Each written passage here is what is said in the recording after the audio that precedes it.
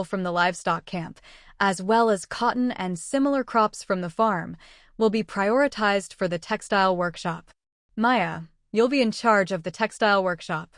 After the meeting, discuss with Luoluo and Lin Shang to find out what materials they can provide.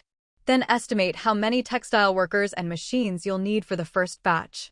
I'll give you admin access to the workshop camp on the internal network. You can post recruitment notices directly in the workshop camp module. For specifics, you can consult Professor Du. Master Chen, you'll be in charge of the woodworking workshop. Like the textile workshop, you'll need to decide on products and recruit staff. For raw materials, you'll need to form a logging team. I'll assign you a logging area. Only trees in that area can be cut, and you must replant promptly after cutting. Controlled logging with prompt replanting wouldn't be a problem. Luoluo, if your food processing research succeeds, we can set up a food workshop in the camp as well, Muing added. If any of these small workshops grow into large-scale factories, we'll establish separate subcamps for them. I have only one requirement. These workshops, like all subcamps, must at least break even. Their revenue must cover the operating costs of the entire workshop. Resource transfers between camps should be calculated at external sale prices. If there's an occasional loss, just provide a reasonable explanation. But if losses persist long-term, the workshop may have to be temporarily closed. Any extra profits will be partially distributed as year-end bonuses to the workshop managers and staff, just like in the subcamps. Workshop managers will receive the same benefits as subcamp managers. Muing made her expectations clear. How to achieve them would be up to the managers she hired. Her requirements weren't strict. In fact, they were quite lenient.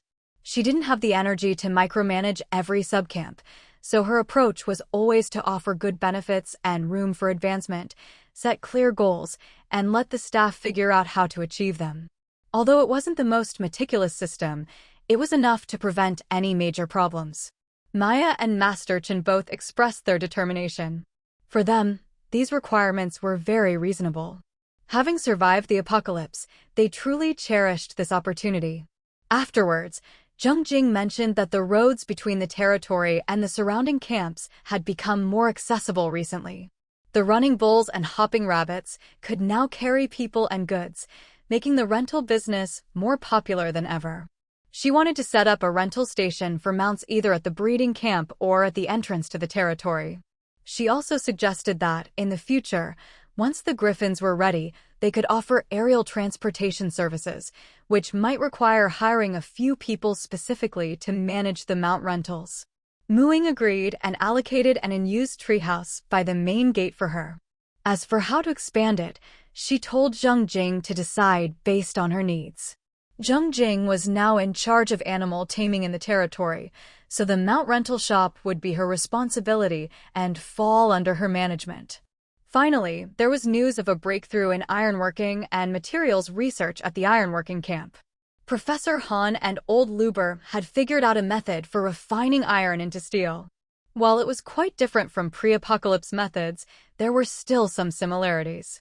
Weapons made from a combination of iron and steel could easily reach mid-grade white quality. Although steel blades weren't quite as good as the fine iron manually forged by Old Luber, the advantage was that they could be mass-produced and didn't require as much individual skill. As for fine iron, it still had to be forged by hand for now.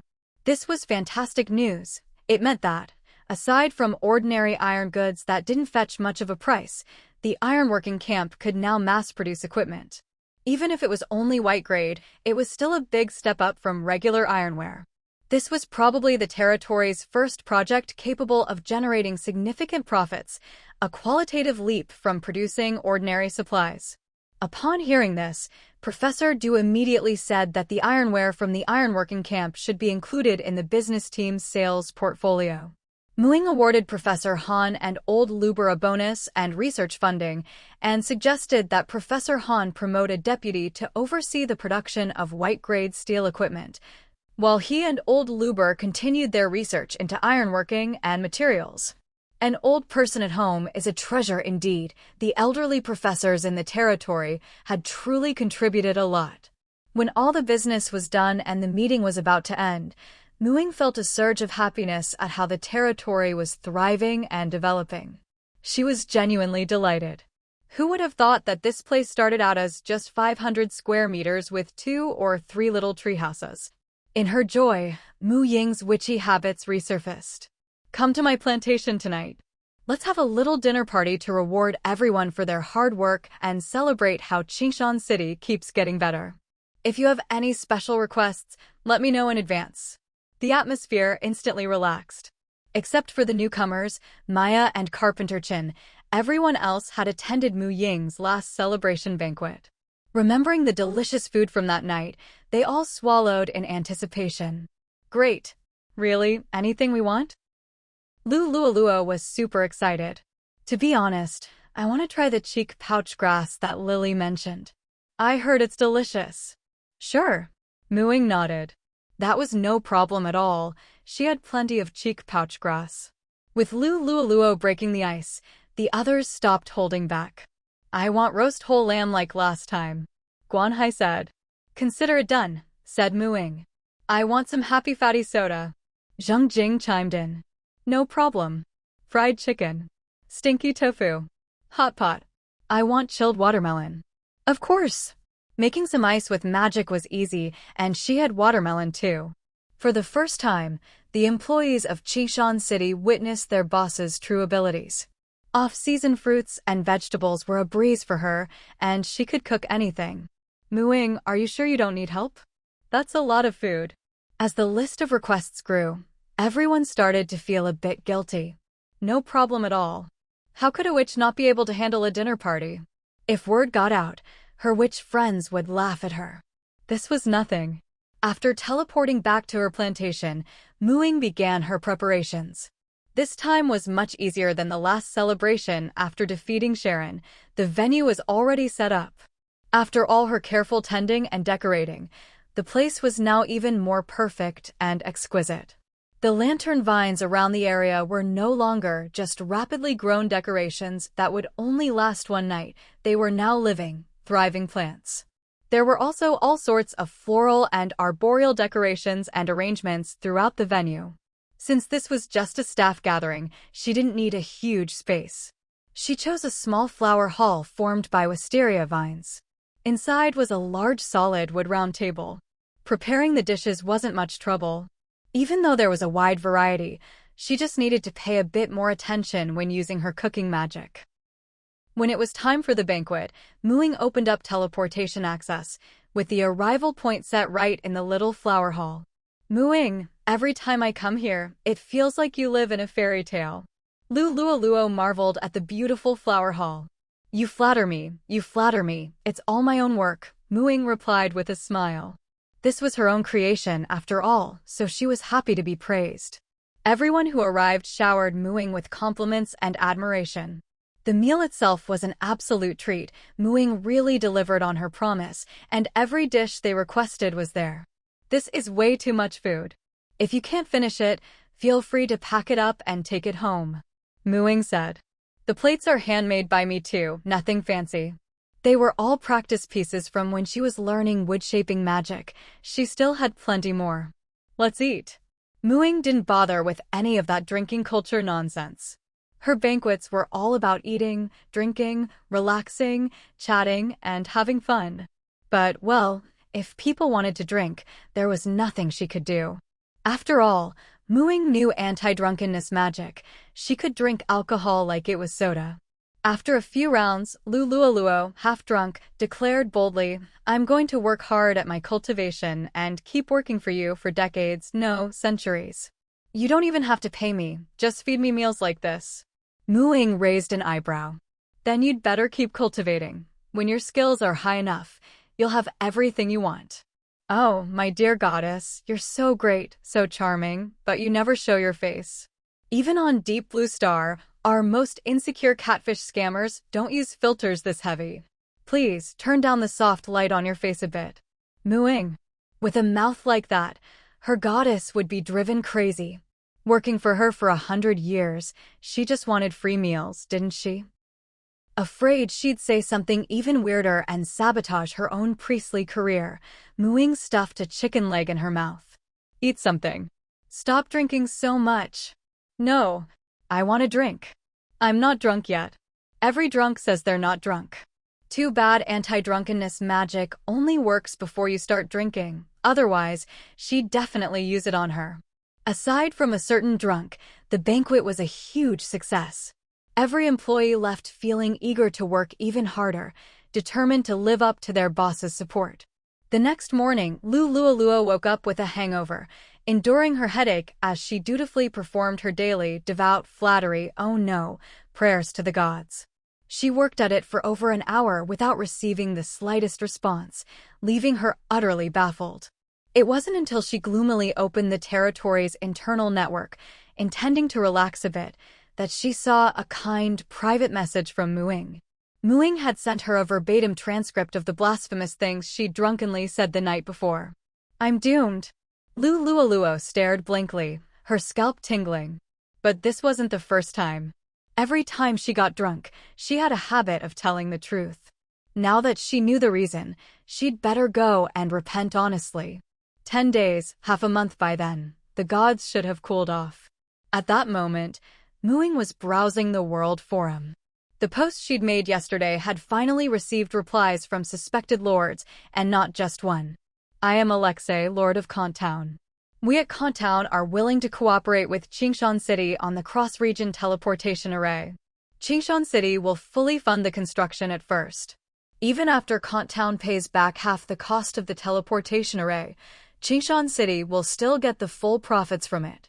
I have only one request. Help me find my brother, who's lost on the wasteland. I'm afraid if he keeps wandering, he'll turn into a savage. Oh, I forgot to mention. My brother is none other than Dragon, the world's second-ranked player who's been lost on the Orc wasteland for over half a year. Alexei, Lord of Town. Maz Town is willing to cooperate with any city, splitting the investment 50-50, especially with Qingshan City. I'd really like to try out your testing house, and I'm interested in the Trialist trade fair. If I'm busy researching spells when you arrive, you can contact my administrative officer. I'll be waiting. Maz. One reply was long and urgent, the other short and calm. There were plenty of replies from people pretending to be lords, but only these two had gained significant attention. The first one seemed to be the actual lord, probably having people from his own territory bump the thread. The post itself felt sincere, and it was the first time anyone had mentioned the relationship between Town's lord and Dragon. The second reply came from someone who had also opened their territory's internal network and posted under their real name, making it quite credible. Town was one of only 2 lorded territories in the Bear Country region, though its development lagged behind the other, lordless territory, Kagaton City.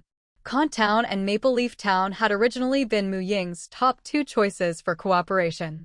Now that the Lord of Town had taken the initiative and offered such favorable terms, her only condition being to help bring Dragon out of the wasteland, it was hard to refuse. Ying had already planned to check out the wasteland herself. She'd heard that Bear Country was full of orc dungeons, with a large orc population. Because the wasteland was so barren, the orcs were aggressive and posed a real threat to humans in terms of numbers. Under the reply, there was even a response that seemed to be from Dragon himself. Bro, you're being stingy. I don't even know where I am, and they've never seen me before.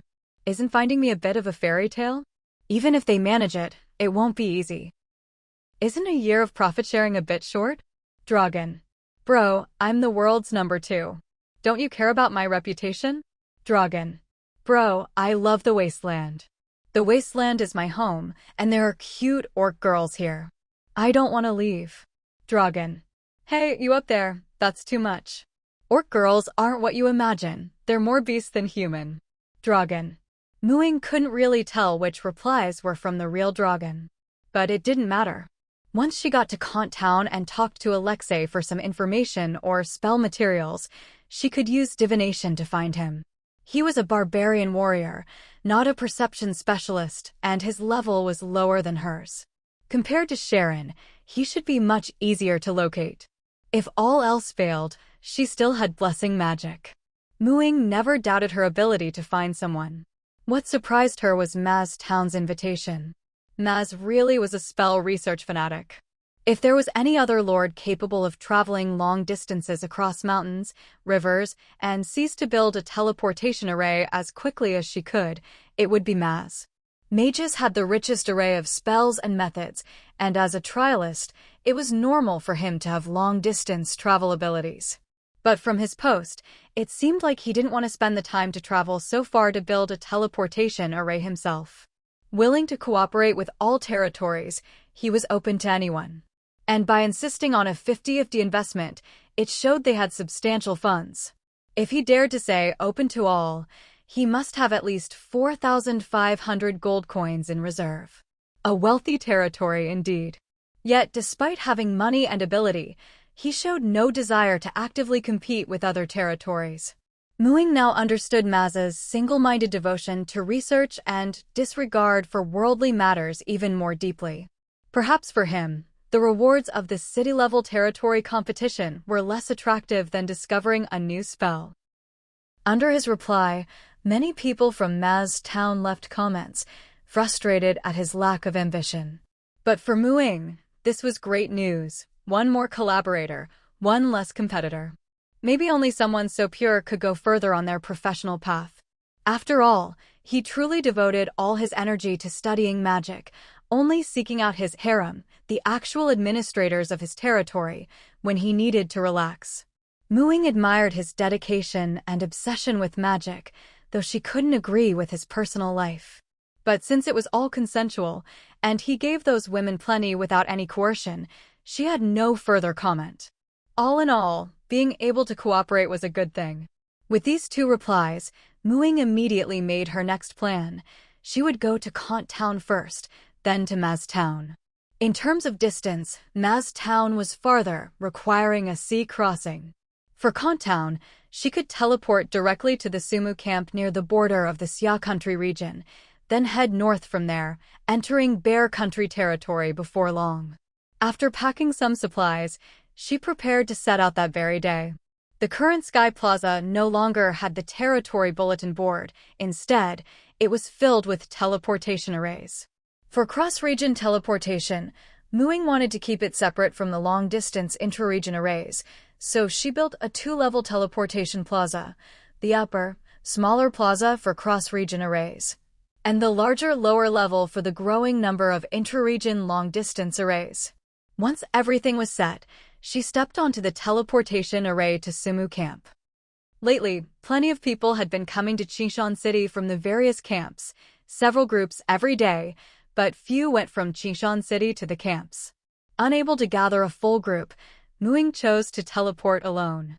With a wave of dizziness, she left the autumn of Qingshan City and arrived at Sumu camp, where winter had already begun. Muing had only recently returned to her territory from the Sumu camp, so she was still very familiar with the current climate here. She had already switched her Thousand Faces cloak for a thicker, winter-style cloak in advance. As soon as she stepped out, she bumped into a group of players waiting to use the teleportation array to Qingshan City. Muing, welcome to Qingshan City. Muing smiled and nodded, greeting them as she slipped into the crowd and made her way toward the camp gate. Oh my god, she's so pretty. Even elves aren't much better than her. I heard her ears, hidden under her hair, are actually pointed. She wasn't like this before the apocalypse. Maybe she really has some elven blood now. Everyone's here, let's go. Off to Qingshan City. Once she left the camp and walked a bit further, Muing took out her magic carpet and flew north. This time, she was practicing the Death Ward spell on her journey. It was just as well, since heading further north meant entering the Bear Country region.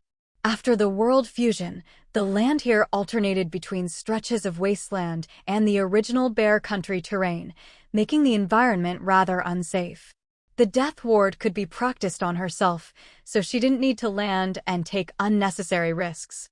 That very night, she entered the Bear Country's territory. Before long, she saw with her own eyes what people called the Beastman Wastelands. Each of these wastelands had formed from the fusion of a Beastman dungeon, and each one had previously been home to a Beastman tribe. But after entering the wasteland, she didn't see a single Beastman. until she reached a birch forest, noticeably richer in vegetation, where she finally spotted a tribe made up entirely of tiger-headed, humanoid creatures. Ying used her identify creature skill to investigate. So these were beastmen, specifically tiger beastmen. They had tiger heads, upright human bodies, much of which was still covered in fur. Their hands and nails were more beast-like, and they had tails. But they also had their own language, and their hands and feet were more dexterous than a tiger's. The strongest among them was level 7, the weakest was level 3. Their abilities mainly relied on their powerful bodies and natural weapons. Ying observed this tribe for a day. They seemed to survive mainly by hunting in the birch forest. Their hunting methods were primitive, though they did use some tools, albeit very crude ones.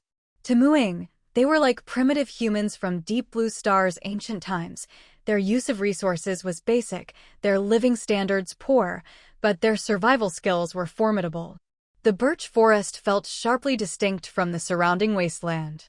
The wasteland soil was visibly barren, with only sparse wild grass struggling to grow, while the birch forest had a thick layer of fallen leaves and humus. The soil was different too.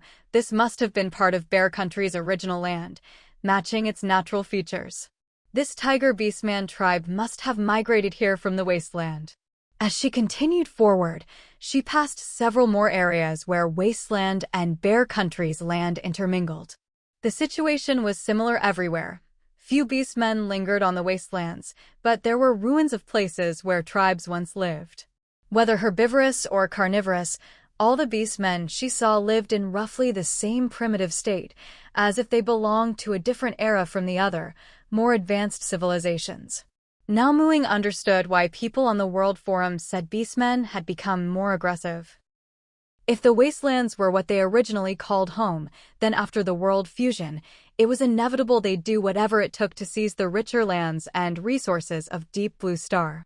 Their way of life was already geared toward extracting from nature.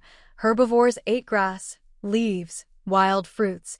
Carnivores hunted everywhere. They didn't farm, raise livestock, or practice animal husbandry. From this perspective, beastmen's survival methods seemed little different from ordinary animals. But Ying also saw the hidden dangers and harm in this way of life. In nature, animals with lifestyles similar to beastmen have natural predators. Without human interference, their numbers stay in check and don't cause much harm to the environment. But beastmen are different. They have language and intelligence far beyond animals. Wolves are the natural enemy of sheep, but wolf beastmen won't eat sheep beastmen.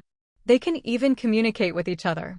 At most, sheep beastmen might get bullied by wolf beastmen, but they won't be eaten.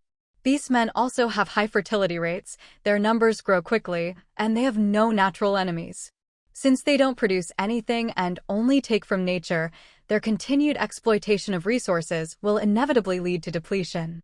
Were those wastelands always wastelands to begin with?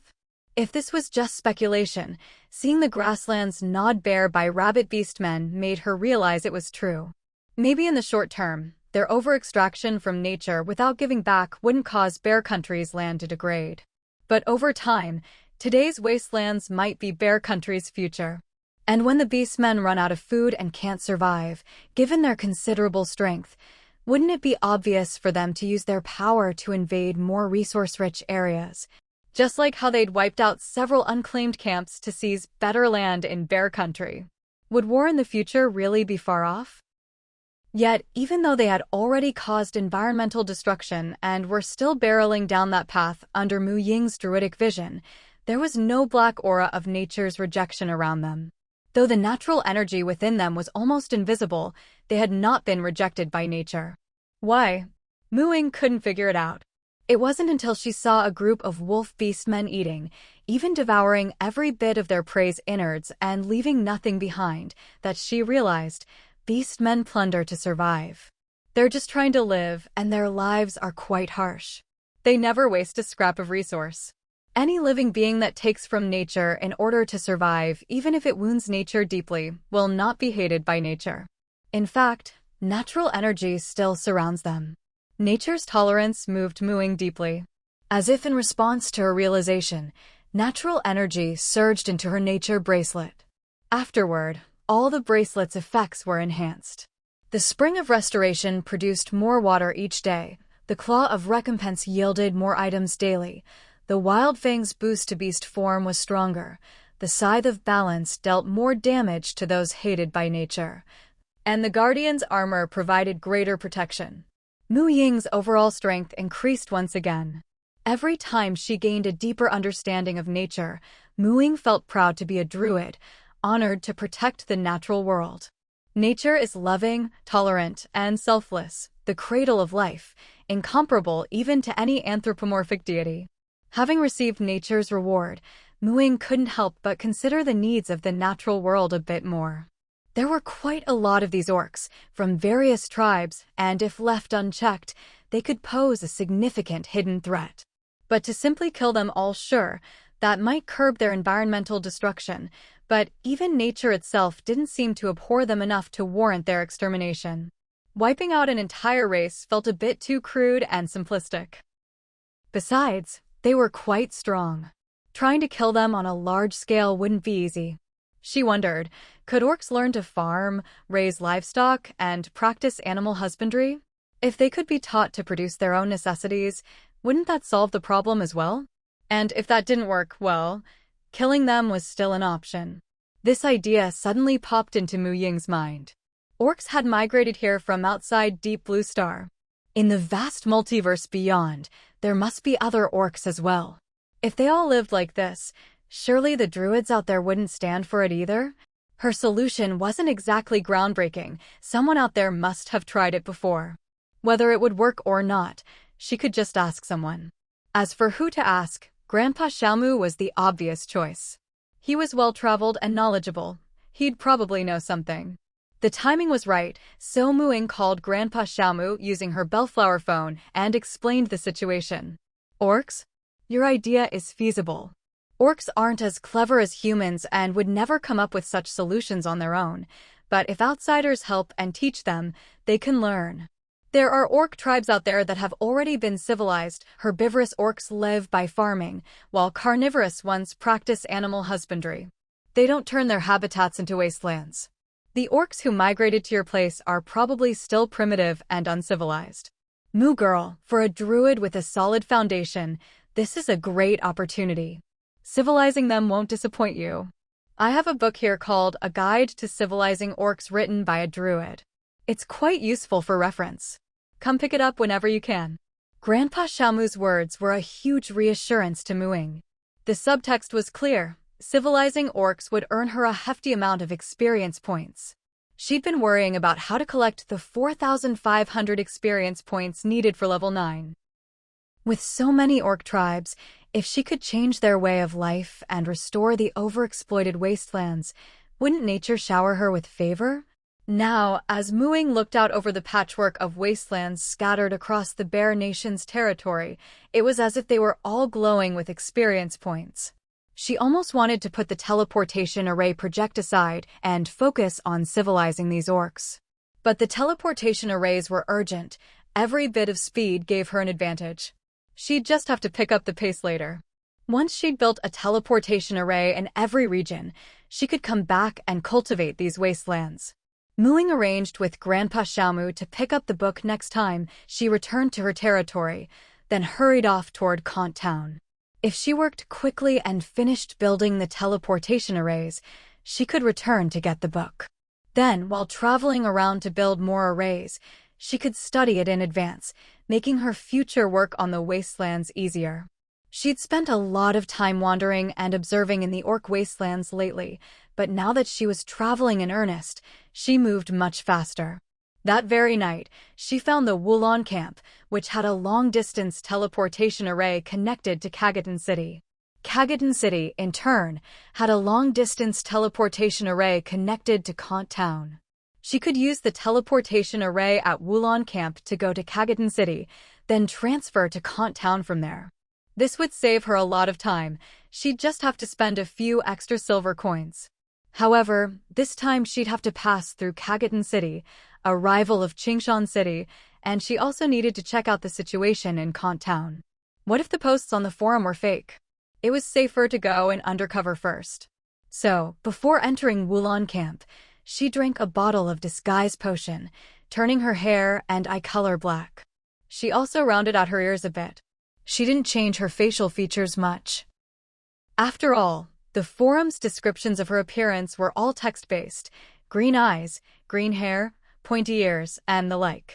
She didn't make herself look more like a native of Bear Nation mainly because she couldn't speak the language. Within the Xia Nation region, local players still tended to speak their own language in private. Only when talking to shopkeepers or foreign friends did they use the common tongue. Ying suspected it was similar here in Bear Nation. By making herself look like a Xia Nationer, she'd have a ready-made excuse to say she was a tourist stranded here after the apocalypse. She'd come to Wulon Camp after hearing that Kant Town was opening a cross-regional teleportation array with Qingshan City, hoping to transfer there and wait for the array to open so she could return home. It was a perfect cover story, and with this background, she could openly speak the common tongue without raising suspicion.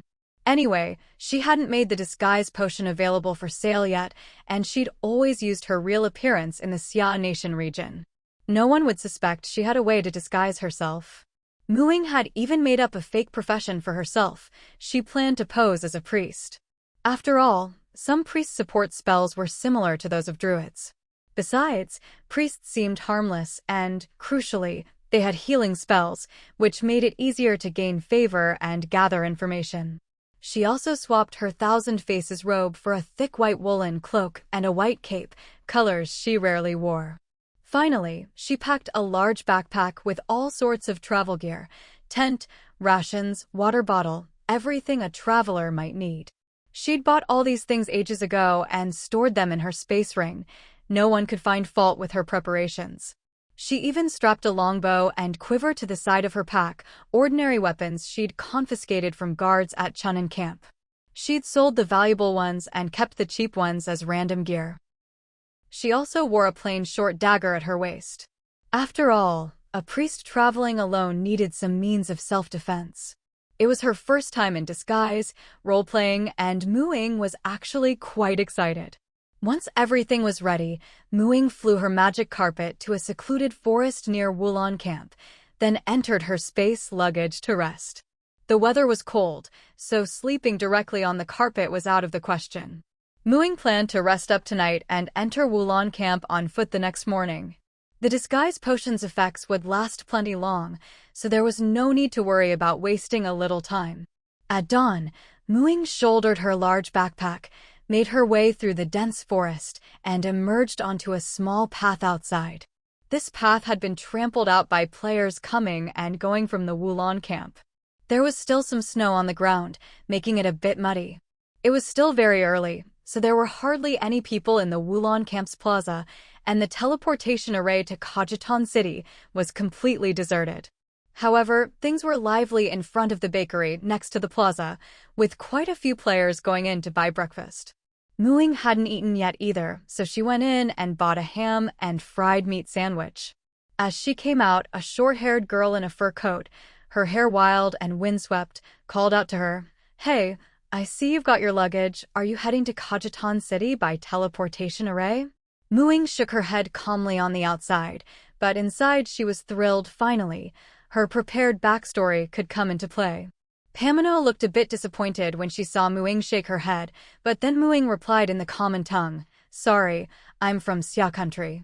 My Bear country language isn't very good, so I didn't quite catch what you said." Pamino had only noticed Ying's large backpack and assumed she was heading for the teleportation array, so she hadn't looked closely at her features. Now, seeing her black hair and black eyes, she realized Ying was probably either from Xia country or Neon, and figured she must have been traveling before the apocalypse. Pamino quickly switched to the common language and repeated her question. This time, Ying nodded. "Yes, I'm going to Kajitan City, then transferring to Kant Town." "Great." Pamino was delighted. "We've been gathering people for 2 days and only have 9.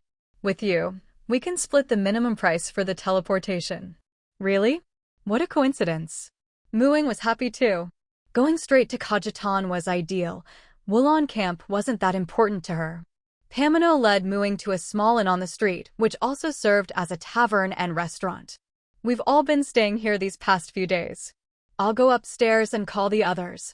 Ying nodded, ordered a cup of hot milk, and sat by the tavern's fireplace, eating breakfast while she waited. Since everyone was staying at the inn, it would probably take a while for them to pack. Sure enough, by the time Ying had nearly finished her breakfast, Pamino and the others came down. Ingmu. Everyone's here, let's go. Ying had no objections. Ingmu was her alias for traveling. Coming down from the inn were 5 men and 4 women. 4 men and 3 women seemed to be a team. Pamino was alone, and there was another man with black hair and eyes, not very tall, looking to be about 30. This is Kimura from Neon. Like you, he's also transferring to Kantown. You two can travel together later, Pamino introduced them. Oh? Mr. Kimura, why not stay in Kajitan City, which has better prospects? Ying asked curiously.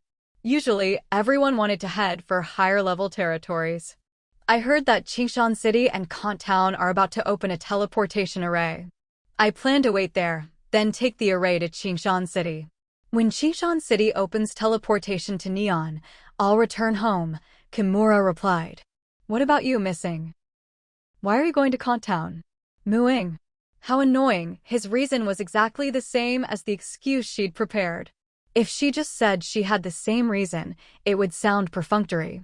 To make her story more believable, she countered, Mr. Kimura, were you also traveling in Bear Country before the apocalypse?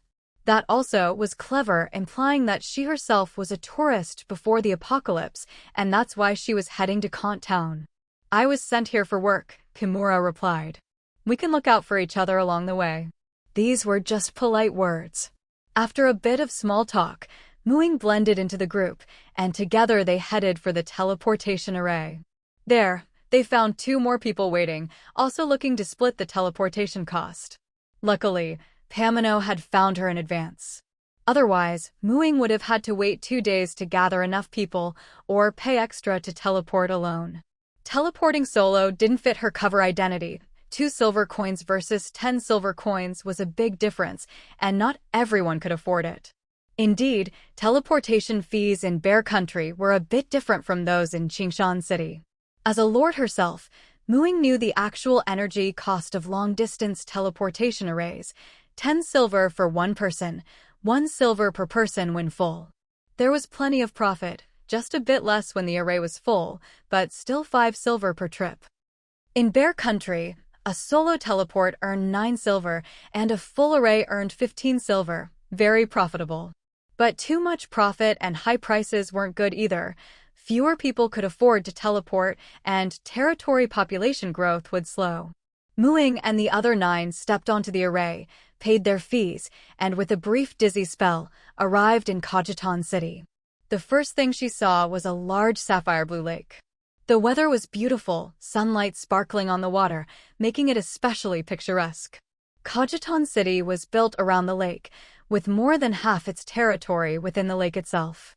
On the part of the lake within the territory, stone platforms were spaced out, with people fishing on them.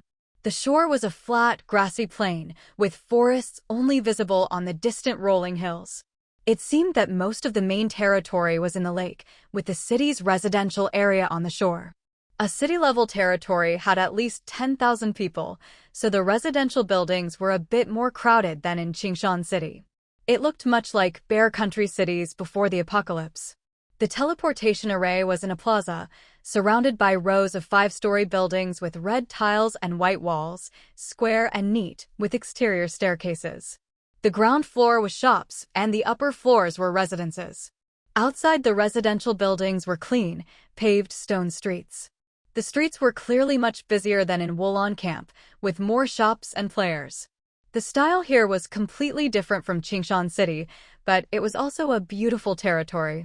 The main attraction was the huge, enchanting lake at the edge of the territory. While gathering information over the next couple of days, she planned to find an inn on the lakeside street. After taking in the surroundings, the 7-person team that had come with them left. They were just traveling together by chance, after all. I'm off to find a place to stay too. See you around. Pamino said goodbye and left as well. Seeing that Kimura hadn't moved, Ying told him, I plan to stay here for 2 days before moving on, so I'll say goodbye for now. All right. Muing walked to the other side of the plaza and, glancing back, saw Kimura heading to another teleportation array. He was probably going straight to Kant Town. She didn't think much of it and headed for the lakeside street. Looking around carefully, Muing noticed that the busiest streets in Kajitan seemed to be the lakeside street and the main avenue leading directly to the territory gate. The shops weren't anything special, about the same variety as in her own territory. There was also a branch of the copper coin trading company, the Copper Coin Tavern. It looked impressive, occupying an entire building, so it probably offered accommodation. A tavern in combo would be convenient for both lodging and gathering information. Inside, a woman in a low-cut, tight-fitting long dress with long, wavy red hair leaned against the bar, exhaled a smoke ring, and looked at Muing with a playful smile. Kids aren't allowed to drink. Muing. The woman wore a copper coin trading company owner's badge, so she was clearly the boss. Muing knew a bit about the Copper Coin Trading Company, a large merchant guild whose shop owners were usually people with modest abilities, but some business talent, recruited and trained by the guild. The shops belonged to the company, and owners were ranked by sales. This owner's rank was higher than number 93. Hers was 14,677. Since her abilities weren't high, she must have judged Mu Ying's age by her appearance, so Mu Ying clarified, "I just look young." "Whatever. Want a drink?" the boss asked. Mu Ying shook her head. "I plan to stay here for 2 days. Do you have any street-facing rooms with a lake view?" "Yes. Standard rooms are 20 copper a night, deluxe rooms are 30 copper. I'll take a standard room, 2 nights, paid in advance." Muing was playing the role of an ordinary player with a bit of money, so of course she chose the cheapest option. The prices were pretty steep. Ordinary single rooms in Qishan City inns went for 8 or 10 copper. But this inn seemed higher end, with several attendants. The tavern owner called over a table-wiping attendant to show her the room. "Hello, I'm Mina. Are you from Xia Country or Neon?" Mina asked as they went upstairs. "Xia Country." Muing guessed Mina was probably a player too. Sure enough, she was. "This is your room. Here's your key." Before Muing could ask more, Mina showed her into the room. "We serve meals 3 times a day downstairs. No cleaning service during your stay." Mina gave her a quick rundown of the main services, then got ready to go back to work. Muing slipped her a copper coin as a tip. "I just arrived in Kajitan City and don't know much yet. Could I chat with you later? If you buy drinks at the tavern, you get attendant service included. If you need anything, check the drinks menu." Mina winked, gave her a once-over, and said meaningfully, "Xia Country folks really do look young." Muing watched her leave, baffled. "How odd, so you have to buy drinks to get someone to chat with you. You can't just pay for some general info." Muing tidied up her visible luggage and left it in her room, then went downstairs to check out the drinks menu Mina had mentioned. Golden Dream, Boss Chi 1 gold coin. Blazing Passion, Ferrero, 1 silver coin. Icebreaker, Cullinan, 80 copper coins. Midnight Sunshine, Lausanne, 1 silver coin. Pink Lady, Mina, 80 copper coins. What's going on here? Why are there names after each drink? Are you ordering a drink or a person? Ordering a person? Mu Ying's heart skipped a beat. She glanced at the boss and the waitstaff in the shop. The boss and the 2 female servers were definitely wearing less fabric than usual. The 2 male servers were dressed in clothes that showed off their figures and both looked quite attractive. And they'd already glanced at her several times. At the bottom of the drinks menu, there was also a note: "Drinks can be delivered to your room for enjoyment." Previously, she'd just thought this place was a bit upscale, with nice uniforms for the staff. But now, she wished she could check out immediately. "Miss, would you like an icebreaker?" The male server named Cullinan loosened his collar as he spoke. Muing shivered. "I'll have a pink lady." She'd already paid for 2 days' rent. As a little priestess about to take the teleportation array, how could she waste money? Ordering a woman to ask for information should be fine, right? Tisk. Cullinan glanced at Mina. "You have unique tastes." Muing. God, how unique. Muing couldn't help but curse inwardly. Mina came over and shooed Cullinan away. "Please wait a moment. Your drink will be delivered to your room shortly." Muing nodded, trying to look calm on the outside, but feeling panicked inside. Soon, Mina brought the drink and followed her upstairs. On the stairs, they brushed past another female server, who was followed by a male customer. Muing could clearly feel the strange looks those two gave her as they passed. Once she and Mina were inside her room, Muing immediately locked the door. Mina gave a teasing smile. No need to be so eager. Sit over there. Sit properly. Don't do anything. Just answer my questions, that's all. Muing cut her off before she could finish. Only now did Mina sense something was off, but the customer is always right, so she obediently sat down, half reclining on the armrest of the chair, the slit in her skirt revealing her long legs. What do you want to ask me? During the service, I'll answer truthfully. Muing cleared her throat. Don't get any weird ideas. How was I supposed to know this was that kind of tavern? I just wanted to find a lakeside inn to stay at. Are you serious? If you don't need any special services, the drink is non-refundable, you know. Mina said. Who would pay so much more than elsewhere just to stay overnight? In short, this was a huge misunderstanding. I don't need any special services, but it's my first time in Kajitan, and I wanted to ask you about the local news. Just tell me what you know, Muing said. This was actually better. Asking for information privately in her room was less conspicuous. For Mina, this was much easier than providing special services. She straightened up with professional poise, tucking her long legs back under her skirt, and began to explain in a serious tone. Muing listened. The information was more or less the same as what was circulating on the forums. The Lord of Kajitan is a level 4 warrior named Mocha. Before the apocalypse, he was a lawyer working in Kajitan town. His cultivation talent isn't anything special, but he's got excellent management skills. The current city planning of Kajitan is modeled after the original town. His personal strength is average, and he's hardly ever left his territory, but he's good at employing people. Back when it was still just a camp, he set up a territory quest system. Later, things like building the teleportation array were all delegated to players. For those top players willing to join him, he even offers them a subcamp to govern themselves, with the only condition being a 30% tax. If you're not strong enough, you can still buy the management rights to a subcamp for money. The price is much cheaper than in Qingshan City. It's actually a smart move. The main territory can't be shared, but subcamps can be distributed to others. Who doesn't want a territory? Even a camp is a huge draw. On the surface, Mocha seems to be giving away benefits. But in reality, subcamps are always under the control of the main territory. Anyone who takes over or buys a subcamp is naturally tied to Mocha. If anything happens to Mocha, the entire territory and all the subcamp owners' assets would instantly lose protection. And if they want to expand their subcamp, the main territory has to level up first. That's the strongest kind of alliance. Muing did a quick calculation of Mocha's pricing. Selling a subcamp, he doesn't lose out at all. In fact, he makes a tidy profit. There really are a lot of smart people in the world. By splitting off subcamps, Mocha not only makes money, but also binds talent to his territory. Every bit of profit those subcamp owners make, Mocha gets a cut, just like franchisees. Franchisees might lose money, but the headquarters always profits. This territory offers the best benefits to talented individuals because Mocha himself isn't strong and is eager to keep powerful, gifted players around. According to Mina, there's even a mission posted on Kajitan's internal network.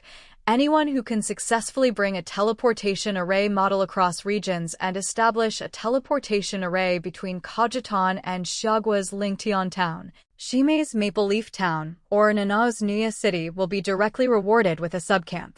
When Muing heard this, she immediately understood Mocha's intentions. He clearly doesn't want to open a teleportation array directly to Kajitan's main competitors. Of the 3 targets, the first 2 still need some time to upgrade to city-level territories, and the last one is too poor, no match for Kajitan. Once the teleportation array is open, the strong players will flow into his own territory. As the territory on Deep Blue Star where it's easiest to get a subcamp, Kajitan is very attractive to players with assets, strength, and ambitions to build their own power. Mocha clearly values these high-quality players. In fact, compared to Qingshan City, strong players get much better treatment in Kajitan. In Qingshan, both the number of jobs and the discounts at specialty shops are more favorable to mid- and low-level players. But there's one thing. Qingshan City has the testing house and the talent monument, which are huge draws for strong players, especially those who want to keep improving themselves. If a direct teleportation array is opened between Qingshan and Kajitan, strong players will definitely flow out. Once Muing figured this out, she knew there was no way Qingshan City would cooperate with Kajitan for now. Their needs are too different, making cooperation nearly impossible. Since that was the case, there was no reason to linger any longer in Kajitan City. Besides, this inn offered a few too many services, and with Muing staying here, even the beautiful lakeside scenery outside couldn't make her feel at ease. Even though she had paid for 2 nights, only the next night's fee was refundable, but she was determined to leave anyway. Without delay, she headed straight for the teleportation array. Kant Town wasn't nearly as well situated as Kajitan. According to rumors on the forums, the Lord of Kant Town had established the territory in a hurry while fleeing from zombies. The original site was up in the mountains, and right from the start, the Lord converted all the trees within the territory into lumber and energy.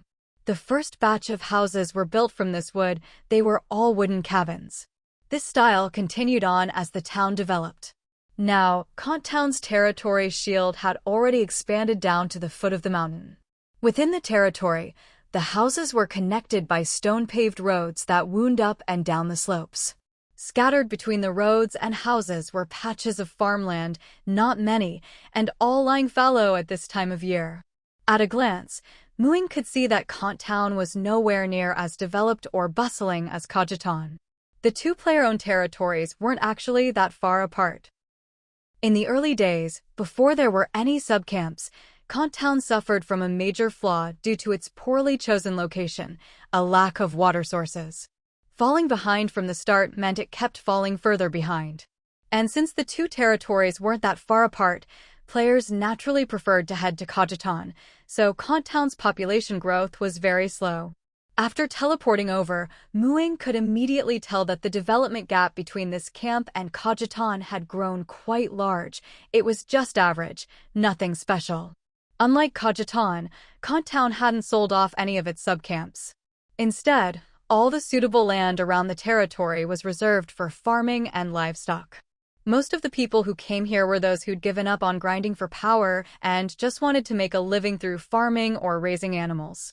Muing found an inn as usual, right next to the teleportation platform. It was called the Kant Inn, a name that didn't sound like a franchise, but more like something run by the territory itself. Before entering, she glanced inside. The people there were dressed normally, so it seemed like a proper, legitimate inn. Only then did Muing step inside. Welcome to Kant Town. The owner, speaking fluent Bear Country language while chatting with others, quickly came over to greet her. Are you a player? Muing asked. The owner nodded. Yes, the inn is owned by the Lord. I'm just an employee. Are you here in Kant Town waiting for the teleportation array to Qingshan City to open? Her hair made it obvious she was from Xia Country. She must want to go home. Are there a lot of people like that recently? Muing asked. Of course. Even I want to try out the test house in Qingshan City, but I'm afraid the teleportation fee won't be cheap, the owner replied. Hearing this, Muing realized that the post she'd seen on the forums was indeed true. Looking for a room? This is the only inn in the territory, the owner started pitching. Muing shook her head. I want to take a look around the territory first. Now that she knew the forum post was real, there was no need to hide her identity. The best thing would be to contact Kant Town's lord as quickly as possible to handle her business. Her distinctive appearance was the best way to do that. If she claimed to be Muing while looking like this, her secret of being able to change her appearance would be exposed, and she still had several other territories to visit. So, using the excuse of wanting to look around, she wandered through the territory, then slipped out the main gate, found a secluded spot, and restored her original appearance using her spatial backpack. She also changed out of her thousand faces garment into a dark green robe, with a black velvet cloak trimmed in white fur. She dressed up carefully, left her luggage behind for a light, unburdened look, and didn't carry any bows, arrows, or weapons. Then she mounted her broom and flew straight into Kant Town from the sky. This look, this entrance, she was definitely making a splash. After all, the fact that she could fly on a broom was no secret. The more eye-catching she was, the faster she'd achieve her goal. Besides, at this point, her image was practically synonymous with Qingshan City. The cooler she looked, the more attractive she'd be, and maybe she'd help recruit some talent for her territory. "Are you mooing from Qingshan City?" someone in the crowd asked. Mooing nodded. "Could you tell me where I can find your lord?" "Just follow the mountain path all the way up. The number 1 wooden cabin at the very top is the lord's house. See, that one." Mooing thanked them and followed the directions up the steps. Several curious players trailed after her, asking questions about Qingshan City. Mooing answered patiently, taking the opportunity to give Qingshan City a little publicity. "Is it true there are mermaids in Qingshan City? Are they really beautiful?" "They're beautiful. You should come see for yourself if you get the chance." "How did you find so many mineral veins?" "That's a secret." "Will there be another red envelope rain for Xia Country's New Year this year?" "There will. The earlier you come, the sooner you can enjoy it." "Did you really fly here from Xia Country on a broom? Doesn't your butt hurt? Isn't it cold in the wind?" "My broom has an invisible cushion and wind protection." "Can you buy flying brooms like that in Qingshan City?" "I really want to fly too. This broom is special, only I can use it. But if you want to fly, you can come to Qingshan City." Before long, the mount rental shop will probably start offering flying mounts. You'll be able to ride a griffin. "How did you build the test house?" "That's a secret. But you should try it if you get the chance. It'll boost your cultivation motivation and help you better understand your own strength." By the time she reached the highest point in Kant Town, in front of the number 1 wooden cabin, Alexei was already waiting at the door. Some player had taken a shortcut up the mountain to inform him. Alexei was a refined young man, a level 4 wanderer. The two shook hands. "Lord Mu, nice to meet you. I'm Alexei, the Lord of Kant Town." "Hello, I'm Mooing from Qingshan City." "Just call me by my name," Ying replied. Alexei invited her inside. "You arrived even earlier than I expected. I saw the news on the forums and set off right away." "I flew here, though I was delayed a bit on the Orc Wasteland," Ying explained. Alexei's wooden cabin was about the same size as Bai's, and the furnishings inside were simple, just some ordinary wooden furniture. It was clear the owner led a simple life. And since he was the lord, it clearly wasn't because he was poor. He just preferred this lifestyle, blending in with the townsfolk, which made him seem approachable. Ying was led to a seat by the fireplace, where Alexei personally poured her a cup of honey water. "As expected, trial takers are enviable," Alexei said as he sat down. Ying nodded, skipping further small talk and getting straight to the point. "Does the cooperation agreement we made on the forum still stand?" "Of course it does," Alexei replied. "I'm really worried about Dragon. After the apocalypse, I lost all my family, only the 2 of us brothers are left. Even though we went our separate ways before the apocalypse because of different interests, we're still brothers. But I know it's not easy to find someone out on the wasteland. Whether you manage to find him or not, the deal about the teleportation array still holds, as long as you make a genuine effort." Alexei was worried about making things too difficult. His little brother had always been hopeless with directions. He could get by in familiar places, and with a phone for navigation, he'd manage in new ones. But if he was somewhere unfamiliar without a phone, who knew where he'd end up? And after all this time, searching was truly hard. There were hardly any landmarks out on the wasteland. The biggest issue was that his brother had been living outdoors for so long. Who knew what kind of mess he'd turned into? He might not even be recognizable. So Alexei didn't have high hopes. Luckily, his brother was strong, so at least his life shouldn't be in danger. "Can you tell me more about Dragon? What does he look like? What's his personality?" "If you have any items related to him, that would be even better. I could use magic to try and sense his current location," Ying said, not promising she could actually find him. Magic? That was a method Alexei hadn't considered. Suddenly, he felt a surge of hope. "Of course. In fact, I even prepared a portrait of him in advance. But I don't have any of his personal belongings. Everything from before the apocalypse is gone. Would that still help with the magic? Ying nodded. It would increase the chances of success and help me get more information about him. Alexei quickly took out the portrait. I drew this from memory, so it might be a bit different from how he looks now. Ying glanced at the sketch. It was quite realistic, a tough, masculine young man. Alexei then told her more about Dragon, all stories from before the apocalypse. It was clear Alexei really wanted her magic to work. He even recounted the story of Dragon secretly washing his bedsheets after wetting the bed as a child. He talked for several hours. Finally, Ying took a strand of Alexei's hair. Since he and Dragon were blood relatives, his hair wasn't as good as Dragon's own, but it would still help. Ying began casting her divination spell in front of Alexei, even sharing the vision with him. Dragon's level and perception were both lower than hers, so as she expected, the process was much easier than when she'd searched for Sharon. Even though she'd never met Dragon, with the information and materials Alexei provided, she succeeded on the first try. The vision showed a dim, narrow underground cave, lit by a miner's lamp. There was no flame in the lamp, but the light was steady. On a bearskin rug on the floor, a dark-skinned, burly man sat against the wall, eyes closed, resting. By his side was a heavy axe with a chipped blade.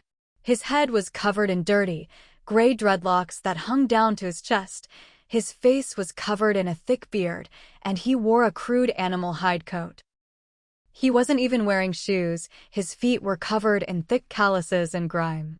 Even though this man looked nothing like the portrait, Alexei recognized him at once. Who else could it be but his unlucky little brother? He'd imagined countless times what his brother might look like now, but seeing it for real was still a shock. He really looked like a wild man. At least his chest was still rising and falling steadily. Otherwise, Alexei might have thought he was looking at a mummified corpse. "Can you tell where he is right now?" Alexei asked. If he couldn't get his brother back soon, he wouldn't be able to use his weapons. What would he do then? And it was winter now. Even if his brother was strong, wearing so little couldn't be comfortable. Ying didn't answer immediately. Her spell still had some power left, so she tried to shift the perspective for a better look. First, she got a clear view of the whole cave. It seemed there was no exit, just a large stone overhead. The marks of digging were obvious in the earth around. Next to the stone was a small crack, through which she could faintly see some withered yellow grass, dusted with white snow. The spell ended, the vision faded, and Ying said, "That's as far as I can go." The vision can't stray too far from the target. It looks like he dug himself a cave and is hiding inside. Once he comes out, we'll be able to see more. Alexei understood. He immediately opened the forum, wrote a post, apologized, and went outside to ask players from his territory to help bump the thread. Ying also opened the World Forum to see what he'd posted. After scrolling a couple of pages, she found the thread, which was getting a bit of attention. The thread was titled, "Looking for Dragon, Where's My Unlucky Little Brother?" The post read, "Dear brother, stop hiding underground. Come out and walk around more. We've already started looking for you. If you don't come out, we can't see you. Your loving big brother, Alexei." Ying. Alexei was still tactful. He didn't mention her divination specifically. But with a post like this, wouldn't his brother end up hating him? Still, since it was daytime, Dragon probably wasn't sleeping. Ying guessed he was likely in a trial and wouldn't wake up for at least another hour. Ying had originally thought that, as a trial taker with access to the trial world, Dragon would be fine even if he was isolated. But now it seemed his luck wasn't great. The resources he got from his first trial world must have been mediocre. He didn't even have proper clothes, his weapon was chipped and hadn't been replaced, probably no weapon conversion either. He wore no accessories, so it was unlikely he had any spatial equipment. The only thing that looked like it might have been materialized from the trial world was that ever-burning miner's lamp. At first, the replies to the thread were all bumps, probably from the players Alexei had recruited to prove the post was real. Later, some random players joined in. "Haha, is this really his big brother? This can't be real. What kind of brother does this to his sibling? He's even the number 2 on the leaderboard, the pride of all men. This is real. Who would bother bumping a fake post this much? And they all say they're from Kant Town. Obviously the Lord rallied them. How do they know he's hiding underground if they haven't found him? Ying arrived at Kant Town today. She's a spellcaster. Maybe she has some way to find people. To be on the safe side, 3 hours later, Ying used her detection spell again to check Dragon's location. Even if his trial world was one rich in source energy, by now, he'd likely used up his allotted trial time for the day. The scene she detected was still that underground cave. Dragon was eating a strangely shaped rice ball while swiping at the air in front of him. He seemed to be browsing the forum. Alexei noticed too and quickly opened the forum himself. Among the many anonymous posts signed Dragon, there was a new, particularly eye-catching one. My dear brother, I'm your unlucky little brother who once took the blame for your bedwetting. Thanks for sending someone to look for me. I'll head out for a stroll after I finish eating. Dragon. Alexei pretended not to see it, put away his player handbook, and told Ying he must have seen my post. He'll head out after he finishes eating. After finishing his meal, Dragon hung his miner's lamp on his waist, pushed aside the huge stone above him with his bare hands, and crawled out. Outside was a barren plain with a thin layer of snow. As far as the eye could see, there was a vast birch forest stretching to the horizon. That forest was so familiar that, even from a distance, Ying recognized it at a glance. Wasn't this the place where she'd seen that group of tiger beastmen before? This place was already at the southern edge of the Bear Country region, close to the border with the Hua Country region. So after such a big detour, he was right nearby all along. Alexei, I know this place. Hurry and post to tell him not to go far, better yet, stay in that cave. I'll go find him right away. Ying said anxiously, worried he might wander off and she'd miss such a good opportunity. Alexei hadn't expected progress this quickly. He immediately made another post, again mobilizing the territory's players as Water Army to boost it.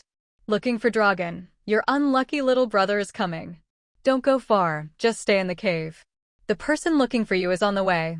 Your loving brother, Alexei.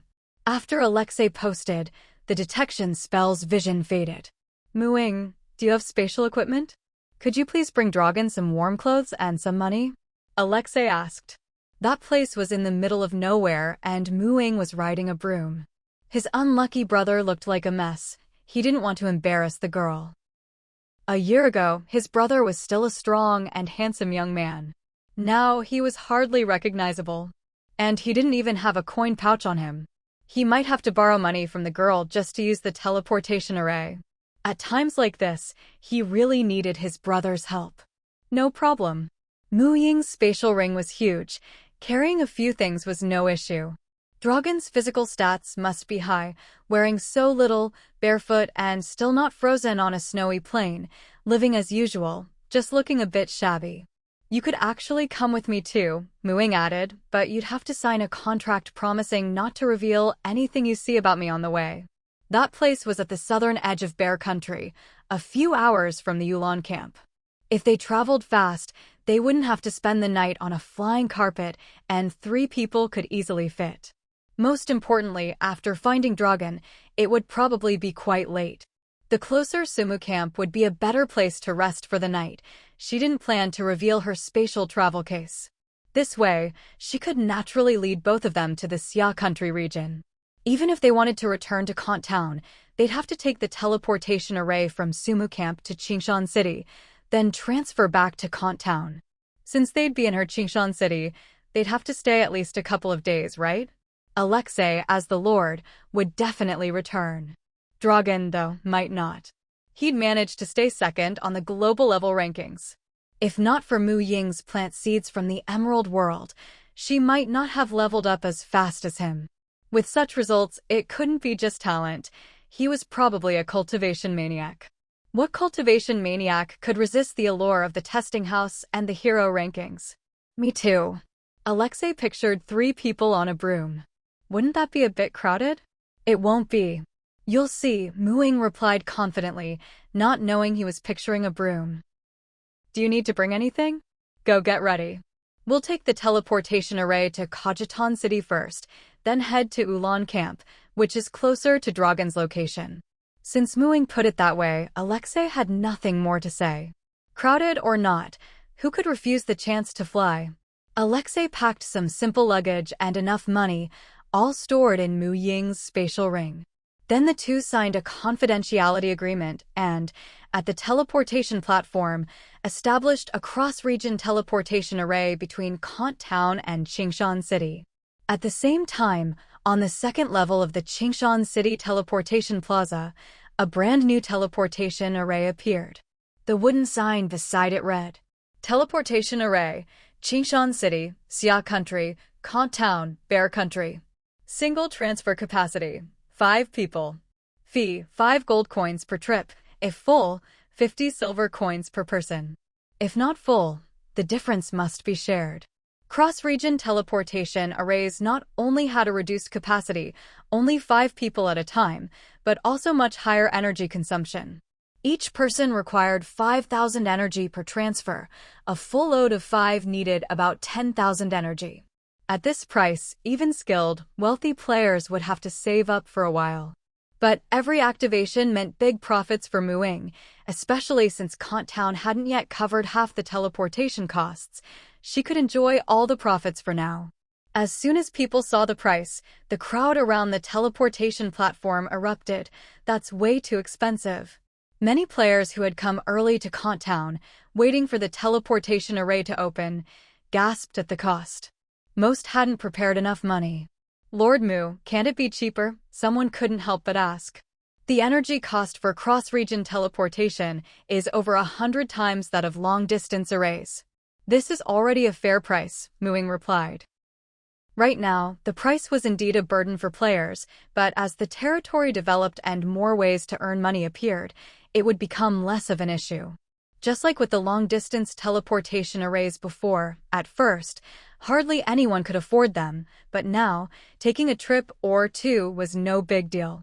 Alexei nodded in agreement. That's right. If you're short on money, you can take farming or livestock tasks in Kant Town. There are plenty of jobs and dedicated instructors. Check the mission hall for details. Not only did he back her up, but he also took the chance to promote his own territory's farming missions. Alexei's plan for Kant Town was simple: focus all efforts on animal husbandry and farming. As long as there were enough people, he could build more subcamps and expand both agriculture and livestock. Anything the territory couldn't consume could be sold in Kagetan, and whatever couldn't be sold there could be traded at the pawnshop. The price was a bit lower than selling outside, but at least it would cover the costs.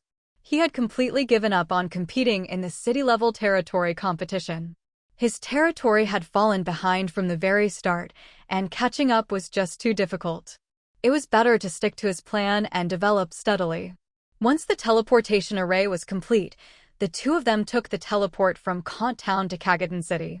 Since they didn't fill the array to capacity, it only cost 5 silver coins per person. Alexei paid for both of them. After all, they were going to help him find his unlucky brother. When the two of them disappeared into the teleportation array, the players in Kant Town finally snapped out of it. Why did our lord get on too? As soon as Muing and Alexei arrived in Kagetan City, Muing, clearly familiar with the place, led Alexei straight to the teleportation array for the Ulan camp. They didn't even spend 2 minutes in Kagetan City.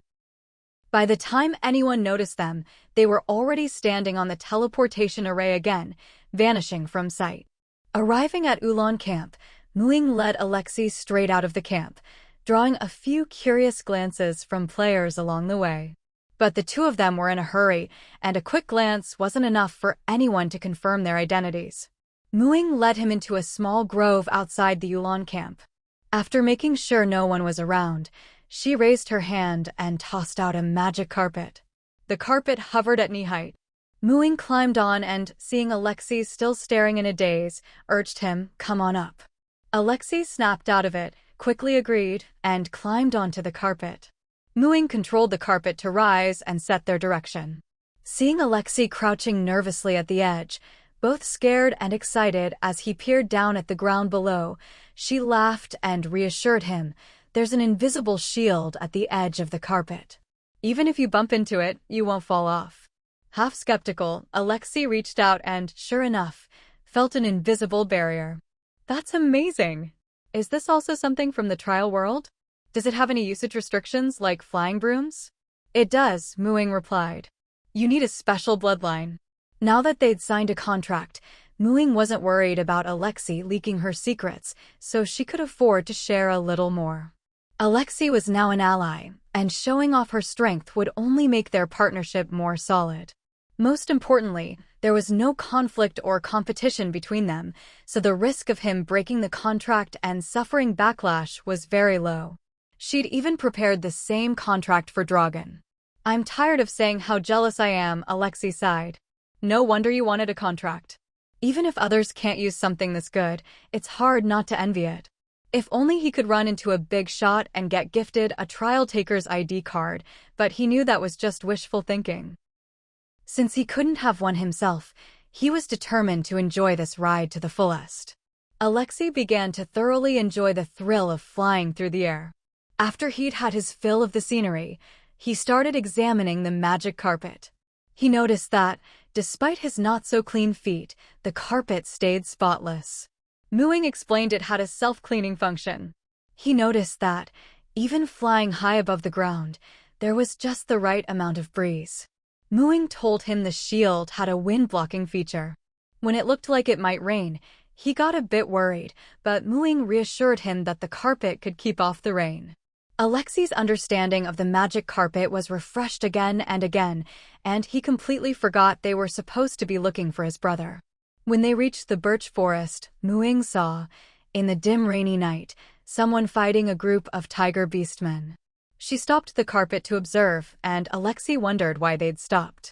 He didn't have Ying's night vision, and with the rain outside, he couldn't see the battle on the ground at all. Your brother can really fight, Ying said, pointing in that direction and moving a bit closer.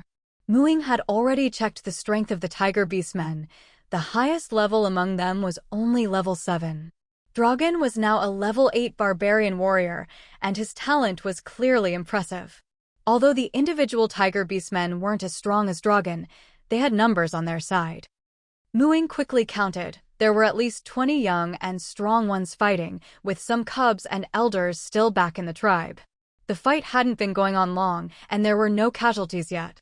Barbarian warriors relied entirely on physical attacks, and their powerful bodies were their main advantage. The tiger beastmen were the same. Dragon swung his chipped, blunt axe with ferocious strength, while the tiger beastmen used their claws and teeth as natural weapons. For a close combat physical class like a barbarian warrior, even weaker opponents could be a headache. After all, 2 fists are no match for 4 hands. But Dragon was clearly very experienced. He focused his attacks on the strongest of the tiger beastmen, the level 7 leader. Defeating the leader would surely break the morale of the group, sending the rest fleeing. In fact, the tiger beastman leader was already feeling his life was in danger under Dragon's targeted attacks. Even unintelligent beasts know to run from a strong enemy, let alone beastmen, who are smarter. Humans weren't their food, and they only attacked this man because he seemed to be approaching the birch forest, their hunting grounds, which they fiercely protected. They were territorial, but not to the point of throwing their lives away for nothing. By now, they'd already driven Dragon back a fair distance.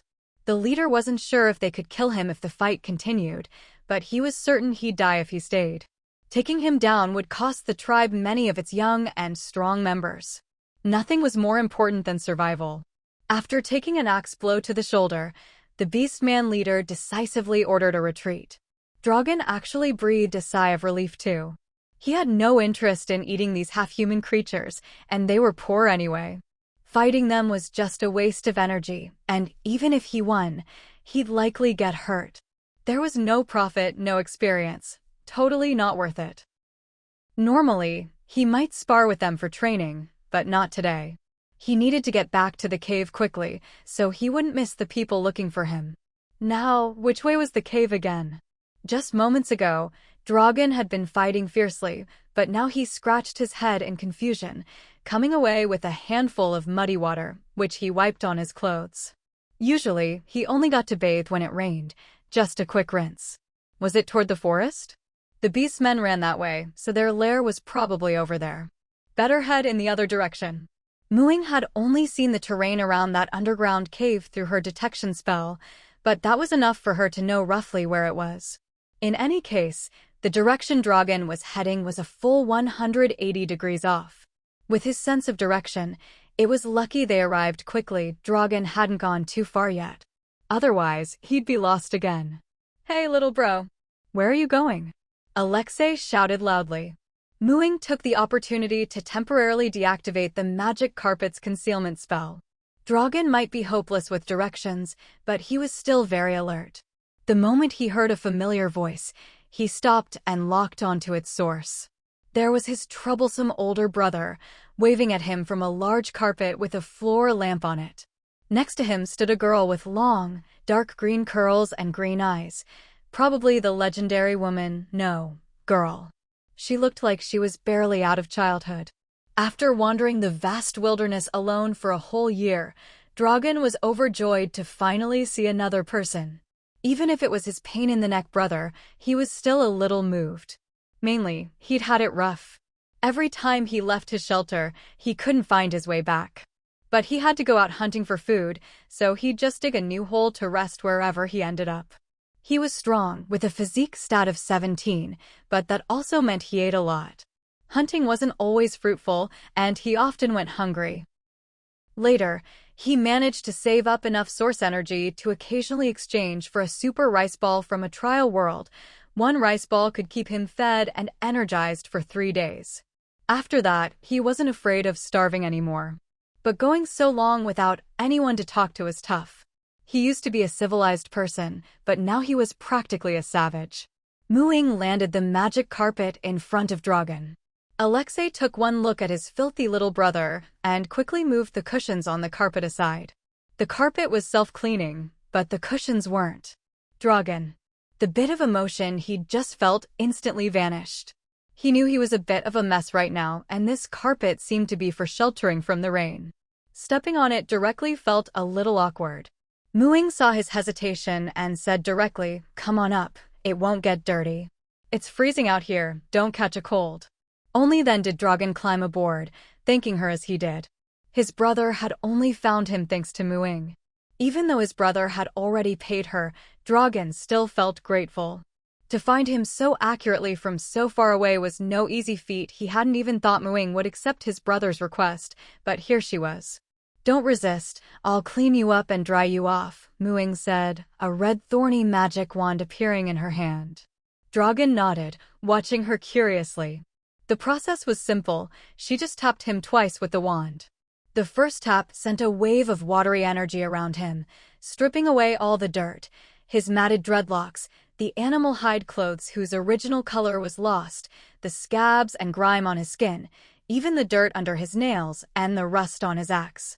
The second tap made him feel warm all over, and his wet hair and animal hides dried instantly. All the filth was wrapped in a water sphere and tossed off the carpet. Dragon felt lighter, so comfortable. "This spell is amazing at cleaning," Alexei exclaimed. "Bro, now I can finally see what you actually look like." Dragon shivered. Suddenly being this clean, he wasn't used to his skin touching the cold air directly. Muing took out the set of warm clothes Alexei had prepared for Dragon. "Your brother got these for you." Dragon raised an eyebrow at Alexei. "Are you really my pain-in-the-neck brother?" "Alexei, wear it or don't. It's not like you're afraid of the cold anyway." Muing quietly watched their bickering. After the brothers had exchanged a few rounds of banter, Muing said, "It's getting late. The nearest camp is Sumu Camp on the border of the Xia Kingdom. It'll only take a little over an hour to get there. Why don't we go to Sumu Camp first, then teleport to our Qingshan city, and from there use the teleportation array to return to Kant Town? We could even spend some time in Qingshan City." "Sounds good." Qingshan City is the territory I'm most interested in, especially the testing house and the trial taker marketplace. I want to try them all. "I actually got lost trying to head south toward the Xia Kingdom," Dragon said. "You're very welcome." Mu Ying's eyes sparkled, as if she saw a big, fresh, juicy leek ready for harvest. Alexei also wanted to visit Qingshan City. If he hadn't been searching for his unlucky brother, he would have gone the moment the teleportation array was built. Naturally, he agreed with Mu Ying's suggestion. But seeing his unlucky brother so eager to go to Qingshan City instead of Kant Town made Alexei a little annoyed. If he was annoyed, his brother shouldn't have it easy either. He pulled something from his pocket and tossed it to Dragan. Even between brothers, accounts must be settled clearly. Here's the bill for rescuing you, don't forget to pay up. The rolled-up slip looked small, but when unrolled, it was a long list. Expenses for rescuing my unlucky brother. Rescue labor fee, 450 gold coins. Dear brother's labor fee, 10 gold coins. Dear brother's mental distress fee, 10 gold coins. Dear brother's fee for mobilizing villagers to hire water armies, 10 gold coins. Dear brother's cost for preparing warm clothes for you, 10 gold coins. Dear brother's living expenses for you, 10 gold coins. Total, 500 gold coins. Dragan suddenly felt the urge to go back to living like a wild man on the steppe. This was way too expensive. He could understand the rescue labor fee. Once the cross-region teleportation array was up and running, it might earn that much in a year, but what was with all those dear brother charges? This outfit is worth 10 gold coins? You're even blacker than charcoal. I picked this out just for you. Out here in the wild, where else are you going to find something like this? Or do you really want to keep wandering around in those ragged animal hides? Don't you care about your reputation? When people see you, they'll say, TSK, the number 2 on the global rankings is just a wild man. You'll be stuck with the title of Wild Man for life. Alexei said this with righteous indignation. Dragan gritted his teeth. And the 10 gold coins for living expenses? That's for when we part ways. It covers our teleportation fees and any expenses I incur while looking for you in other territories. Basically, it's our shared living expenses.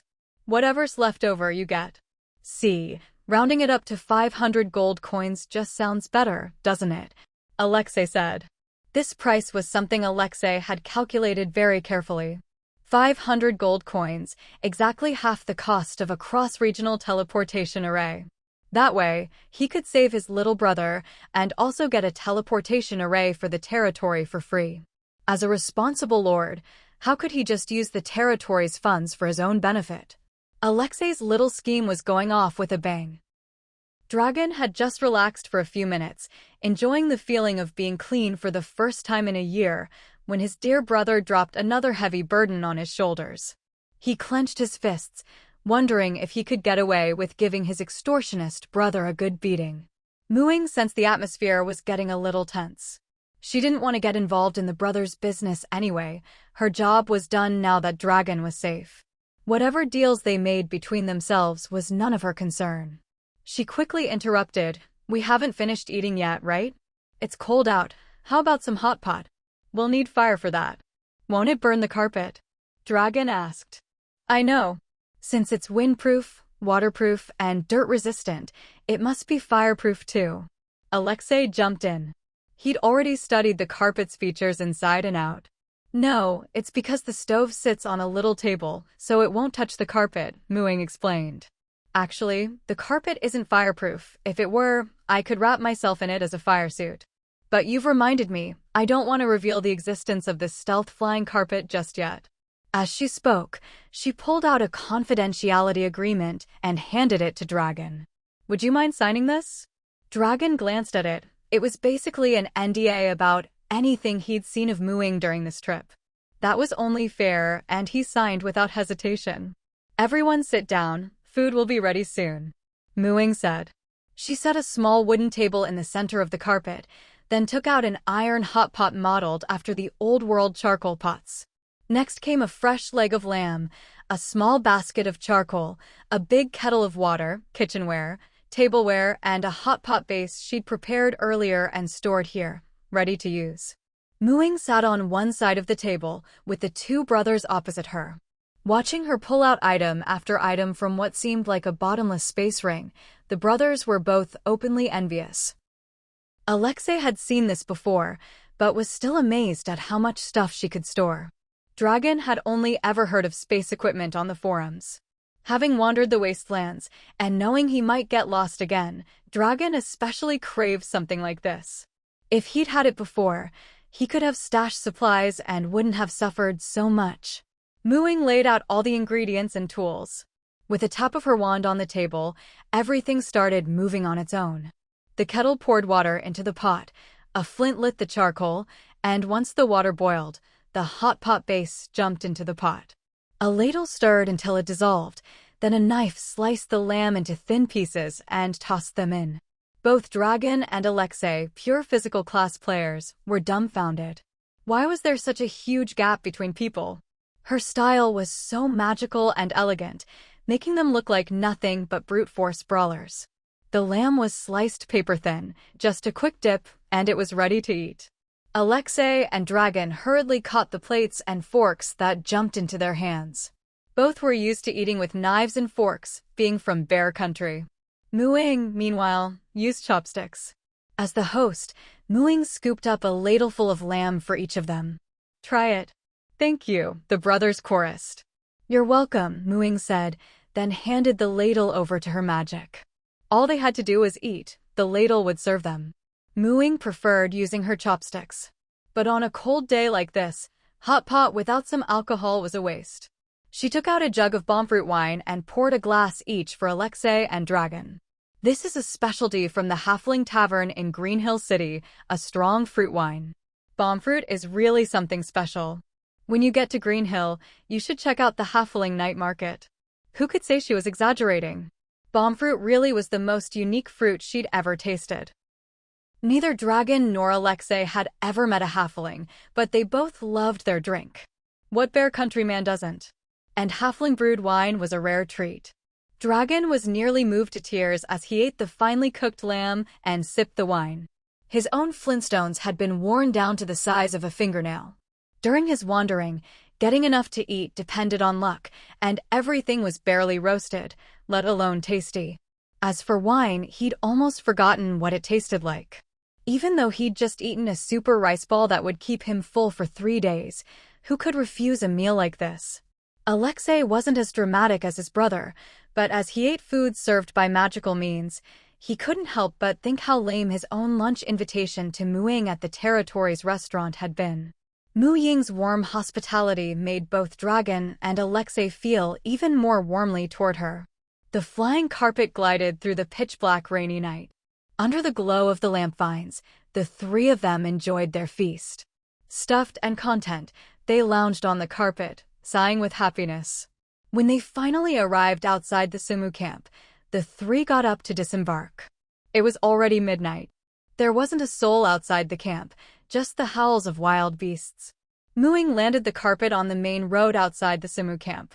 The three of them entered the camp and went straight to the teleportation array, instantly transporting to Green Hill City. Seeing the familiar forest and feeling the defensive boost from the Guardian's armor, Ying finally relaxed. Dragon and Alexei were once again stunned, though it wasn't the first time that day. At night, Green Hill City looked almost unreal. Glowing dots of light scattered everywhere, all the buildings perched in the trees, connected by winding aerial walkways hung with flower-shaped lanterns. The paths and houses were decorated with all kinds of glowing patterns. Do you want to log into the Territory's internal network? We can add each other as friends. If you ever need anything and we're both in the Territory, you can contact me through the network. You'll also get all the latest Territory news there, like the queue for the testing house, or using the short-range teleport arrays. It's all on there, Ying said. Once you log in, you're basically half a Green Hill City resident. The system even counts you in the population stats. As soon as Ying finished speaking, Delagon and Alexei both received login notifications. Ever since the internal network of the Territory was first activated, all veteran residents logged in. Any new players arriving afterward would receive a login invitation 3 minutes after entering Qingshan City. Of course, they could ignore or decline the invitation, but if they refused, they'd have to leave the Territory and re-enter to get another invite. Previously, Ying hadn't logged into the Kagatan City internal network because she didn't want its lord to know she'd arrived in his territory. Since her own territory already had an internal network, she knew that the Lord account, with the highest level of authority, could view all resident information. This resident information couldn't be faked, as it was directly linked and synced with the player's handbook. Although it wasn't as detailed as the handbook, it included basic details like name, profession, and level. If she logged in, the Lord would likely notice right away. Delagon and Alexei both planned to stay in Qingshan City for a while, and since there was the bond of saving lives and hospitality, of course they'd log into the territory's internal network. After giving them a bit of time to get familiar with how it worked, Ying used the teleportation link on the internal network to take them to the Copper Coin Inn. It was late at night at the Copper Coin Inn. Only a single candle was still burning at the front desk, its flame flickering in time with the sound of snoring. Ying glanced at the counter, but didn't see the sign she was looking for, so she knocked on the desk. "Boss Jio-san, you've got customers." Boss Jio-san jolted awake, his head popping up from behind the counter. His eyes weren't even fully open yet, but he reflexively recited his standard greeting, "Welcome to the Qingshan City Copper Coin Inn. I'm the owner, Jio-san. If you'd just listen to my advice and put up a sign at night, people could grab their keys and settle in themselves, and you could just collect the room fee in the morning. So much easier. Or you could hire someone and work in shifts. Don't tell me business is bad and you can't afford staff. I know exactly how much tax you pay. Sleeping behind the counter every night, aren't you tired?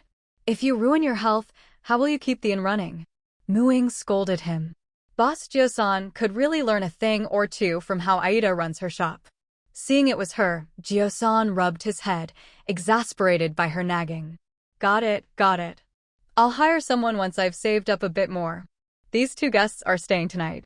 One's the Lord of Town, the other is the number 2 on the level rankings. Show them to their rooms," Ying said. Jio-san immediately understood the subtext. One's wealthy, the other's powerful. Both are big spenders. He instantly became attentive. "You must be tired, arriving so late. Please follow me, there are 2 excellent rooms still available. You two go with him. Message me privately if you need anything," Ying said to Delagon and Alexei. Jio-san picked up the candle and led them upstairs. Ying, meanwhile, teleported back to the plantation, took a bath, and buried herself in her soft bed. The next morning, she woke up a bit later than usual. As was her habit, she opened her bedroom window to breathe in the fresh air.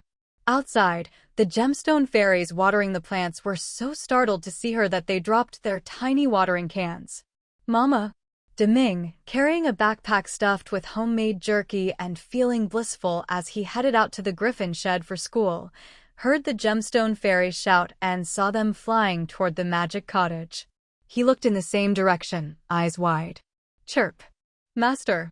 He flapped his wings and flew straight to Ying's second-floor windowsill. Deming's cry woke up Gun, who thumped over to Ying's room and promptly latched onto her leg, unwilling to be outdone. Only Little Stone wasn't surprised since, with its clone, it didn't need to sleep and had known Ying was back the previous night. It had spent the night sitting by her bed. The figurine Shireen sat on Ying's shoulder, looking at the little ones and lifting his chin proudly. Surrounded by her little companions, Ying hugged one, patted another. What a happy morning. Afterward, she went to Oak General Store to pick up the book Grandpa Shom had mentioned, a guide to orc education, and gave him some deep blue star plant seeds she'd collected on her travels. She didn't read the book right away, just put it away for later. She planned to read it while traveling to set up teleportation arrays in other regions. The orc matter could wait a bit longer. This time, she didn't plan to leave right away, intending to stay in the territory for a few days to handle some business before heading to Maz City in the Shimei region, which had expressed interest in cooperating. Over the next few days, besides tending to the plants and checking the latest territory news, she also needed to introduce Delagon to Edwin and Li Luoxia so they could exchange information and officially welcome him into the Trial Takers Trading Association. Finally, she needed to refine the territory's contribution and resident ranking systems. She'd gotten some new inspiration during her trip and needed to think it over before implementing it. While eating breakfast, she posted in the work group chat that she was back and told everyone to message her privately through the territory's internal network if they needed anything. Then she opened a group chat called Trial Takers Trading Association and added Delagon, who had already expressed interest in joining the day before. Mooing, welcome our new member Delagon. At Liluasia at Edwin. Liluasia, welcome, new member. Edwin, degree. Delagon, thanks, Omega. Liluasia, Mooing, you work so fast. You already found him? It's only been a few days. Edwin, I checked, it's been 10 days. Mooing, I spent over a week wandering New York wastelands. Actually, finding him only took a day. Hands on hips. Delagon, I forgot to ask yesterday, how did you do it? Mooing, that's a secret. Liluasia, woman, you have too many secrets. Edwin, with a new member, does that mean I get another free meal? At Mooing. Mooing, tomorrow at noon at Treehouse number 2 as usual. Let's meet in person and chat. At everyone. Delagon, got it. I'll go check out the route in advance. Mooing, if you get lost in the territory, you can open the internal network short-range teleport map, find your destination, and teleport back to the inn. Delagon, let me try. Liluasia, peeking at the screen. Edwin, lurking. Delagon, this is so handy. I'll never get lost in the territory again. If only this thing worked worldwide. Mooing. That would only be possible if Qingshan Town's barrier covered the whole world, haha. After agreeing on tomorrow's dinner plans with the other trial takers, Mooing began sorting through the loot she'd obtained from fighting the vampires. Aside from money, there was a pile of skill training manuals for warriors, rogues, and sorcerers, spellbooks, 7 small spatial rings, and 1 larger spatial ring. The rest was mostly miscellaneous items. Previously, she'd planned to put these things up as items that could be exchanged for contribution points. But at the time, the residents didn't have many contribution points, so even if she listed them, no one could afford them. Besides, the old system was already attractive enough to players. But now, with the cross-regional teleportation array established, more powerful individuals might come to the territory in the future. If she wanted to keep them around, Mooing needed to up the ante. Spatial rings might be available for purchase outside of Deep Blue Star, though they were expensive. But within Deep Blue Star, they were priceless. There was simply no market for them. Given the price, very few players on Deep Blue Star could afford them, and no merchant would bother hauling them all the way out to this backwater place to sell. Even Edwin's spatial ring had been bought from someone else using items converted from the trial world, and even then, it cost him dearly. These spatial rings would definitely be enticing enough. Some of the skills not found in player manuals were also quite valuable, though since they came from vampires, Mooing had to pick and choose which ones to put up. For example, vampire sorcerer spells weren't suitable for players, since they required vampire bloodlines to use. Mooing carefully listed out each item she decided to offer on parchment. Of course, just these wouldn't be enough, it would look too stingy. So she added some of her own specialty items, like Bellflower, Everlasting Lamp Vine, Binding Vines, Hair Dye Potion, Mermaid Potion, Breathing Potion, Rejuvenation Potion, Contraceptive Potion, Fertility Potion, and so on. As for Disguise Potion, she could add it later once she finished dealing with the teleportation array. There were also things like treehouse property rights, subcamp management rights, and private farmland plots. She'd picked up this idea in Kagadan City. Building subcamps wasn't a big deal for Mooing. She could just let others manage them and collect taxes. But it was better to set a clear price, like she did for the Halflings, so interested players could have something to work toward. Of course, the price here was even higher than in Kagadan City. She didn't want people to buy management rights, then fail at running things and return them, so the price served as a threshold. Only those truly capable could afford it. Once the list was ready, Mooing set contribution point prices for each item based on the current balances of the residents. From now on, the territory's specialty shop would no longer sell potions and such. Everything would be moved to the contribution shop. After finalizing the rules, She created a dedicated contribution shop module on the territory's internal network. She posted detailed descriptions, prices, and remaining quantities for each item, along with the specific exchange rules. Then she sent out a notification in the Territory Affairs module. Notice: the territory's internal network has launched a new contribution shop module featuring spatial rings, skill training manuals, bellflowers, subcamps, and more. Go check it out. Every player browsing the internal network saw the announcement. Returning to the main interface, they found a little house icon labeled Contribution Shop. Clicking in, the first thing they saw was a user guide. Contribution Shop User Guide. All items in the shop can only be exchanged for territory contribution points. Some may have additional requirements. Contribution points can be traded via the internal network. Donate rare items and, after appraisal by territory staff, you can earn contribution points. Quantities of each item vary. First come, first served. After exchange, territory staff will contact you to collect your item. After the notice came the actual shop window. Item 1. Lifetime Subcamp Management Rights. Click for details. Price: Star Resident Status, 5 stars and above, plus 5 million contribution points plus 100 gold coins. Quantity: several. Item 2. Spatial Ring, 1000 cubic meters. Click for details. Price: Star Resident Status, 1 star and above, plus 1 million contribution points. Quantity: 1. Item 3. Spatial Ring, 100 cubic meters. Click for details. Price: Official Resident Status plus 100,000 contribution points. Quantity: 7. Item 4. Twin Bellflower. Click for details. Price: Star Resident Status, above 1 star, plus 1 million contribution points. Quantity: several.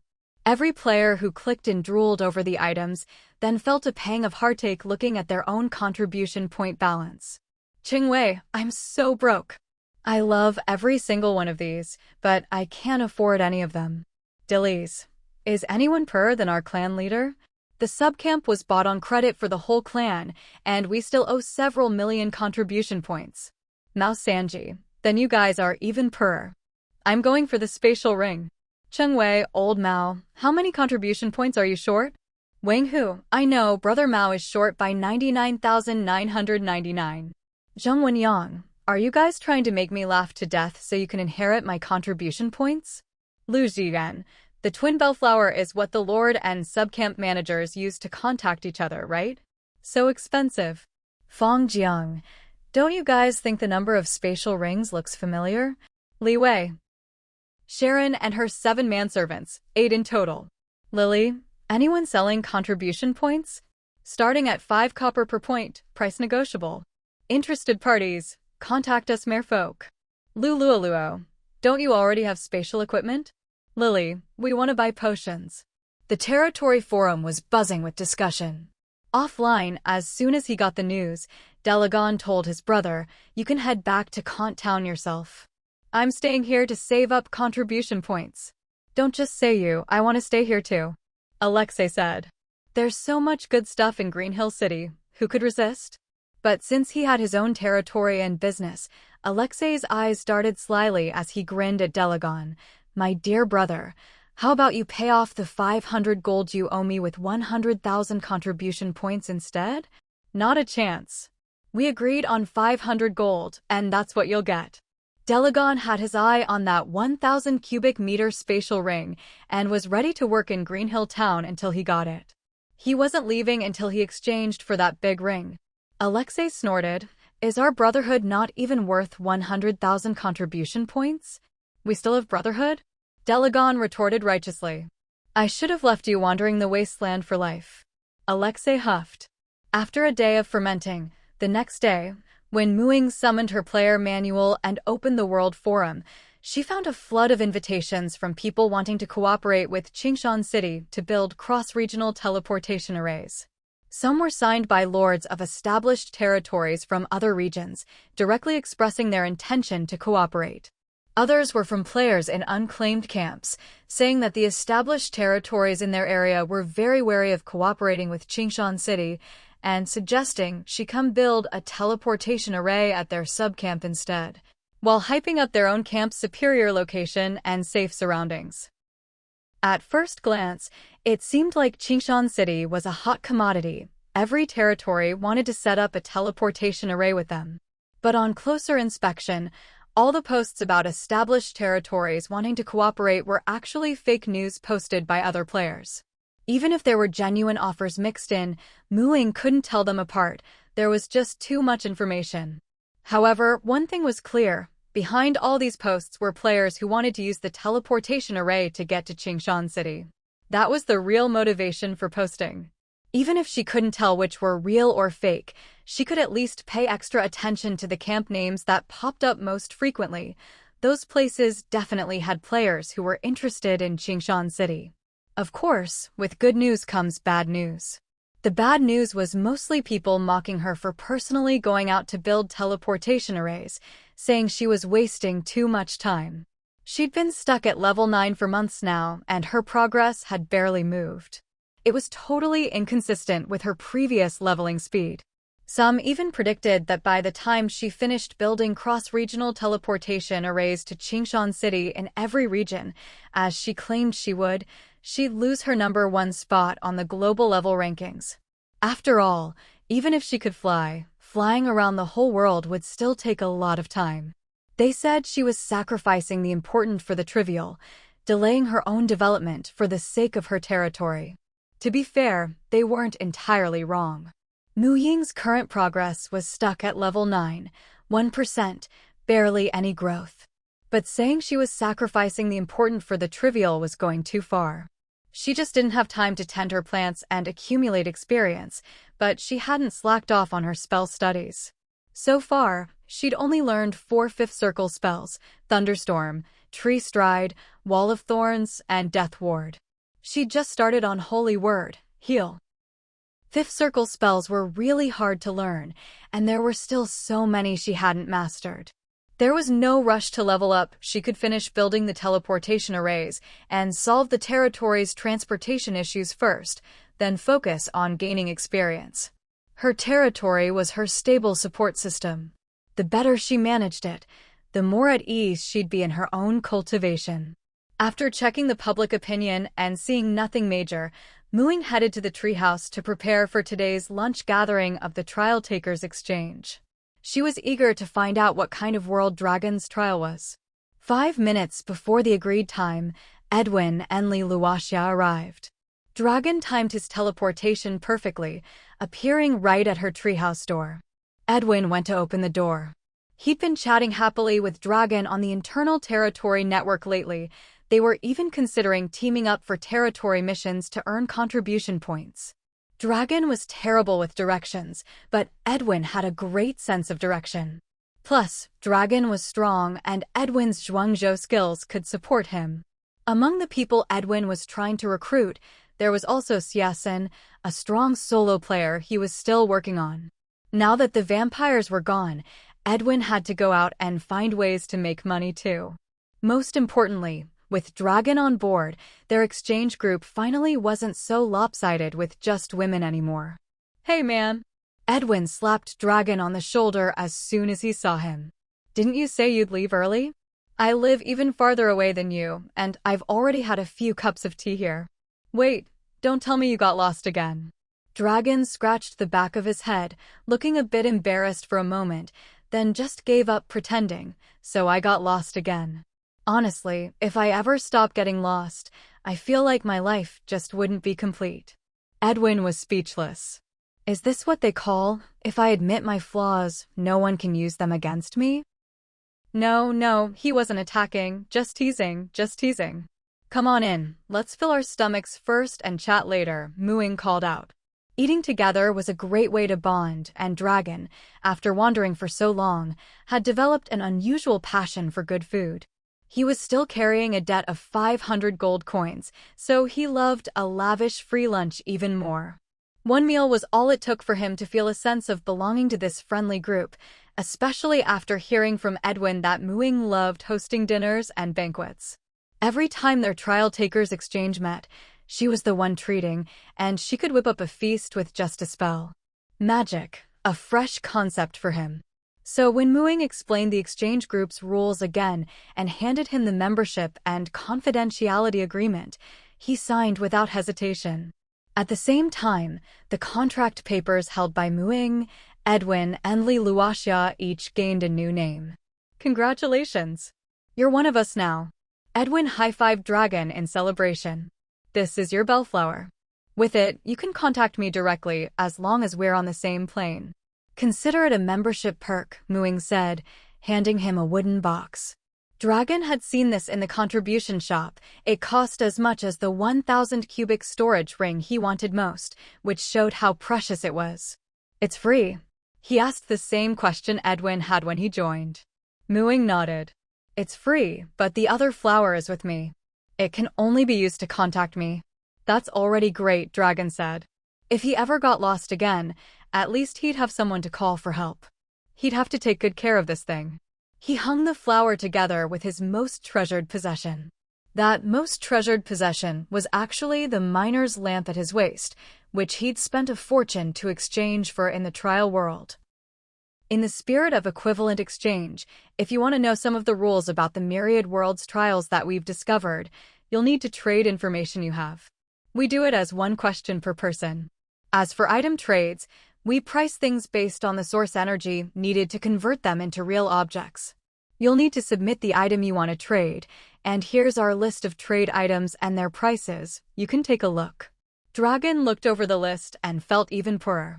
He'd thought the items in the territory contribution shop were rare enough, but these were even rarer. Both Ying and Li Luoxia offered spatial gear among their trade items. Even though they were only 10 cubic meters each, they were cheap, just 50 source energy. 110 cubic storage pouches would add up to the same as a 1,000 cubic storage ring, right? And it would only cost 5,000 source energy in total, way easier to save up than 1,000,000 contribution points. The only problem was, you couldn't trade source energy directly, you had to barter. If he wanted to get that many storage pouches, he'd have to come up with items worth 5,000 source energy that the others actually wanted.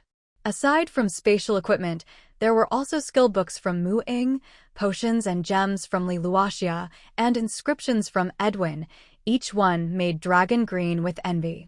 But the things of value that Dragon could convert from his trial world were just too few. After much hesitation and racking his brains, he finally wrote down what he thought had at least some value, including the source energy needed for conversion. When he finished and pushed the list over, Ying and the other two gathered around curiously, only to be left speechless. Eternal Mine Lamp, a mining lamp that shines forever with a wide illumination range. Price: 100 source energy. Eternal Small Pickaxe, a small pickaxe that never breaks and can be used to mine ores. Price: 50 source energy. Super Large Rice Ball, a large rice ball that can sustain heavy labor for 3 days. Price: 20 source energy. Super Medium Rice Ball, a medium rice ball that can sustain heavy labor for 2 days. Price: 15 source energy. Super Small Rice Ball, a small rice ball that can sustain heavy labor for 1 day. Price: 10 source energy. Large Gold Ore, a large chunk of pure gold ore. Price: 60 source energy. Medium Gold Ore, a medium chunk of pure gold ore. Price: 30 source energy. Small Gold Ore, a small chunk of pure gold ore. Price: 10 source energy. There were quite a few items on the list, but the quality left much to be desired. They all seemed rather useless. Ying finally understood why Dragon had such a hard time surviving on the wasteland. Bro, are you kidding me? Edwin couldn't believe it. He didn't want a single thing on the list. None of you want anything? The Eternal Mine Lamp is really useful. The rice balls taste great too. The pickaxe might be small, but it never wears out. I can even give you a discount. Dragon still held out hope. If it weren't for the mine lamp and rice balls, his time wandering would have been even more miserable. Isn't the Eternal Mine Lamp basically the same as Ying's Everlasting Lamp Vine? We all have one already, and the rest aren't really useful either. Edwin patted Dragon sympathetically. Don't worry, even if you're poorer than me, we still have to dream of getting rich. Dragon. That was it. his dream of 100 storage pouches was shattered. With nothing left to hide, he explained his trial world in detail. His trial world was called the Golden Mine. Upon entering, it was a pitch-black underground mine. Every day, new gold, ore, and regular stones would refresh in the mine. He had to mine a certain amount of gold, ore, or regular stones within a day, and then he'd earn points based on how much he mined. Reaching different point thresholds would earn him varying amounts of gold coins as rewards, and these gold coins could be converted to source energy at a 1:1 rate. Gold coins could also be used in the mine's stone cavern shop to buy pickaxes, mine lamps, and food to keep the trial character's stamina up, namely, the super rice balls. According to Dragon, he currently earned about 25 gold coins a day from mining. My trial world is just too barren. If only I could trade source energy directly. Dragon sighed. He had source energy, but nothing attractive to convert into physical items. That'll depend on Ying, Edwin said. Really? We can transfer source energy directly. Dragon asked in surprise. Ying shook her head. Dragon was just too honest. He'd explained every detail of his trial world, leaving her with no chance to exchange information for questions. She couldn't bear to keep the rules she knew to herself anymore. From what I've heard, after unlocking the third trial world, you can transfer source energy directly. But I'm still a ways off from completing my second trial world, so I can't say exactly when, Ying said. But you don't need to feel bad about your trial world being barren. My first trial world was similar. There were very few things of value to convert into physical items. On the flip side, though, it's easier for us to obtain source energy, which isn't necessarily a bad thing. There are two ways to unlock a new trial world. One is to reach 100% exploration, and the other is to accumulate a certain amount of source energy. Based on our calculations, unlocking the second trial world requires a total of 5,000 accumulated source energy, and the third requires 50,000. Maybe your trial world doesn't have much of value to convert, but you probably gain source energy faster than Edwin and Luaxia, so you might unlock the second trial world sooner. This was all new information to Dragon. He glanced at the trial interface in his player manual. My accumulated source energy is 4,432 now, but I only have 1,332 left. I've converted too many rice balls. Hiss, Edwin sucked in a breath. He no longer felt sorry for Dragon. That much? I became a trialer long before you, and my total is only 4,000. I'm even worse, only 3,000, Luaxia sighed. Her tower world was full of treasures, but source energy was hard to come by. Looks like Dragon will be the second to unlock the second trial world. Dragon did the math. So I'll reach 5,000 in just over a month. After deducting the daily rice ball expenses for his trial character, he netted about 15 gold coins a day, so 15 source energy. Maybe you can help us confirm if 5,000 accumulated source energy is really the threshold for unlocking the second trial world, Ying said. Only then did Dragon notice that Ying's words didn't sound certain. But hadn't she already unlocked her second trial world? Ying saw his confusion. I unlocked my second trial world by reaching 100% exploration. Edwin explained how to judge exploration progress and the benefits of perfect exploration. Dragon thought back to his own trial process. So, to reach perfect exploration, I'd probably need to earn 100 gold coins in a day from mining. That is, clear out the entire mine in the allotted time. He was only at 25 now, a long way off. And he'd been stuck at 25 for a while, with progress coming very slowly. Rather than aiming for 100% exploration, it was more practical to save up enough source energy to draw the next trial world. The group compared their first trial worlds and found that each had its own focus, strengths, and weaknesses. They were actually pretty balanced. Some leaned toward high physical item conversion value, while others made it easier to gain source energy. Luaxia and Edwin belonged to the former, while Ying and Dragon belonged to the latter. Although Ying's block world had some valuable items, her trial character was constantly in danger, like the ever-present zombies at night and the constant drain on stamina. Dragon's Golden Mine world had even fewer valuable items than Ying's, but there was absolutely no danger at all. Ying and her 3 companions spent the entire afternoon discussing the matters of the trial world before finally parting ways. That very night, Ying set out for her next destination to construct a teleportation array, Maz City. This time, she headed straight out to sea, flying eastward. However, the Xia Kingdom region and the Western America region were on 2 separate continents, with a vast ocean between them. The journey was much longer, and she would spend more time on the road. Traveling across the ocean by ship might be dangerous, but flying high above the sea was actually quite safe. No matter how powerful the sea creatures were, they couldn't leap out of the ocean and attack her at such heights. So, her journey was smooth and uneventful. It seemed as if the ocean had grown even wider than before the apocalypse. She flew for a full half-month before finally spotting land on the horizon. Ring, ring, ring. Ring, ring, ring. Suddenly, her bellflower chimed. It was a call from Jing. Ying tapped the flower's core. Lord, a bunch of pointy-eared elves have arrived at the territory. They say they're bodyguards sent by your father. Ying almost thought she'd misheard. What did you say? Father? What did that have to do with her?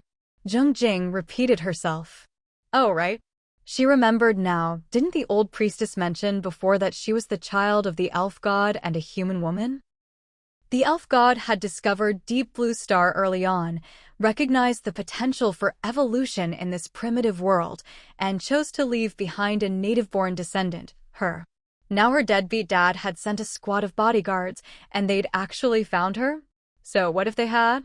Did she even need protection anymore? Tell them I'm away on business. I'll deal with it when I get back. No special hospitality needed? No. Truth be told, Ying felt pretty conflicted inside. She glanced at the bracelet on her wrist, supposedly a gift from her deadbeat father, the bracelet of nature. Oh well, just let things take their course. He was a god, after all. What use could a small fry like her be to him? Judging by this bracelet, which was supposedly a royal elven artifact, maybe her father did care a little, but probably not much. No point dwelling on it. She'd deal with the elf bodyguards when she got back. For now, she needed to focus on her current tasks. Strength was everything. She composed herself and continued flying toward Maz City. Her plan was the same as when she'd gone to Con City. First, use a disguise potion to sneak in and scout things out, confirm whether the invitation she'd received was genuine, and if so, reveal her true identity and negotiate the construction of the teleportation array. Maz City's style was similar to Kagaton's, mid-rise buildings and orderly streets.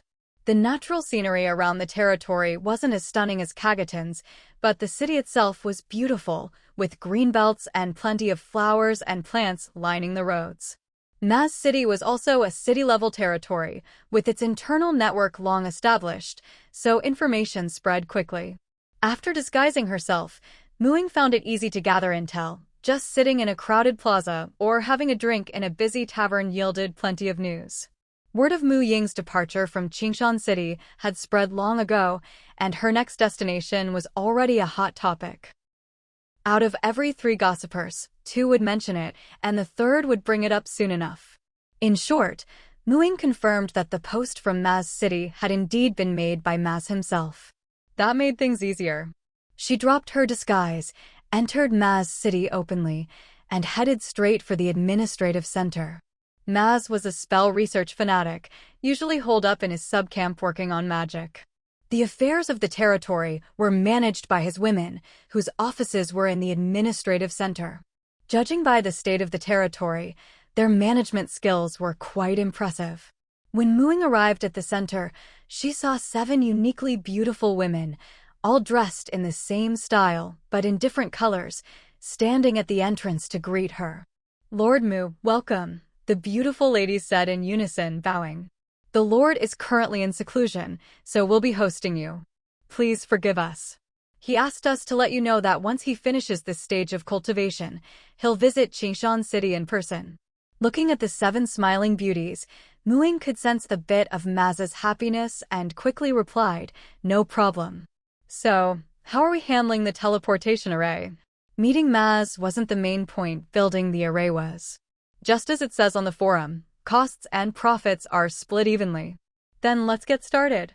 The ladies were easy on the eyes, but business came first. Please follow me.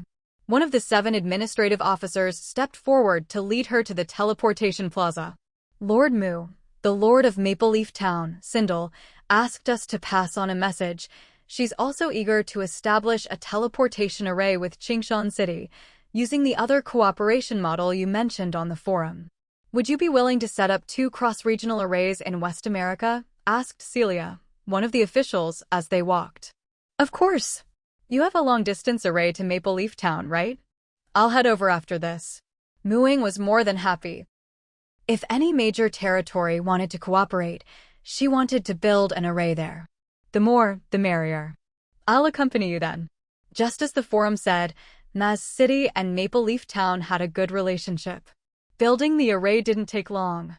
After finishing up in Maz City, Ying followed Celia to the long-distance teleportation array to Maple Leaf Town, just as someone else arrived via teleportation. Another beauty, this one in a gorgeous ball gown. Ying felt like today's beauty quota was off the charts. As soon as she stepped out of the array, the ball gown beauty fixed her gaze on Ying and strode over. You're the Lord of Qingshan City, Ying? This is Sindel, Lord of Maple Leaf Town. Celia introduced them, then explained that Ying had agreed to cooperate. Well, what are we waiting for? Let's head to my territory, Sindel said energetically, stepping back onto the array. Moments later, they arrived at a territory nestled in a maple forest, where the homes were treehouses much like those in Qingshan City. It seemed their aesthetics were quite similar. Maple Leaf Town also valued harmony with the environment, which made Ying instantly warm to Sindel, though she soon realized her goodwill might be a bit premature. Once Ying finished building the Qingshan, Maple Leaf cross-regional teleportation array, Sindel let out a long sigh of relief and patted her chest. This array was so expensive. Now that it's done, you can't back out. Why would I go back on my word? Ying asked, though she could tell something was off about Xiandire's behavior. She had originally thought that the Lord of Maple Leaf Town, Xiandire, was so eager to cooperate because she'd given up on competing in the city-level territory tournament. But now Ying suspected there was more to it. Yet Xiandire didn't answer her. She simply jumped into the teleportation array and left. That teleportation array leads to Qingshan City. At this moment, Celia said, Maple Leaf Town used to border an elf instance. Xiandire is a total face-con only for the opposite sex, though. You know how much she likes handsome elves. They used to have a great relationship, and elves would often hang out in Maple Leaf Town. But for some reason, the elves all built ships and sailed away. Recently, though, your territory welcomed a group of elves, and it's all over the forums. She's probably worried you'll change your mind and wants to poach them from you. I wanted to give you a heads up, but I didn't expect her to move so quickly. Ying, is this lord just ruled by romance? Thinking back on what she knew about Maple Leaf Town, Xiandire was considered the weakest among all the lords. The forum said her territory was beautiful and idyllic, like a paradise, with no negative rumors at all. Thinking of Maz, who only liked beautiful women, having a face-con like Xiandire around didn't seem so strange anymore. Celia also invited her to Maz City for a proper welcome, but Ying declined. You know my goal. I still have several territories to visit, and I'm pressed for time. Everyone else was busy cultivating in seclusion. She had to keep up. So she took the teleportation array back to Qingshan City. As soon as she stepped out, she saw a group of tall men and women, handsome men, beautiful women, all with pointed ears, fully equipped, standing in neat, military-like formation outside the teleportation array. Their hair and eyes were also shades of green, but lighter in color. Xiandire, who had arrived just before her, was standing in front of them, talking to the elves. Little divine maiden. The elves' eyes lit up when they saw her appear on the teleportation array. They all dropped to one knee, placed a hand over their hearts, and gave a grand salute. Ying took a step back. What kind of weird title was that? Luckily, they were speaking Elvish. No one else present should understand. Little. All right, that's enough. Come with me. Ying quickly cut them off in Elvish and led them to her usual guest area in the plantation. Little divine maiden. Mu Ying's forehead throbbed. Just call me Mu Ying. Thankfully, they were obedient. The leading female elf corrected herself, Mu Ying. Were you sent by my father? Mu Ying asked. You know of His Majesty the God King? The lead elf looked surprised. The little divine maiden was supposed to be a native of this world. She shouldn't have met the God King. Mu Ying nodded. I heard from the merfolk priestess that my elf bloodline comes from my father, an elven god. You are the descendant of Corellon, the elven god king, left in this world. You are our divine maiden. Every direct descendant of the god king is assigned a group of high elves to raise and protect them. We are your guardians. Due to the restrictions of the World Evolution Center, we could only enter this world by merging with spatial fragments, but the landing point was random. That's why it took us so long to find you. It was our failure. The elves saluted again. But I'm already grown up. I don't need raising or protection anymore. I can take care of myself. I really don't need guardians, Mu Ying said helplessly. Don't be fooled by my pure elf appearance. I used to be a half-elf.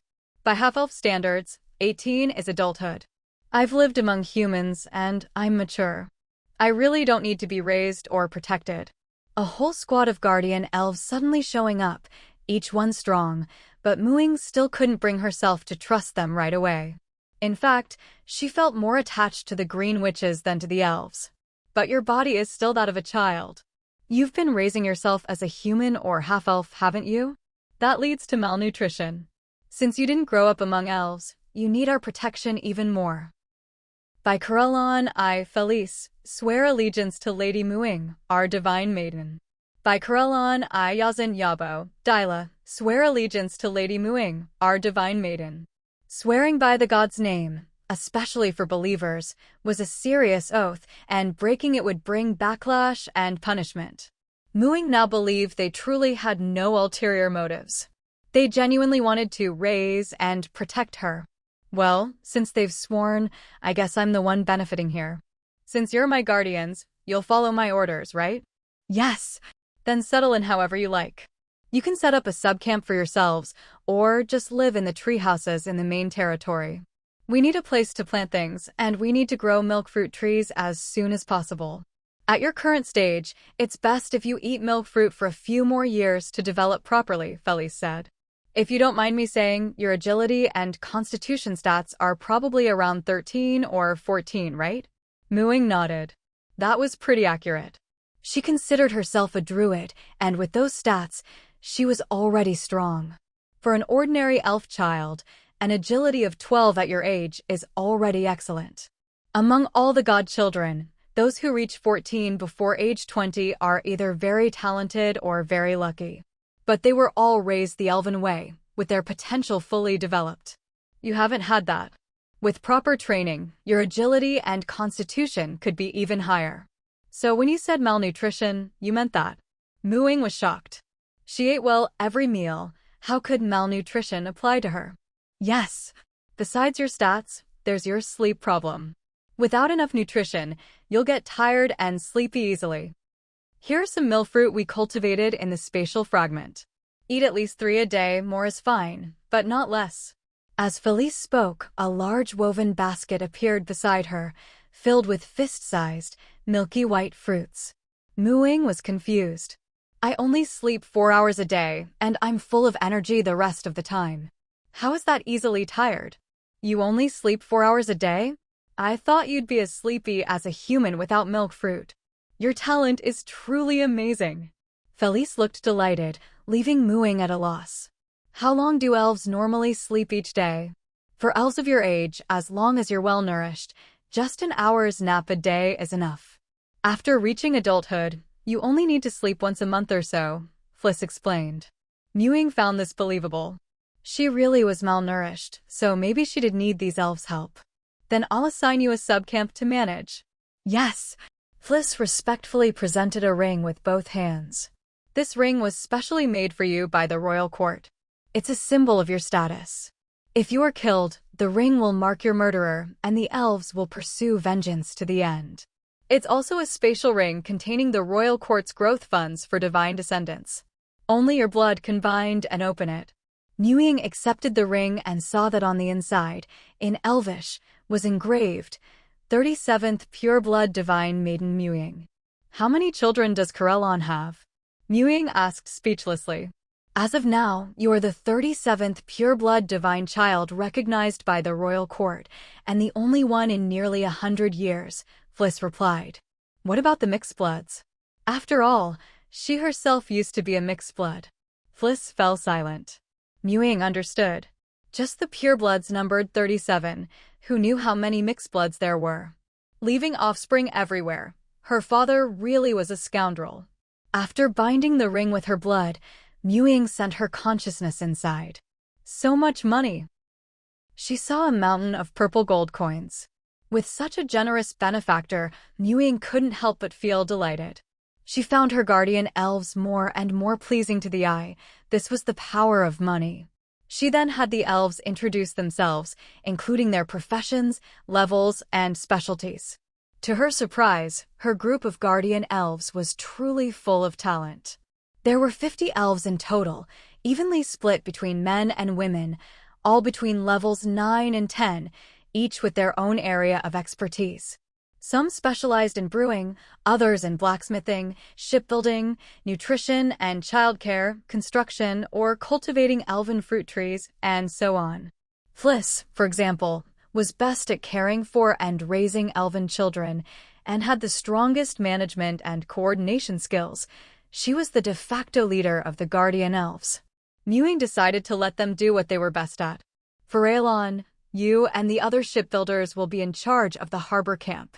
Focus on building ocean freighters and coastal fishing boats, as well as the port and dock facilities. If you have any ideas, let me know. Although there were teleportation arrays, their capacity was small and they were expensive. Using them for bulk cargo transport would be a loss, so traditional shipping was still necessary. Farallon was the shipwright among the guardian elves. They had all arrived in Chishan City aboard ships he built. Ying appointed him as the head of the harbor camp, gave him admin rights to the internal territory network, and handed him a bellflower, just like the other territory managers. Lara, you brewers can have a treehouse to open a brewery. Didas, you construction experts, help me with territory planning. In the future, if you have any suggestions in this area, just let me know. Lighton, you blacksmiths can open an equipment shop. Fliss, you'll be in charge of taking care of me. My personal and executive secretary, Ying declared. She finally had a secretary and subordinates.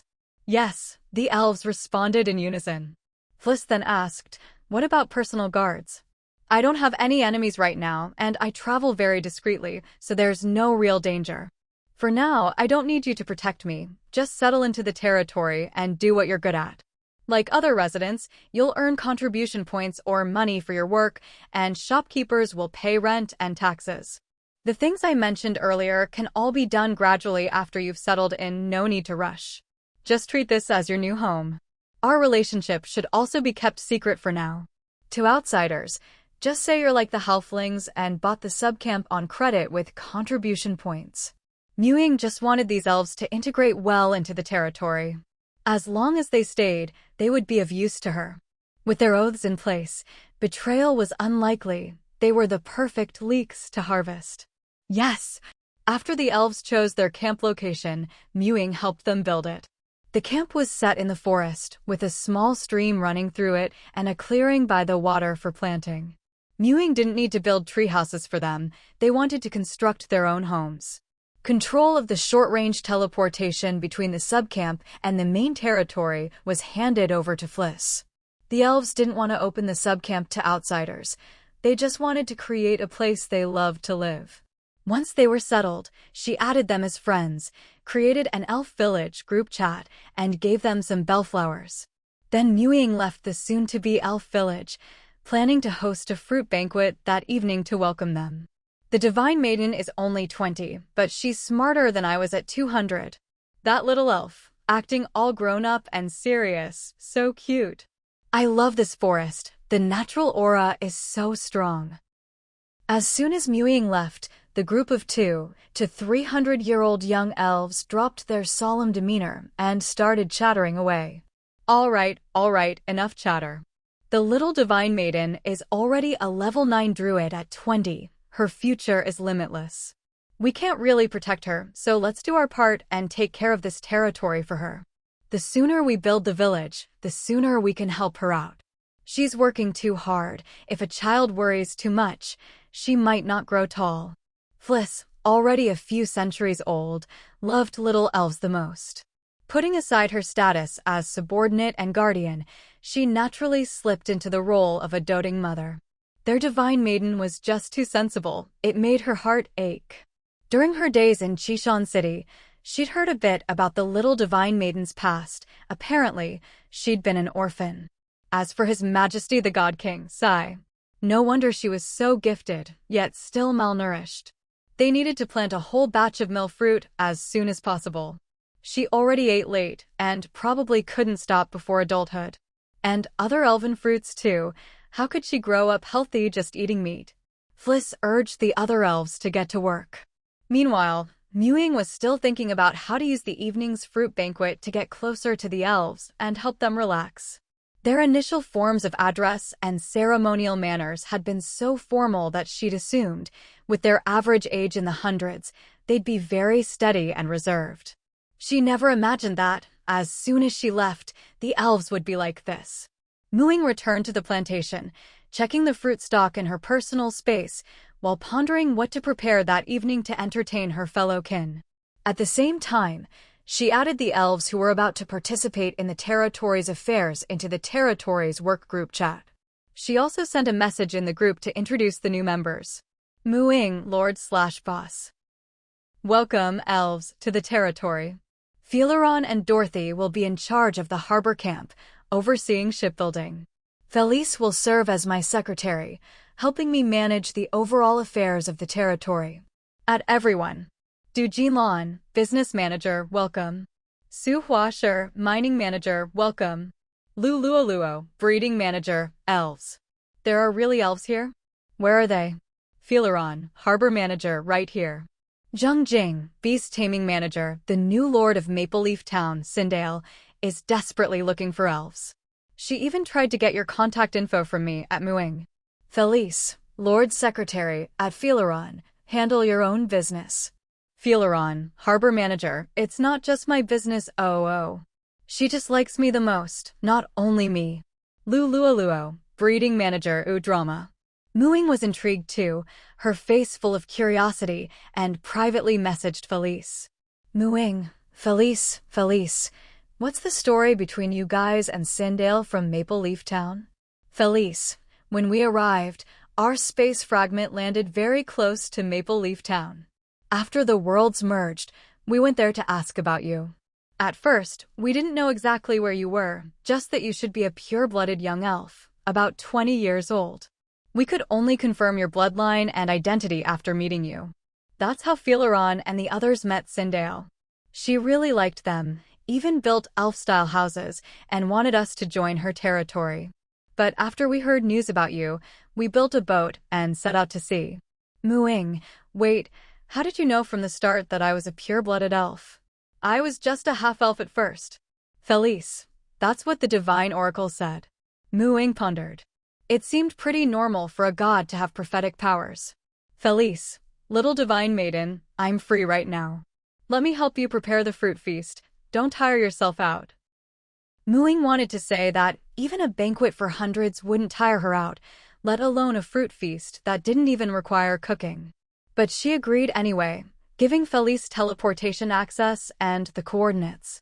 Mainly, she wanted to show off her banquet hosting skills and also take the chance to ask about the elves. If she hadn't seen how busy they were building a camp from scratch, she would have called them over to chat long ago. The next second, Felice appeared in front of Ying. On the lush lawn, beside an irregular stone pool, the little elf sat there, pulling out fruit from her space from time to time. A few little fairies were helping, occasionally feeding her a kind of red berry. Once the fruit came out, they seemed to come alive, jumping into the pool and washing themselves. Ying waved her over. Come, sit and chat. Felice sat down next to Ying. Ying stuffed a small basket into her arms. Have some strawberries. Homegrown. Before the world evolved, They were herbaceous plants, but now they've mutated into woody plants. The yield has increased a lot, and they taste much better. Try one. Felice had never seen this kind of fruit before. It looked bright red. She ate one, then another. How is it? Do deep blue star's fruits suit the elven palate? Ying asked curiously. Felice nodded. Sweet and a little tart, I really like it. Will eating this fruit help me grow? Felice asked. It helps a little, but you can't stop eating nanny fruit, Felice insisted, taking out a nanny fruit, pinching off a bit of the stem to make a natural hollow straw, and handing it to Ying's mouth. Try it. Ying took a sip and let out a contented sigh. The taste was milky with a floral, grassy fragrance and a strong sense of natural energy. Drinking it felt like being washed over by nature itself.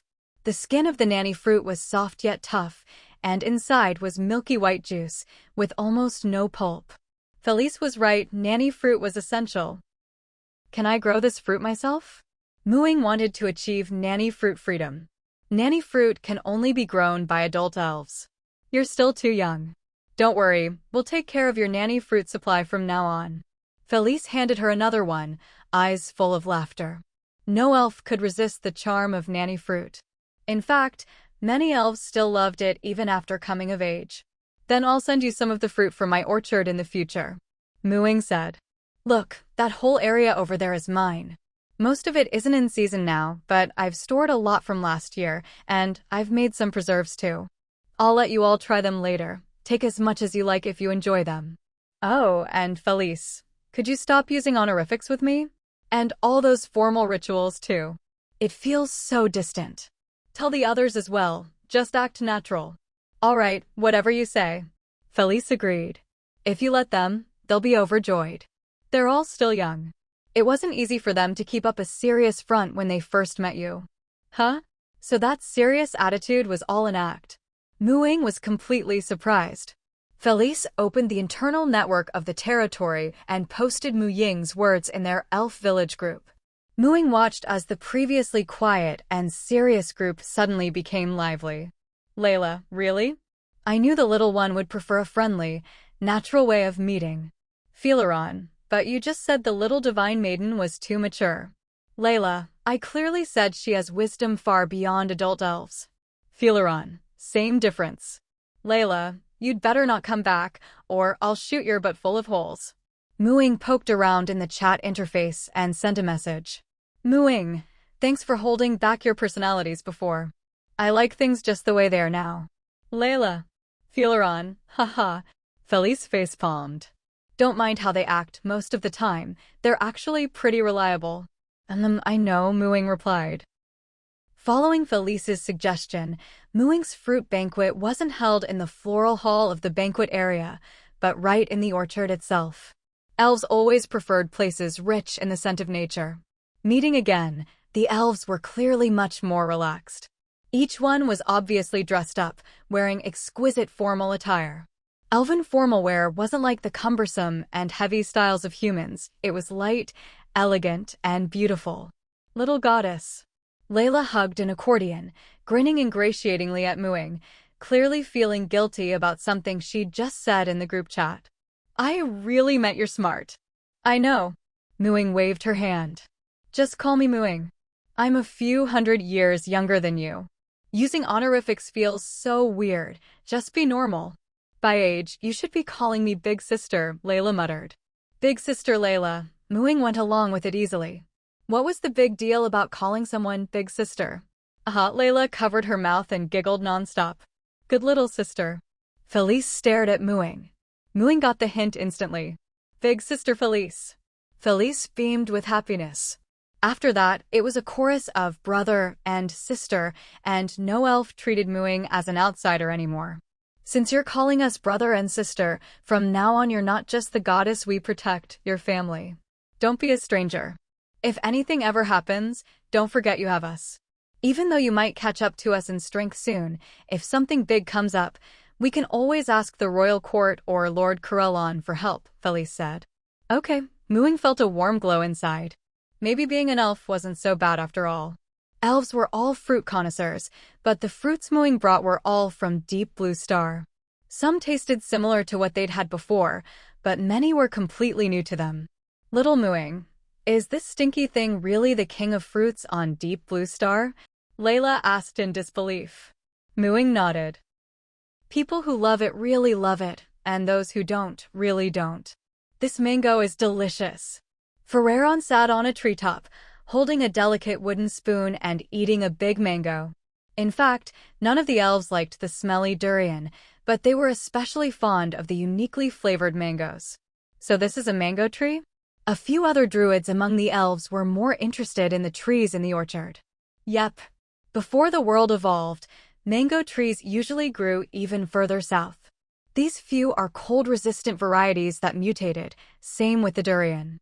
Want some saplings or seeds? If you like them, you can take some home and try growing them. Mooing gently stroked a tree and plucked a few saplings. Great! The elves rummaged through their own space rings and gifted Mooing some of their own seed collections in return. When everyone got tired of wandering around, they sat on the grass or in the treetops. The elves took out the instruments they'd brought and played music together, one song after another. The gem fairies, who naturally liked elves, fluttered and played among them.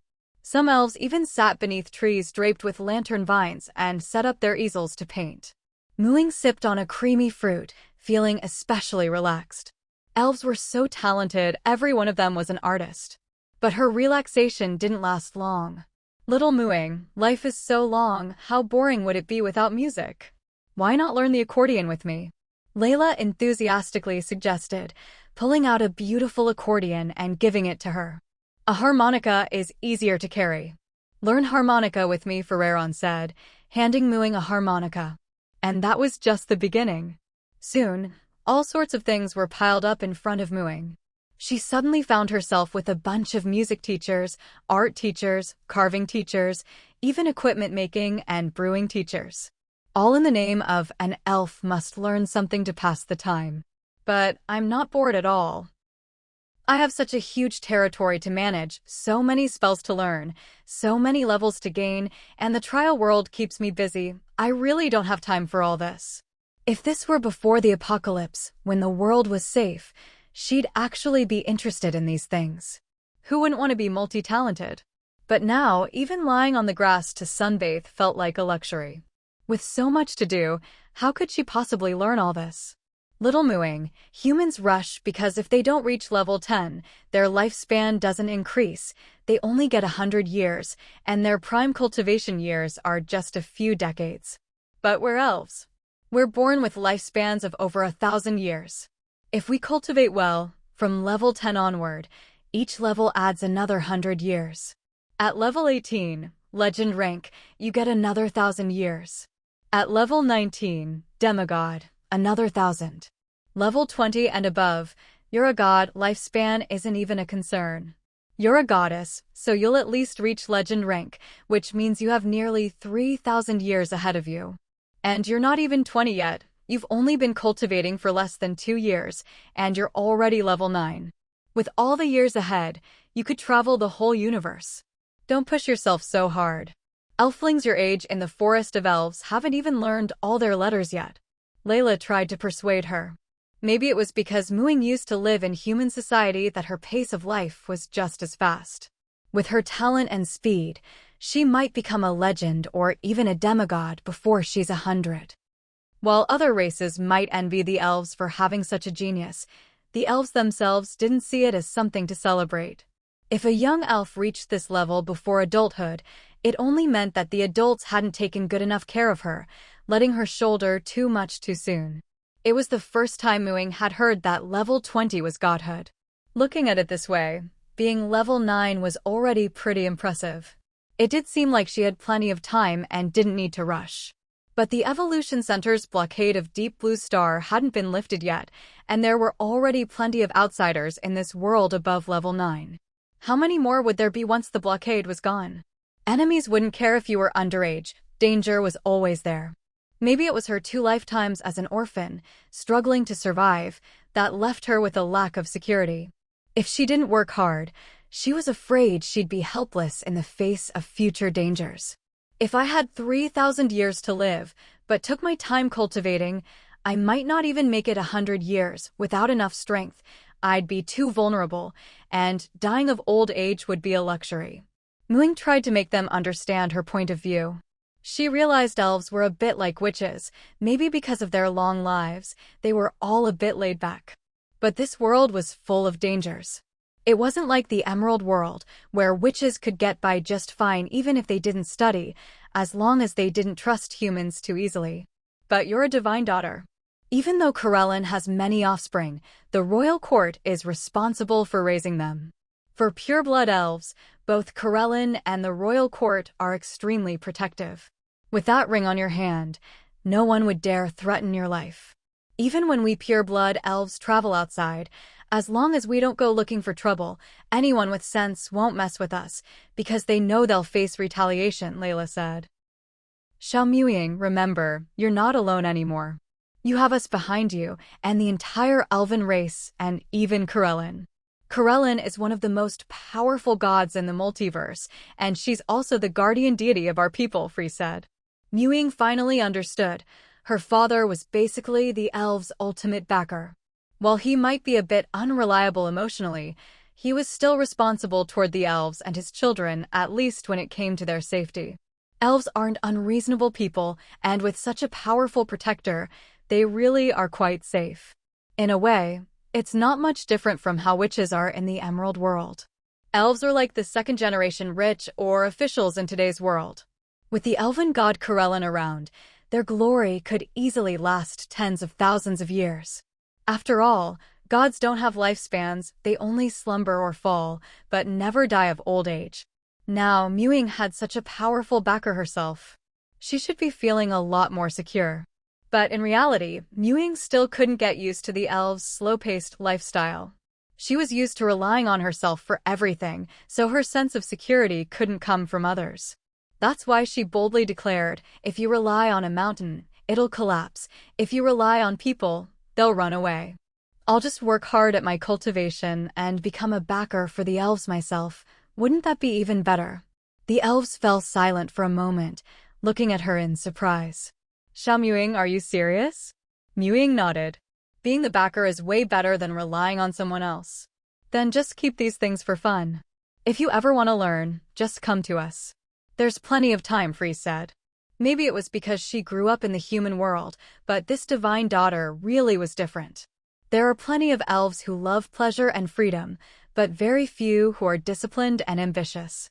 That's why Corellin stands alone among the elven gods. The elves are incredibly gifted, but no one has ever matched her. Maybe divine daughter Ying really could bring about change? Beyond the world, a certain god cast their gaze this way. What a remarkable child. Night gradually deepened, and the fruit banquet came to an end. Ying packed up some of the elves' favorite fruits from the feast to give to them, along with some homemade preserves. In return, she also received fruit gifts from the elves. Ying, we're heading off now. Next time you come back, the elf village will definitely be finished. Come play with your big sisters then. Layla said with a grin. Remember to eat more grandmother fruit and take care of yourself out there, Freeze said, patting her head. Got it, Sister Layla, Sister Freeze. Ying replied. The fruit banquet had been a huge success. She'd really gotten to know the elves. The witches' banquet socializing method was truly universal. At last, she wouldn't have to hear the awkward little divine daughter title anymore. The elves had suddenly gone from being cold subordinates to older brothers and sisters, hundreds of years her senior, who genuinely cared for her. It was much more comfortable this way. Compared to that sudden subordinate relationship, Ying much preferred this feeling that was part friendship, part family. The more she got to know and interact with the elves, the more she started to feel a sense of belonging to their race. In a way, elves and witches are quite similar. Both are races with relatively simple social structures and strong cohesion. Honestly, she really admired her elven godfather's strength, being able to protect an entire race alone. She wanted to be able to protect those she loved one day too. So, once again, she set off to chase her dream. As soon as the elves left, she hopped on her flying carpet and departed her territory. She wanted to finish building all the teleportation arrays connecting the different regions before the new year. When spring came and the natural energies were at their peak, it would be the perfect time to cultivate. If she could finish the teleportation arrays before the new year and clear out her trial time during the holiday, she could return to her regular, peaceful cultivation and training life after the festival. For her, staying around her territory, studying magic, improving her strength, and patrolling the woods was the most comfortable life. At heart, she was still a homebody. In her previous life, she loved staying at home. Now, she liked staying near her territory. To get back to her homebody life as soon as possible, Ying set out again that very night.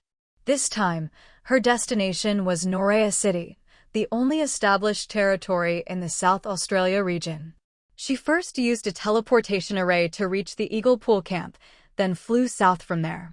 About a week later, Ying arrived in the South Australia region.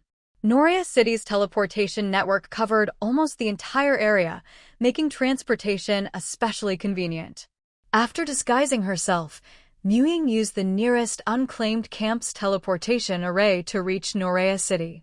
Norea City sat at the center of the South Australia region, nestled between mountains and water, a prime location. But its main territory was surprisingly small for a city-level domain. It wasn't even half the size of Qingshan City. Yet, according to the information Ying had gathered, Norea's population was twice that of Qingshan. How could so many people fit in such a small place?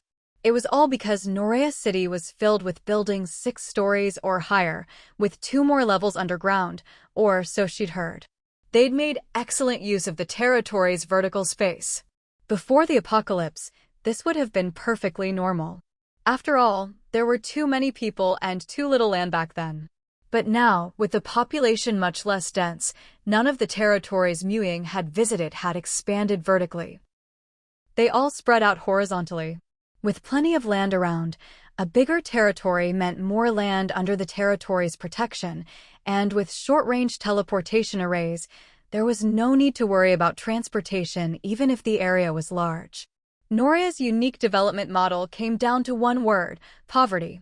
Because the territory's protective shield is spherical, both the airspace above and the underground below are within its protection, so there's plenty of vertical space. If you don't expand the shield, the only way to fit more people is to use that vertical space. But expanding the shield horizontally costs energy, and after expansion, the daily energy consumption goes up too, costing a lot more money. The only real benefit is that residents are less crowded. Norea, on the other hand, spent all its money on building the teleportation array network. Before there were long-distance arrays, they used subcamps as transfer points. Once they got long-distance arrays, things really took off. Currently, Norea City is the only place in the region that has long-distance teleportation arrays connecting it to every camp in the area. Even Qingshan City can't compare to them when it comes to building a teleportation network. Of course, this is also because there are far fewer camps in the South Australia region than in Qingshan's area. Stepping out of the teleportation array, Ying found herself in a building's corridor.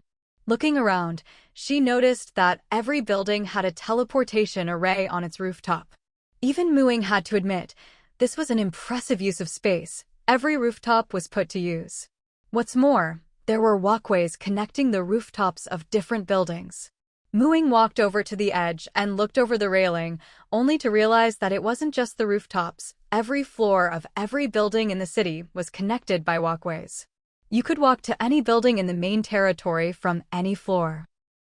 Who wouldn't be impressed by such efficient use of space? There were maps of the territory posted at regular intervals on every floor, so you wouldn't get lost. Ying found a hotel closest to the Lord's residence on the map and checked in. She'd seen this hotel in her research before. Supposedly, there was a breakfast shop right across the street, and the Lord of Norea himself, was a regular there. She specifically chose a room with a view of the breakfast shop. Early the next morning, she saw Norea coming down from upstairs and heading to the breakfast shop to buy something. In fact, Ying had never met Norea before. She recognized him mainly because people greeted him along the way, calling him Lord. Plus, his appearance matched the descriptions she'd read. So Ying decisively went down to buy breakfast as well. She happened to bump into him just as he was coming out. Lord Noria, when will we be able to connect the teleportation array to Qingshan City? She asked directly. That's right, Muing was never one to beat around the bush.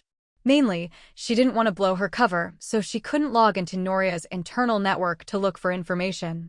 And Noria hadn't made any official statements about cooperation. Other than asking the Lord himself, Muing had no other way to get accurate information. Besides, Noria was known for being approachable. You could tell from how people greeted him in the morning. You're from Xia country? Want to go back home? Noria glanced at her black hair. Yes, Muing replied. Then it depends on when Muing gets here. Just get your teleportation fee ready. I figure she'll be coming to us next, Noria said. Got it. Muing agreed, watching him walk away. Success. Just as she'd expected, Noria didn't have the resources to build a cross-regional teleportation array on his own, so he'd definitely have to cooperate with another territory. Why not Qingshan City? There was no reason to refuse. After returning to her original appearance, Muing went to visit Noria again. This time, she went straight to the Lord's residence, Noria's home. Welcome. Noria greeted her warmly. Lately, a lot of people have been asking when we'll build a cross-regional teleportation array with your territory. I figured, besides the two who sent invitations first, your best choice would definitely be us. In fact, for every city-level territory, we're the best partner, because we have a big population and we're poor. The whole world knows it. But I'm the only one who came so quickly, right? As far as I can tell, we're the only territory with the ability to cross the ocean and cooperate with you, Muing said. That's true. Just based on that, Qingshan City is already in an unbeatable position. Noria sighed. He was genuinely envious. But he really was poor. When you're poor, you have to face reality and recognize what's best for you. The two of them agreed that Qingshan City would cover all construction costs and enjoy all the profits until Noria paid back half the expenses, after which they'd split the profits evenly. The teleportation array was set up on the rooftop of the Lord's residence. Once it was ready, Muing was the first to teleport back to Qingshan City, then used the array to travel to the northwesternmost camp in Xia country and continued heading west. The remaining regions, Northern Europe and Neon, wouldn't be as easy. They were tough nuts to crack. The Loa territory in Northern Europe had recently been promoted to city level, and Sakura territory in Neon had upgraded around the same time. Her next stop was Loa City. On the way, she occasionally checked the forums to see if there were any updates about these two territories. Sure enough, she found something. Sakura City had recently been recruiting players with shipbuilding skills and was building ships. Rumor had it they planned to cross the sea to the nearest South Australia region to establish cooperation. Clearly, they didn't want to work with Qingshan City, since Neon is actually closer to Xia country than to South Australia. Choosing a farther partner just meant they saw Qingshan City as a strong competitor. They even wanted to set up a teleportation array in South Australia to compete with Qingshan City for people. As for Loa City, they weren't building ships. Instead, they recruited druids who could take on aquatic animal forms. It was obvious. They wanted the druids to transform into sea creatures and cross the ocean to Noria City in South Australia or Maz City in West America to set up a teleportation array. You had to admit, these two territories were working hard and taking the competition seriously. But now, the forums were full of praise for Qingshan City, which had already built 4 cross-regional teleportation arrays. Many believed that Qingshan City was the clear favorite to win the city-level territory competition. Once in Loa City, Muing got even more concrete information. Loa City had found the druids they needed too, in fact. One was sent to Maz City in West America, taking the form of a clownfish. The other went to South Australia to work with Noria, taking the form of an electric eel. It was almost certain that Loa City had no intention of cooperating with Qingshan City. If they did, why go to the trouble of recruiting people to build their own arrays? Once Muing established cooperation, they could just use the teleportation arrays to travel to West America or South Australia directly. Taking such a roundabout way, there was no other explanation except that they didn't want to work with Qingshan City. Muing had no intention of negotiating with them. If the main territory didn't work out, She'd just find an unclaimed camp. In the end, she chose a place called Delhi's camp. The surrounding environment was relatively safe, which was one reason. More importantly, Delhi's camp already had a long-distance teleportation array to Loa City. By setting up the cross-regional array here, she could also benefit from Loa City's efforts to protect their own array. Since they had their own array here, if the camp was ever in danger, they'd definitely help out. Otherwise, if the camp was lost, their own array would be useless too. This also prevented Loa City from playing dirty tricks and sabotaging the camp where she built her array. After all, any loss would hurt both sides, so in a sense, they were tied together. Anyone can build a teleportation array in an unclaimed camp. Ying didn't even bother to hide her identity. She walked right in and deliberately placed the Delhi's Qingshan teleportation array right next to the Delhi's Luoya one, making sure every player arriving from Luoya City would immediately see it. Players in the Northern Europe region were surprised that Ying hadn't even shown her face in Luoya City, but had already set up a cross-region teleportation array in an unclaimed camp and disappeared within 2 minutes. After all, she had always cooperated with established territories before. Wasn't she worried that such an expensive cross-region teleportation array could be destroyed if the camp was lost, since it was in an unclaimed area? Who knew? The Lord of Luoya City was still waiting for Ying to show up, expecting to turn her down with a half-hearted attitude, or at least haggle for a bigger cut of the teleportation profits. But instead, she quietly set up the teleportation array in a small camp without any fuss. So infuriating. What's Ying trying to say? Does she look down on Luoya City? People in Sakura City were nervous too. Was Ying just going to pick any random unclaimed camp for the teleportation array and call it a day? Of course, Ying was fair to everyone. She first disguised herself to investigate whether the rumors on the forums about Sakura City were true, then carefully selected an unclaimed camp and built the teleportation array there. The whole process was smooth and efficient. With that, Qingshan City was now connected to every other region by cross-region teleportation arrays. She even finished earlier than she'd originally planned. Thinking about all the development funds the royal court had sent her, purely in purple gold coins, she figured she might as well use the time before the new year to make the long-distance teleportation network in the Xia Nation region even denser. With just one purple gold coin, she could connect every unclaimed territory in the Xia Nation region with long-distance teleportation arrays and still have money left over.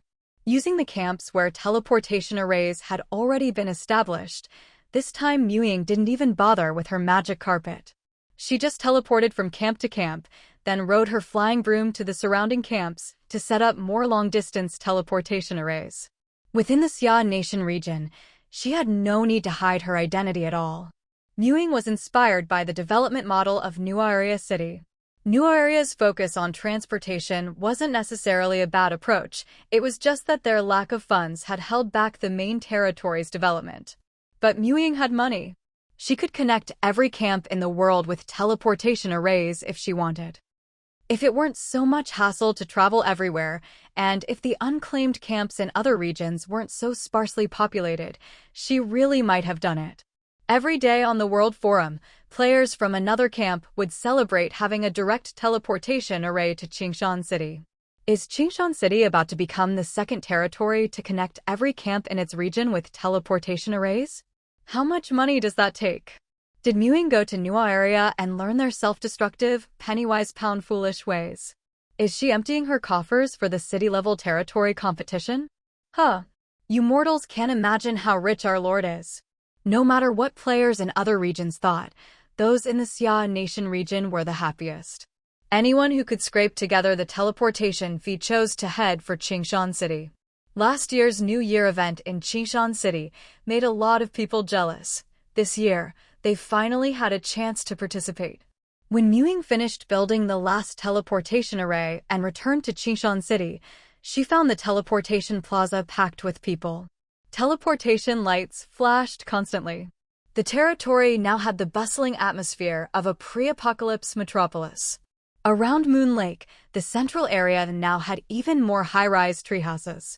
Checking the territory interface in the player's handbook, Ying saw the population had already reached 50,000. Flush with cash, Ying immediately expanded the main territory to 500 hectares and increased the number of treehouses to 50,000, more than enough for everyone. But with more people, the number of shops was starting to fall short. This time, instead of recruiting new merchants through the shop recruitment interface, Ying posted a new announcement on the territory's internal network. Notice, the territory is launching a new shop support initiative. All newly opened shops will enjoy 3 months of tax exemption and reduced rent. Interested parties can contact MS Dujinlan, the territory's business manager, to apply for a shop license.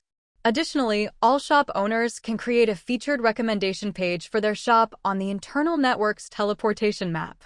Shop owners are encouraged to include their group chat number on the page and recruit delivery staff to offer delivery services, making online shopping more convenient. Ying's main goal in supporting new shops was to encourage players to open their own businesses. Some players weren't particularly skilled at cultivation, but their business sense was just as good as any recruited merchants. Some even had unique skills. It was just that, until now, limited resources had made it impossible for them to act.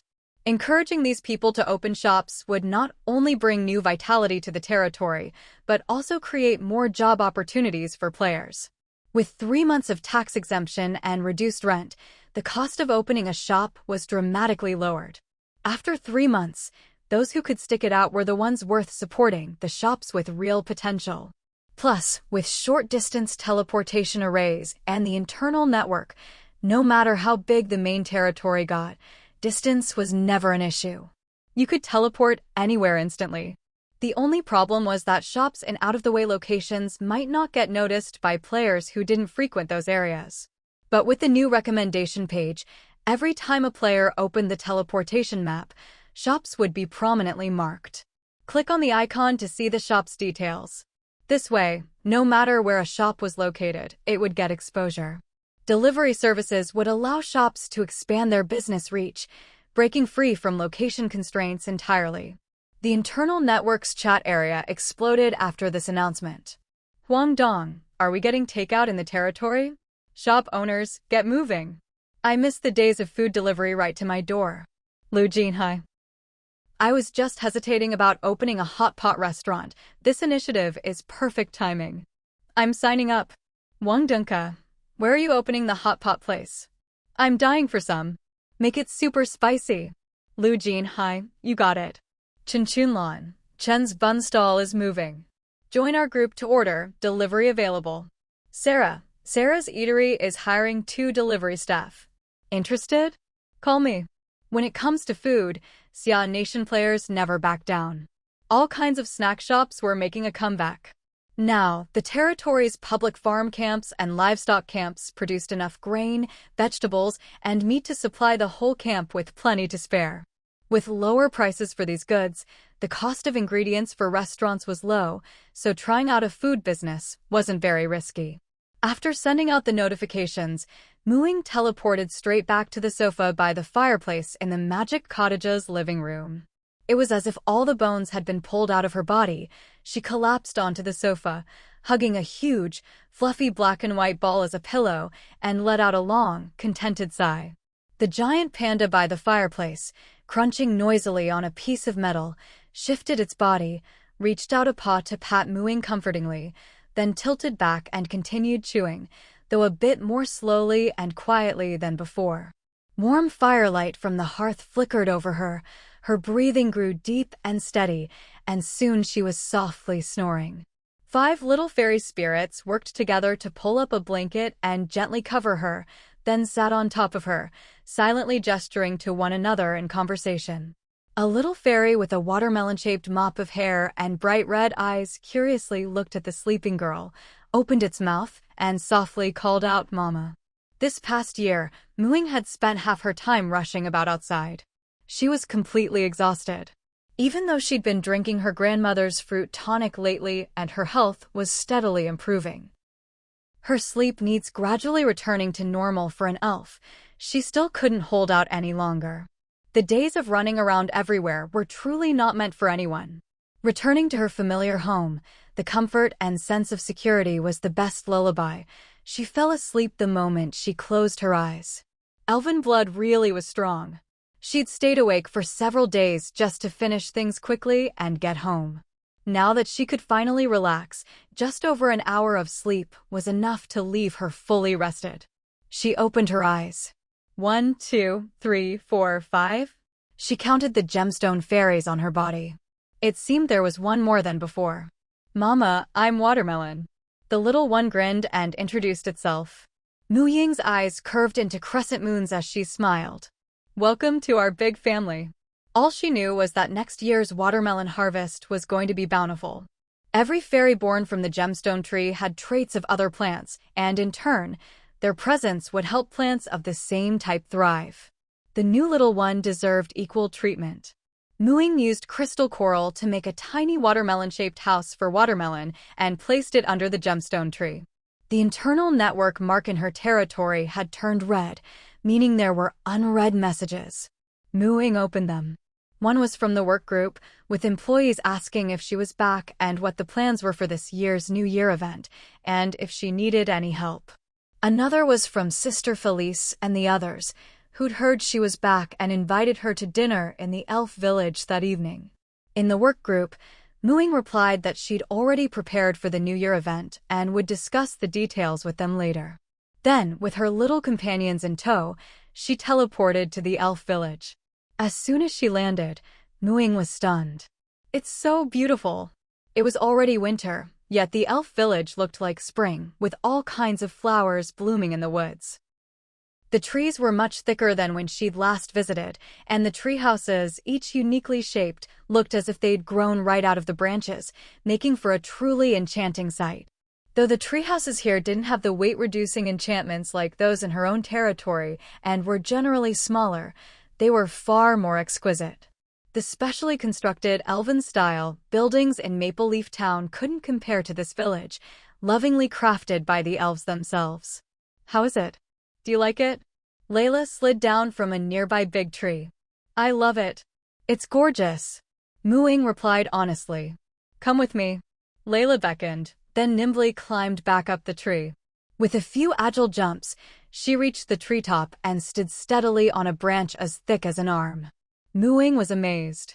She remembered Layla was an elven warrior, but how could she move so smoothly without using any spells like jump or spider climb? Ying obediently cast spider climb on herself, hugged the panda, and climbed up the tree. Ming and the gemstone fairies fluttered behind her.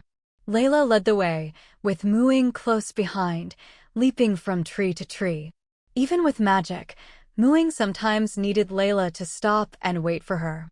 Now she finally understood why there were no aerial walkways between the treehouses in the elf village like in her own territory. The elf village was completely closed off, without an invitation. Outsiders couldn't enter at all. The elves' ability to move through the trees was even better than monkeys, and they did it with such grace. Why bother building extra walkways? Little Ying, you're already 20, and you're still using magic to cheat when running through the trees. Shame on you. Layla teased. But you're still young. With more practice, you'll get used to it. It's also a good way to train your physical attributes and balance. The little fairies should get used to it early too. Got it, I'll practice more. She didn't want to hold the elves back. This was probably a basic skill for them. Maybe she was more like a human in an elf's body. She hadn't developed or made use of many of her elven talents. This way of moving through the forest was actually really useful. Before, she always needed magic to achieve this, and even then, she couldn't do it as well. If she could reach the level of a normal elf, it would make patrolling the forest much easier and save a lot of mana. We're here. This is your home. Layla stopped on the trunk outside a round, pointed roof treehouse and turned to Ying. Mine? Ying was surprised. Of course. As the only little one in our elf village, how could your brothers and sisters not prepare a home for you? That one over there is mine, and that one is where Felice lives. Your home is right in the center of the village. As she introduced the surrounding treehouses, Layla opened the little door. On the door hung a small wooden sign surrounded by a wreath of flowers, with the words in Elvish, "Little Mu Ying's Secret Castle." It was both heartwarming and funny. "Isn't it cute?" "When I was little, my family's door had the same sign," Layla said. Mu Ying nodded obediently. Maybe in Layla and the others' eyes, she was still a 20-year-old child. Even though she was already mature in mind, seeing such a girlish door sign still made her feel warm inside, because she'd never experienced what it was like to be cared for as a little girl. Inside was a large open space with 2 big windows and vines climbing up to the sills outside. The windowsills were lined with flower pots of all sizes, each filled with blooming flowers. There was a small wooden bed inside, covered with a thick, soft fur blanket, and the floor was laid with woven grass mats.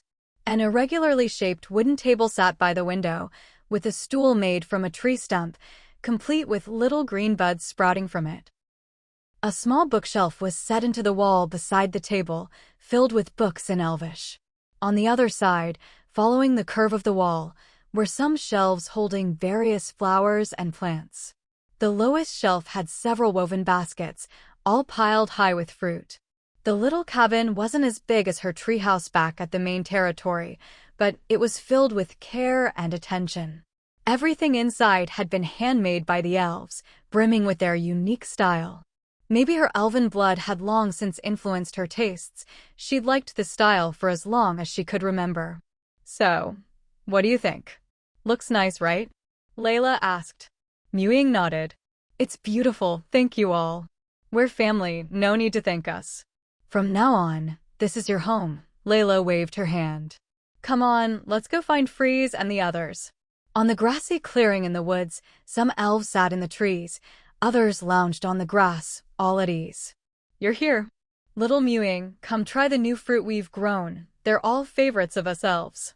Mu Ying sat among her elf brothers and sisters, her arms quickly filled with fruit. Gun Gun, Deming, and the jewel sprites weren't left out either. Nibbling on fruit, Mu Ying watched the elves' impromptu performances, feeling overjoyed.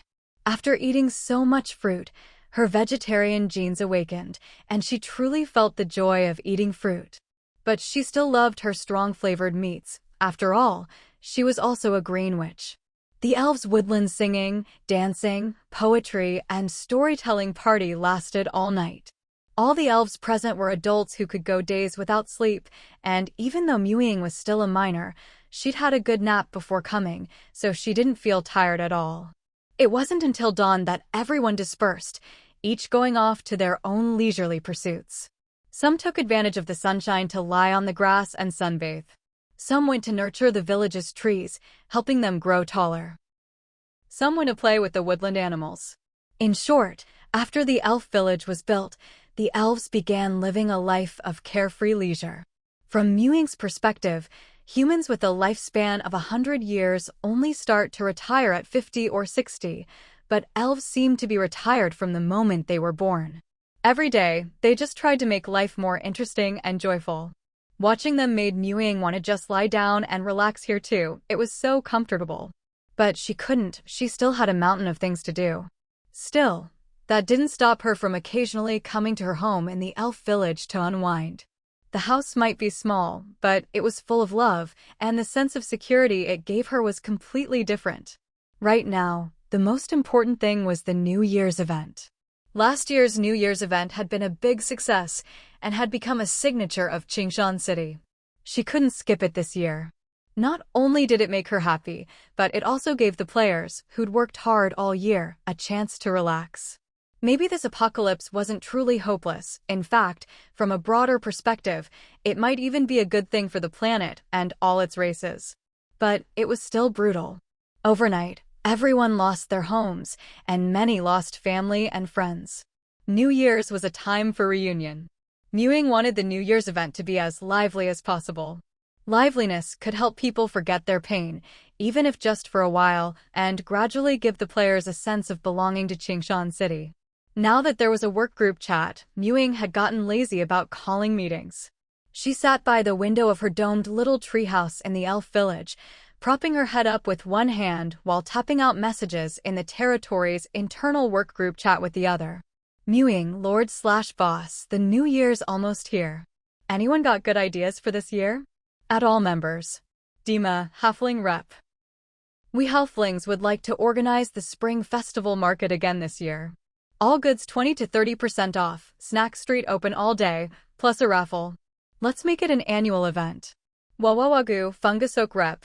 We've prepared a New Year's movie all year, ready to premiere during the festival, Changshan City New Year Blockbuster 2. Lord, don't forget to come watch. Lily, Merfolk Rep. We want to hold a lantern festival on New Year's Eve. This time it'll be a proper one, super dreamy, super beautiful. Freeze, Lord Secretary and Elf Rep. Layla and the others want to hold an elven singing festival.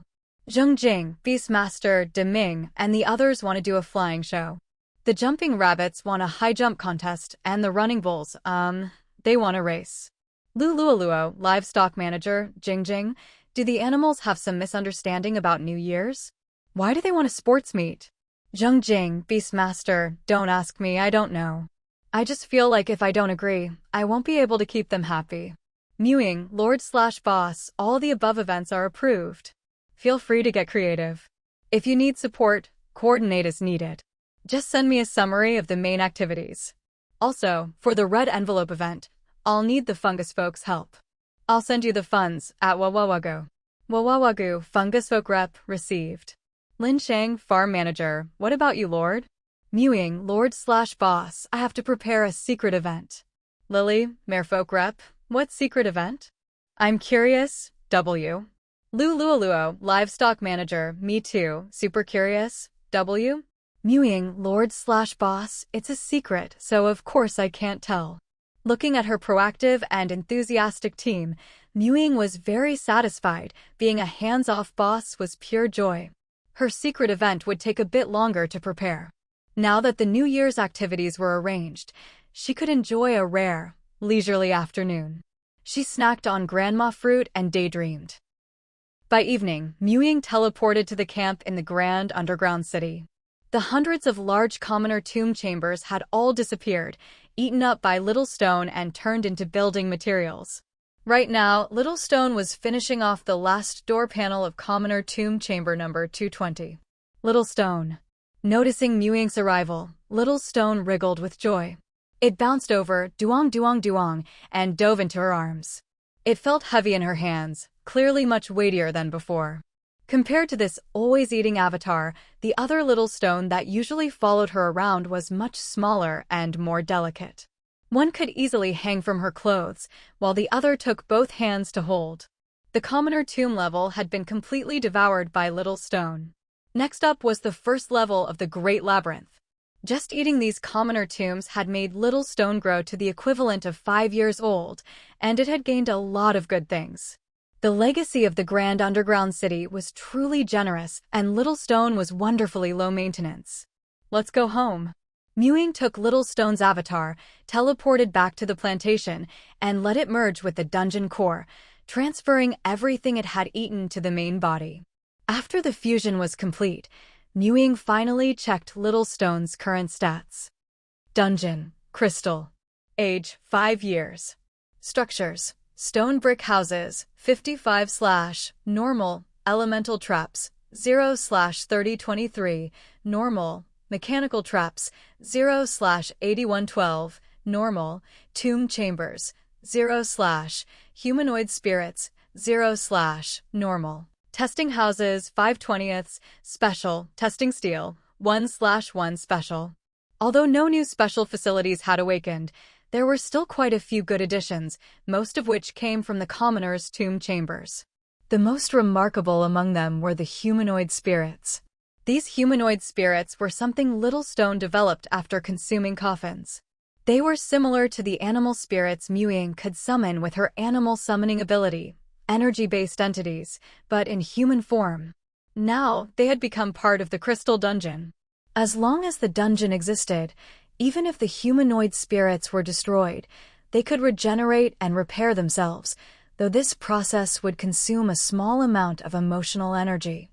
These spirits possessed basic intelligence and could carry out the dungeon's commands. To Mewing, these spirits were like the dungeon's NPCs, though they couldn't leave the dungeon. But with these spirits, she could officially launch her tomb exploration project. While the dungeon's construction could be handled by simply telling Little Stone her requirements, the actual planning and design still required her own thought and effort. The existence of the dungeon was a huge secret. Originally, Ying had planned to keep it to herself and work on the designs alone. But things were different now. She had trustworthy professionals in this area, the elves. No matter how precious a dungeon was, it couldn't tempt the laid-back, wealthy, pleasure-loving elves. As it happened, in the elves' village chat, Felice had just sent a message inviting everyone to discuss the upcoming New Year's Elven Song Festival that evening. So Ying gathered her family and went over to join the meal. Ying, do you want to sign up for a performance? Layla asked her. Every elf present had signed up for at least 8 performances. If there were enough time, they'd probably each perform for a whole day. Only Ying hadn't said a word. Ying shook her head vigorously. I can't do anything, I can't sing, can't play any instruments, I'm no good. It's fine, I can teach you. Elves have great artistic talent, don't waste it, Layla encouraged. No. During the new year, I plan to disguise myself and go out to play. I don't want to perform, Ying refused, even her hair protesting. She just wanted to enjoy the holiday, not work herself like a model employee. How do you disguise yourself? Take me with you. Layla asked curiously. With magic potions, you know, I'm a green witch, I'm good at brewing potions. Ying took out her disguise potions, handing one to each of them, and explained how they worked. Can this hide our ears? Make us look completely different? Fellerin asked excitedly. Ying nodded. She'd thought the elves wouldn't be that interested in the potion. After all, elves usually flaunted their race wherever they went. Hiding their identity with a disguise potion might actually be more dangerous. Unexpectedly, the male elves present were extremely interested in the potion. Haha, they're all being pestered by Sindale and don't dare leave the village anymore. Layla giggled, covering her mouth. It was a rather sad story. Fellerin looked aggrieved. Why isn't fighting allowed in the territory? Otherwise, I'd have thrown her out long ago. Ahem, everyone loves beauty. Ying said sympathetically. Ying had heard about Sindale's relentless pursuit. She'd even posted a bounty on the territory's internal network. Anyone who spotted a male elf and sent her the coordinates would get a reward of 10 copper coins. So, Fellerin and the others would be discovered as soon as they entered the main territory. Looking at the pitiful male elves, Ying felt Sindale had gone too far. How about I delete her posts from the internal network? And maybe suspend her private messages for a few days as a warning. The male elves nodded eagerly. Ying opened the territory's internal network, deleted the posts, suspended the account, and even sent out a notice. Notice: it is forbidden to use the territory's internal network to dox others. Any violations will result in post-deletion and account suspension. First-time offenders will be suspended for 3 days. There, now she won't be able to track your whereabouts all the time, Ying reassured them. I also have something I'd like your help with. Your business is our business. Don't talk about helping or not, we're your guardian elves. Fellerin said, thumping his chest. Do you guys know about dungeons? Ying asked. Of course. I hear they're really popular among humans and underground creatures. They're architectural life forms from the outer cosmos, but they're almost extinct now. There are only 2 or 3 left in the whole multiverse. But aside from fighting, there's nothing that's special inside. There's a lot of treasure, but aside from a few items that boost attributes, there's not much worth caring about. And those treasures, most people could spend their whole lives in a dungeon and never get them. Besides, our elven court has the Fountain of Life, which can boost attributes, and every adult elf gets it for free.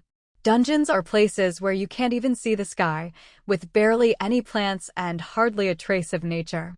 Only humans, underground creatures, and dark beings like them. Yeah, why are you interested in that? Little Stone. Seeing Little Stone about to burst into tears, Ying quickly cleared her throat and pulled it out. I found a dungeon, this is it. After an awkward silence, the elves forced smiles and started to praise her. Wow, so this is a dungeon? It's so tiny and cute. Our Ying is amazing. She just casually picked up one of humanity's most coveted treasures.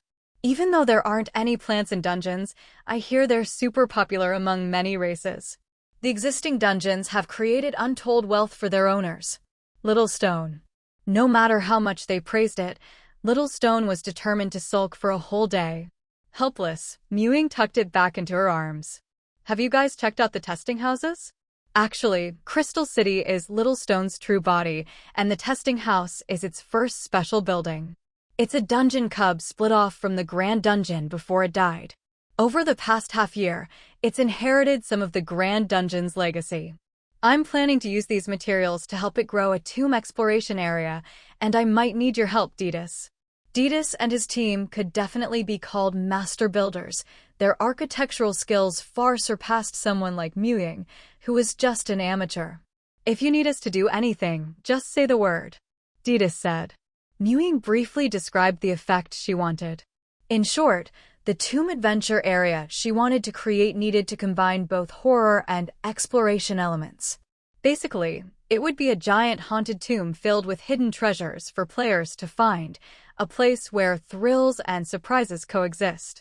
The emotional energy generated from the tension, fear, and excitement would surely be immense. If the area not only had treasures, but also hidden dangers and opportunities for real combat training, it would be even more attractive. Even with expensive ticket prices, players would flock to it. However, the cost of building such a project would be enormous. Ordinary humanoid spirits were just for show. Their strength was far inferior to the animal spirits Ying could summon. Unless Little Stone infused them with extra emotional energy to boost their combat power, they wouldn't pose any real threat to players. The same went for traps. After players had previously explored the civilian tombs connected to the ghoul nest, they'd already figured out how to deal with traps. Even back then, the ordinary traps in those tomb corridors couldn't threaten the players, let alone now, when their strength had increased by leaps and bounds. Similarly, making stronger traps would also require Little Stone to supplement them with emotional energy. Moreover, repairing these traps and spirits after they were damaged would also consume emotional energy. Maybe if they set the standards higher, Little Stone could earn more emotional energy in the end, but the costs had to be considered. Ying always remembered that her primary goal in creating all these things in the dungeon was to help Little Stone earn high-quality rations, that is, emotional energy. Only after that came the goal of making the territory more attractive. And only after that came making money. If she ignored that last goal, the best option right now wasn't to build a high-standard, expensive adventure zone, but rather to create a fun and affordable entertainment area. The latter would require less emotional energy to maintain, but could still generate plenty of emotional energy, much better for Little Stone's growth. The real value of the dungeon didn't lie in its ordinary facilities, but in its unique, special features.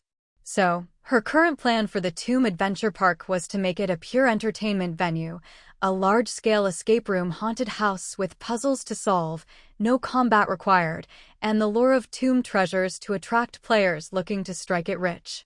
The humanoid spirits playing the ghosts wouldn't need to fight, just scare people.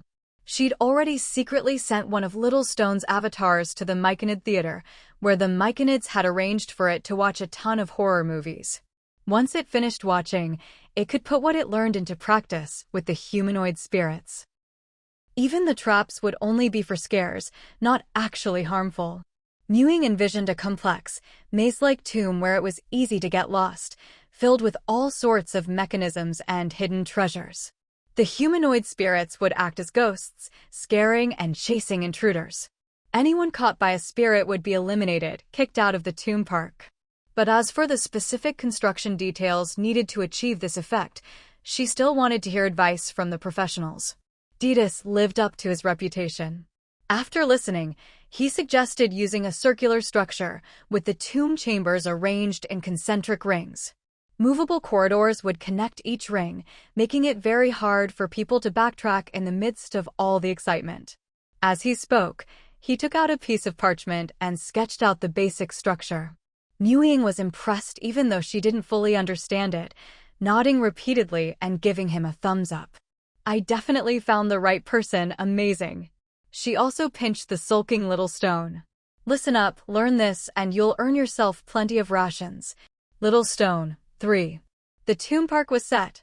Ying breathed a sigh of relief and, with the blueprint in hand, took Little Stone back to start construction that very day. With the blueprint, it was fairly easy for Little Stone to create the corresponding stone chambers for the tomb.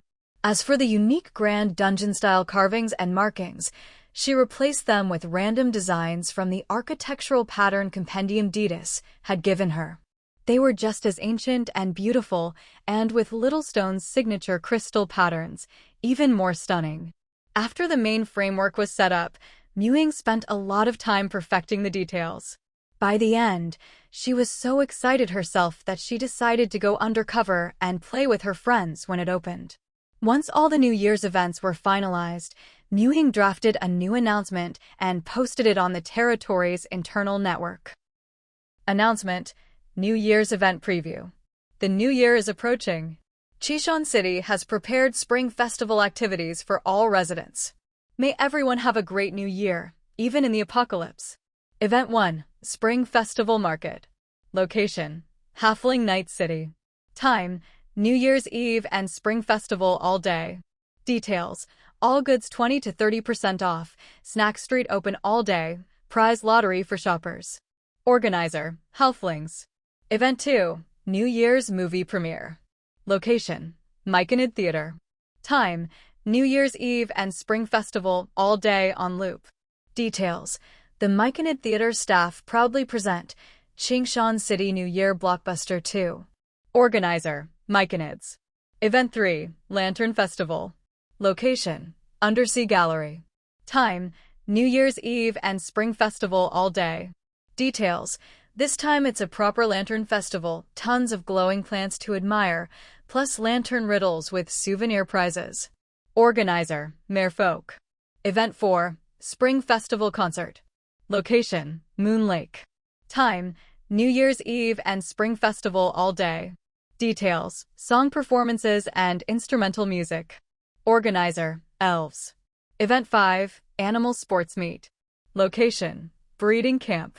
Details: animal sports meet with high jump, racing, flying, and wrestling events, open to all animals. Organizer: Zheng Jing and the Mount Squad Animals. Event 6, New Year Red Envelopes. Location: Main Territory. Time: midnight, New Year's Eve.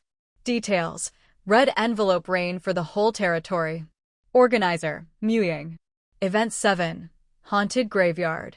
Location: Crystal City. Time: New Year's Eve and after. Details: Crystal City's new Haunted Graveyard Park. Each resident can play for free once on New Year's Eve. Organizer: Ying. Additionally, to make it easier for everyone to participate, teleportation between the main territory and all subcamps will be free for a limited time. With a month still to go before New Year's, discussions about this year's festivities had already started on Qingshan City's territory forum. But their lord was still away on business, so there hadn't been any sign of activity. She'd finally come back yesterday, but there was still no news. Everyone understood, though, the lord's schedule was so hectic, she'd definitely need to rest after returning. So they waited 1 day, 2 days, 3 days, still nothing. Only then did the New Year's event announcement finally appear. The excitement it caused was easy to imagine. Lu Jidong: there are 7 events this year. Edwin: we made it this year, and there's even a red envelope rain. Rubbing my hands in anticipation. Song Qing: is the ghostly vibe popular for New Year's in Qingshan City? I actually like it. Chen Rongrong: the main thing is there's treasure. Is it a horror-themed treasure hunt park? And it's free for a limited time, I can't wait. Li Bei: there are still 59 hours, 32 minutes, and 21 seconds until New Year's Eve. It's so hard to wait. Lu Yutong: guys, the testing rooms have increased to 20. It's finally my turn. Xiaosin: animal sports meet? What the heck is that? Oh no, my silly one wants to join. Who do I sign up with? Jing, me. Sindel: the Elves Singing Festival. Front row seats reserved. After sending out the notice, Ying just flopped down and relaxed.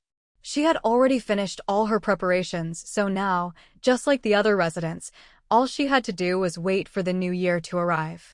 For these last few days, Ying decided to give herself a little holiday. Apart from tending to the plants in her plantation each day, she spent the rest of her time in her little house in the elf village. She didn't go to any trials or practice magic much. Instead, she tried making little crafts to decorate her house, just like the other elves. She made some little cups and flower pots herself.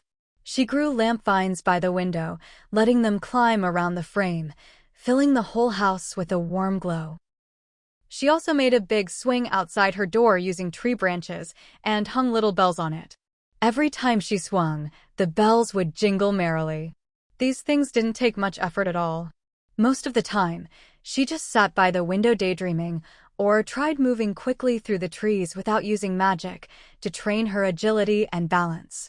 At first, she fell twice, but she quickly got the hang of it. As her sister put it, this is just an elf's instinct. Your attributes and body are built for this, so it's easy. It's only your old habits holding you back, making you think you couldn't do it before.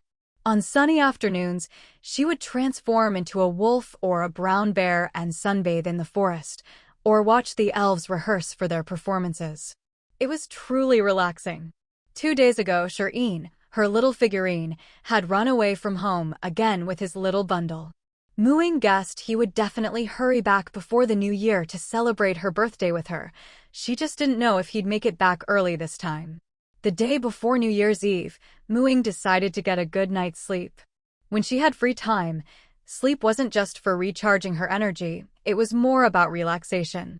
Her spirit was full and her stamina lasted longer and longer, but she still loved the feeling of sleeping. She planned to sleep well tonight and have fun tomorrow morning. Lying on her wooden bed, she drifted into a hazy sleep. A single silver hair floated down from the starry sky, drifting gently through the window spirit and transformed into a wolf-eared boy carrying a little bundle. His silver eyes fell on the sleeping girl in bed. The tattered clothes and the dark circles he used to look pitiful were gone. He quietly started building with blocks on the carpet. A slightly bigger and taller arched block structure than last year slowly took shape. The little guy nodded seriously, glanced at the girl on the bed, then turned into a silver wolf hair and landed on top of the arch. A soft blue light glowed. The portal was complete. A giant silver wolf squeezed through the portal, pushing aside the black and white fur ball, then curled up beside the bed, breathing softly, his eyes full of longing. At dawn, Ying sleepily turned over and, half awake, seemed to see a hand. Fair, slender, with well-defined joints. She woke up completely, her heart nearly leaping out of her chest with joy.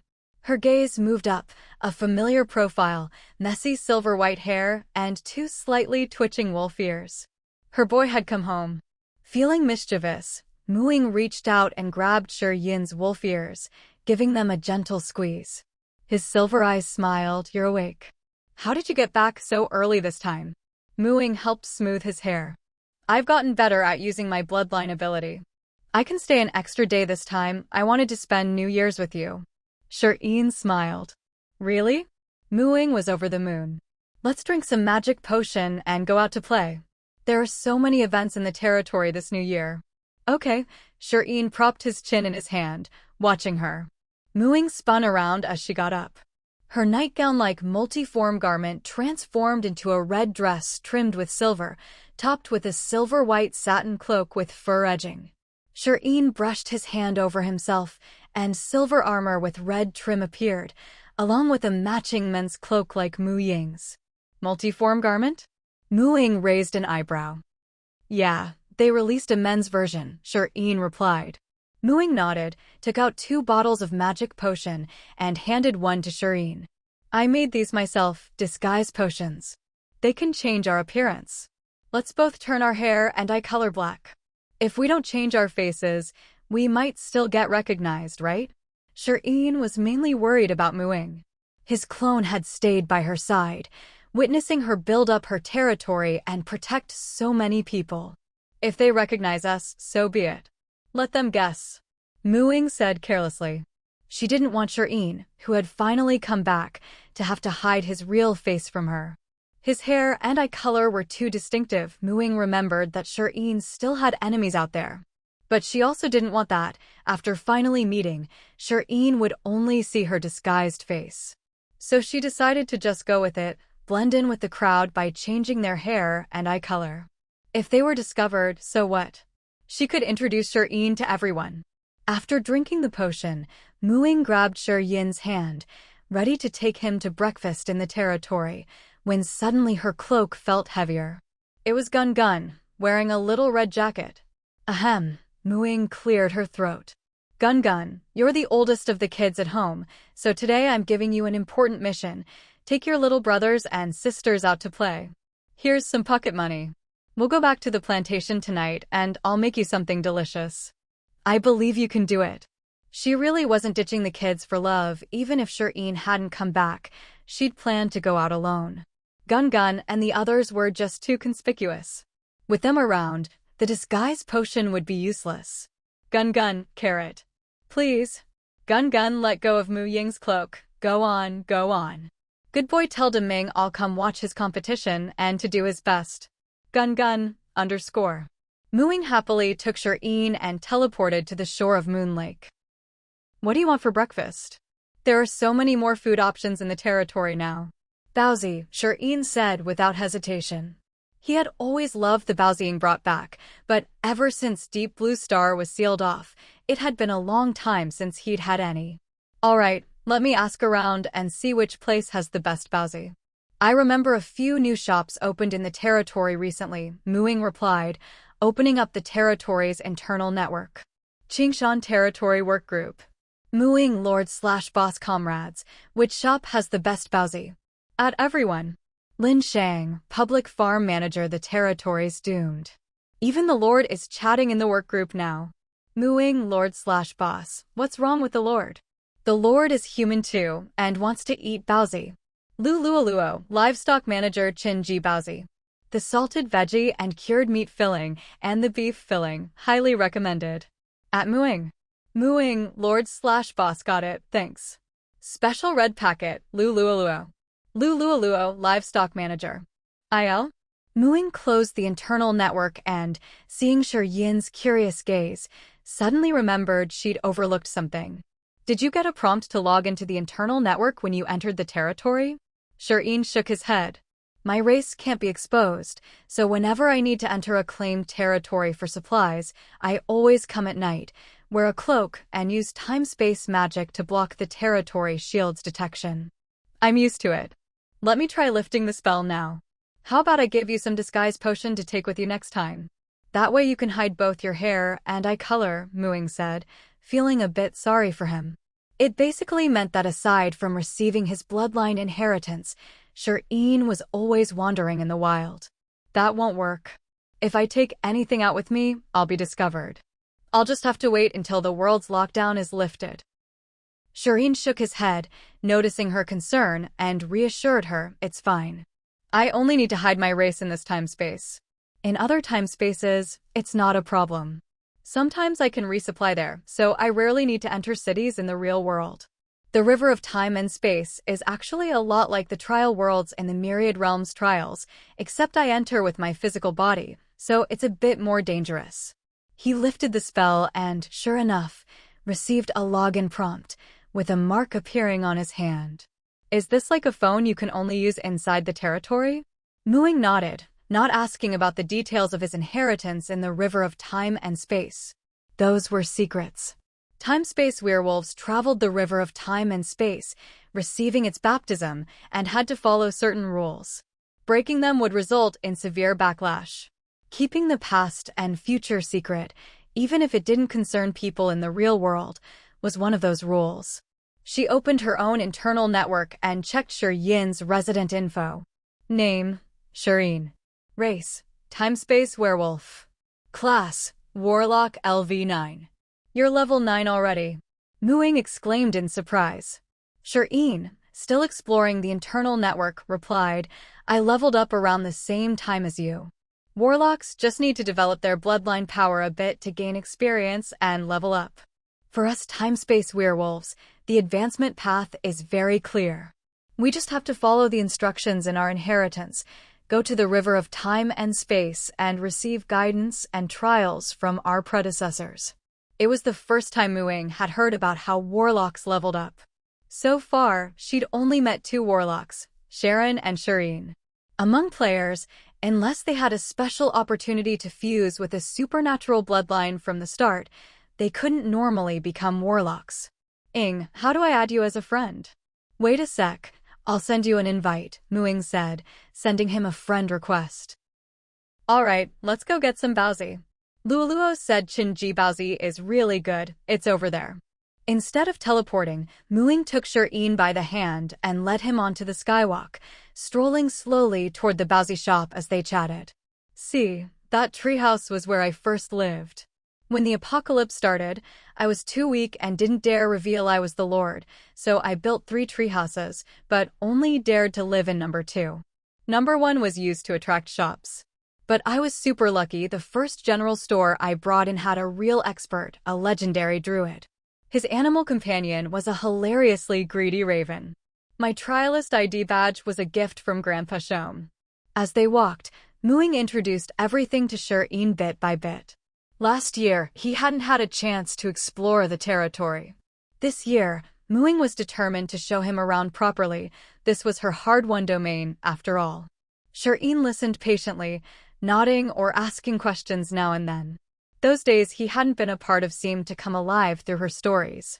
Occasionally, when someone passed by, Ying would fall silent, turning her head to look at the flowers and plants by the skywalk until the person was gone, then continue talking. Shireen felt a bit awkward too. It was his first time openly walking hand in hand with Ying, not having to worry that his non-human appearance would cause her any trouble. The joy in his heart was something only he knew. He longed to walk by her side like this for a very, very long time. Chinji baozi was indeed bustling. It shared a treehouse with another shop selling fried dough sticks and tofu pudding, but there was no dine-in. Even with delivery available, there were still more than 30 people lined up outside. Ying and Shireen joined the end of the line. By now, Ying wasn't really hiding her appearance anymore. After all, they'd run into so many people along the way. Some complimented how good-looking she and Shireen were together, some admired their cloaks and asked where they'd bought them, some even wanted their internal network IDs to add as friends, but not a single person recognized her. Only then did Ying remember that very few residents in the territory had actually seen her in person, mostly employees, trialists, visiting shop owners, and the original group of players from the early days were familiar with her face. Others only recognized her by her distinctive hair and eye color. Now that the territory was so big, it wasn't easy to run into someone who knew her. And even if she did, as long as she didn't cause a scene, it was fine. So now, when people looked at her, she let them look openly. She and Shireen really did stand out with their looks and outfits. Who doesn't like admiring beautiful things? When Luoluo recommended this baozi shop in the group, she was already in line. Guessing that Ying might show up, she'd been keeping an eye on the end of the queue. When she turned around and saw them, she almost cried out, quickly covering her mouth and turning away in disbelief, sneaking another glance. Oh my god. Is that the Lord's legendary boyfriend? Luoluo was certain her level 4 high priest eyesight hadn't failed her. Even though the hair and eye color were different, that was definitely the Lord. Smart as she was, she immediately thought of the disguise potion that had just been added to the contribution store not long ago. If the Lord had a disguise potion, changing hair and eye color would be a piece of cake. Oh my god. The Lord's mysterious boyfriend is so handsome. The two of them holding hands in line to buy buns is just too adorable. Luoluo, head of livestock help. I've discovered a super huge secret. Zhang Jing, head of beast taming, spit it out. Haven't you bought the buns yet? The animal sports day is about to start. Maya, head of textile workshop, lurking and watching. Luoluo, head of livestock, I'm just too excited and needed to vent, but I won't say a word. Zipping my lips tight. Luoluo really had to try hard to control her urge to spill the beans. Ying had been busy outside for over half a year and finally had time to relax and stroll around with her little boyfriend. She had to keep it secret and not disturb them. But she still privately messaged Ying. Lulualuo, Lord, don't worry, I absolutely won't tell anyone. You two enjoy your time together, hehe. Ying, red packet, hush money. Lulualuo, love you, love you. IL? After buying the buns, Lulualuo teleported away, face full of excitement. At the back of the line, Ying quietly let out a sigh of relief. As expected, only people who know her well could recognize her. As long as no one gathers around, it's fine. The buns from Chen's really were as delicious as Lulualuo said. Ying and Shireen bought 2 beef-filled and 2 salted veggie and cured meat buns, then teleported to the livestock camp. The animal sports day is about to start. Let's go watch Daming compete. The flying competition was the opening event, and quite a few people had come early to grab a spot. A special area had been set up as a viewing stand on the ranch. By the time Ying and Shireen arrived, the sports day was about to begin, and the flying animals were already lined up at the starting area. Daming, with a little red scarf, stood out among the flying animals, but his gaze was fixed on the audience. Gun, along with the camouflage gem fairies and a little stone avatar in hand, was waving a small flag in the front row, cheering for Daming. Ying and Shireen, meanwhile, blended into the crowd, completely unremarkable. But she had a plan. Ying, cover me, I'm going to set off a firework. She whispered in Shireen's ear, then moved closer, hands tucked in her sleeves as her wand appeared. Using Shireen's arm as cover, she launched a firework spell into the sky. With a bang, a dazzling, colorful smoke burst in the sky, forming a flying griffin with a red scarf and a line of bright letters. Daming, you're the best. Always #1 in flying. Seeing the firework, Daming finally relaxed, his confidence boosted. He puffed out his chest under the envious gazes of the other competitors. Not many animals could actually read, but the little red scarf in the firework made it clear who it was, and their eyes burned with fighting spirit. After casting the spell, Ying quickly put away her wand and linked arms with Shireen, looking up at the sky in amazement like everyone else. When the crowd started looking around for the source of the firework, Ying did the same, even tugging at Shireen to get moving. Her acting was flawless, no one suspected she was the culprit. Dong, Judge Zheng Jing struck the gong, and the flying animals soared into the sky. The inner track was marked by the camp's protective shield. For the competition, a bright red line had been added to the top, with clear start and finish markers. Contestants had to take off from the ground, fly to the red circle at the starting point, then circle the track 3 times. The fastest wins. Daming took the lead right from the start, leaving his griffin siblings behind. Xia Sen's peregrine falcon, Daigua, had gotten a bit chubby and was trailing at the back, but still flying steadily. Daming, go! Daming, go! There were plenty of Daming supporters, and Ying had no problem shouting along in the crowd. Shireen stayed close, making sure she didn't get jostled. All of Daming's hard training was paying off. Before long, he'd lapped the second-place griffin by half a circuit and was still sprinting, showing no signs of slowing down. Clearly, he was outstanding even among griffins. The race wasn't even over, but Daming's victory was already certain. Ying felt the same pride and excitement as a parent seeing their child ace the exams after years of hard work. When he crossed the finish line, Ying couldn't help but set off another big firework. This time, she couldn't hide it, but she had a solution. She grabbed Shireen and teleported to the other side of the field. Isn't Daming amazing? He used to be so tiny, fell off a cliff, covered in wounds, even lost a toe, and could barely walk, Ying said excitedly to Shireen.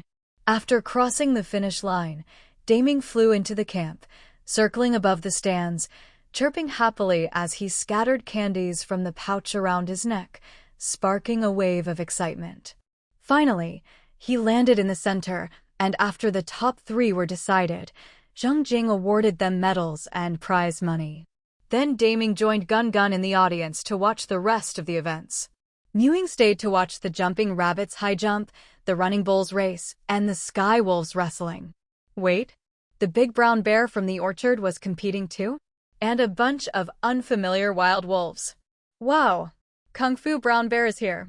I heard Siasen told him there was prize money, and he could buy lots of honey and honey bread, so he came. Hearing the crowd's excitement, Mewing was surprised the brown bear had gotten such a fitting nickname. Finally, even the familiar black and white furball stepped onto the field. Haha, Gun Gun won't let anyone else be called Kung Fu Bear. He wants to be Kung Fu Panda. More and more people cheered for Gun Gun. Mewing hadn't even realized her own Gun Gun had signed up for the competition. They were all her cubs, all equally loved, so Mewing set off a panda-shaped firework with the same cheering slogan. Then, smoothly, she and Shireen switched spots again. Just got here? The earlier events are over, only the wrestling is left. A nearby spectator remarked at their sudden appearance. We're here just to watch Gun Gun wrestle. Mewing replied with a perfectly straight face. Haha, who doesn't love pandas? The person chimed in, showing complete understanding. Mewing nodded repeatedly. Exactly.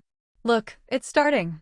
First up were Konglang Dahui and Konglang A Qing, a husband and wife showdown that immediately drew everyone's attention. Neither wolf held back in the slightest. They fought with everything they had. Normally, Dahui seemed like a henpecked husband, always afraid of his wife, but when it came to actual combat, A Qing was no match for him. Dahui has grown a lot. He's starting to look like a wolf king, Shireen commented. Mewing nodded in agreement. Who would have thought he used to be such a timid crybaby? He only toughened up for the sake of the pack. After that, the other Konglang wolves and wild wolves faced off in pairs. The big brown bear and Gun Gun were among them. The brown bear's opponent was a young Konglang wolf, but one-on-one, it was no contest. The bear dodged every attack with precision and won easily. Gun Gun also had decent luck. His opponent was a sturdy adult wild wolf. After catching a glimpse of the cheering fireworks in the sky, Gun Gun calmly stepped onto the ring. He plopped himself down in the center of the ring, pulled out a black loaf of bread, and started munching away. The crowd, who had been cheering for Gun Gun, suddenly fell silent. What kind of move is this? Did Gun Gun not eat enough breakfast? Is the Lord so broke that Gun Gun has to eat black bread? Mewing. Even as his owner, she was confused. Wasn't the black bread supposed to be eaten before the match to stack up defense? Why was he eating it in the ring? Taunting his opponent? That can't be it. Just throwing a piece of fruit would be enough to draw aggro. Why go to all this trouble? The wild wolf, seeing how calm and collected this bear was, thought he might be a hidden master, just like the brown bear. Cautiously, he circled Gun Gun a few times, not daring to attack. Meanwhile, Gun Gun had already eaten 3 loaves of black bread. Eventually, the wild wolf couldn't hold back any longer. He snuck behind Gun Gun and lunged, claws and teeth bared. Whoa! His sharp fangs snapped clean off, and if he hadn't pulled his paw back quickly, that would have been done for 2. Was this really a bear, not some rock in disguise? He started doubting his whole wolf existence. Even the audience winced at the pitiful howl. Gun Gun didn't even turn his head, just kept crunching away. The wild wolf, now missing a tooth, tucked his tail and surrendered. Gun Gun hugged his black bread, crunching as he walked off the ring, hiding his skills and fame. Gun Gun. Mighty. Iron Gun Gun. The audience erupted in a wave of cheers. No one really knew why Gun Gun insisted on eating black bread in the ring, but Mewing was sure of one thing. Gun Gun must have started eating black bread at least 3 days in advance to get this tough. No wonder he scared the poor wolf so badly. Gun Gun used the same tactic to convince all his subsequent opponents to give up. Neither the Konglang wolves nor the wild wolves could hurt him. They tried to push him off the ring, but Gun Gun's sheer size was more than they could handle. The wrestling match turned into a sumo contest. After getting dizzy from all the bumping, his opponents realized it was pointless and gave up. The final showdown was a bear versus bear match. Kung Fu Brown Bear versus Iron Gun Gun. This time, Gun Gun didn't eat any more black bread. The brown bear was even bigger and stronger than him. If Gun Gun just sat there and did nothing, he'd get knocked off the ring in no time. As soon as he entered, Gun Gun threw a big peach at the brown bear. The brown bear was 100 times more agile than Gun Gun. He dodged easily and closed in fast. Gun Gun knew he couldn't outrun him, so he chose to face him head-on and charged. But the brown bear was a seasoned fighter. At first, he didn't change direction, but just as Gun Gun barreled toward him, he sidestepped at the perfect moment. Gun Gun couldn't stop in time, stumbled a few steps, and before he could recover, the brown bear grabbed his arm and tossed him right out of the ring. It ended so quickly. When Gun Gun realized what had happened, he looked utterly dejected, staring blankly at the victor on the stage. Ying watched anxiously, worried he couldn't handle the blow. Gun Gun still lacked real combat experience. But to her surprise, he quickly patted himself off, climbed back onto the ring, patted the brown bear, and the two started chatting away, looking like they were getting along famously. Ying hurriedly cast an animal communication spell on herself, finally able to understand their bear talk. Gun Gun, I want to learn how to fight from you. Is that okay? Brown bear, no time. Gun Gun, I'll cover your honey during the training period. I want to be as awesome as you. Brown bear, seriously? You have that much money. Gun Gun, I've got tons of pocket money. My owner spoils me. But you can't let her know. I want to surprise her. Brown bear, deal. Then I won't leave this winter. If you still want to learn come spring, you'll have to find me at my orchard. Gun Gun, it's a deal. Brown bear, it's a deal. As expected of her, Gun Gun, so clever. Even after losing, he knows to spend money to learn from a master. That pocket money was well spent. Ying was completely reassured. Since Gun Gun didn't want her to know, she'd just pretend she didn't. Once the sports meet was over, the players began teleporting away.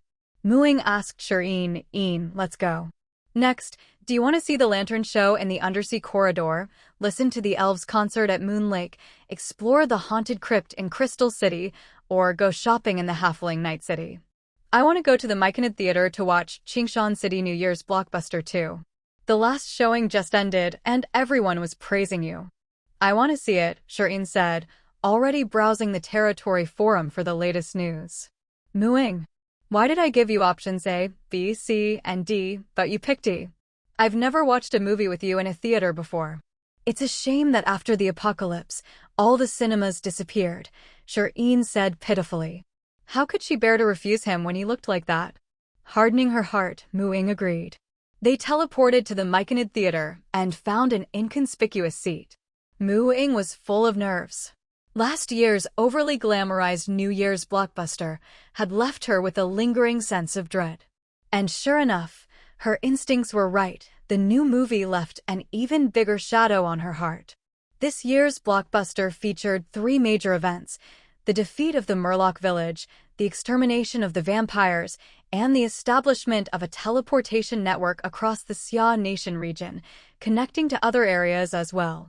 The first event was pretty realistic, since the Myconids had actually participated in it, which gave Ying a bit of renewed faith in their filmmaking. But she celebrated too soon. The next 2 events were even more outrageous than the last. The Myconids' movie-making skills were as questionable as ever. Was it really her who, during the vampire extermination, casually conjured up a supermassive explosive fireball and blew up the entire Bloodraven nest? Sure, it was undeniably cool, but since when could a druid cast giant fireballs? That's just ridiculous. The storyline about building the teleportation network was even more convoluted and absurd. On screen, a withered owl braved the elements, traveling day and night through storms and blizzards, facing all sorts of magical beasts blocking the way. The whole point was to highlight just how much hardship she endured while establishing the teleportation network. So many dangers and close calls, it was practically like the 81 Tribulations from Journey to the West. Come to think of it, there were giant spiders and skeleton monsters too. Seriously, isn't this just ripping off Journey to the West? Ying, whose eyesight was still sharp, spotted Dragon and Alexei sitting in the front row. Those 2 knew the real story. She wondered what they thought after watching this movie. All in all, Ying felt she was about to lose face completely. She immediately sent a private message to the Mushroom Elder, asking them to add a disclaimer at the end. This story is purely fictional. Please do not associate it with real events. Only after seeing those words appear in the credits did she finally relax, though the font was a bit small. Walking out of the Mushroom Theater, Ying had only one thought in her mind: survived a disaster. "Ying, you're amazing," Shireen said, thoroughly entertained. "Once we're done shopping, I want to come back and watch it again." This time, Ying flatly refused, covering her face. "Your avatar was with me the whole time. You know exactly what happened. The movie is way too fake. Spare me, please." Shireen couldn't help but laugh and stopped teasing her. "All right, I'll make the sacrifice and let it go. Come on, Lolajia's concert is about to start. Let's hurry." Ying quickly changed the subject, grabbing him and teleporting them to the edge of Moon Lake. On Moon Lake, there was a stage that Ying had specially constructed for them using plant magic. By now, the lakeside was already packed with people. Thinking quickly, Ying teleported herself and Shireen up into a tree by the lake, where they sat side by side on a branch, watching the performance below. The view from the tree was great, and they were well hidden. Ying could even use magic to send flowers to the performing elves at will. The elves are so talented. Even though she'd heard the elves rehearse many times in the village, she was still amazed every time. Ying thought that perhaps only the mermaids of the Emerald World could rival their singing voices. She couldn't help but hum along to the tune. She even took out some homemade snacks to share with Shireen. By noon, the two of them were ready to get lunch. Ying had already messaged Lady Sarah in advance and reserved a small private room at Sarah's eatery, so they just teleported straight there. After lunch, they headed to the long-awaited Terrifying Tomb. Although the Terrifying Tomb Park was large, only 100 people could enter at a time. Ying used her admin privileges to sneak Shireen in with her. Otherwise, they might not have gotten in even by evening. At the park's entrance, the rules were written in blood-red letters. Terrifying Tomb Park rules. Players cannot attack ghosts. Anyone touched by a ghost is eliminated. Find an exit to win. There is more than one exit. At the start, all players were teleported to a place filled with chilly winds, a stench that was either bloody or rotten, and faint, strange noises, utter darkness. Most of the players had heard some tips from those who went before and brought their own light sources. They found themselves on a damp, dilapidated hexagonal stone platform, with 6 stone bridges leading off in different directions toward tomb passages. The pit at the edge of the platform was filled with bones and some coins. While everyone was busy examining whether the bones were real, they suddenly started moving. Blue flames ignited in the skulls, and those closest to the edge had skeletal hands reaching up, grabbing at the players' feet. In an instant, several players at the edge vanished. It's ghosts. Weren't the ghosts supposed to come from the tomb passages? Why are there skeletons too? The players immediately panicked, scrambling madly for the stone bridges. With so many people, the crowding caused some to be pushed screaming into the pile of skeletons, cranking the atmosphere up to the max. Shireen grabbed Ying's hand, and together they blended into the crowd, dashing into one of the tomb passages before the skeletons could take over the bridges. This first round eliminated half the players. Once inside the tomb, the number of branching paths multiplied. The survivors were still shaken. Oh my god, that was intense. So thrilling. So, should we stick together or split up? Let's split up. In a group we're too obvious, and it's scarier with fewer people. I'm heading off first. Shireen led Ying into a narrow, dark tomb passage. Their bodies had to press closer together. Shireen could see in the dark, so neither of them used any light source, moving forward in the pitch black. "Ying, aren't you scared?" Ying asked, looking helplessly at his calm face. "Of course I'm scared," he replied. "It's called the Terrifying Tomb. Wouldn't it be weird if I wasn't?" Ying, is that what being scared looks like? If everyone was like you, the little ghosts would starve to death. Ying decided to make things harder for him. She patted the tomb wall. "Little ghost, show him what you've got." A ghost with long hair covering its face, crawling rapidly on all fours, appeared in the passage behind them. Up ahead, another figure was hanging and swaying from a rope. Ying, right now I'm just a weak girl who can't even run. You figure it out, Ying said, shamelessly. She had helped build this place and was determined to be fair and impartial, no cheating for him. Shireen, helpless, transformed into a wolf and spoke in human language. Hop on, I'll carry you. It had been ages since Ying got to ride on Shireen's back. Her eyes lit up, and before she even realized it, she was already sitting on the giant silver wolf. Shireen shot forward like an arrow from a bow.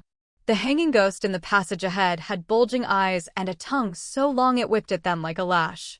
But Shireen didn't slow down at all. Ying only felt like they passed through something, and the hanging ghost was suddenly gone.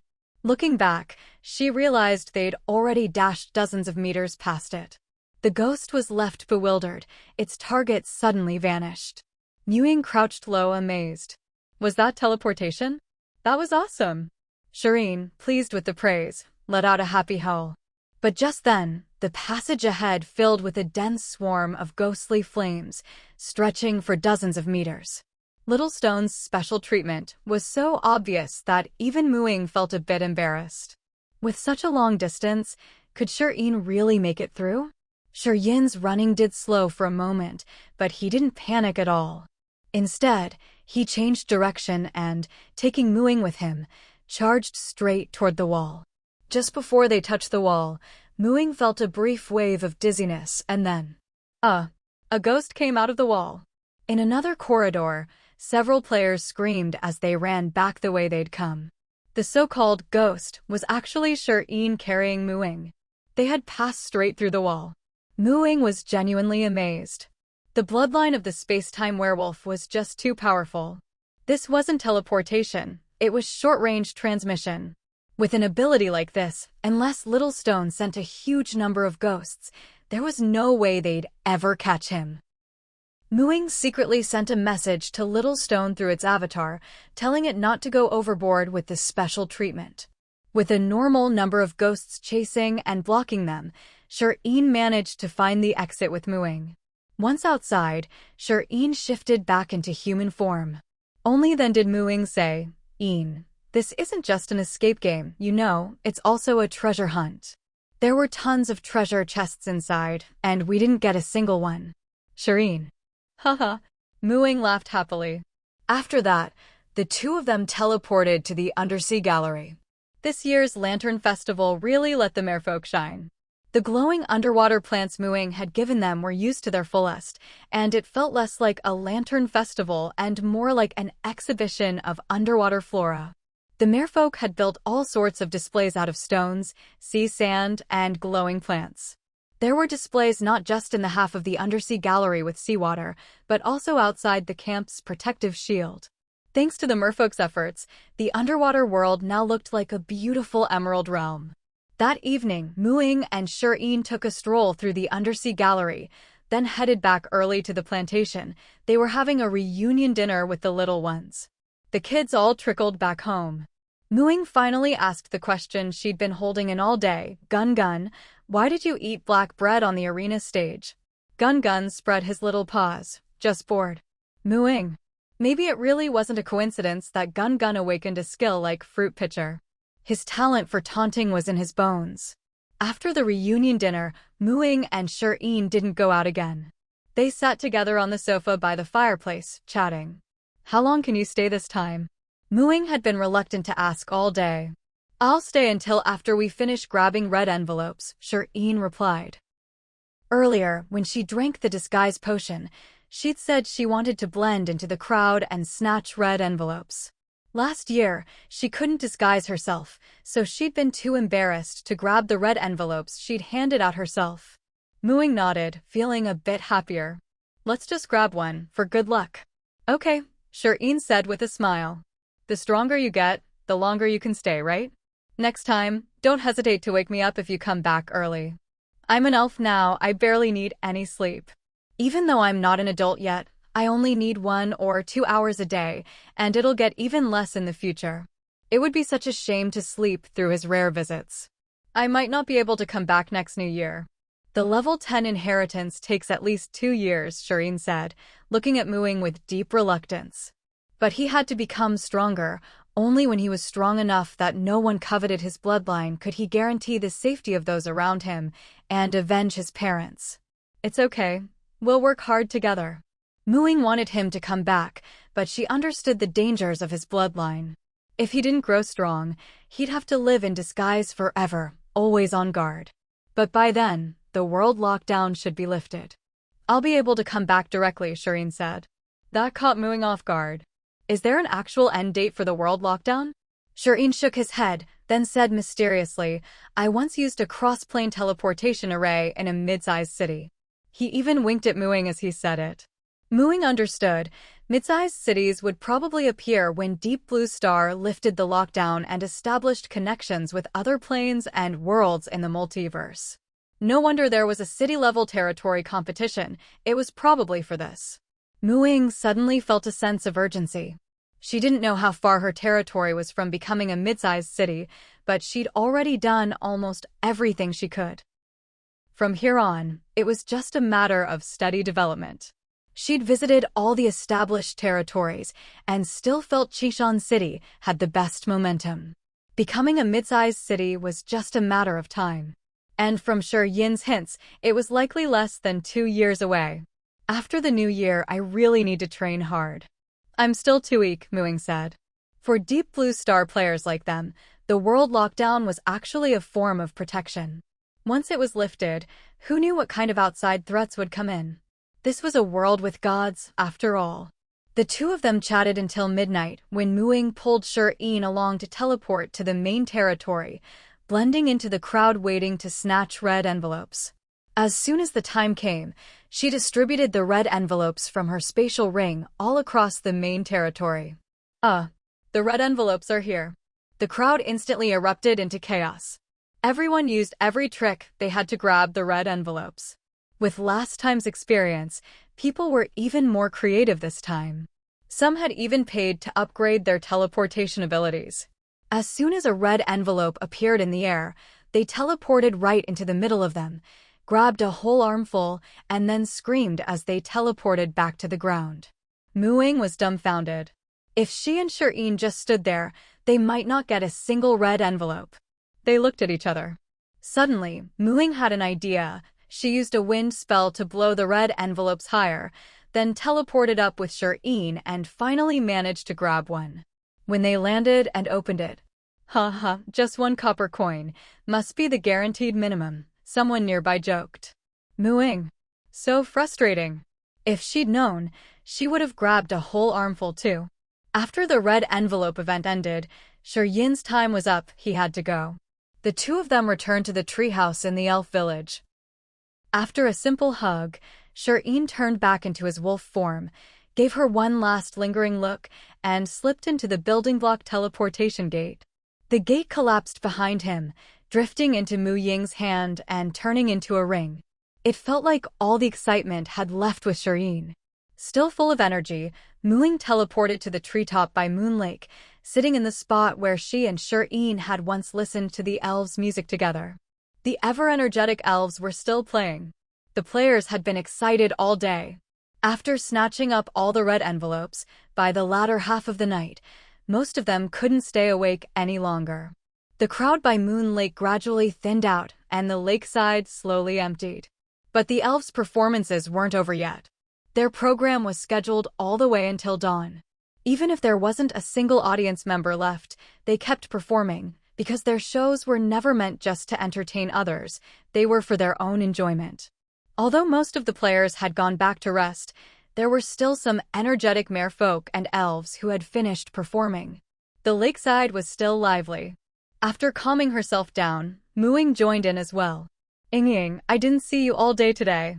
Did you check out the underwater corridor? Lily swam over to the shore when she saw Muing arrive. I did. My favorite was the little mermaid-shaped lamp, Muing praised. Hee, I made that one. Lily mumbled, a piece of gillweed in her mouth. She fished out another piece from her shell pouch and handed it to Muing. Want some? Muing took it. It wasn't until dawn, after the elves finished their final performance, that everyone finally dispersed. Just like last year, Muing went to pay New Year's visits and deliver gifts to several elders in the territory. Her first stop was the general store. "You're here." Wu Yaya wasn't surprised at all to see her. This year, it had come prepared. It had already gnawed through all the seeded fruit in old Shom's plantation well in advance, saving up a big bag of seeds. Muing took out a bamboo basket from her storage, filled with small orange fruits. "Happy New Year. These are old crow persimmons I just grew last year." Wu Yaya lifted its foot and nudged a large cloth bag beside it. "Happy New Year. Here are the seeds I've collected this year for you." "Thank you." Muing happily patted Wu Yaya's head. Wu Yaya squawked and took off. "Don't push your luck. My head isn't for just anyone to pat. Unless you pay." "No money," Muing replied, rolling her eyes. "Miser." Wu Yaya snorted. Now that even the elves were coming to see her, she was definitely a godchild. With those spendthrift elves around, how could their own cub go wanting? They were probably rolling in wealth. And yet, she still wouldn't pay just to pat its head. Was Wu Yaya's fur not soft enough, or what? Takes one to know one. Neither of us has room to talk. Muing insisted she was at least more generous than Wu Yaya. "Where's Grandpa Shom?" "In the garden, farming," Wu Yaya said. "Go on, don't bother me while I'm running my shop." Muing automatically filtered out Wu Yaya's sharp tongue and walked into the back room of the general store. Through the door inside, she entered Grandpa Shom's plantation. "Moo girl, come look at the new hybrid rice I've developed. I used your deep blue star breeding techniques with my rice seeds and got a brand new variety." As soon as he saw her, Grandpa Shom called her over excitedly. Muing hadn't even spotted Grandpa Shom yet, but hearing his voice, she pinpointed him in the rice paddy. "Oh wow, this rice is so sturdy," Muing exclaimed. It looked almost as tall as a person. "It has to be sturdy to support such big panicles," Shom explained. "I crossed a thick-stemmed rice with one that has large panicles. It's pretty good, but there are still some genetic issues to work out." "What's that you're holding?" Shom noticed the small stone box in Mu Ying's arms. "Happy New Year. Inside is some shape-shifting moss in normal growth. I brought it back from the trial world. It's a rare magical plant that can grow naturally without relying on magic. It's my New Year's gift for you." Muing explained the moss's characteristics. Shom was intrigued. "Wonderful, I love it. Take a look around the garden. If you see any plants you like, help yourself. Don't be shy. With your nature bracelet, collecting seeds should be a breeze, right?" "Hee, then I won't hold back. To be honest, I've been eyeing your plantation for a long time." Mu Ying's eyes sparkled. "I've been eyeing your plantation too," Shom joked. Muing replied without hesitation, "Don't worry, I'll send you a big seed gift pack from my own garden soon." "Excellent.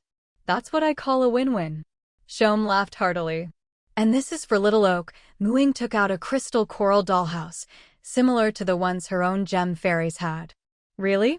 I get one too." Little Oak flew out from behind Shom's neck, delighted. "Yep, Happy New Year," Muing said. Little Oak blushed. "Happy New Year. I really like it." After Muing had picked through nearly all the plants in Grandpa Shom's garden, Little Oak flew over, clutching a small cloth bag with trembling hands. "New Year's gift." Muing opened it to find a bag of acorns. "These are from my mother tree," Little Oak said. Muing could feel a much richer natural energy in these acorns than in ordinary ones. "Thank you, I love them." Next, she went to the Myconid's glowshroom forest, where she gave the elder Myconid some shape-shifting moss spores and received a huge haul of specialty mushrooms from their fields. Lord, this year's New Year's movie was pretty good, right?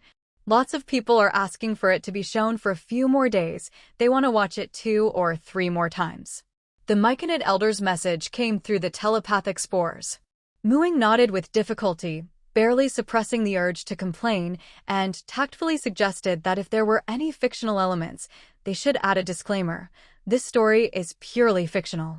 As soon as this topic came up, Muing couldn't sit still and quickly made her excuses to leave.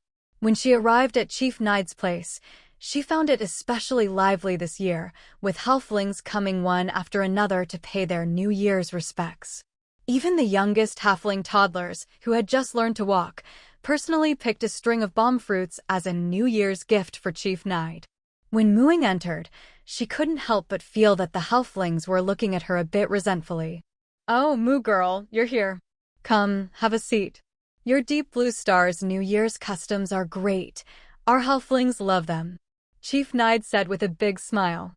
"But on Deep Blue Star, it's the elders who give out red envelopes, not the juniors who bring New Year's gifts." A young halfling, who had been forced to hand over the big red envelope he snatched last night, muttered tearfully. "You're an adult now and still want red envelopes?" Chief Nide was unmoved. Young people need to experience a little adversity from their elders. Muing took out her New Year's gift. "Happy New Year. This is a disguise potion I made myself."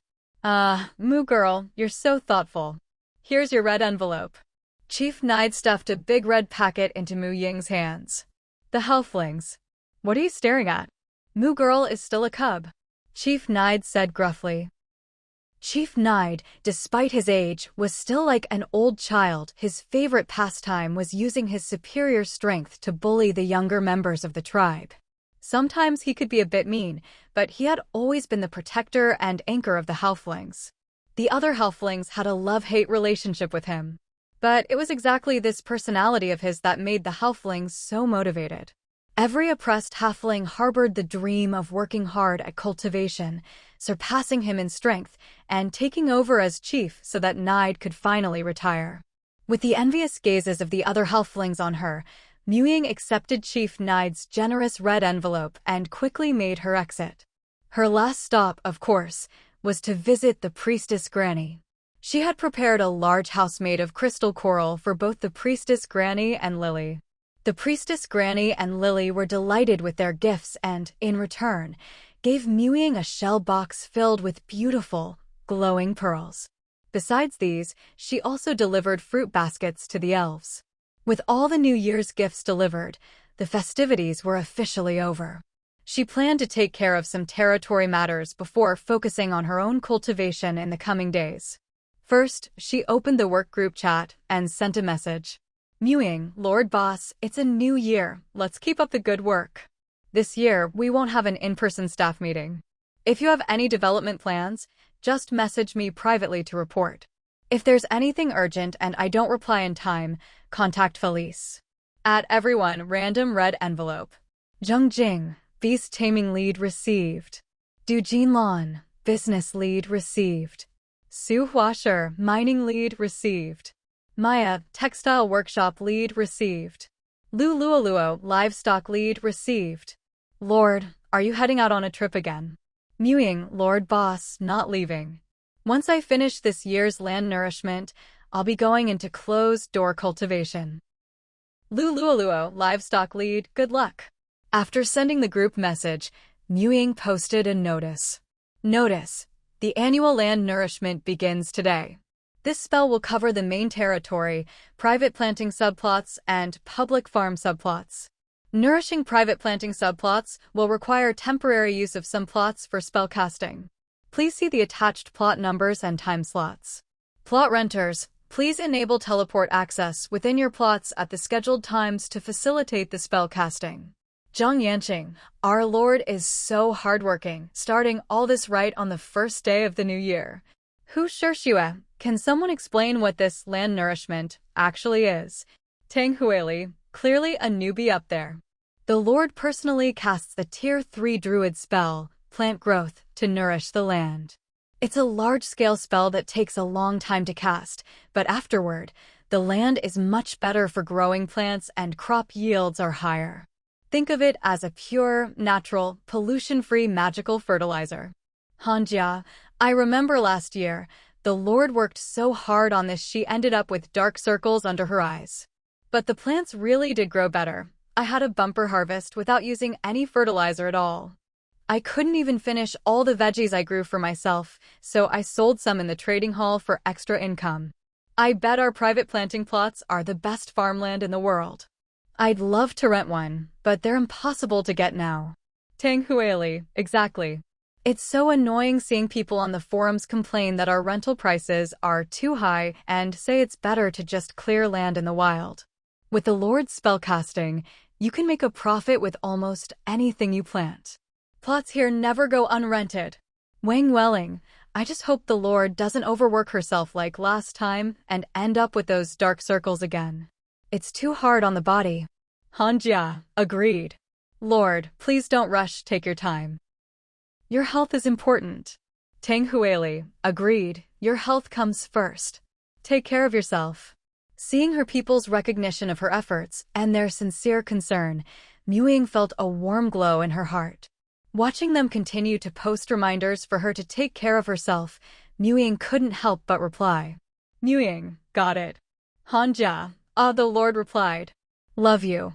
Wang Yueling, the Lord is so sweet. Wah. Ying smiled to herself. Her people really were adorable.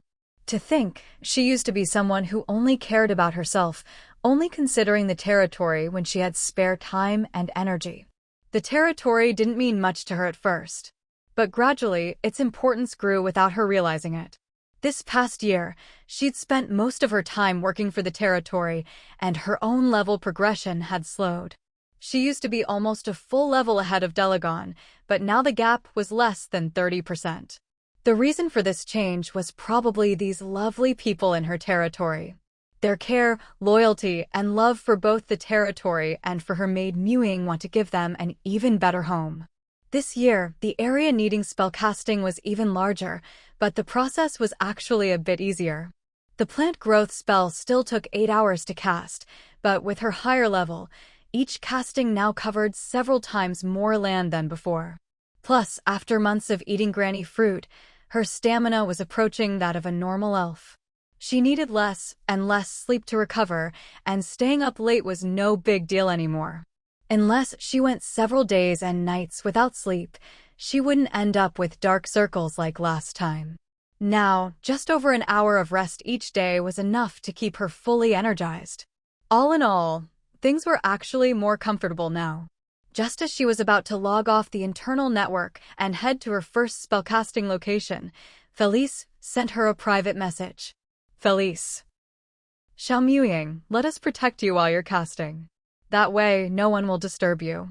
Later, when you go patrolling the forest and boosting the defense of the nature bracelet, you can bring 2 elves along too. They can keep watch while you focus on spellcasting or communing with nature. Ying thought it over and agreed.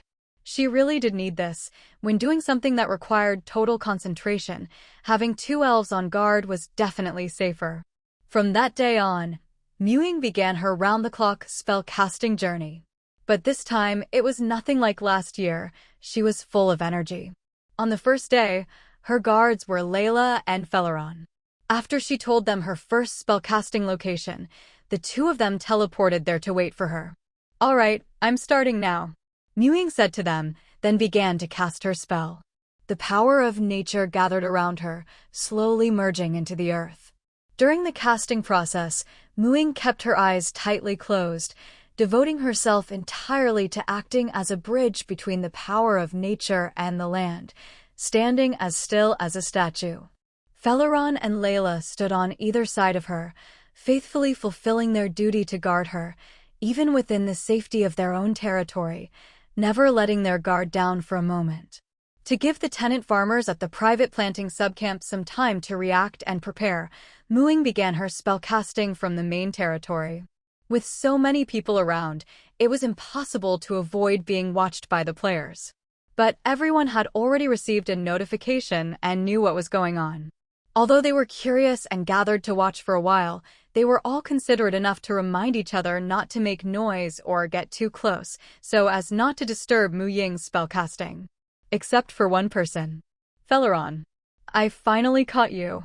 Sindel teleported straight into the inner circle that the players had deliberately left open and ran up to Feleron. Feleron frowned and ignored her. Feleron, you guys should come with me to Maple Leaf Town. Sure, Maple Leaf Town doesn't have as much development potential as Qingshan City, but it's much more livable. And I'll give you all the best treatment, way better than working for someone else here, right? Sindel didn't know about the relationship between Ying and the elves. She just thought Ying had accidentally fused with elven blood and was a stranger, and that Feleron and Layla were just taking a quest to make money by guarding her. Where are you living now? Qingshan City only lets official residents buy houses. Are you still renting? Hey, miss, could you quiet down a bit? Can't you see the Lord is casting a spell? Don't disturb her, okay? One of the onlooking players finally couldn't hold back. My voice is already really quiet, don't worry, it won't affect her. See? Nothing's happened, right? Sindel replied. She didn't feel embarrassed about recruiting the elves she liked. In fact, her original purpose in establishing a teleportation array with Qingshan City was exactly this. Felaron was helpless. He had refused her countless times, but Sindel just wouldn't give up, convinced she could offer them better treatment and had enough appeal. The crux of the matter was the relationship between them and Muing, something Muing had asked them to keep secret for now. Since they couldn't explain, and the existence of the elven village had never been discovered by players, there was no way to convince Sindel. Instead, she thought they were just bargaining, so all the elves, especially the male ones, avoided Sindel whenever possible. Now, pestered to the point of annoyance, Felaron once again firmly refused. We've already decided to join Qingshan City. We won't, and could never, go with you to Maple Leaf Town. Why bother? I really just want you all close to me because I like your looks. Isn't it nice to have the protection of a territory? Sindel, a hopeless face con, couldn't stand beautiful people slipping away from her. She didn't necessarily want anything deeper, just wanted them to stay in Maple Leaf Town. Is there anything about your territory's protection that's better than what Qingshan City offers? Muing interrupted her spellcasting to ask. In truth, her spellcasting wouldn't be affected by the surrounding noise, but Sindel's words had made her want to speak up. The elves had sworn loyalty and protection to her, and they were like close siblings to her. Muing couldn't just stand by. The elves had never told her in detail about Sindel's pestering, so Muing assumed Sindel was just pursuing someone she liked, and nothing inappropriate would happen within the territory. Especially after the rule prohibiting the sharing of others' location coordinates on the internal network, Muing thought Sindel had already given up. She hadn't expected her to be so persistent. Of course, I can build them lots of beautiful houses for free, turn the whole territory into an elven style, give them the best benefits. Can your territory do that? Sindel was willing to go all out for the elves. Muing didn't answer, but asked instead, "What level are you?" Level 3. Why? Sindel admitted, knowing her level was a bit low, and added, I might not have much talent for cultivation, but that doesn't stop me from being a good lord. Do you know that none of Felaron's group of elves are below level 9? And they're all young elves, with plenty of room to grow. I know. Then why do you think that such powerful people need to rely on you for a safe place to live? Even if they were out in the wild, they could easily carve out a home for themselves. They don't need to depend on anyone. But I'm a lord, I can make a lot of money.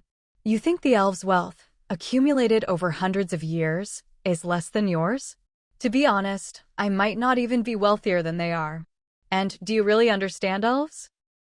Why would elves ever depend on humans for their lives? Sindel fell silent, a bit hesitant. But aren't they working for you now? Isn't that depending on you? They're not depending on me. None of my territory's residents depend on me. They earn their rewards through their own labor and effort, not through my charity. I have no right to order them to do anything. Everyone is free and equal, with the right to control their own lives. It's more like the relationship between a boss and employees, Muing emphasized. Free things are the most expensive. If they really took your special treatment, what would they have to give up in return? Felaron nodded repeatedly. Exactly. Muing had hit the nail on the head. They'd refused so many times, but Sindel had always been so confident she could persuade them. Now Felaron finally understood. Sindel was lumping them together with those poor, powerless humans. Are you underestimating us? We're elves protected by our own powerful gods. Which elf doesn't have a pouch of purple gold coins when they come of age? The homes we build for ourselves are the best. Your Maple Leaf Town's elven buildings only look the part. What matters most for an elven settlement is the richness of natural power, and that's not something you can create. Qingshan City is far better than you in that regard. The abundance of natural power here makes us feel much more comfortable. It's truly livable. Muing listened to Felaron's words and nodded. He'd finally hit the key point. Today, she realized for the first time that elves were just too elegant, which made them lack forcefulness when arguing or reasoning. People unfamiliar with elven customs might really think they were just being polite. Come to think of it, there weren't even curse words in the elven language. Feleron and the others acting like this was perfectly normal. Sindel's worldview was shaken. After a moment of silence, she could only ask, "What's a purple gold coin?" "You don't even know what a purple gold coin is? You're that poor, yet you still have the confidence to think we'd accept your offer." Fei Lilong suddenly felt that he and the others had been fools for arguing with Xiandire for so long. Are all human lords this poor at this point in time? She doesn't even know what a purple gold coin is, yet dares to dream of recruiting elves? The surrounding players, who also had no idea what a purple gold coin was, felt like they'd been shot in the chest. Most of them hadn't even touched a single gold coin yet. If Xiandire, who started out with a lord's order and a territory as her backing, was considered poor in the eyes of the elves, then weren't the rest of them basically refugees? "Lord, what exactly is a purple gold coin? Is it a higher denomination than a gold coin? Like, worth 100 gold coins?" One player couldn't help but ask. After all, the exchange rate between gold and silver and copper was 1 to 100. But as the Lord of Maple Leaf Town, surely Xiandire had at least 100 gold coins, right? They'd heard that just building a long-distance teleportation array cost 100 gold coins, and cross-regional arrays were even more expensive.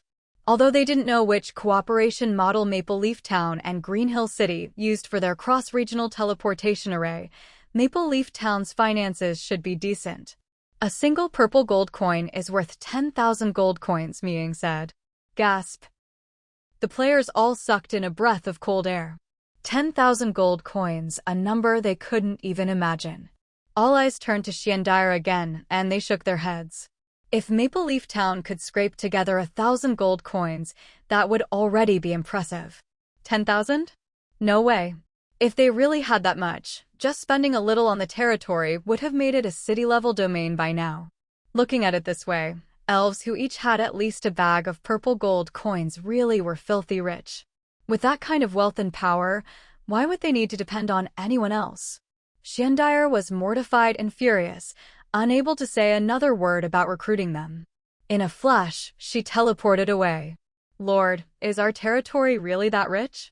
Do we have purple gold coins?" another player asked.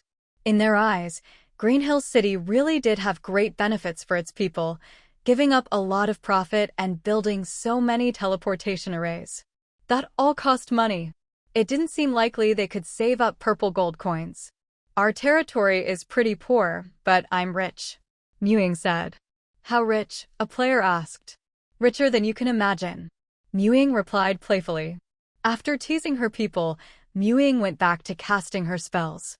Although this topic was hotly discussed in player groups without their lords present, it surprisingly didn't gain much traction on the territory forums. Instead, on the World Forum, several related threads shot up the trending list like rockets. "All Green Hill City citizens have found themselves a rich lady. Everyone here is broke. We've never even seen a purple gold coin. Do you know why Green Hill City has developed so smoothly and rapidly? It's not just because our Lord makes the right decisions and has great leadership skills. The most important thing is she's super rich. She owns purple gold coins and can recruit elves whose net worth is at least a bag of purple gold coins each." 1 purple gold coin equals 10,000 gold coins? Is that for real? Of course. Our Lord confirmed it herself. The way she said her wealth is beyond our imagination was just so cool. I love her. No wonder your Lord hands out red packets and gives away money every new year and sells discounted food at a loss every day. Turns out it's because she's loaded.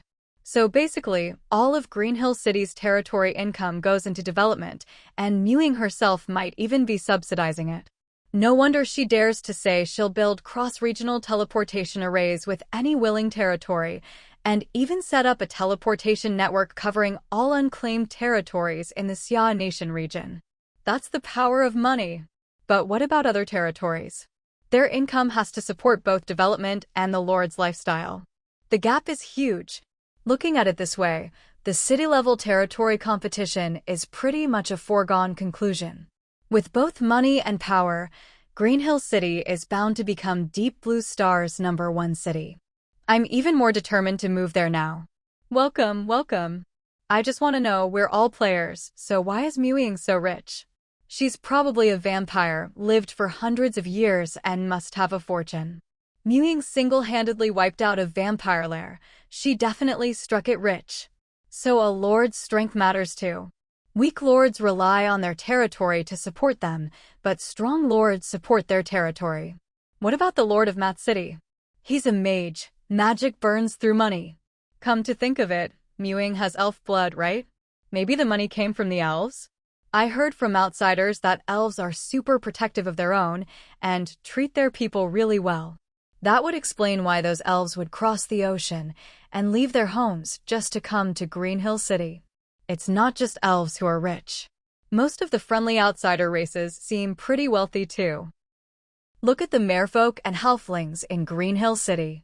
Does that mean Deep Blue Star is basically a slum in the eyes of outsiders? Maybe Ying is the only one with a net worth over 1 purple gold coin. Isn't it normal that the wealth accumulated over generations is more than what we've saved in 2 years? No matter how much the forums buzzed, none of it affected Ying. However, privately, the citizens had come up with 2 new nicknames for her, Rich Lady Boss and Green Hill City's Big Treasure.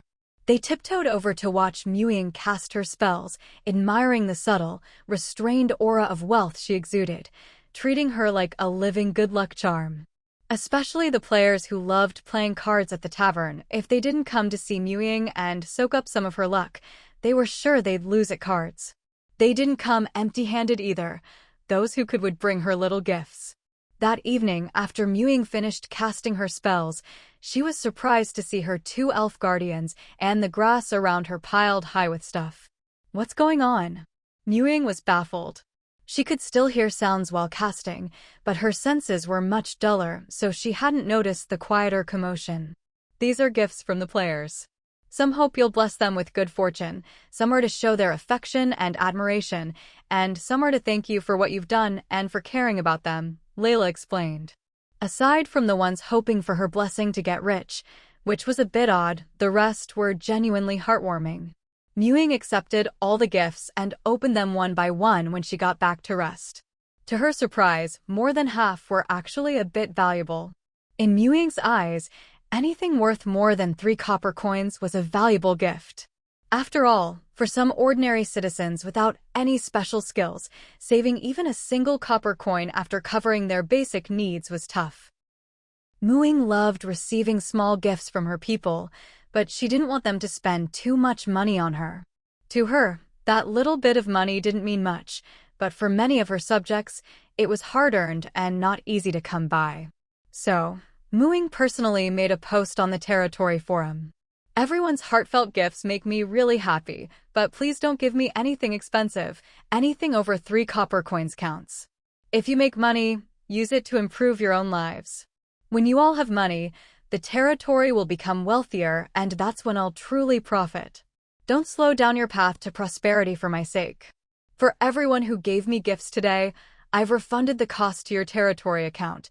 Please check your balance. Ying. After posting, Ying quietly lurked to watch the responses. Songqing, haha, has our lord not seen the world forum? Everyone knows you're subsidizing the territory. It's already good enough if the territory doesn't make you lose money, let alone make a profit. Luyu. Long-distance teleportation arrays cost 100 gold coins each. We've built 64 in Qingshan City. Cross-region arrays are 1,000 gold coins each, and we've built 6. The Lord has already lost at least a purple gold coin on this. Guanhai. The Lord is losing money but still refuses to take a single extra coin from us. Zhou Xueping. Woo-woo, I'm so touched. I only gave a pack of dried berries, and the Lord refunded me 50 copper coins. That's way more than it's worth. Li Mao Shui. I also got 50 copper coins back, and I just gave a bunch of wildflowers I picked myself. Dan Huajia. Now I regret not giving a gift today. Ying ignored the comments about her subsidizing the territory. Although Luyu's math was right, she had indeed spent her own money to build teleportation arrays for the territory. How could that be called a subsidy? It was clearly an investment. Teleportation arrays were such a great project. She'd earn her money back over time, and after that, it would be pure profit. The next day, when Ying went to cast spells on the land, she told the elves accompanying her that if anyone tried to give her gifts again, they had to strictly follow her gift acceptance rules. She would only accept small handmade items or letters from the people, and would not accept anything bought for more than 3 copper coins. By the end of the day, instead of fewer gifts, she actually had more, but they were all simple, inexpensive things: homemade snacks, encouraging notes, fresh produce from people's fields, or wild plants they'd gathered. This time, Ying accepted them all. She even set aside a special area in her super spatial ring just to store these gifts, so she could take them out and look at them when she had time. Her ring was plenty spacious, and now she also had the elven god blood ring, which had even more space. These little things barely took up any room at all. They were all tokens of her people's love. Let her bask in pride for a moment. With such warm and adorable subjects, how could she not work even harder to finish nourishing the land as soon as possible? Soon, the weather would warm up and everyone could start spring planting. The earlier they planted, the more harvests they'd get, earning more to support their families. Land nourished by her magic would yield stronger, more resilient crops. So, just a few days later, the players of Qingshan City noticed that their lord, who had promised to take it easy this year and look after her health, was once again working day and night to nourish the land. One day, after finishing her spellcasting, Ying suddenly realized that the daily stream of little gifts and notes had stopped. Her people only loved her for a moment. That thought kept looping endlessly in her mind. "Little Ying, this is from the people today," Layla said, handing her a rolled-up scroll. Ying took it, curious which subject still remembered her after all these days. She unrolled it and raised her eyebrows. "Qingshan City Joint Petition. We ask our Lord to pay attention to her daily working hours. We recommend working no more than 8 hours a day, eating meals on time, and getting enough sleep. Please don't overwork yourself. You're still young. If you ruin your health now, you'll suffer when you're older. Petitioners, Han Jia, Lu Luoluo Xiasen." The long scroll was filled, after the opening lines, with rows and rows of tiny names and proper thumbprints, so many it was almost ridiculous. No wonder no one had given her gifts today. They'd all been busy with this. Ying never would have guessed she'd receive a petition like this. She didn't know whether to laugh or cry. She opened the territory forum and scrolled through recent posts. Sure enough, there were tons of people worried about her health, saying she was being naughty. She'd promised to take it slow this year, but was back to pulling all-nighters. Using her lord's privileges, Ying found several group chats called Petition Group 1, Petition Group 2, and Petition Group 3. There were even more with similar names. They were all buzzing, discussing how she might react to receiving the petition. Some players nearby were even live texting her reaction in real time. Ying was both exasperated and amused by her people. Sure, they cared about her, but they were also way too resourceful. She even spotted some familiar names in several groups, Lu Luoluo and Xiasen. They were the first names on the petition. Other familiar faces were in the groups too, but usually only in one group. Unlike these two, and a girl named Hanjia, who were in every group. They were definitely ringleaders. Ying suddenly remembered that around this time last year, she'd noticed a certain mysterious fan club organization full of mom fans who liked to call her baby. Last year, they'd organized to bring her food while she was nourishing the land. She'd only picked up on a few clues in the World Forum, since it was anonymous and she didn't know who the members were. If she hadn't seen similar nicknames in these group chats, she would have forgotten all about it. On a whim, she searched for keywords like baby and fan club. Sure enough, she found a baby fan club core members group. Sure enough, Lu Luoluo and Xiasen were now group admins, along with old-timers like Lao Mao and Lu Yu. Even Felice and Layla were in there as new members, along with a bunch of other familiar and unfamiliar names. Most outrageous of all, Gun was there too. Gun, Moo baby only went home to sleep after midnight last night and got up again after just an hour and a half. My heart aches for her. Ying couldn't help but laugh in exasperation. She'd wondered how people always seemed to know her schedule, even though she only worked in the public areas during the day and went to the public farm at night. Turns out, there was an informant. Ying put away the petition, parted ways with Layla and the others, and teleported back to the plantation. On the rug in front of the fireplace, Gun was chatting in a group. Its round, dark eyes glanced at Ying, who had suddenly appeared, and it quickly tapped out a message in the group chat. Gun, Moo Zai came home early today. The petition was useful. After sending the message, it realized Ying was now sitting right across from it.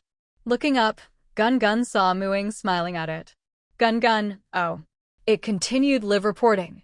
Gun, Moo Zai is in a great mood after coming home. After sending that, it looked up again. Gun, underscore?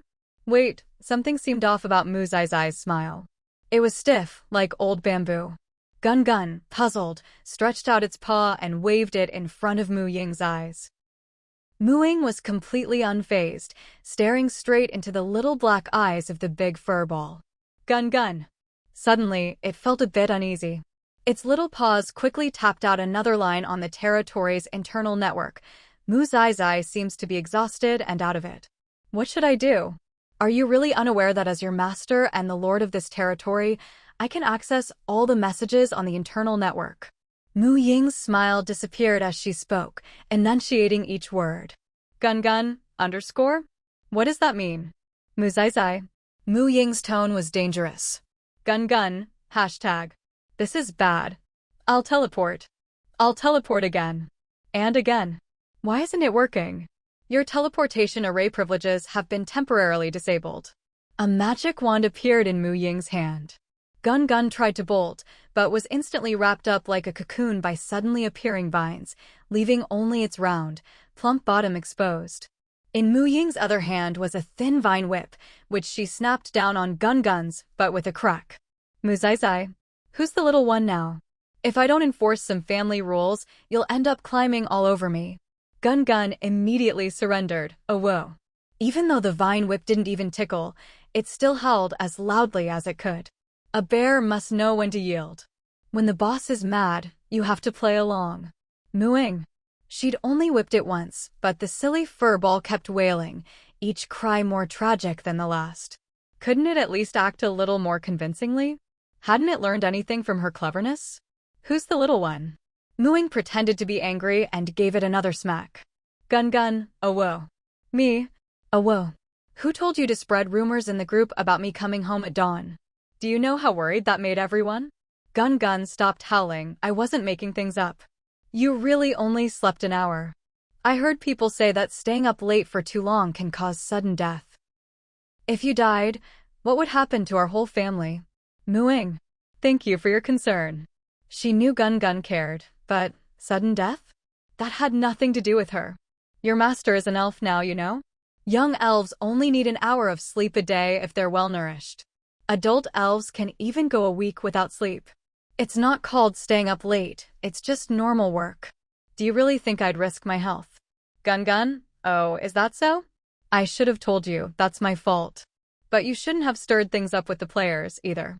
If you have concerns, just talk to me directly. Spreading rumors and starting petitions, there has to be consequences. Your punishment is to stay in the core support group and keep an eye on their activities for me. If they organize anything else, you have to tell me. Ying said. She didn't have time to monitor the group all the time, so it was better to have Gun keep watch. That way, if any more rumors or activities popped up, she could guide things in time and prevent bigger misunderstandings. Gun nodded furiously. As long as it didn't have to leave the group, anything was fine. Only then did Ying release it. She opened the territory's internal network and posted on the forum. I've seen the petition. Thank you all for your concern about my health. I have elven blood, so I'm naturally energetic. My current sleep schedule is more than enough and won't harm my health. Ying. Hanja, I see, that's a relief. Siasen, No wonder elves are all-night owls. They really don't need much sleep. Lulualuo, but sleeping feels so good. If my body didn't need sleep, I'd miss out on so much fun. But I guess having more time to work, study, and do other things isn't bad either. After posting, Ying finally breathed a sigh of relief. She gave Gun a good rub to vent her feelings, then moved on to her next spellcasting location. Everything went smoothly after that, no more misunderstandings. She worked from dawn till dusk for over half a month, finally nourishing all the land in the main territory, her private planting grounds, and the public farm. Though it took a lot of time and effort, she also gained some professional experience. After finishing the last patch of land, Ying finally relaxed. She could start planning her next phase of cultivation. First on the list was using up her accumulated trial time.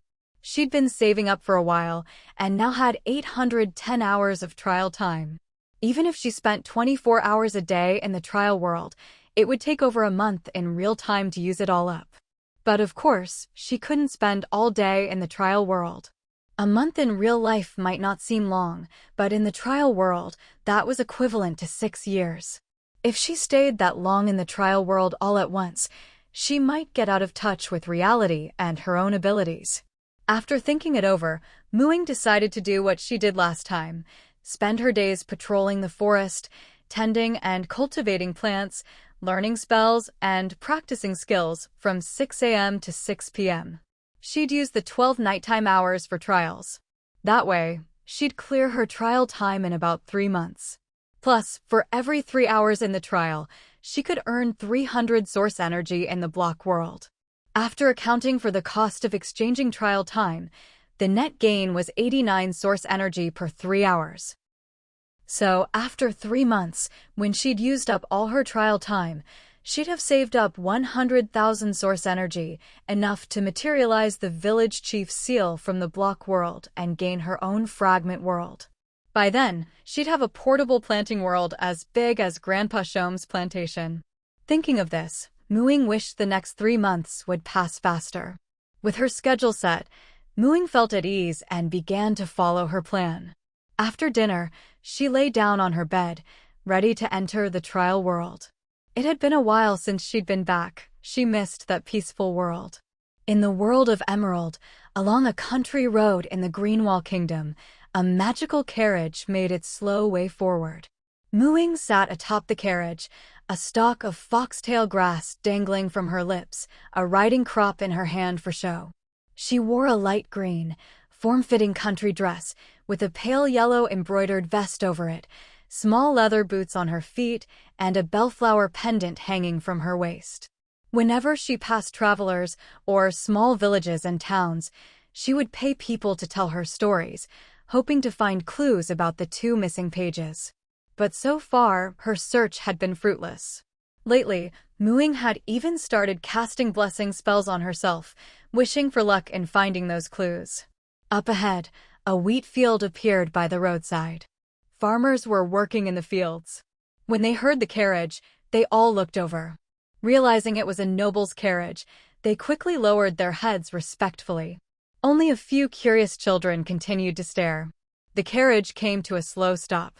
Ying tossed a coin pouch and called out, "Has anyone heard any true stories? Whoever tells me a story I like gets this money." She'd gotten quite skilled at gathering information and found that being direct and offering a reward was the most efficient way. "You're the girl who buys stories?" a boy said excitedly. "What?" Ying was puzzled.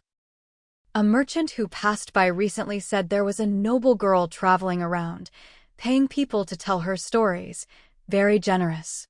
"Is that you?" the boy asked. Had word of her inquiries spread that fast? Which caravan had traveled so quickly, even giving her a nickname? Ying nodded. "So, are you going to tell me a story? It has to be a true one." Yes. I'll tell you a story from our village."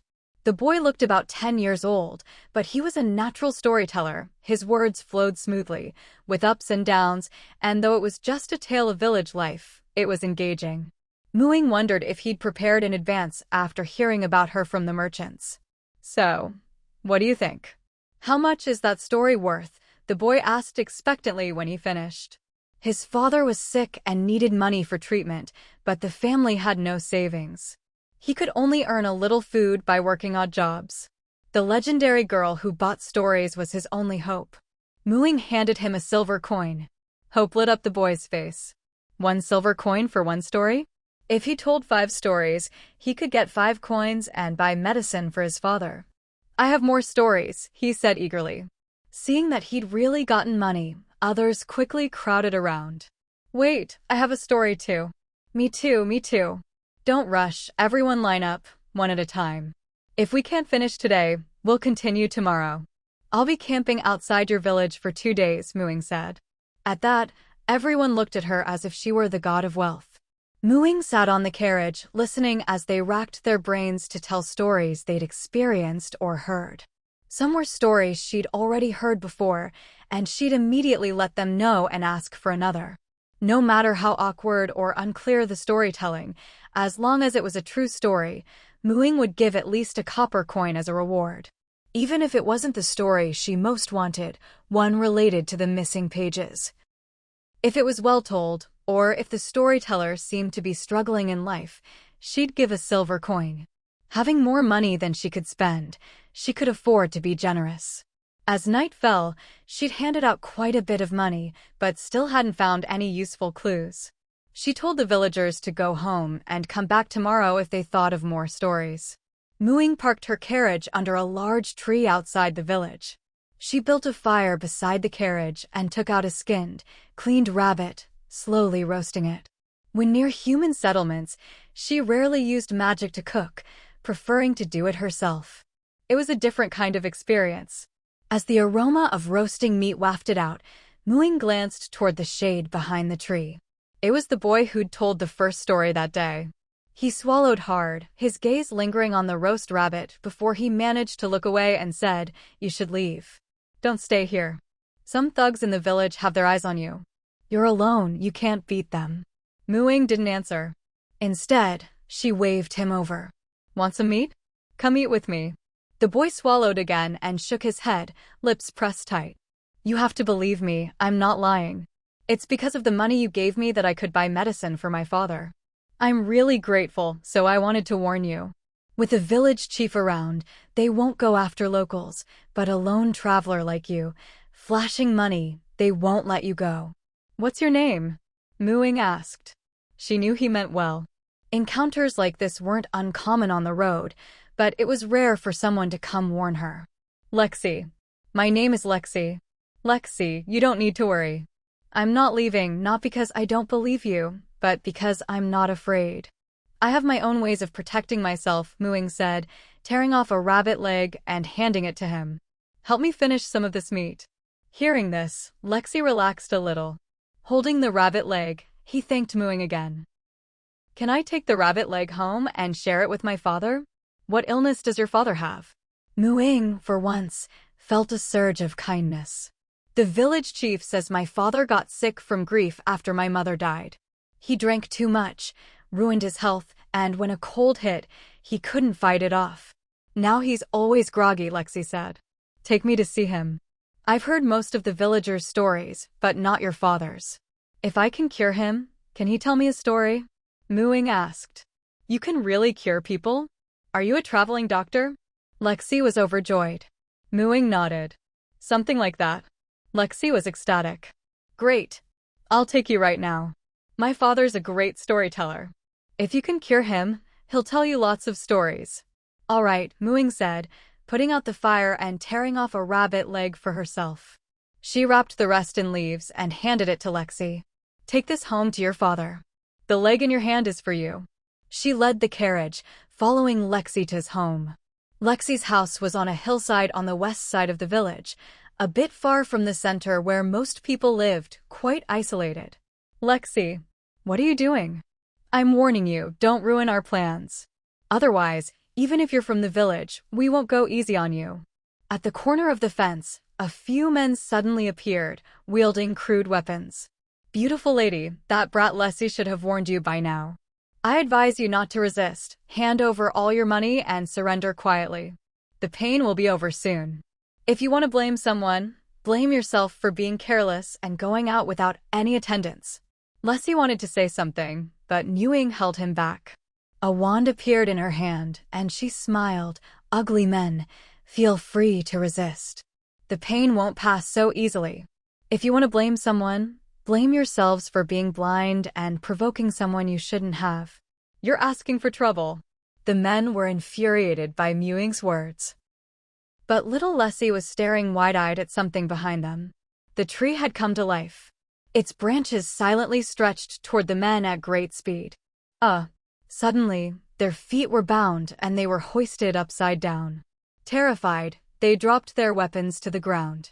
Their screams didn't last long. A mass of vines blocked their mouths, while other branches twisted into whips and lashed them, leaving only hoarse cries of pain from their throats. Why you?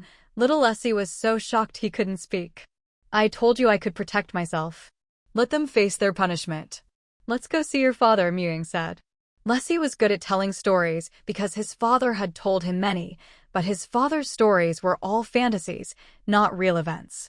The noble lady wanted true stories, not made-up ones, so Leslie hadn't told any. In his father's tales, people with such magical powers were always wicked witches. But this noble lady had paid him well for his stories, given him meat, and was even willing to heal his father. She didn't seem like a bad person. Leslie, keep what just happened a secret for now, okay? Ying said. She wasn't afraid of trouble, but she didn't want word to get out and bring unnecessary complications, which would make it hard for her to continue buying stories. Leslie nodded.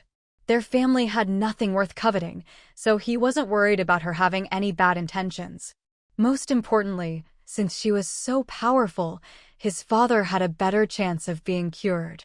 Leslie led her into the house, a dilapidated wooden shack, with half the thatched roof blown away.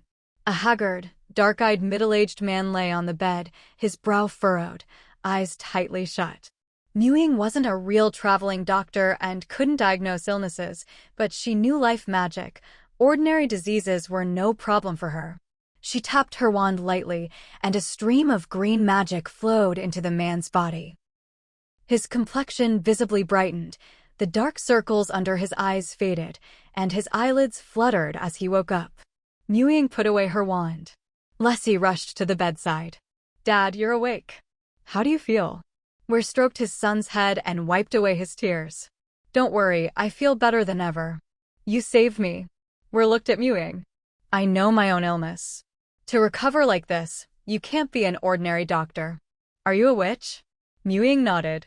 She noticed that Word didn't speak like a farmer, and though his hair was dry and messy, it was clearly golden, a color usually seen only among nobles. What's the price for saving me? Weir's face showed neither joy at his recovery nor gratitude to his savior. If I can't pay, you can take my life. I was ready to die anyway. But my son is off limits. All I want is for you to tell me a story, a true story, Ying said. It was only because of Leslie's kind warning that Ying had intervened. She didn't mind if people were wary of her. Witches had a bad reputation for a long time. Humans always fear and slander what they don't understand or can't control. Just one story? Weir was incredulous. Ying nodded. What else do you have that I'd want? Weir had nothing to say. Then I'll tell you a story. Once upon a time, there was a couple who wanted a child but couldn't have one. Behind their house was a garden surrounded by a high wall, and in it lived a witch. Dad, isn't this a fantasy story? Leslie asked, puzzled. It's fine, go on, Ying said. Her quest progress had moved. This was exactly the story she was looking for.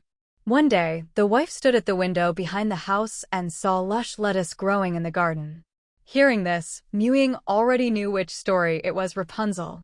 Leslie's father told it almost exactly as it was told back on Blue Star in her previous life. It was about a pregnant woman who, after stealing lettuce from a witch's garden, was forced to give her daughter to the witch. The witch locked the girl in a tall tower, raising her but forbidding her from seeing anyone. Even the witch herself could only enter by climbing the girl's long hair. Eventually, a prince passed by. The two fell in love. The witch separated them, cut off the girl's hair, sent her into the wilderness, and blinded the prince. But true love triumphed. They found each other again. The girl's tears healed the prince's eyes, and they lived happily ever after. When the story ended, Ying saw her quest progress was only at 40%. There was only one possibility. The story wasn't entirely true. Some details were different from reality. Can you tell me the witch's name? Or where the story took place? Where was the witch's home and the tower? Ying asked. Where shook his head. I don't know. I've told the story. You can leave now. Dad. Leslie looked at his father in confusion. Didn't you teach me to be polite? Why are you? Leslie, witches, and people like us are not the same. It's better to keep our distance, we're sad. A witch's whim could bring disaster to humans. Ying. Even though she tried to do good without expecting anything in return, it was still frustrating to be treated this way by someone she'd just saved. Your story isn't completely true, is it? It was hard to be a good person. Ying decided to go back to being a villain for a moment. She drew her wand. The price for healing you was a completely true story. You lied to me. Where pulled Leslie behind him. I just gave it a happy ending, that's all. What's the real ending? Ying pressed. The real ending is this. Although the lettuce maiden and the prince overcame countless obstacles to be together, and the prince regained his sight, they still couldn't escape the witch's curse. The prince was forgotten by his own country and lost his wealth. Not long after their reunion, the lettuce maiden fell ill and died. The prince lost his love once again and could only raise their child alone. His own health also deteriorated day by day, and he was on the verge of death. Are you satisfied now? Weir's tone was far from pleasant. He still thought that the false, but happy ending was much better. Ying could now see it too. When little Lexi's father told this story, he was far too emotionally invested. It didn't sound like he was telling someone else's story, but rather his own. Thinking carefully, wasn't little Lexi's father's current situation exactly like the real ending of the story? Considering his hair color and his obviously well-educated manner of speaking, the answer was clear as day. He was the prince. No wonder he had such a bad opinion of the witch. In his eyes, it was the witch who tore the lovers apart and caused their misfortune. But even after he told the real ending, the mission progress only increased by 10%. Perhaps he had told the story completely from his own perspective, and to him, that was the truth. But clearly, that wasn't the whole story, not the full picture at least. To uncover what really happened, she'd have to find little Lexi's mother's hometown and track down that witch. Still, she couldn't stand people blaming all their misfortunes on a witch's curse, as if every witch went around cursing people. In reality, very few witches actually possess the talent for curse magic, and even those who did would never use it unless absolutely necessary. After all, if a problem can be solved with force, why bother with the troublesome and thankless task of casting a curse? Most powerful curse spells carry a high risk of backfiring on the caster. Only in cases of deep-seated hatred, when a witch is powerless to take revenge directly, would she risk using curse magic. Throughout the history of witches, those who used curses for revenge rarely lived to a ripe old age. It's a case of hurting the enemy 1,000 times, but harming oneself 800. I'm a witch skilled in curses myself, but as far as I can tell, you're not under any curse. Don't blame all your misfortunes on witches. In fact, there are very few witches who can actually cast curses. With that, Ying turned and left. This man might be directly involved, but he was far too biased. It would be better to investigate on her own than to ask him. The story itself had revealed a lot of information. Using those clues, she now had a direction and purpose for her search. It wouldn't be too difficult. After leaving, she went to find the village chief. Little Lexi's family had lived here for quite some time. The villagers might know something about Lexi's mother and her origins. On the way, she passed the tree where people were still being flogged as punishment. The men tied to the tree were covered in wounds, crying bitterly. When they saw her approach, they desperately tried to plead for mercy. But Ying only glanced at them before walking on, showing no intention of letting them off. They might look pitiful now, but the people they once murdered for money suffered far worse. When she reached the village chief, she paid him for information about little Lexi's parents. At this point, The villagers still didn't know she was the one who had strung those men up and beaten them, so they weren't particularly afraid of her. The village chief, having taken her money, was naturally forthcoming. Lexi's whole family are outsiders. His father's name is Weir, and his mother's name is Aisha. When Aisha first came to the village, she was pregnant. The villagers let her stay in that abandoned cabin up on the mountain. She fixed up the place, gave birth to her child, and lived a hard life, but at least she managed to settle down. About 2 years later, Lexi's father arrived. He was blind at the time, looking like a beggar, but Aisha recognized him right away. The two of them embraced and wept, and suddenly Lexi's father's eyesight was restored. Lexi's father once said he was from the capital of the Greenwall Kingdom. He did have some valuable trinkets, and he spoke differently from us country folk. But when asked why he didn't go back, he never answered. As for Lexi's mother, Aisha, no one knows where she came from. Our village is pretty remote. The nearest town or village is hundreds of miles away. But when she showed up, she was traveling alone, her clothes still clean, with no sign of a long journey. Many people asked her where she was from, but she said she'd forgotten the name of her hometown and could never go back. Later, when Weir arrived, he didn't know where Aisha's hometown was either. Maybe there's some secret they can't talk about. That's all I know. Ying nodded. She didn't think Weir was unwilling to say. He probably really didn't know. If you want to make sure someone can never find their way home, the best way is to make them forget the name of their hometown and then leave them in a strange place. If what Aisha said was true, then the witch who raised her must have genuinely not wanted her to return, so she blurred that part of her memory. Likewise, Weir probably hadn't been spared either. He was likely forced to forget about that place as well. That made things difficult. If even the people involved didn't know the name of the place, there was no way they could tell anyone else. It would be hard to find clues from the human side. Ying returned to her carriage and took out a pile of bellflowers, using them to contact every witch she knew to ask for information. Witches were all night owls. Even though it was already night, it was still early for them. For every witch she'd met on her travels, she'd given a twin-stemmed bellflower as a way to keep in touch. They didn't keep in touch often, but their friendship had never faded. Thanks to this habit, it was now very convenient for her to gather information. Especially those witches who had lived for over 100 years, seen much of the world, and had wide circles of friends, they knew far more than Ying did. Take Deborah, for example. After hearing Weir and the Lettuce Maiden's story, she said, "Humans are always so good at making excuses for themselves, blaming everything on us witches. Have you ever heard of magic lettuce?" The reaction that pregnant woman had after eating it sounds a lot like magic lettuce. But then her daughter was still able to have children, and even after she stopped eating the lettuce, she lived for nearly 3 more years. That's a bit different from the magic lettuce I know. Magic lettuce? Ying thought the name sounded familiar, as if she'd heard of it somewhere before. Even though Deborah said the effects were a bit different, Ying's mission progress increased by 5%. Clearly, her guess was correct. Ying hurriedly summoned her witch's book. This book contained all the written materials she'd ever come across and could automatically search for related information. Soon, the witch's book stopped at a certain page. This section was a record from a book called A Modern History of Witches, which she had copied down in the school library. Ying had only skimmed through it before. 250 years ago, the birth rate of witches plummeted. Since then, magical plants like magic lettuce have disappeared from witches' tables. "Is this the magic lettuce you're talking about?"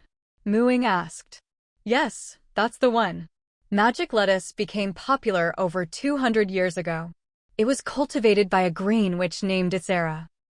Not only could it replenish a witch's magic power, it could also slowly increase a witch's total magical capacity, especially effective for young, underage witches. It was also easy to grow, tasted good, and had a high yield. Even those without any talent for herbal cultivation could grow it successfully. Back then, many witches would plant some around their homes for themselves or their daughters. That period did see the rise of some very powerful witches. But this lettuce was addictive. If you ate magic lettuce for more than a week straight, you'd become dependent on it. You'd have to eat it every day, or else you'd lose your appetite for other foods, and your body would quickly weaken. Even so, it wasn't considered a big problem, since magic lettuce was so easy to grow. Witches could plant large patches of it with little effort, and it could thrive in any environment. Even just growing it for food was very cost-effective. But then, when the first generation of witches who grew up eating magic lettuce reached adulthood, they discovered they had lost the ability to bear children. After that, witches' tables were mostly filled with ordinary fruits, vegetables, and meats. Magical plants became rare, for fear of repeating the same tragedy. Basically, no witches planted magic lettuce anymore. If it hadn't only been popular for a few decades, witches might have gone extinct by now. These days, anyone still growing magic lettuce is probably over 200 years old, a witch who grew up eating it back then. Deborah explained. Thank you, this is really helpful. I'll keep asking around, Ying said gratefully. No problem. If you figure out what's going on, let me know, I'm curious too. And when your travels are over, come have a drink at the tavern. Deborah replied. After hanging up the bellflower phone, Ying called the next person. Asking around for information was actually quite fun. If she got useful news, great. If not, she could just chat with her witch friends and catch up.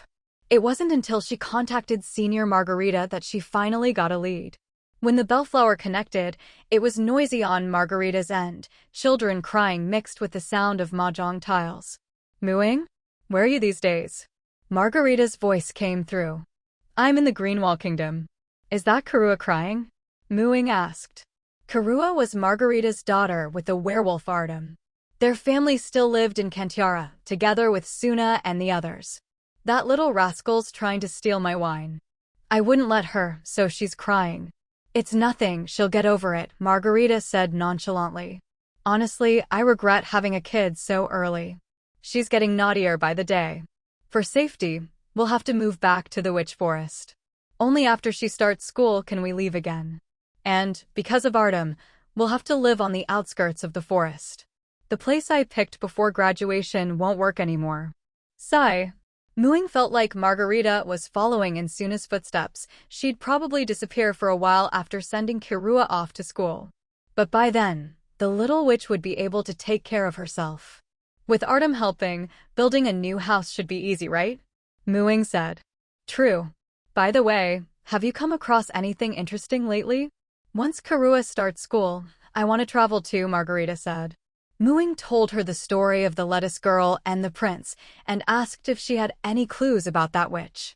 She hadn't expected much. After all, Margarita had only graduated recently and hadn't traveled much. Sure enough, Margarita didn't know.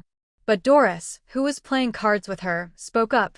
Ying, not long ago Thanatos asked me to tell you, the person you're looking for is in Xingdong village. Ying. She'd thought that by staying away from the Rose Kingdom's royal family, the prophecy wouldn't catch up to her. She hadn't expected it to find her anyway. And now the exact location was spelled out for her. Prophecy witches, so lovable and so infuriating. Did she say anything else? She said not to be afraid of prophecy, because the prophet's actions are also part of fate. She wishes you all the best. Oh, and I just want a huge hand. Doris's voice was full of excitement. Pay up, pay up. Is she a prophecy witch or a mind-reading witch? Ying sighed. Didn't I send her a bellflower? Why didn't she contact me herself? That's how prophecy witches are. If there's too much contact, she'll inevitably see too much. She gave me the bellflower you sent her and asked me to pass it on to you, Doris said. But I don't think being seen in the future is a bad thing. For example, she said that when you got in touch with us, I'd win a big hand at cards, so I've been looking forward to it. Ying. Forget it, that's just Thanatos for you, let her be. After hanging up the bellflower, Ying started looking for Xingdong village on the map. Xingdong village was on the border of the Rose Kingdom, not far from the western edge of the Greenwall Kingdom. But she was currently in the southeastern wastelands of Greenwall, with most of the kingdom between her and Xingdong village. It would take quite a while to get there. But now that she had a target, she didn't need to keep riding the magic carriage and asking for news along the way. She put away the carriage, summoned her magic carpet, and left the village overnight. At dawn, the villagers who had come to tell stories found that the noble girl who bought stories was gone. All they saw were several corpses hanging from the trees, beaten all night, their flesh mangled and bloody. Veil covered little Lexi's eyes. See?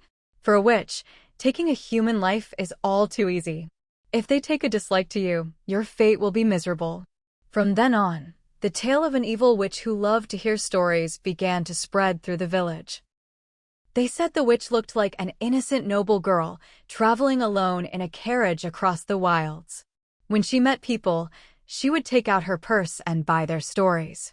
If your story pleased her, you'd be handsomely rewarded and become rich overnight.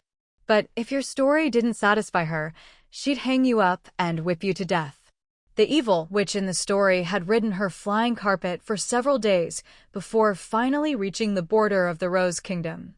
Xingdong Village was nestled in a basin on the eastern side of the Sunset Forest. The Sunset Forest itself was vast, even bordering the Witch's Forest. Legend had it that the basin where Xingdong Village lay was formed by a fallen star crashing into the earth. Though Xingdong Village was remote, it was blessed with rich forest resources and fertile land. However, because reaching it required passing through the Sunset Forest, few outsiders ever visited. In a way, it was a secluded paradise. The house with the large garden and tall walls from the story was easy for Ying to find as soon as she arrived. The walls were as sturdy as those of a small town.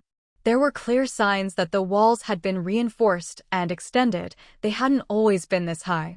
Ordinary people would never be able to climb over them. Next to the wall stood an old, abandoned house. Aside from this old house, all the other buildings were set far away from the wall. The large garden inside was about the same size as Ying's own plantation in the real world. But inside, there were only a few flower beds. Most of the land was planted with lettuce. Ying could sense the abundant magic power in those lettuces. They must be magical lettuces. An old witch, stooped and white-haired, dressed in simple clothes, was working in the fields. Though her appearance was aged, she moved with surprising vigor. Ying, floating in the sky, naturally couldn't escape her notice. She shaded her eyes from the dazzling sunlight and waved at Ying. With her permission, Ying landed in the garden. "Where are you from, young lady?" The old witch greeted her warmly. "I came from the Greenwall Kingdom," Ying replied. "My name is Ying." At the mention of the Greenwall Kingdom, the old witch seemed momentarily lost in thought, but quickly recovered. "I'm Insula. You must be a newly graduated witch, out traveling." Ying nodded. She'd just heard Deborah mention the name Insula. Wasn't she the one who first cultivated magical lettuce? She decided not to beat around the bush. "Hello, senior.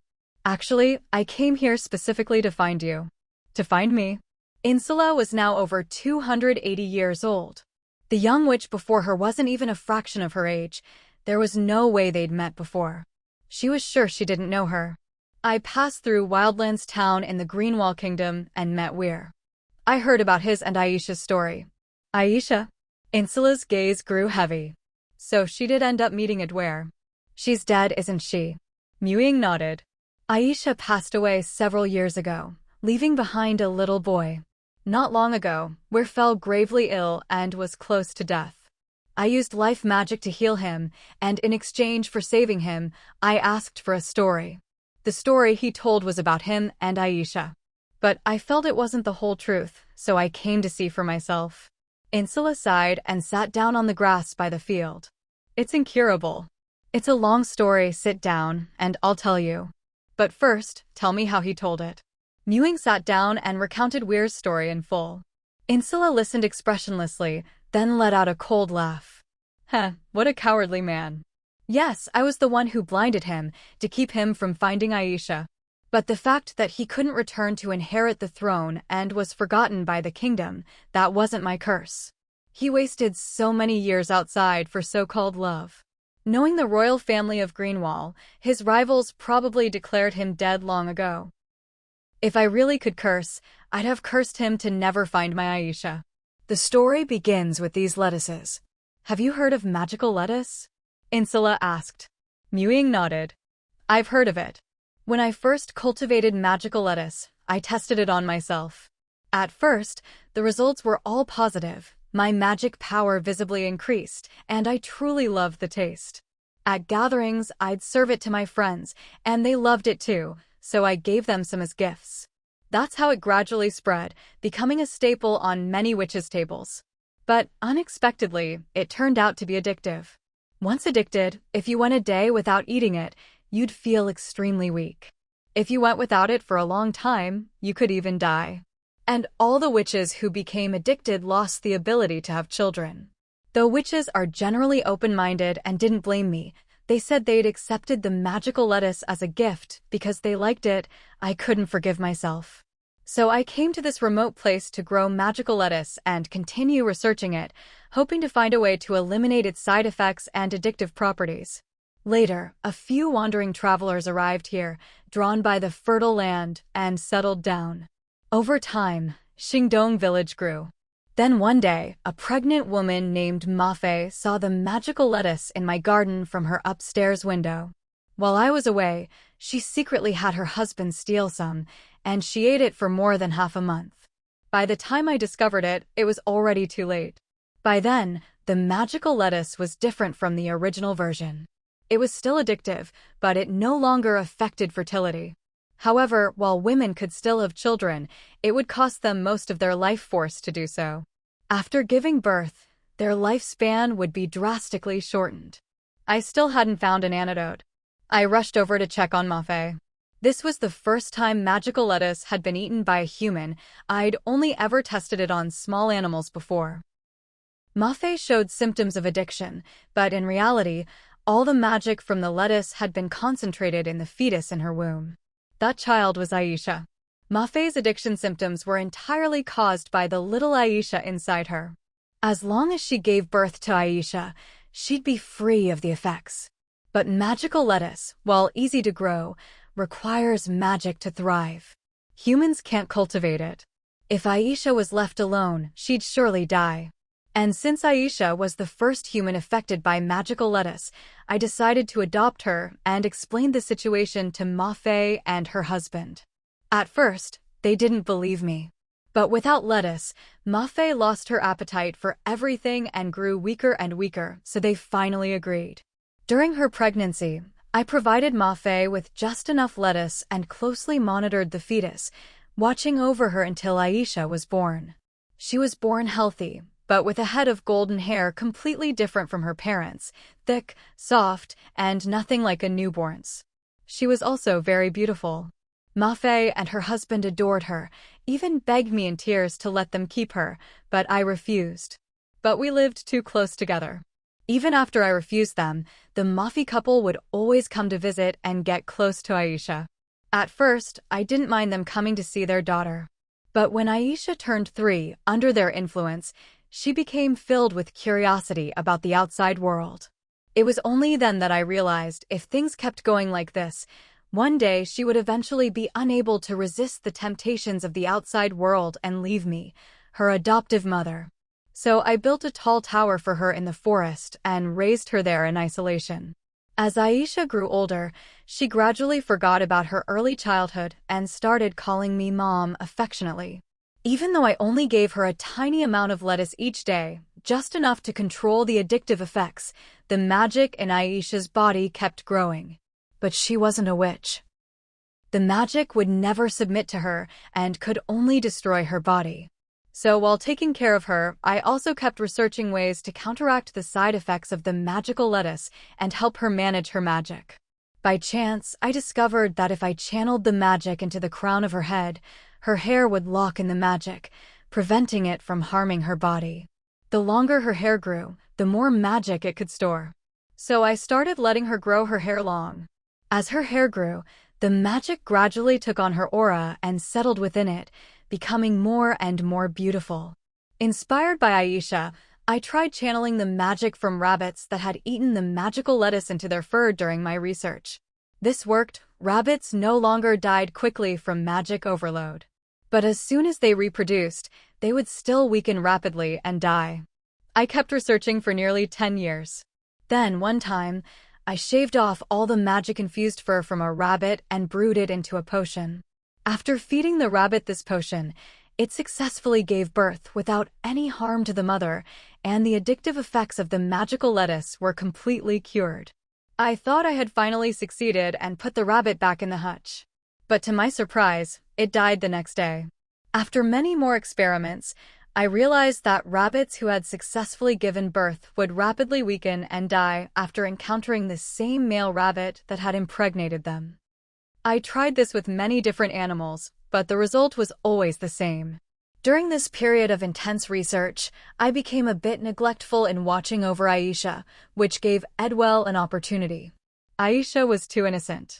She was drawn to the world outside as described by Edwell, and she fell in love with this man who had entered her world. They fell in love. What's worse, Edwell was unwilling to stay in the tower, always anxious and restless. He encouraged Aisha to run away with him. It was also my fault for never telling Aisha the real reason I kept her from the outside world, or even about the addictive nature of the lettuce. She just thought she loved eating lettuce, so every morning when I visited her, I would bring her a little, just a tiny bit. Aisha ran away with him, but on the second day after leaving, she grew weak because she hadn't eaten any lettuce. I searched everywhere for her, and on the fifth day, when Aisha was on the verge of death, Edwell finally brought her back. Although I was angry, I immediately gave Aisha some magical lettuce, and she gradually recovered. But when I checked her body, I discovered she had already been pregnant for a week. I wanted her to abort the child, but Aisha refused no matter what. She wanted to keep the baby, to go see the outside world with Edwell, and not be locked up in the tower. How could I agree? Before I found a cure, she couldn't leave me for long, and after giving birth, she wouldn't be able to stay with both her child and her lover. Aisha begged me in tears, and I couldn't bear it. Though we weren't related by blood, I had raised her as my own daughter. Aside from the secrets about witches and magical lettuce, I truly treated her as my own. Her life and safety were always my top priority. I told them about the magical lettuce and gave them two choices. Either Aisha aborts the child and takes a permanent contraceptive potion, in which case I'd allow them to stay together, but only if they settled in Shingdong village, or I'd help her keep the child, but she could never see Edwell again, nor fall in love or have children with anyone else. In that case, I'd give her a sum of money and set her free. Both choices were cruel to Aisha. Edwell, however, accused me of lying, claiming I was an evil witch who had stolen someone else's child and imprisoned Aisha in the name of love. He threatened that if I didn't give Aisha the cure, he would bring an army to attack me and take Aisha away. His words enraged me, and I threw him out of the tower. Aisha told me she wanted the second option. I cut off the long hair she had grown for nearly 20 years and made it into a potion. After she drank it, she bid me farewell. I had intended to wait until she gave birth, prepare a generous fortune for her, and then let her go. But I realized Aisha hadn't fully decided to listen to me. She wanted to leave so quickly, she clearly hadn't given up on Edwell. I didn't show it, but I blindfolded her and blurred her memories of the location and name of Shingdong village and the tower. Then I took her by flying carpet to a small village on the prairie, leaving her enough money to live comfortably without attracting trouble. When I returned, Edwell had already brought soldiers to destroy the tower. I killed the soldiers who tried to attack me, blinded Edwell, and threw him to the other side of the Rose Kingdom, erasing his memory of Shingdong village's location as well. This was to ensure he could never see Aisha again. I still held out hope that I could finally cure this last side effect. That way, Aisha could have it all be with her lover, keep her child, and stay safe. By then, healing Edwell's eyes would be easy. I told him all this, hoping he wouldn't try to find Aisha. But I never expected that before I could develop the new cure, they would meet again. Aisha died young because of his prejudice and arrogance. Insula finished telling the whole story, staring blankly at the magical lettuce scattered all over the ground. At last, Ying's quest progress reached 100%, and she obtained a new page fragment. Once she found the last page, she could achieve perfect exploration of the Emerald World. But there was still one lingering question. Both Edwell and the village chief said that his eyes were healed by Aisha's tears. How could that be? Eyes blinded by force shouldn't be something an ordinary human could heal, right? Yeah. Why is that? Aisitra was reminded.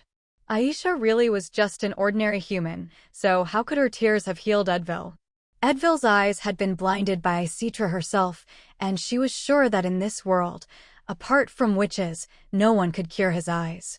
It was true that Aisha, having eaten magic lettuce since childhood, had accumulated quite a bit of magic power in her body. By sheer quantity, she was about on par with a newly adult young witch. But all the magic power she'd gained from eating magic lettuce was stored in her long hair. That hair had already been cut off and turned into a magic potion, which she had already drunk. Since then, she hadn't eaten any more magic lettuce. By all rights, she should be a completely ordinary human now. Aisitra couldn't figure it out. Did Edwell's eyes really recover? Ying nodded. I saw it with my own eyes. And it was Aisha's tears that healed him? Ying nodded again. That's what Vale himself said, and the village chief too. Maybe the details aren't exactly right, but it's true that he recovered soon after meeting Aisha. But why? Aisitra frowned.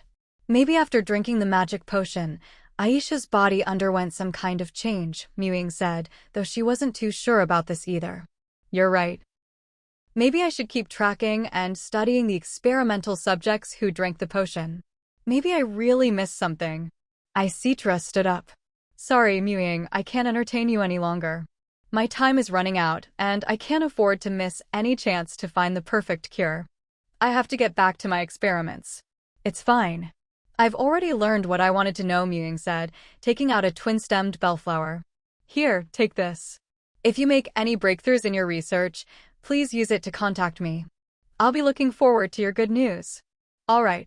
Aisitra accepted the twin-stemmed bellflower and hurried off toward the laboratory behind the garden.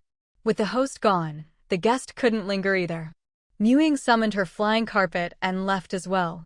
She exited Xingdong village, flew into the dense forest outside, landed, switched to her magical carriage, set the navigation toward the interior of the Rose Kingdom, picked her route, and then checked her current quest progress and world exploration percentage.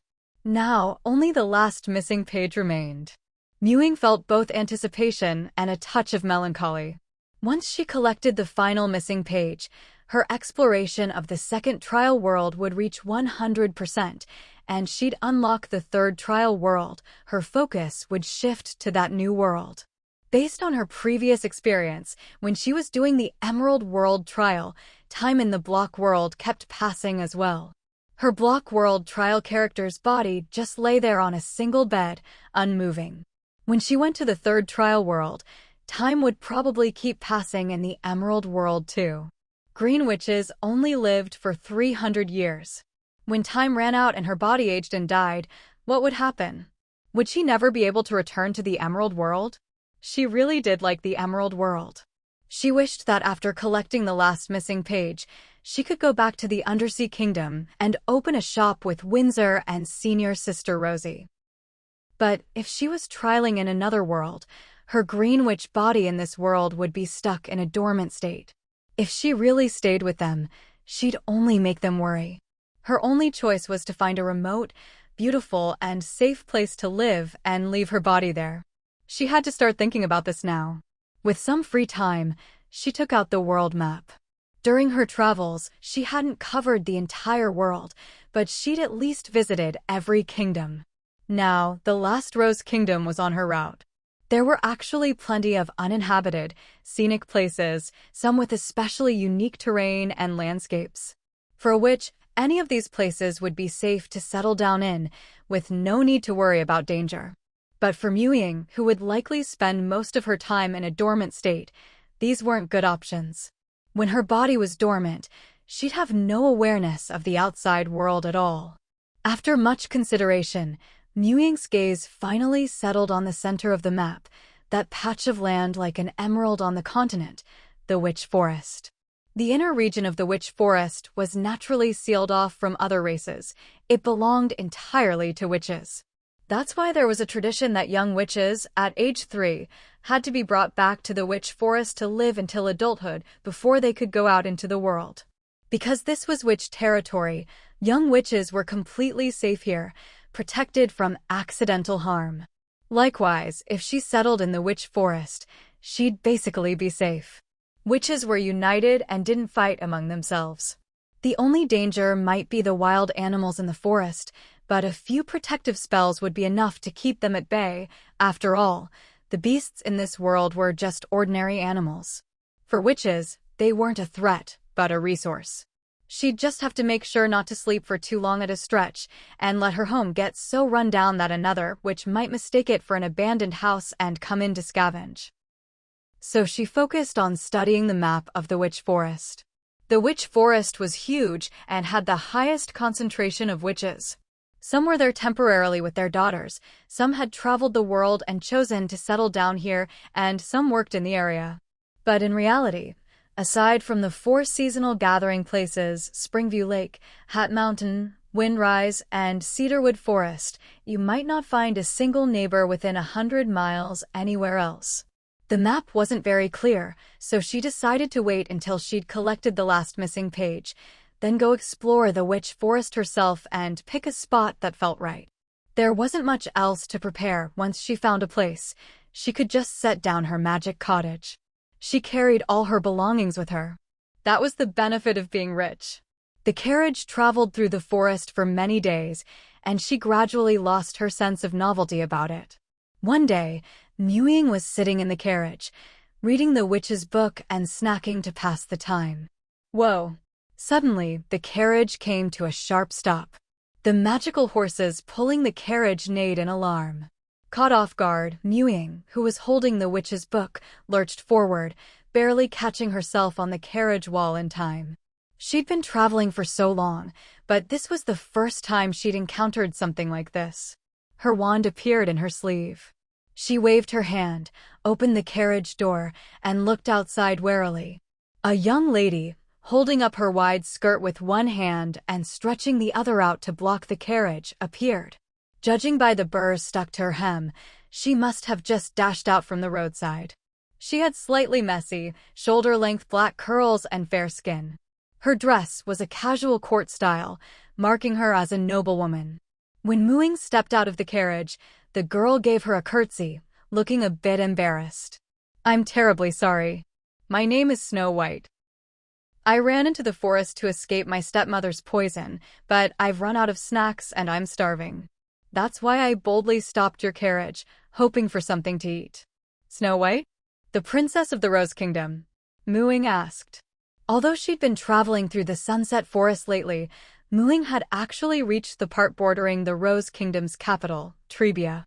She'd passed through a few sparsely populated villages in the forest, asking about the country, and that's how she decided to head straight for the capital. All because of this princess named Snow White. When she heard the name, she knew Treehouse was where the last missing page was located. She hadn't expected to meet the story's protagonist before even leaving the forest. But perhaps because Snow White had been wandering the woods for too long, she didn't quite match the fairy tale's description of beauty. Her skin was indeed white, but calling her the most beautiful woman in the world would be an exaggeration. At best, she could be called a pretty girl, with delicate, fair skin, and she looked a bit chubby. "Yes," Snow White replied, deliberately stating her name. When her birth mother was alive, and before her stepmother's child was born, she'd always enjoyed her father's favor. Her grand birthday banquets were famous throughout the land. This reputation made it easier for her to get help. Alone in the forest, she couldn't survive without seeking assistance. The noble-looking girl before her clearly knew who she was. Opportunity had come knocking, and Ying wasn't about to refuse. It was a good chance to find out how far the story had progressed. "I'm a traveler who loves stories. Why don't you tell me yours? In return, I'll give you some snacks and fruit." Snow White had expected her to ask for money, or perhaps to help her out of kindness, maybe even take her in. She hadn't expected to be asked to tell her own story. But so be it. She had no desire to hide her stepmother's wickedness. So she agreed without hesitation. Ying didn't invite her into the carriage, but instead pulled it to the roadside, then took out 2 large picnic baskets and tucked a stack of picnic cloths under her arm. She spread a cloth on the grass, set the baskets down, and invited Snow White to sit. "You can eat your fill first, then tell your story. Anything you can't finish, you're welcome to take with you." Ying was being quite generous. The 2 baskets were filled with bread, pastries, roast meat, fruit, and water skins. Snow White, seeing such a feast, no worse than what she'd eaten at the palace, licked her dry lips. She resisted the urge to gorge herself, took a few sips of water, ate a delicate pastry, and began her tale. The beginning was much as Ying knew, but the later parts were quite different. Snow White was named for her snowy white skin when she was born. She was doted on by the king and queen from childhood. But the good times didn't last. When she was 6, her mother died of illness. A year later, the king remarried, and a year after that, the new queen gave birth to a little prince. Although her stepmother never mistreated or abused her, under her influence, the king's attention to Snow White waned, and all his fatherly love shifted to the little prince. Half a year ago, her stepmother suddenly took a keen interest in Snow White's diet, even personally making her favorite treats. Snow White didn't think much of it and happily ate them. But her previously slim figure suddenly ballooned. She gained nearly 100 pounds in a week and became hideously fat. She suspected she was ill, so the king summoned a physician, but the diagnosis was that she was perfectly healthy, just needed to watch her diet. The king was furious and ordered her to go on a strict diet. But she'd always been the type who could eat anything and never gain weight. She loathed her sudden pig-like appearance, so she secretly consulted the magic mirror, her birth mother's treasured dowry. The magic mirror knew all things and sometimes even gave prophecies. It had once helped the kingdom discover a gold mine. The mirror told her that her stepmother, jealous of her growing beauty, had poisoned her to make her fat in a short time. The poison was in the treats her stepmother made. The effect would last a month, then gradually wear off. In as little as a week, she'd be slim again. But as soon as the effect started to fade, 3 days later, her stepmother would poison her again. Sure enough, 3 days later, the queen brought more homemade treats. Snow White made an excuse to eat them later, then secretly threw them away. The next day, she noticed her belly was a bit slimmer. She patted her clothes to hide it from the queen, but she couldn't keep it up forever. Her father's heart was now entirely with the little prince. He no longer had any patience for her. Snow White felt that if she stayed in the palace, it was only a matter of time before her stepmother killed her. Her only loving parent was gone, and her father didn't care for her anymore. So she decided to leave the palace, which was no longer her home. She found a chance to have a hunter who delivered game to the palace smuggle her out, and she fled into the forest. She hoped to cross the Sunset Forest and seek help from her mother's family in the Greenwall Kingdom on the other side. As long as they gave her a place to stay, she'd be content. But she'd underestimated the journey and brought too little food. She ran out not long after setting out. "Thank you. With the food you've given me, I'll definitely make it through the Sunset Forest. Then I'll be free." With that, Snow White finally began to eat, elegantly but quickly. Ying didn't know what to say. Maybe the human kingdoms didn't have maps as detailed as the witches'. She herself had spent over half a month crossing the Sunset Forest in a magical carriage. For Snow White to make it out on foot seemed impossible. And while the 2 baskets of food looked like a lot, most of it wouldn't keep long. At best, it would last a day or 2. Ying should probably warn her, but clearly, the story had only just begun. Her goal was to learn the whole story and collect the missing pages, not to play the hero. Although in Ying's previous life, the story she knew was that Snow White was taken into the forest by the queen's huntsman to be killed, only to be let go out of pity, unlike now where she had run away from home on her own. But either way, she ended up in the forest. According to the plot, Snow White should be exhausted and hungry, find the dwarfs' little cottage, eat their bread, drink their water, and fall asleep in their beds. Even if reality and the story differ in some details, based on her past experience, there should still be some connection. Before she fully understood the story, Ying wouldn't interfere with its development. After all, this wasn't her first time encountering a plot twist. Even if she wanted to help, she'd have to see the whole picture first. So after hearing Snow White's story, Ying left her the rest of the food in the basket and planned to part ways with her. The carriage slowly started up, moving further and further along the forest path until it disappeared from Snow White's sight. Carrying two rather bulky food baskets, Snow White headed off in the opposite direction, unaware that the carriage had stopped once it was out of her view. Ying switched to her magic carpet to secretly follow Snow White, wanting to see if she'd encounter the 7 dwarfs, and then later check out the legendary magic mirror in Trebia. Both of these seem to be unusual elements in this version of the story. Especially the magic mirror Snow White mentioned, which supposedly had even greater powers. It could know all things and even predict the future, not just tell who is the fairest of them all. Ying couldn't figure out how Snow White managed to get lost. There was clearly a path through the forest wide enough for a carriage. If she followed it, she'd reach the Greenwall Kingdom without getting lost, even if it was a bit of a detour. That was the road Ying had taken, and she was sure there were no dwarfs' houses along it. But after walking on the path for a while, Snow White veered off into the forest. Heading that way, there was no way she'd reach the Greenwall Kingdom. Snow White, however, seemed oblivious. Having just eaten, with 2 baskets of food still left, she was in high spirits, humming as she walked.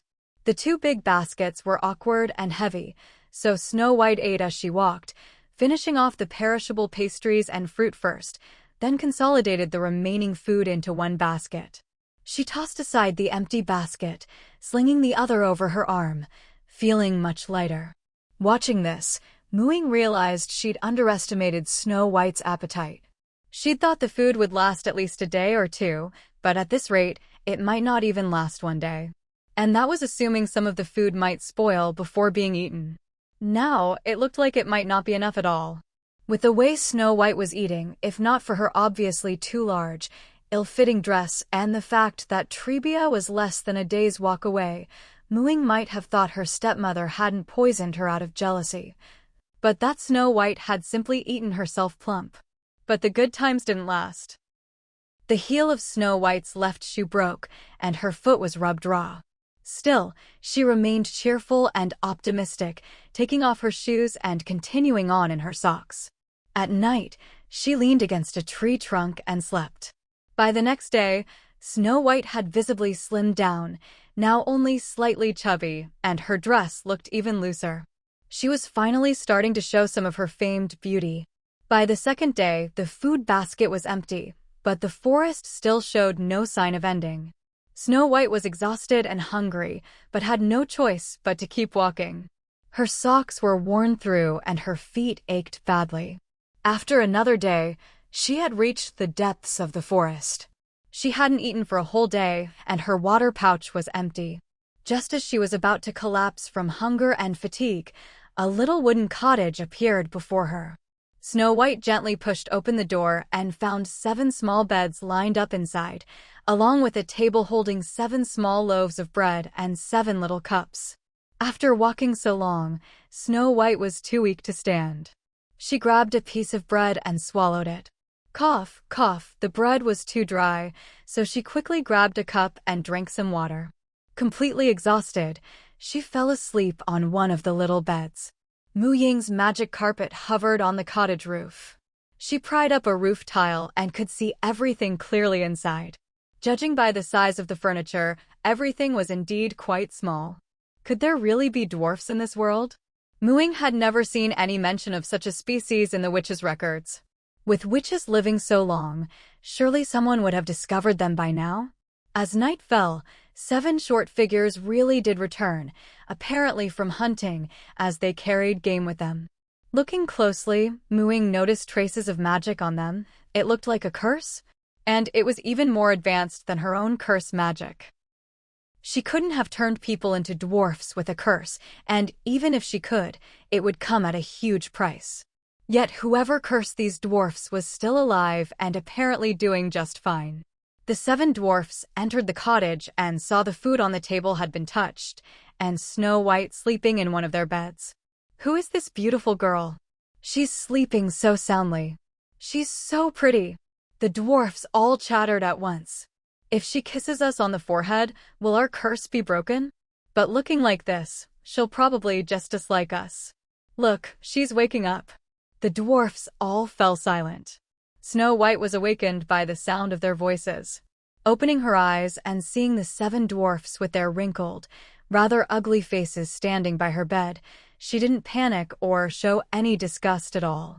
She simply stood up quickly and said, "Hello, I'm Snow White. I'm so sorry, I saw the door was unlocked and came in. I was just too tired and hungry, and I couldn't help eating your food and falling asleep." The dwarfs had lived in seclusion deep in the mountains ever since they were cursed for mocking a witch's ugly appearance. They hadn't been dwarfs for very long once, they'd been hunters in the Rose Kingdom. Of course, they'd heard of Princess Snow White, and seeing her fair skin and beautiful face, they immediately recognized her. "Princess Snow White? What are you doing alone in the forest?" Snow White told them her story. The dwarfs were sympathetic, and the leader indignantly said, "That queen is truly wicked. To poison you just out of jealousy for your beauty. Unfortunately, we don't know the way to the Greenwall Kingdom either. We only know it's very far, too far to walk. Since you need a place to stay, why not live here with us? We'll protect you." "Really? You really can take me in?" Snow White asked in surprise. After walking for several days, she realized she had underestimated the size of Sunset Forest. On the map, the whole forest could be covered with one hand, yet after all this time, she still hadn't reached the end. "Of course! You can sleep in Old Seven's bed tonight. Old Seven, you squeeze in with Old Six for now. Tomorrow, we'll make you a new bed," the leader of the dwarves said, patting his chest. The other dwarves just nodded silently. "That's wonderful. I can help you with some simple chores," Snow White replied. Living in the forest might not be a bad idea after all. She now understood that running away from the palace and thinking she could cross the forest on her own was a bit reckless. She needed to learn how to find food in the forest first, survive, then make plans for what came next. Compared to the palace, which was full of coldness and scheming, she much preferred the peace and harmony of the forest. Snow White and the 7 dwarves reached an agreement. That very day, Snow White moved into the dwarves' wooden cottage. Once she fell asleep, the 7 dwarves tiptoed out of bed and gathered outside. "Boss, why did you agree to let her stay? Sure, she's pretty, but she's a pampered princess with a big appetite.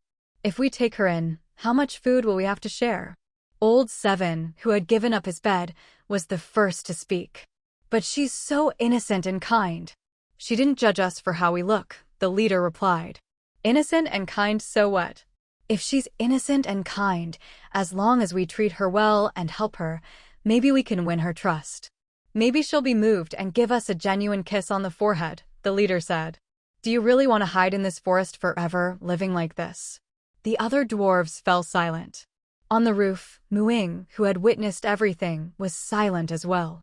This world, which seemed to be built on the fairy tale ideals of truth, goodness, and beauty, was actually full of reality. Ironically, the supposedly evil witch in the story seemed more naive. It was normal for the dwarves to help Snow White in order to break their curse. Ying's flying carpet stayed on the cottage roof for 2 days. Thanks to the dwarves' endless indulgence and efforts to please her, Snow White's life in the forest was going quite well. She didn't know when the next stage of the story would arrive, but Ying realized she couldn't just wait around. If she stayed here, she'd only see the story unfold from Snow White's perspective. Her mission progress had already stalled. So she flew toward Trebia, wanting to see if there was any reaction in the palace after Snow White had been missing for days. Most importantly, she wanted to check out the magic mirror.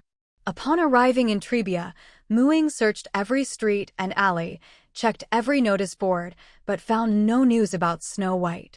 It was as if she had never gone missing. No one was looking for the missing princess. Ying wasn't sure if the queen was truly an evil stepmother, but it was clear the king didn't love Snow White much either. In such an environment, for Snow White to remain so innocent, Ying thought maybe the stepmother wasn't all that bad after all. Otherwise, with a father like that, Wouldn't it have been easy for the stepmother to do whatever she wanted? Look at Cinderella next door. She truly suffered under her stepmother. That's what you call an evil stepmother. Snow White's personality clearly showed she hadn't faced much hardship in life. To know for sure, Ying needed to check out the palace herself. But this time, it was a bit tricky. The story was still unfolding, and she couldn't just drag the king and queen out for questioning. If they lied, she might not even notice. So Ying thought of the magic mirror, which played a decisive role in this story. It was said to be the Rose Kingdom's greatest treasure, all-knowing and all-seeing. Maybe she could get it to tell her a story? But despite its reputation, few people actually knew what the mirror looked like. Ying had no choice but to search the palace windows until she found the queen's bedroom. Then she staked out the window. After all, in the original story, the queen was obsessed with beauty and loved to ask the mirror who was the fairest of them all. But after 2 days of observation and even sneaking in when the room was empty, she found that all the mirrors inside, whether dressing mirrors or makeup mirrors, were perfectly ordinary. Ying didn't think it was because the mirror was well hidden, she just hadn't found any clues. 90% of supernatural phenomena in this world were related to witches. The remaining 10% involved mermaids, werewolves, or some magical plants. This magic mirror was probably no exception, most likely a witch's alchemical creation. So there was only one possibility: the mirror wasn't with the queen. Putting aside what she knew from the original story, according to Snow White, the mirror originally belonged to her mother. It was only after it predicted the location of a gold mine, bringing great wealth to the Rose Kingdom, that it was revered as a national treasure.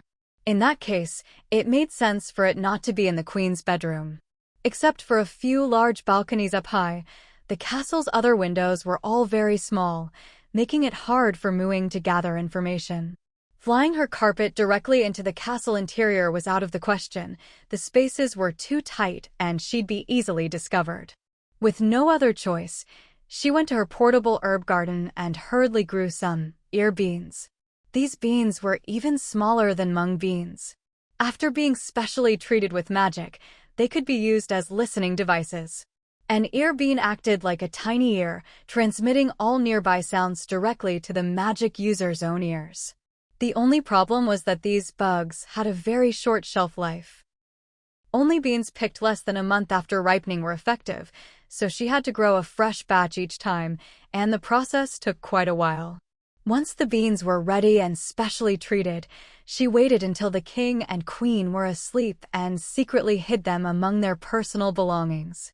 By the time she finished all this and was ready to start eavesdropping, it had been nearly a month since Snow White's escape. On the very first day after planting the ear beans, Ying got some good news. The next morning, as the king and queen woke up, the king asked, "Is everything ready? We can't delay any longer. I've already made the arrangements. The item will arrive soon, within 3 days," the queen replied. "Thank you for your trouble," the king said, as if to comfort her. "Let them in." Hearing this, Ying felt a bit confused. She had no idea what they were preparing, or why they had to discuss it before the maids came in. But not long after, once the queen had finished breakfast, Ying finally heard the legendary Magic Mirror's voice. "Magic Mirror, is Snow White doing well in the forest?" She couldn't be better. Her beauty and kindness have won the dwarves' affection, and she's now living with them. Magic Mirror, tell me the way to the dwarves' house and their usual schedule. First, follow the forest path from sunrise to sunset, then head southeast, cross 4 mountains and 3 streams, and you'll find the dwarves' house in a valley where flowers bloom year-round and it's always spring. As long as the weather is clear, the hard-working dwarves leave early in the morning to hunt or gather wild fruit in the forest to help with household expenses. At the end of each month, they put on long cloaks and walk on stilts to the nearest village to trade for daily necessities. Because the journey is long, they usually don't return until the next day. After that came the sound of the queen's footsteps. She must have finished speaking to the magic mirror. Judging by how she was asking about the dwarves' location and schedule, was she planning to go after Snow White? Was it already time to deliver the poisoned apple? After a few steps, there was the sound of a door opening, and the queen asked, "Has His Majesty visited the collection room in the past 2 days?" "No, he hasn't," replied a female voice, probably a maid. Ying immediately realized that the magic mirror must be in the collection room. After that, there wasn't any more valuable information. The queen seemed to be preparing something, while the king was busy with state affairs. Ying began to ponder how she could get a look at the collection room. Although she now knew the magic mirror was in the collection room, she still didn't know where that was. In order not to interfere with the story before understanding the full context, she had no choice but to act cautiously and restrain herself. Before she could figure out the location of the collection room, the queen rode out of the palace. The queen left the palace alone on horseback at dawn, without bringing anyone with her. But behind her, the king's chief guard was following at a distance. Ying had overheard the king personally instructing his chief guard to tail the queen and keep an eye on her the night before. For now, Ying gave up on matters in the palace and followed the queen. Following the magic mirror's directions, the queen found the dwarves' house. That day happened to be when the dwarves had gone to the village for supplies, leaving Snow White alone in the cottage. Before approaching the cottage, the queen took out a small crystal vial, pulled out the stopper, and drank it. Her appearance visibly aged, and within minutes she had turned into an old woman. Ying saw clearly that the vial contained an aging potion. Even now, many witches use this potion as a disguise, making themselves appear old to hide their identities. The queen's transformation confirmed her suspicion. However, the queen was just an ordinary human, not a witch. She probably had connections with witches, which was how she got the potion. After aging herself, she carried a basket and led her horse to the cottage door. "Lovely girl, would you like to buy some apples? They're red and fragrant. Try one first." Snow White hadn't seen anyone from outside for a while. Life in the forest was peaceful and quiet, but a little boring. Seeing a kindly old woman selling apples, she exclaimed happily, "Wow! These red apples are so pretty, they must taste great." The queen handed her the biggest, reddest apple. Snow White took a bite and immediately collapsed to the ground. The queen laughed loudly. "Huh! Now I am the most beautiful woman in the world." Then she took the poisoned apple back from Snow White's hand, turned aside, lowered her head, and, using her long hair and cloak to hide herself, whispered, "Sleeping is better than dying, Snow White. This is all I can do for you." If it weren't for the listening bean Ying had placed on the queen, even standing just a few meters above her, Ying wouldn't have heard that last sentence. The earlier line, "the one obsessed with beauty," was shouted so loudly it echoed through the valley. Clearly, that was meant for others to hear, while the whispered words were her true feelings. Who were they meant for? Ying knew very well. The chief guard sent by the king was also hiding in the valley, watching the queen's every move. Snow White now lay on the ground, unconscious, lips bright red, not breathing at all. She looked dead. After the queen left, the chief guard came to check, feeling for breath. Once the guard left, Ying came down to check as well, using a vine to extract a sample from the piece of apple lodged in Snow White's throat. It turned out the apple had been soaked in a feigned death potion. Snow White was actually fine, just in a deep, death-like sleep. As long as the piece of apple was removed, she would wake up. But Ying didn't interfere or play the hero. After figuring out what the poisoned apple was, she rode her magic carpet to follow the queen. The queen's treatment of Snow White was clearly not as malicious as Snow White herself believed. She had whispered so quietly, even turning her back to the direction of the chief guard. Obviously, she didn't want anyone to hear. Private, secret words like that are far more credible than those loudly proclaimed for all to hear. Sleeping is better than dying. Could it be that someone actually wants Snow White dead? Ying pondered. Although the queen was a stepmother, she had given birth to the little prince, who was the only heir to the Rose Kingdom, so her status should be quite high. Who could force her to use such a roundabout way to save Snow White's life? One answer was obvious: the king. This story was getting more and more complicated. Why would the king want his own daughter dead? From Snow White's name, it was clear she had been much loved at birth. Even if the king favored the little prince later, it shouldn't have come to wanting Snow White dead. For a king to want his daughter dead, either she wasn't his biological child, or there was some enormous benefit to her death. After returning to the palace, the queen went straight to the collection room. Magic mirror, am I now the most beautiful woman in the world? Yes, your majesty. At the same time, the king summoned the chief guard. Well, is Snow White dead? I have confirmed it, your majesty. The princess is not breathing. She looks very peaceful, as if she felt no pain at all. Well, that's the last thing she could do for this country. From what Ying heard, it seemed as if Snow White's death was somehow beneficial to the country. Afterward, the king went to see the queen. Did everything go smoothly? Ying heard the king ask. Very smoothly. Snow White ate the apple and died without any pain. The prophecy should be broken now, the queen replied. Now Ying understood. The crux of the matter was this prophecy. Late at night, the king went to the collection room. Magic mirror, has the prophecy been lifted? Yes, your majesty. Ying recalled that Snow White had said the magic mirror occasionally made prophecies. Could it be that this prophecy came from the magic mirror?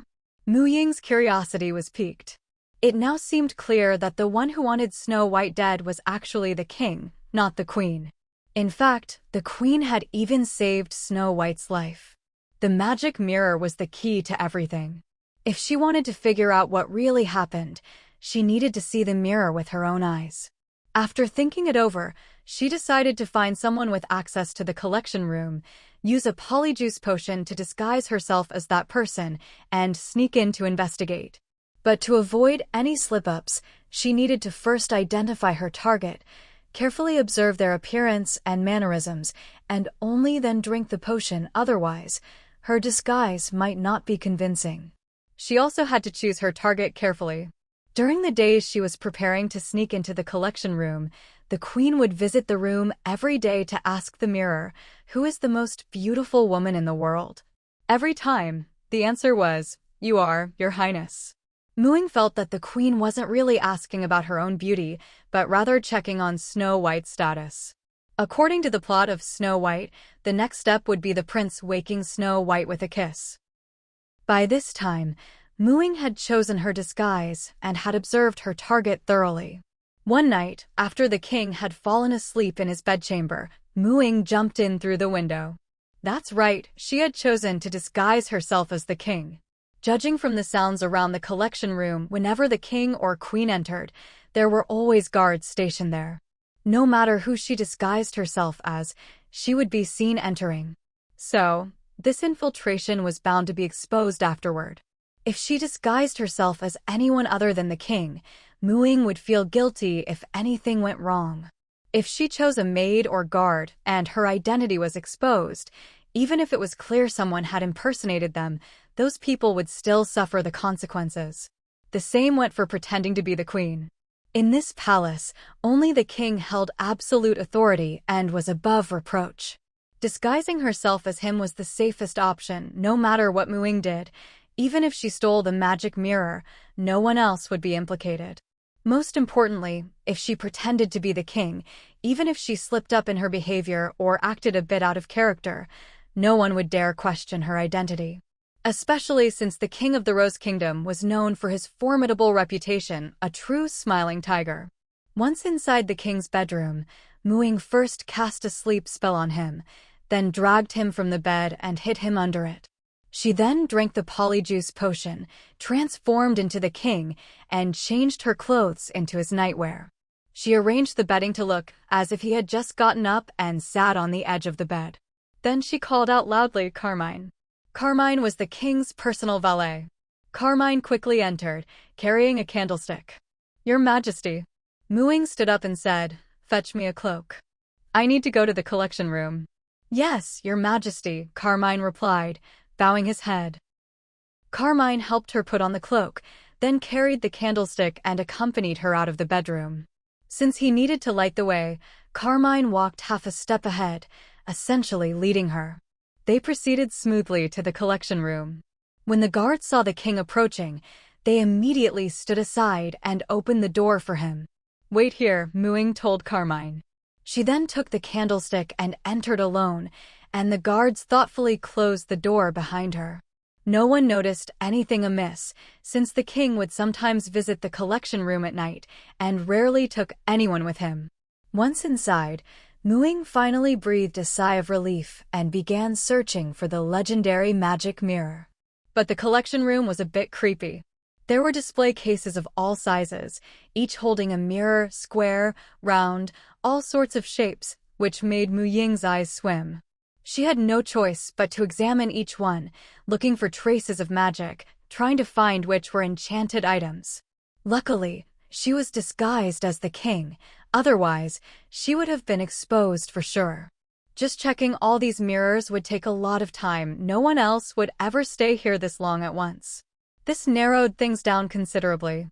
In the end, she found 5 identical mirrors, all oval-shaped compacts about the size of 2 palms. But when she called out to the magic mirror, none of them responded. She hadn't expected such a setback. She couldn't find the real magic mirror. Ying sighed, stumped. What now? Should she take all 5 mirrors? But what if the real magic mirror wasn't among them? Maybe she'd overlooked something. After all, she wasn't well-versed in alchemy, so it wasn't surprising if she couldn't identify magical items. If she took the wrong one, it would be much harder to get in this way again. The king would surely be on high alert. Forget it, better to play it safe. Ying decided to take all the mirrors in the collection room, then hire an experienced witch skilled in alchemy to help her identify the magic mirror and figure out what was going on. Her super space ring had more than enough room for all the mirrors. After collecting all the mirrors, she carefully checked the rest of the collection room to make sure there were no hidden compartments or secret rooms. Previously, when the king and queen came to question the mirror, they'd always done so openly, with no other sounds, so the magic mirror should have been on display. Leaving the collection room, she returned to the king's bedroom, took off the cloak, lay down on the bed, and after Carmine left, she quickly sat up and escaped out the window. That very night, she posted a high-reward commission on the Witch Association's item registry, explaining the situation with the magic mirror and asking for someone to come as soon as possible to help her examine it. Money really talks. By the next morning, someone had already accepted the job. 2 days later, the person she'd hired arrived, a witch with messy hair, glasses, and a definite mad scientist vibe. The witch asked as soon as she arrived, "So, are you looking for the magic mirror that used to belong to the former queen of the Rose Kingdom?" Ying nodded. "Yes, do you know about it?" "I made that mirror," the witch said, a little embarrassed. "But it doesn't have any prophetic powers, just a weak truth-telling function. It says flattering things. I made it to sell to human nobles for money." Ying hadn't expected to find the mirror's creator. But what the witch described sounded more like a toy. Even the dumbest human wouldn't treat it as a national treasure, right? Ying took out the mirrors she'd stolen one by one for her to inspect. The witch picked out 5. "These 5 are all magic mirrors I made." Ying saw that these were exactly the 5 mirrors she'd sensed magical energy from.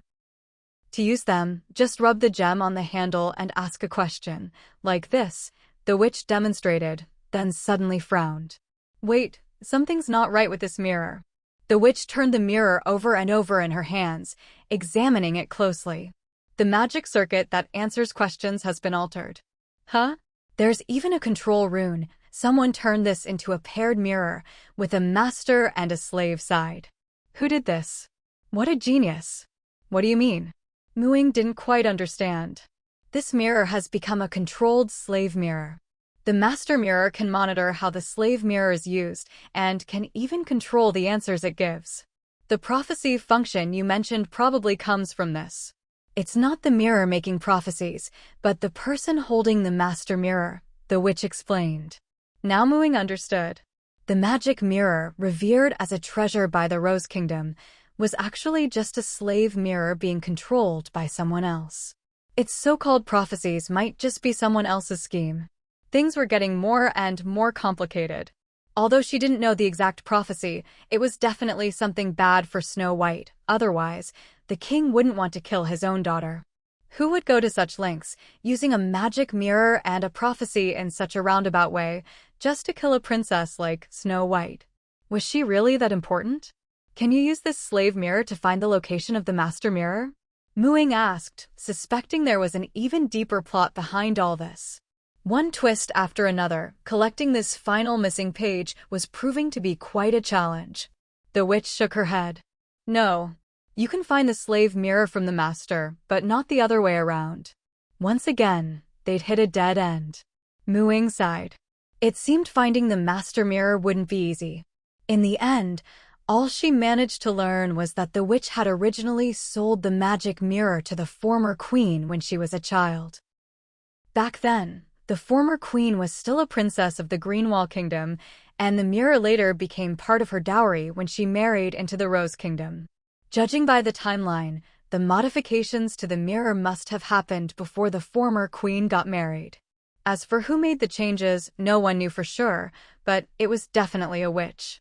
Holding onto a sliver of hope, Ying posted a bounty at the Witches' Guild. But the clue was so vague that she wasn't sure if she'd find anyone. For now, she'd have to rely on her own investigations. Although she still didn't know the full story, she could now roughly identify the roles each person played in this tale. She wasn't afraid of interfering inappropriately anymore, and could try asking the people involved directly about what had happened. Because she'd stolen the magic mirror, the Rose Kingdom Palace was in chaos these past few days, with guards searching everywhere for the thief. It would be hard to question the king and queen peacefully, let alone get them to believe any information she revealed. But that wasn't a problem for her. This time, she'd just play the part of the evil witch. She put on a pitch-black cloak and drank a bottle of disguise potion, transforming herself into a classic villain, a hooked nose, a face full of wrinkles. She looked every bit the evil witch. She picked a night when the king and queen were sleeping together and broke into their bedchamber while they were fast asleep. With a thump of her staff on the floor, thorny vines sprang up and bound them both to the bed. It looked terrifying, but the vines only wrapped over the blankets and didn't actually hurt them. Suddenly feeling constricted, the king and queen woke up in a panic, utterly terrified. "Who are you? How did you get in? What do you want?" the king stammered, his voice trembling. "Guards. Don't bother yelling. Scream all you want, no one's coming to save you," Ying snarled. She'd actually cast a soundproofing spell on the room. "What do you want? Whatever it is, I can give it to you. Gold, jewels, anything. Just don't hurt me," the king pleaded, frozen in fear. The thorny vines pressed against his throat. One wrong move and he'd be skewered. "You liar. You said this was a prophetic magic mirror, but it's just a controlled slave mirror. You dare to pass it off as a prophecy mirror and make me come all this way for nothing. Did you hide the real prophecy mirror somewhere?" Ying slammed her staff on the floor, exuding menace. What? You're the one who stole the magic mirror." The king was nearly apoplectic. Where did this unreasonable witch come from? She stole his treasure and now had the nerve to complain it wasn't good enough. "I want a prophecy mirror, not this useless slave mirror," Ying said, tossing the mirror to the ground with a heavy thud. "Slave mirror? This is the magic mirror. The prophecy mirror." The king was completely confused. "Don't think you can fool me. This is just a paired mirror and yours is the slave side. Everything it does is controlled by the master mirror. Even the answers to your questions can be changed by the master. Are you messing with me?" Ying said, tightening the thorny vines. "What?" The king was so shocked by this revelation that he forgot to worry about his own safety. The magic mirror can't actually prophesy? Its answers are controlled by the master mirror. Why else would I come looking for you? Ying shot back. "No way. I get it now. This must be a plot by the Greenwall Kingdom." The king's eyes bulged with rage. "I've been fooled for so long I even ordered my own daughter killed. See? She didn't even have to work that hard. The king had already bought her story. Sometimes, it's easier to believe the words of an enemy." "What plot by the Greenwall Kingdom? Explain yourself. If you don't, you won't live to see tomorrow's sunrise." Ying was thoroughly enjoying her role as the villain. Sometimes it really is easier to be the bad guy. "The magic mirror was brought by my late queen. She was originally a princess of the Greenwall Kingdom. She told me the mirror knew all things, and that when the time was right, it could even make prophecies. Its first prophecy was about the location of a hidden gold mine in the Rose Kingdom. The prophecy came true, and with the mirror's help, I defeated the other heirs and claimed the throne. That's why I trusted the mirror so much. If this was all a trick, then it must have been a plot by the Greenwall Kingdom from the very beginning, a scheme against the Rose Kingdom. They must have been eyeing our rich mineral resources. The king quickly grasped the heart of the matter and was nearly driven mad with anger. Ying nodded. It made sense, and her mission progress even ticked up a bit, confirming that this was indeed the truth. No wonder he was king, he really was sharp. So you're saying there's no such thing as a prophecy mirror? If there is, it's in the Greenwall Kingdom. Those schemers would never send such a powerful artifact as a dowry to the Rose Kingdom. The king was subtly trying to redirect this formidable witch toward the Greenwall Kingdom. Ying. That was so obvious, anyone outside the soundproofing spell could have heard his scheming. You're all idiots, bragging about your prophecy mirror. I can't just leave empty-handed after coming all this way, I have to take something with me. Why don't we just take a life? Ying said with a sinister smile. The two of you, tell me the worst thing you've ever done. Whoever's done the worst gets to keep their life. The other one will feed my thorny vines. Look, they're already hungry. The thorny vines binding the king and queen seemed to move in agreement, scraping lightly against their necks. She didn't actually intend to kill anyone. She just wanted to see if she could dig up any more secrets from the king and queen. Who wants to go first? The stinging pain on his neck made the king's teeth chatter with fear, but the one who went second would always have an advantage. The queen should go first. The queen glanced at the bedroom door. Her son was still young, she couldn't die. I'm a terrible stepmother. I envy anyone prettier than me. Snow White was about to come of age, and she was just too beautiful. So I put a fattening poison in her pastries and gave them to her myself. I told the king that she was getting fat because she couldn't control her appetite, trying to drive a wedge between them. Unfortunately, she found out and ran away. But that didn't stop me. I disguised myself as an old woman selling apples and poisoned her. Now, no one will ever be prettier than me. Snow White got fat because of you. The king was shocked that his own wife could be jealous of his daughter. All right, your turn, your majesty. Ying tapped her cane, not exposing the queen's lies. What I've done is far worse than the queen. I ordered Snow White's death, all because the magic mirror said her existence would bring catastrophic disaster to the Rose Kingdom.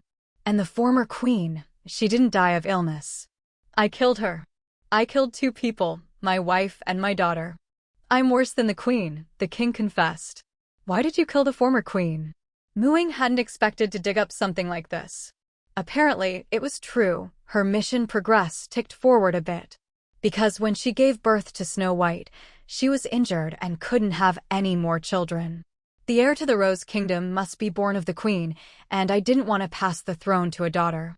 I needed a queen who could give me a son, so I had to ask her to step down, the king explained. Oh, then it does seem like you're the worst one. Ying guided the thorny vines to press against their carotid arteries. But I've changed my mind. Today, I've decided to do a good deed and just kill one villain. Your Majesty, don't be afraid, it'll be quick. No, no, no. The queen personally killed someone, and so did I. But when I killed the former queen, it wasn't just for a son, it was also to protect my daughter, the king protested. Oh, Ying was intrigued. This king really was a treasure trove of secrets. The former queen was insane.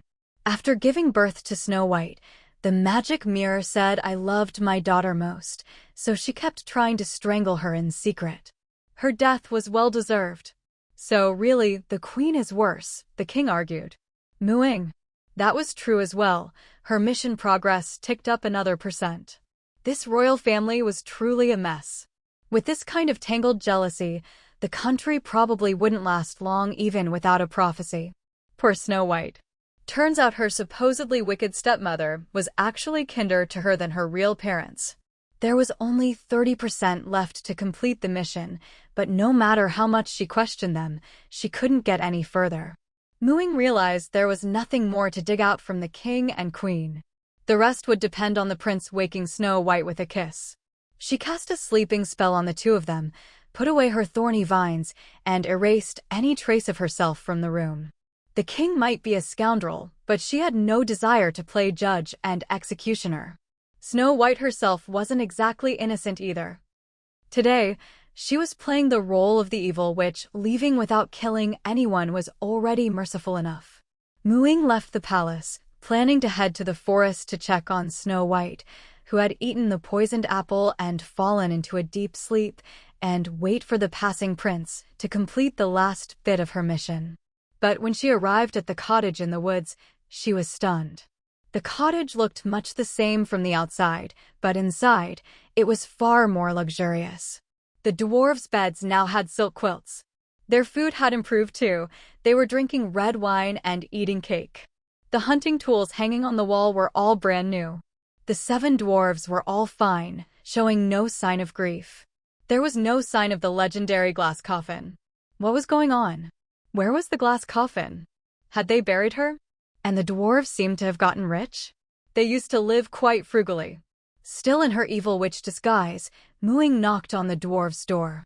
When it opened, she immediately put them under her control. The 7 dwarves, having previously offended the witch and suffered her curses, were terrified of her.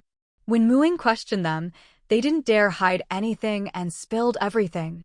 It turned out that on the very day Snow White died, the dwarves had planned to bury her when they returned home. But they didn't have the money to buy the legendary glass coffin. Just then, a prince passed by in a carriage. He fell in love with the dead Snow White at first sight and wanted to take her body away. So the dwarves sold Snow White's body to him.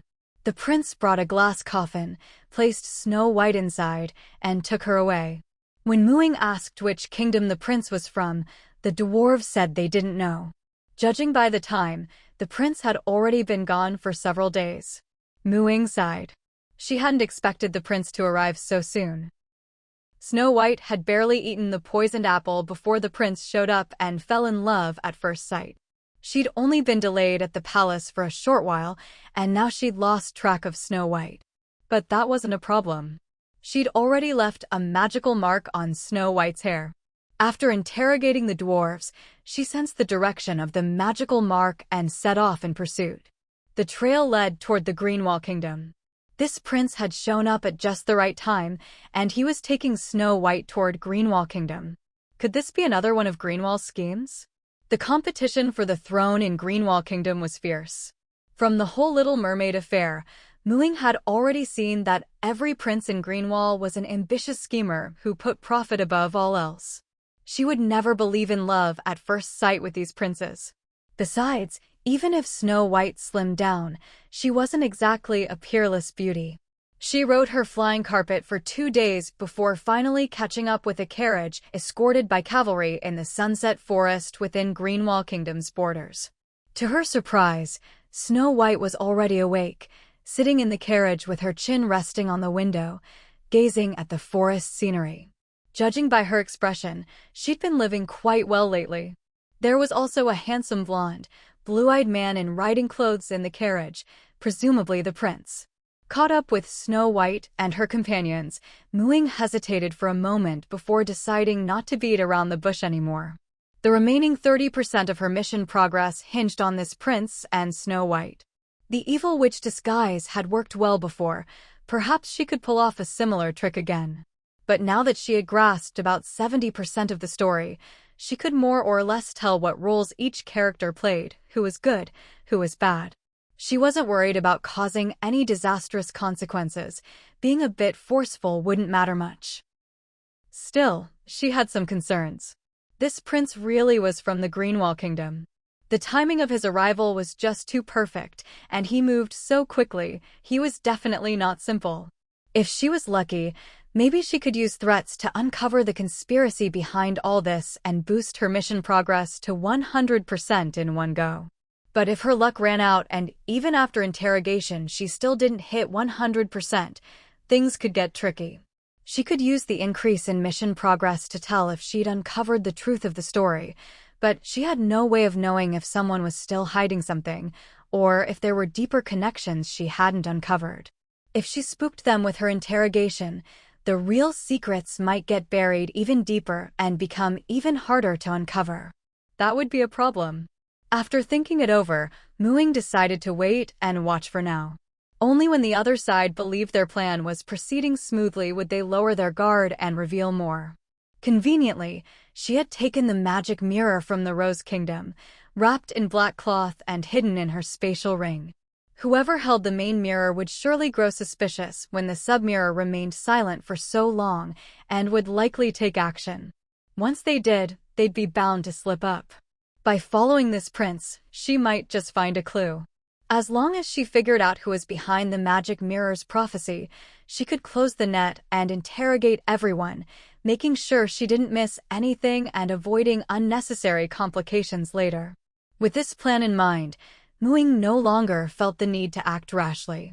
She simply placed a magic mark on the prince to keep him under surveillance. After observing for a few days, she noticed the prince never took out a mirror to check anything. Instead, he seemed genuinely attentive to Snow White, as if he'd truly fallen in love at first sight. The two of them acted just like a pair of newly smitten lovers. Snow White was already head over heels. To take care of her, the convoy traveled slowly, stopping 3 times a day for meals, as if they were on a leisurely tour. Just watching them, Muing almost believed the prince had really fallen for Snow White at first sight. But after a few more days, she noticed something odd. Almost every day during the convoy's rest stops, the conversation would gradually shift to Snow White's background and past experiences. Snow White was indeed a down-to-earth princess, treating everyone in the convoy with respect and getting along well with them. So today someone would mention how pitiful Snow White was, tomorrow someone else would curse her stepmother's cruelty, then ask what else the queen had done. This led to Snow White recounting her stepmother's persecution and attempts on her life over and over, each time adding a few new details. Not only the prince, but also the knights, coachmen, even the cook and maids, all sympathized deeply with Snow White's tragic fate, condemning and cursing the wicked queen who was jealous of her stepdaughter's beauty. With each retelling, Snow White's hatred for her stepmother deepened, until all she had left was resentment. But in Mu Ying's view, apart from the queen poisoning Snow White, which was undeniably malicious, the rest was hardly worth mentioning. She knew the inside story. It was the king who wanted Snow White dead, and the queen's poisoned apple had actually saved her life. If the queen had really wanted to kill her, why bother with an apple that only put her to sleep? It was laughable that Snow White and Prince Dumiso attributed her resurrection to the power of love, claiming she was awakened by the prince's kiss. Unless the prince had used his tongue to fish out the piece of apple stuck in Snow White's throat while kissing her corpse, there was no way she could have woken up. Clearly, that wasn't the case. The prince's tongue wasn't that long. Muing figured he must have accidentally dislodged the apple while moving Snow White's body. This guess bumped her mission progress up by 1%, confirming it as the truth. The prince and his people had hidden this fact, telling Snow White that he'd fallen in love with her at first sight and couldn't help but kiss her, and that his true feelings had moved death itself to bring her back. Anyone with a clear head would never believe such a story, but Snow White, clearly not the sharpest, not only believed it but regarded the prince as her savior, not the least bit angry that he'd kissed her corpse, and quickly fell in love with him. At this point, Muing was almost certain there was something off about the prince. He definitely had ulterior motives. She just couldn't figure out what he stood to gain by seducing a princess with no status, who was even declared dead in her own country. Nor did she know if the magic mirror was connected to him. She hadn't seen him take out anything mirror-related during this time. Maybe it was because the magic mirror wasn't in his possession, or because he'd achieved some goal by taking Snow White away and wasn't as concerned about the mirror for now. Or perhaps someone else was involved and the mirror was in someone else's hands. There were layers of mystery, but the fact remained. The prince was hiding something and deceiving Snow White. It wasn't for true love. He had secrets, just not ready to reveal them yet. Who knew if, when the truth finally came out, the overly naive Snow White would be able to handle it? Not that Muing felt any sympathy for her. Snow White might be naive, but whether she was as kind as she appeared was another question. Because the way she recounted her experiences was odd. At first, she focused on what the magic mirror had said. The queen, jealous of her beauty, poisoned her snacks to make her ugly, then later disguised herself as an apple seller to poison her again. But as others kept bringing up these topics, her stories grew more elaborate. The queen became someone who had disliked her since childhood, who sowed discord between her and her father, cut her food and clothing, and found all sorts of ways to torment her. Each detail was backed by a specific incident. Strangely, these weren't all told at once. Every time the topic came up, Snow White would add even more vicious details, gradually fleshing out the story. It was as if everyone was standing on Snow White's side, denouncing the queen, though Moo-Ying wasn't sure what their motive was. The things Snow White described clearly lacked authenticity. It was more like, after digging through her memories for the queen's misdeeds so many times, she unconsciously exaggerated or even made things up. With each retelling, the stories became more complete, more real, so much so that even Snow White herself might end up believing them. After realizing that Snow White also had a tendency to exaggerate, Moo-Ying became even less inclined to get involved. Even if there was something suspicious about Prince Dumaso, and Snow White was following him, Moo-Ying doubted there would be a good outcome. She had no intention of disrupting her own plans just to save someone else. None of them were truly good people, so she decided to prioritize her own mission, getting her hands on the last missing page. At the caravan's current pace, it would take several months to reach the capital of the Greenwall Kingdom. Moo-Ying didn't mind the delay.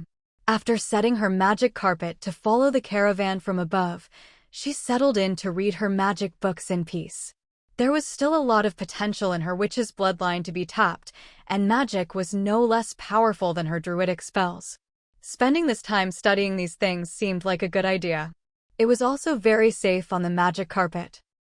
At the end of each day's trial, she would leave her physical body in the dimensional travel trunk and let her consciousness return to reality. During the days the caravan was on the road, nothing new happened in the trial world, and things were calm and peaceful in the real world as well. After eating granny fruit for a while, Moo-Ying's daily routine gradually shifted to match that of a true elf, splitting her day into two halves. She spent her days dealing with matters in the real world, and at night, while her body rested, her spirit would enter the trial world, a very regular schedule. At dawn, when the first light appeared on the horizon, Moo-Ying opened her eyes in the round treehouse in the elf village. Lately, she'd been receiving lessons from the elves, learning things that all young elves were taught, one class a day, each lasting 2 hours, alternating between cultural and combat lessons. The cultural lessons covered topics related to elves, the arts, the pantheon of gods, and the structure of the universe. The last two topics were covered less, since the world was still sealed and information was limited. For now, most of what she learned was about elves, with the occasional art lesson. Both of these subjects were taught by Felice. The combat lessons focused on developing her body, training speed, agility, dexterity, and balance, as well as instruction in swordsmanship and archery, plus practical combat guidance. These were taught by Layla. To make learning easier, she'd been living in the elf village for a while. The domed treehouse wasn't as spacious as the one she had in her main territory, but she found it much cozier. The large windows could always be left open, letting in warm sunlight, fresh rain, and the scent of grass and trees carried by the breeze. The interior was rustic but not rough. Instead, it was filled with exquisite wooden furniture and woven tapestries. Various flowers and plants sat on the windowsills and hung from the walls, giving the place a lived-in feel that perfectly matched her tastes. Maybe, even long ago when she was still a half-elf, her elven blood had already influenced her preferences. Back then, she just thought she liked forests and places where trees grew thick, and even her favorite color was green. After becoming a druid, she grew to love returning to nature and the harmony between people and the natural world. It wasn't until she experienced elven culture that she realized what she'd always loved was the elves' way of living close to nature, blending into it, yet maintaining a refined and elegant lifestyle. Elves really were like aristocrats living in the forest. Of course, not all elves liked living in forests. That was something covered in a culture class a few days ago. There are other branches of elves. Those who love the forest are called wood elves, currently the largest group among elves and direct descendants of the elven god king Corellon. Mewing herself was a wood elf. Wood elves have the highest affinity for plants, are agile and well-balanced, skilled with bows and light swords. Most wood elves are druids or rangers. Besides wood elves, there are also sea elves, who are attuned to water and the ocean, among others. Ying looked forward to the elf lessons every morning. After just a few combat classes, she already had much better control over her body. Now, even without using magic, she could run and leap through the trees as easily as walking on flat ground, living up to the reputation of the kings of the elven forests. She realized she'd wasted her racial talents before, never developing her full potential. Even her agility stat had increased by 1 point during training, reaching 15. Felice told her that her body hadn't yet reached its peak. If she kept eating granny fruit and spent more time running and jumping in the trees, not only would her agility improve, but her charisma would also increase as she matured. Today's lesson was another cultural class. Last time, Felice had said she would talk about the pantheon of the multiverse and the elves' homeworld today, and Ying was looking forward to it. After getting up, Ying skillfully changed her many-faced garment into elven leather armor. Her lessons hadn't been for nothing. Elven leather armor wasn't just beautiful, it was also perfect for moving through the forest. Ying loved it and wore it whenever she was out and about in the woods. She cast a cleaning spell to wash up, loosely tucked her dark green curls behind her ears, and got ready to go out. Culture class was basically like listening to stories, and what's a story without a fluffy companion? Ying scooped up Gun, who was still snoring at the foot of her bed. The treehouse was small, so Gun had to stay in a shrunken form here. I should have named you Tun, Ying muttered. You eat and sleep so much, just like a little pig. Deming went to the griffin stables to train before dawn. Gun didn't even open his eyes, just kept snoring. With Master Brown Bear back at the orchard, he finally had a few days to relax and catch up on sleep. With a fluffy ball in her arms, Ying went to the window by her bed, stepped onto the desk beneath it, and climbed out. On her way out, she grabbed a granny fruit from the woven grass bag hanging by the window for breakfast. Ever since she could move through the trees with ease, Ying had developed a taste for unconventional exits. She always left through the window, and the more challenging the route, the more she enjoyed it. Using the door just didn't suit her elven agility anymore. Windows with obstacles, narrow ledges, and trembling branches were her favorites. This window led to a branch of the tree her house was built in. A path she'd taken countless times, every foothold committed to muscle memory. Nibbling on her granny fruit, she lightly hopped from this branch to another, never touching the ground, and quickly made her way to another tree. In the words of Deep Blue Star, elves seem to be born with a tree parkour buff, light as swallows, with incredible jumping ability. Halfway through her granny fruit, Ying arrived at the spot where she usually had her elf culture lessons, Felice's rooftop. Felice's rooftop was the most refined in the whole elf village, with a thick lawn growing on top and flowers all around. Usually, whenever she was at home, Frice could be found on the rooftop. If she needed a break, she'd lie down and rest on the lawn. Only when it rained did her bed at home actually see any use. When Ying climbed up the tree at Frice's house, she saw Frice sitting on the rooftop, engrossed in a book. One look, and you could tell she'd been reading all night. It was only just starting to get light, but elves all had darvision. Reading in the dark was no problem for them. Hearing the branches rustle, Frice closed her book just as Ying climbed onto the roof. Little goddess. I knew it was you. Frice, how did you know it was me before you even looked? Ying sat down beside Frice with practiced ease, placing the now half-awake, wind-chilled Gun on her lap and gently rubbing its soft fur. Even though you're already pretty nimble in the trees, you still make a bit too much noise. You need more practice, Frice said, tidying Ying's messy hair and giving her head a fond rub. As the only underage elf in the village, Even though Ying was the daughter of a god, she couldn't escape the adults' head pats and cheek pinching. But she actually enjoyed being doted on by her older brothers and sisters. After hearing Fryce's words, Ying understood. It was the noise she made. She was the only one in the whole village who rustled the leaves so much when running through the trees. Even though she tried hard to control the noise, she hadn't been learning for long, so her progress was limited. But there's no need to rush. With time, you'll pick it up without even realizing it. Everyone masters it before adulthood, Fryce comforted her. You're already working hard. Give yourself some time to play. You're still a child. If I don't work hard, how can I become strong? Even if I can't be someone like the great sage Chinmian, I still want to be one of the top powerhouses in the universe. At the very least, I can't be any weaker than Lord Corellon.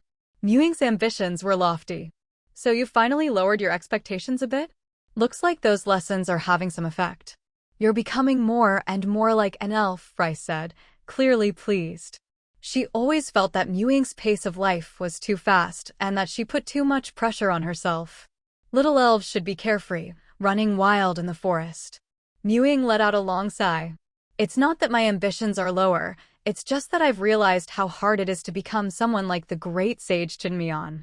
Before Fryce had taught her about prehistory, Ying idolized Chinmian and aspired to be like her. But after learning about the history of the universe and the level of Chinmian, the creator of the myriad realms trials, Ying set her sights a bit lower. She now wanted to become someone like her father, Lord Corellon.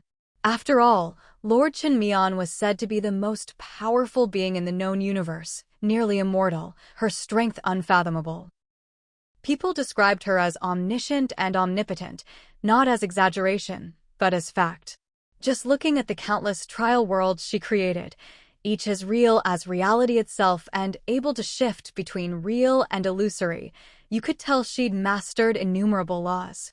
In all the eras since, there had only ever been one sage like Chinmian, unprecedented and never to be repeated. She was even stronger than the most powerful gods at the very pinnacle, to the point where calling her a god didn't seem sufficient. Reaching such heights was not just due to her own talent and effort, but also the circumstances of the ancient era. It was truly a case of the times make the hero. Ying couldn't imagine how she could ever reach that level, so she stopped making things hard for herself and set her sights on becoming one of the top powerhouses in the multiverse, on par with her father, the God King Corellon. Then today I'll tell you about the path to godhood and the hierarchy of gods. Who knows? You might have to lower your goals even more. Fryce laughed. Kids always had big dreams sooner or later. They'd realize how daunting they were. We'll see about that, Ying retorted, but she still skillfully took out a pile of snacks and fruit. After all, you had to have something to eat while listening to a story. Last time, we talked about how Sage Chinmian created the myriad realms trials. After the trials appeared, the universes became more peaceful, and the difficulty of becoming a god actually decreased a bit. But becoming a powerful god became at least 100 times harder. You have to understand, there are vast differences even among gods.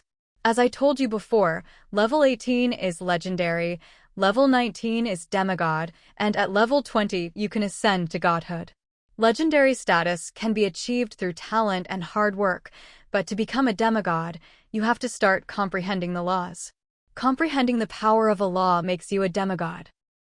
If you gain recognition and control over at least one world law, you can condense a divine spark, ascend to godhood, and break through to level 20. Every life-bearing planet has its own laws, and with countless such planets in the multiverse, each can nurture several god-level powerhouses.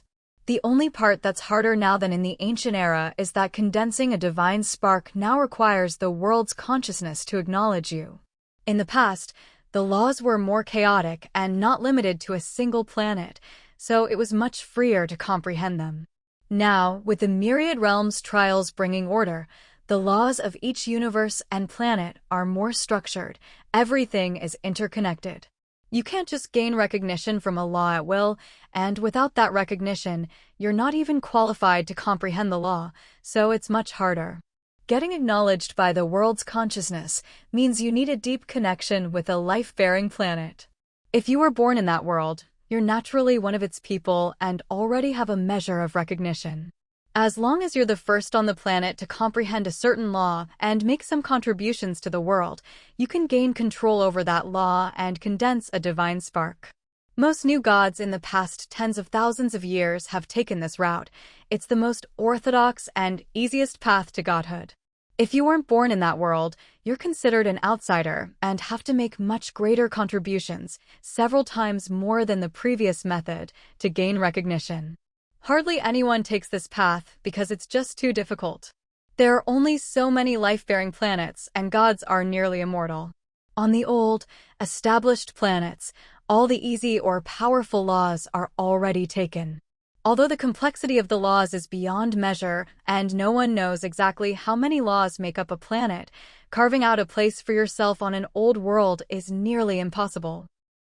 And the more minor laws can at most support a weak god. It's the new worlds that have vacant godhoods and powerful laws without owners. These have the potential to produce gods of intermediate power. That's why Lord Corellon left his bloodline on Deep Blue Star. You were born here, so you're naturally recognized by the world's consciousness.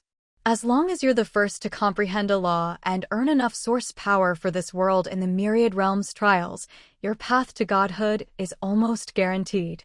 With the support of the elves, even becoming an intermediate god isn't out of reach.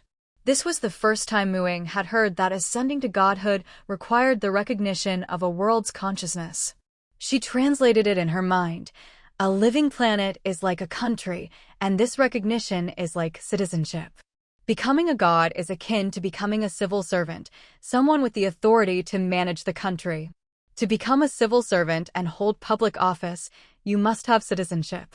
Citizens born within the country naturally have it, while foreigners, those from other planets, must first make contributions to earn citizenship before they can compete for civil servant positions. But what exactly counts as a contribution? Curious, Ying asked. Anything that benefits the planet can be considered a contribution. The best, of course, is source energy, which is the planet's fundamental power. That's why the multiverse trials and the trial takers hold such high status. You could say that becoming a trial taker is the basic requirement for ascending to godhood. If you're not a trial taker, the highest you can reach is the legendary rank, Freeze explained. So being a trial taker has this kind of advantage? I became a trial taker before everyone else, and my first trial world is even a source energy type. Doesn't that mean I've hit the jackpot? Ying said in surprise. That's right. Right now, your only competitors are the native players of Azure Blue Star and those underage immigrants who've moved here. Only these people have the recognition of Azure Blue Star's consciousness. The spatial fragments that were integrated before were part of the price the Evolution Center paid for those underage immigrants. Even so, they still can't compare to you native players. And you're ranked #1 on Azure Blue Star's global leaderboard, plus you have the protection of the Divine Heir's ring and the full support of the Elven race. As long as you cultivate steadily, your path to godhood is basically smooth sailing. There's really no need to work so hard, Freeze said matter-of-factly. Ying rubbed her nose. She still couldn't just take it easy. Once the world seal was lifted, there would be so many gods out there in the universe. What if she got killed before she even managed to ignite her divine spark? You said there are huge differences between gods. How exactly are they ranked? There are 6 ranks in total, based on divine power from lowest to highest: faint divine power, lesser divine power, intermediate divine power, greater divine power, supreme divine power, and ultimate divine power. Each rank is separated by a vast gulf, and the strength of the laws you control determines your divine power level, Freeze explained. Is Sage Chen Mian at the ultimate divine power level? Ying asked. Freeze shook her head. She's the one and only Grand Sage, an existence beyond ultimate divine power. Ying gasped. What about Lord Corellon? His lordship is one of the greater divine power gods of the multiverse, Freeze replied with deep reverence. How many ultimate divine power gods are there in the multiverse? Ying wanted to know just how powerful the elves' backing really was. There is only one ultimate divine power god per universe, and they are the founders of their universes. The ultimate divine power god of the multiverse, Lord Ao, has been asleep since the ancient era and has yet to awaken. The strongest active beings now are the few greater divine power gods. Freeze continued, all the greater, supreme, and ultimate divine power gods of each universe were born before the ancient era. Ever since the multiverse trials appeared, it's been impossible to master laws across planets. A single planet's laws are limited in strength. Gods born after that era who can reach intermediate divine power are extremely rare. The last intermediate divine power god in the multiverse was born 10,000 years ago on a newly discovered life planet, and that was a one-off. Some small life planets with limited potential can only ever give rise to faint divine power gods at most. But Azure Blue Star is special. The Evolution Center predicts that there's a chance it could nurture an intermediate divine power god. Since you're the top native player on Azure Blue Star, you really don't need to worry about your future. Ying counted on her fingers. There's still a whole rank between intermediate and greater divine power. That means the path to becoming a god above the greater level is basically cut off. If she's lucky and Azure Blue Star is strong enough, she might become an intermediate divine power god by relying on its laws.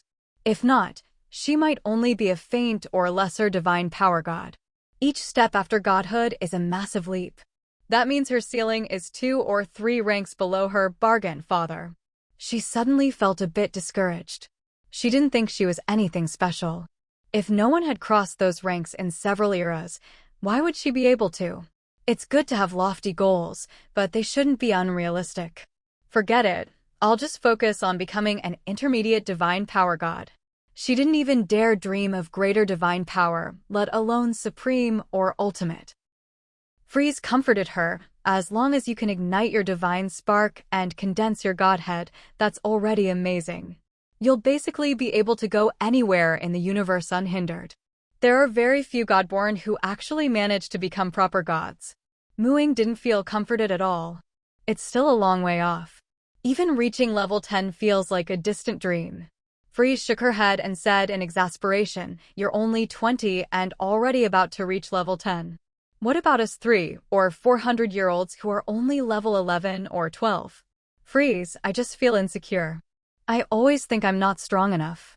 If I ever provoke a really powerful enemy and can't protect myself or the things I want to protect, that would be unbearable." Ying lowered her head, rubbing the black and white fur ball in her arms. Freeze patted her head sympathetically. The little goddess must have suffered a lot out there on her own to feel so insecure. If you're worried about safety, once the world seal is lifted, just come back to Arvindor. It's absolutely safe there, and there are lots of little elves just like you. What's Arvindor? Ying didn't believe there was any place that was absolutely safe. She only trusted herself. Freeze's gaze grew distant, filled with longing and nostalgia. Arvindor is the homeland of the elves, the mother planet of pure-blood elves. Seen from the stars, it looks like an emerald, unforgettable at first sight. Arvindor is the most resource-rich planet in the multiverse, hundreds of times larger than Azure Blue Star. There are also many subsidiary planes around it.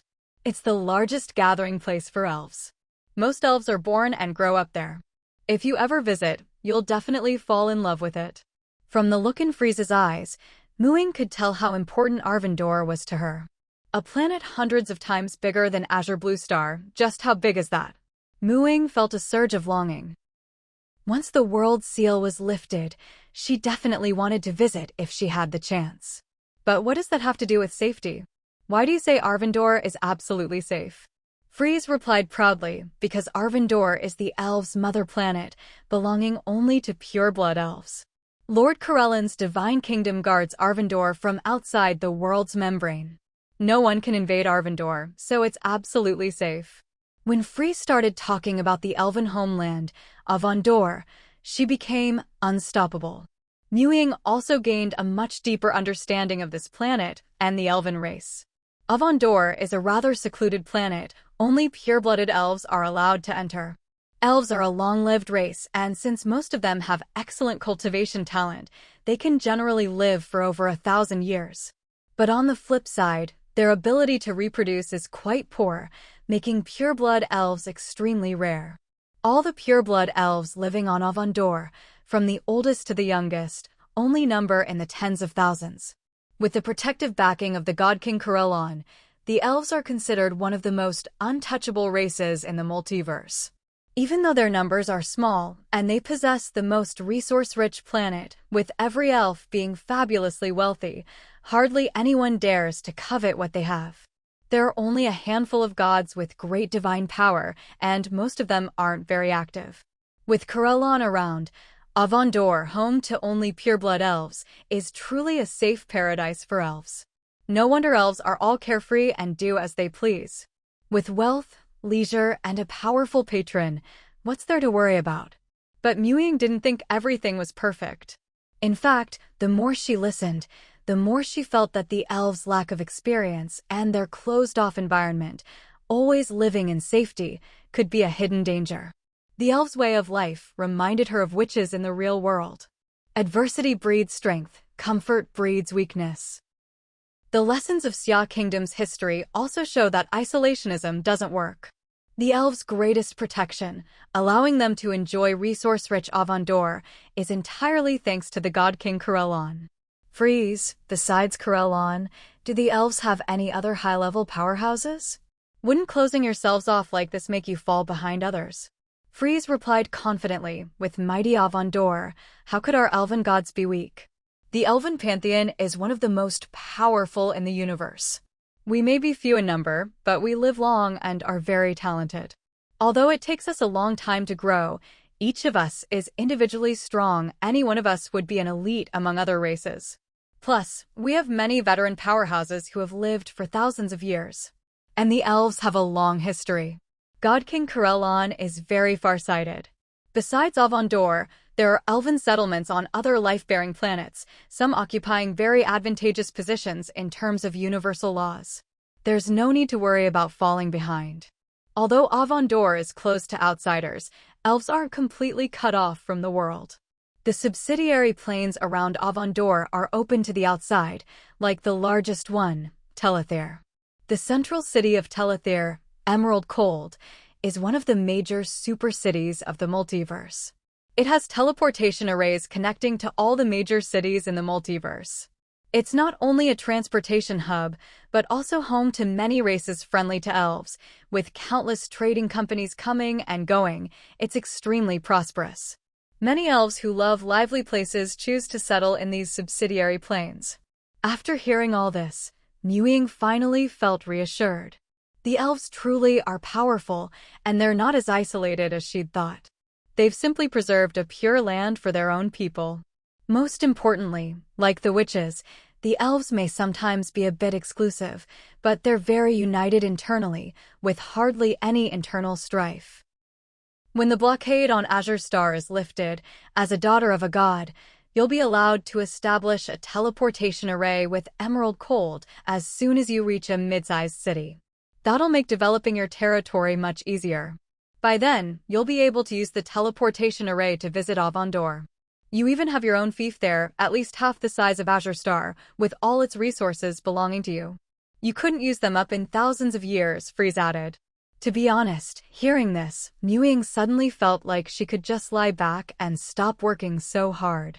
Even though her father had sown his seeds everywhere and had many children, her identity as a daughter of a god was still extremely valuable. All right, that's enough for today. Don't push yourself too hard, Freeze said gently. Ying, feeling boneless, sprawled out on the roof. This is the first time I've realized just how powerful the elves' backing is. I think I can lie flat for 3 minutes and just enjoy it. Why only 3 minutes? Freeze asked, amused. Because my household registration is on Azure Star. How could I achieve godhood by hiding out in Avondor? Ying replied. Freeze didn't know what household registration meant, but she understood what Ying was worried about. It's true, it's easier to achieve godhood on Azure Star. If she went to Avondor and just coasted by on her status as a god's daughter, life would be comfortable. As long as the environment was safe, it wouldn't matter if there weren't enough universal laws to achieve godhood. But only pureblood elves can enter there. What about her territory, her people, and Shireen and the little ones? Ying couldn't abandon them.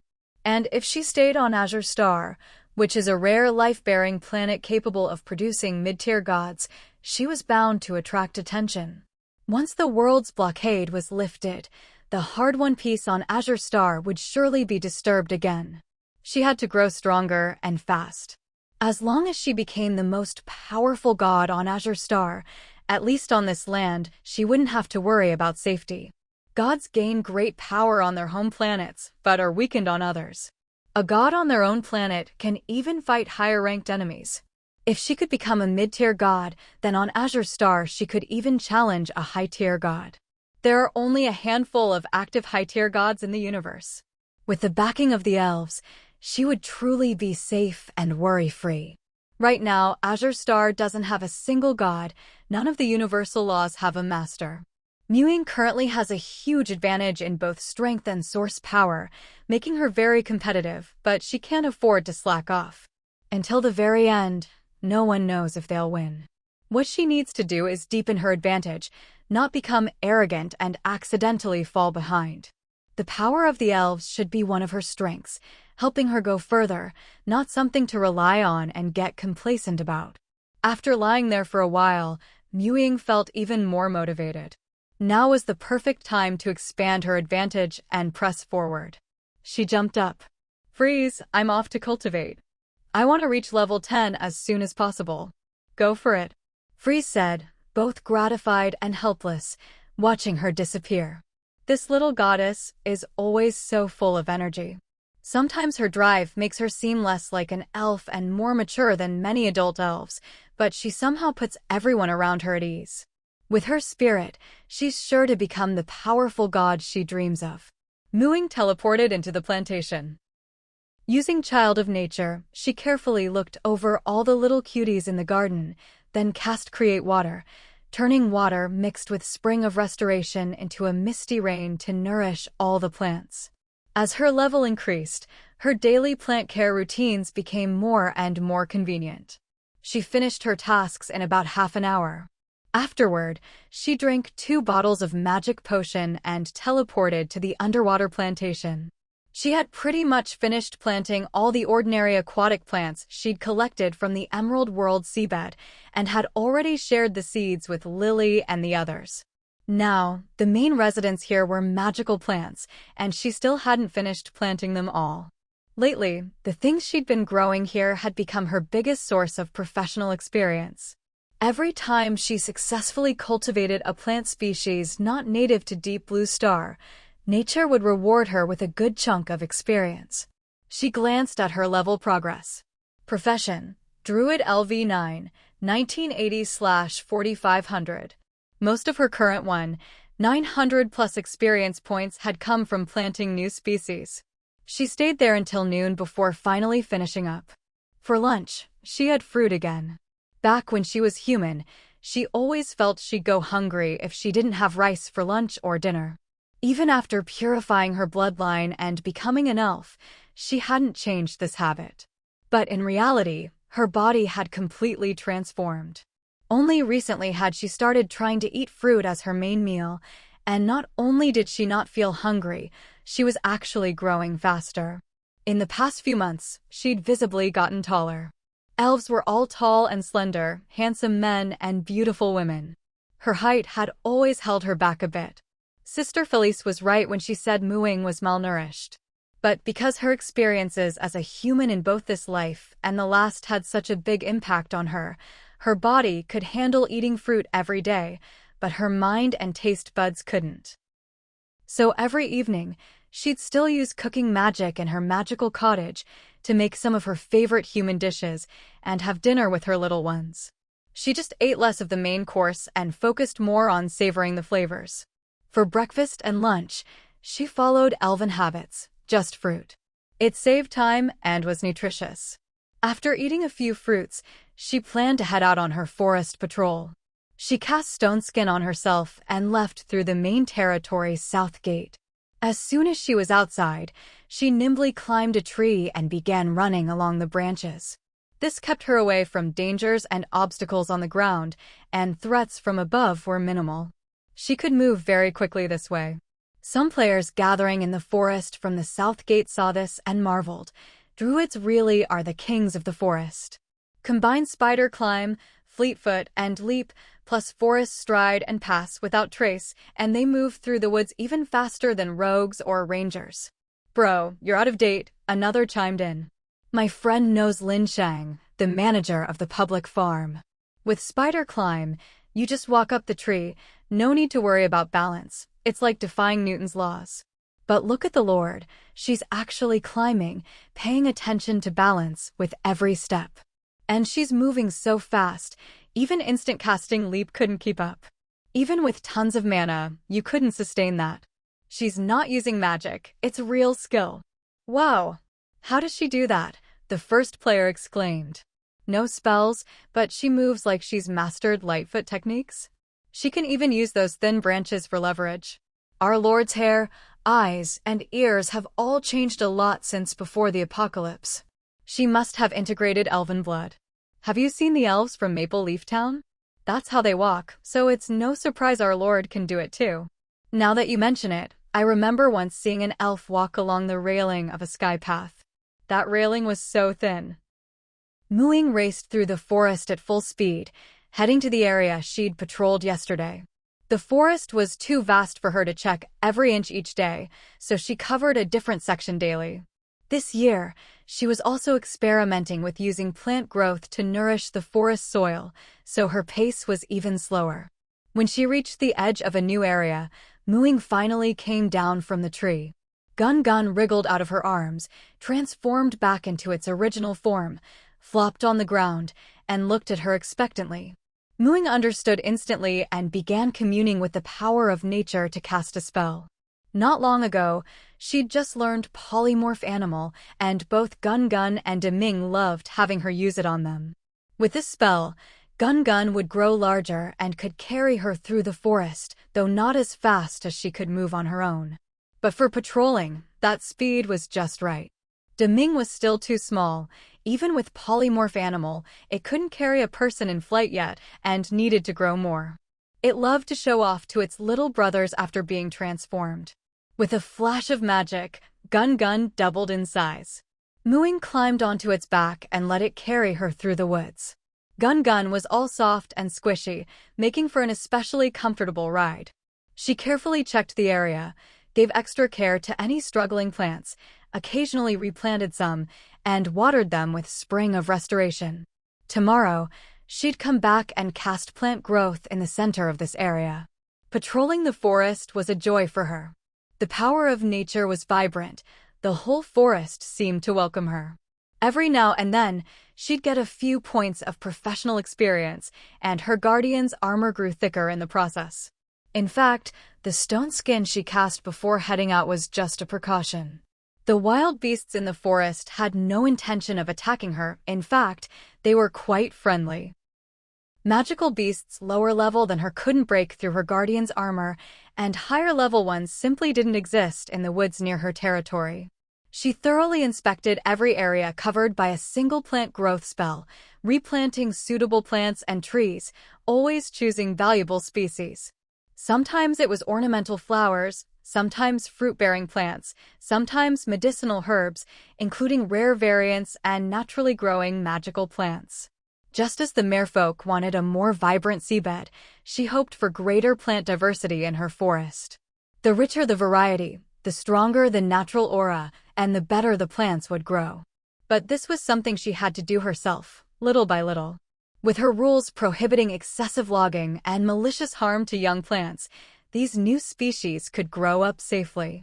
Now, some of the fast-growing plants she'd planted in the territory and its surroundings had already matured, and anyone could harvest them. Sometimes, people would collect a few to sell for some pocket money.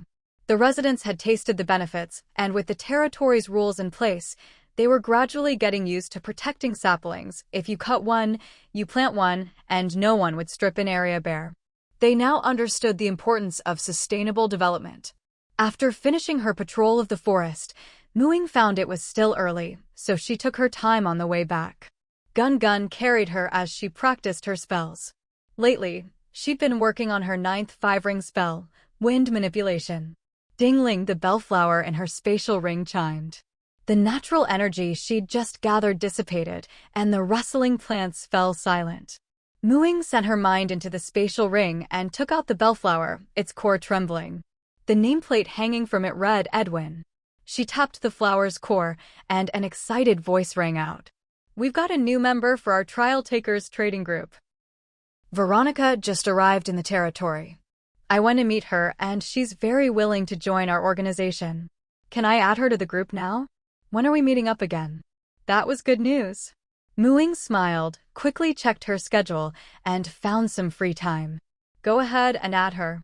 Let's meet in 3 days at 10 a.m., same place as always." After hanging up, Ying was looking forward to meeting Veronica. She'd never met a real bard before. Her only knowledge of the class came from the job descriptions she'd read when choosing her own, and from rumors on the World Forum. Bards were even rarer than druids. They could cast spells, but their spellcasting attribute was charisma. Bards used music to cast spells, most of which focused on charm and illusion. They had decent survivability, but their combat power was weak. Only players with high charisma and a real love for music would pick this class. With that much charisma, why not just be a warlock? Who would choose bard?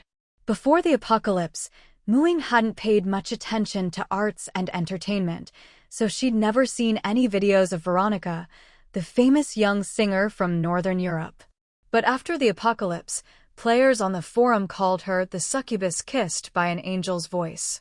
Succubi were demons of temptation.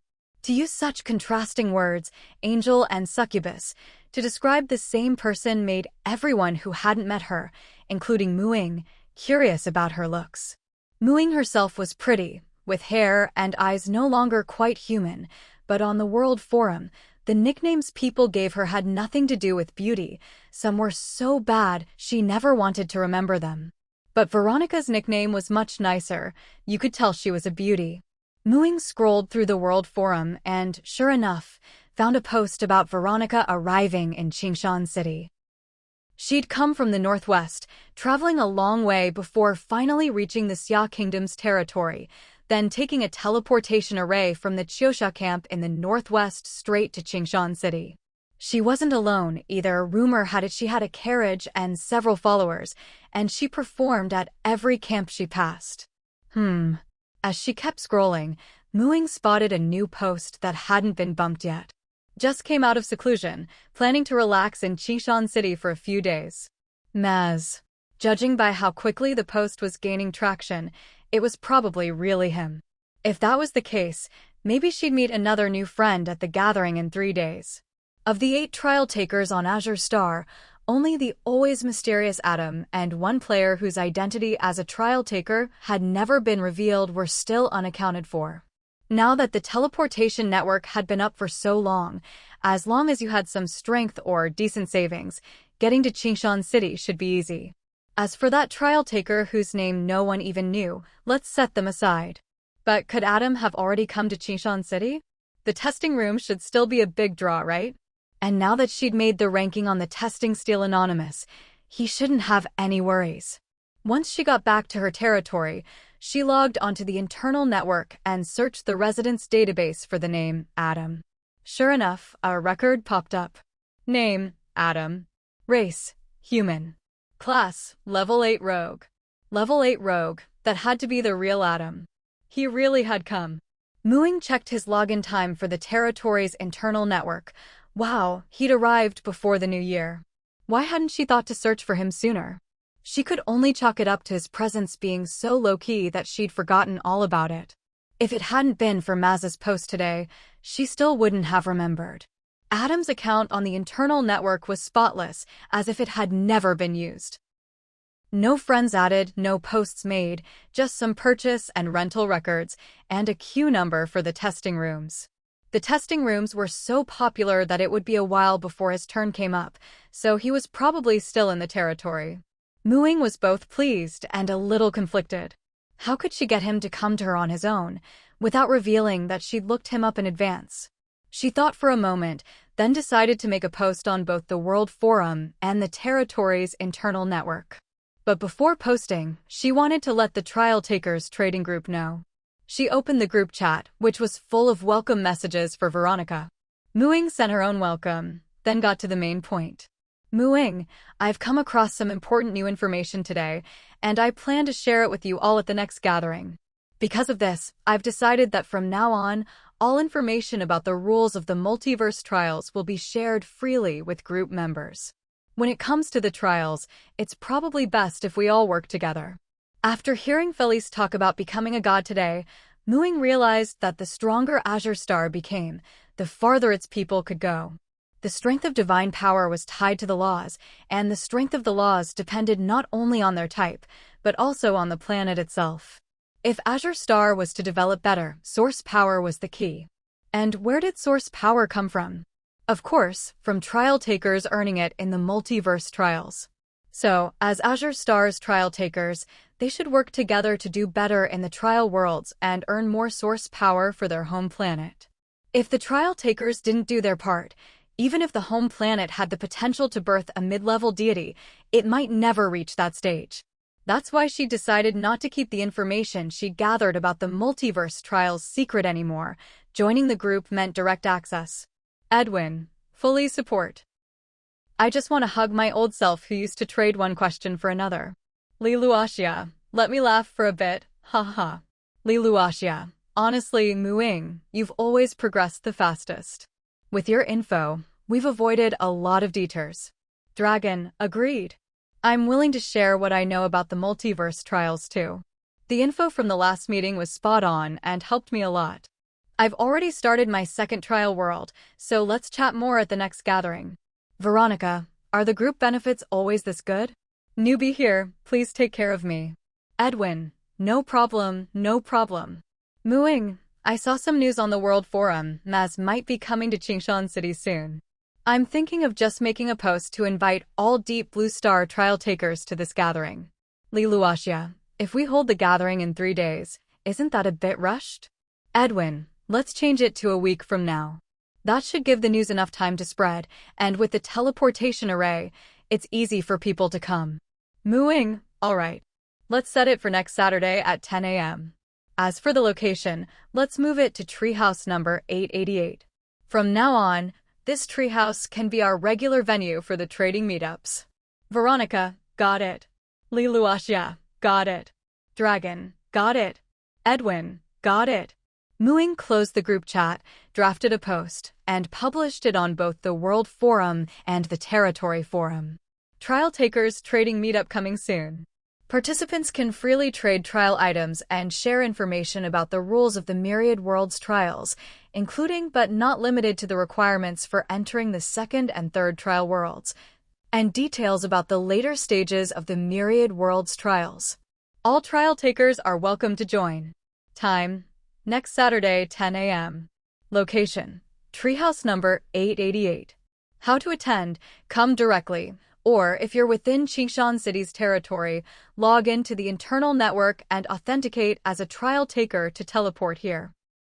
Organizers: Muing, Liluaxia, Edwin, Dragon, Veronica. With this, anyone interested in connecting should show up on their own initiative. If someone doesn't come, it probably means they're really not interested in sharing info. Even if you tracked them down, you couldn't force them. Muing wondered if this would be enough to gather all the trial takers. She felt their trading group was genuinely fair. Joining could only bring benefits, never harm. Now that the message was out, she decided to let things take their course. Still, she had to be prepared in case every trial taker showed up.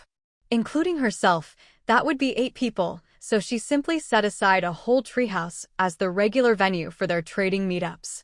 When she built the treehouses, she'd reserved a few with good numbers. She hadn't rented them out or put them up for sale. Treehouse number 888 was one of them. This treehouse was a bit removed from the main commercial streets of the core territory, making it quiet and secluded. When she built it, she deliberately left extra space between it and the neighboring treehouses, allowing plenty of room for future expansion. This time, she expanded it to 3 stories. The first floor was a shared living area, with an open kitchen, a spacious dining and meeting area, and a large fireplace. The The second and third floors each had 5 bedrooms, every room furnished with a single bed and a washroom, and she planned to decorate them like pre-apocalypse hotel rooms. Ying intended this as a perk for trading group members. Everyone who joined could have their own room in Treehouse number 888. Once the expansion was done, she went out and bought a batch of furniture, decorations, and kitchenware, filling up the rooms and the downstairs living area. She even planted some easy-to-care-for greenery. By next Saturday's gathering, she was sure the other trial takers would be pleasantly surprised. On the day itself, after finishing her morning elf lessons, she teleported to Treehouse number 888.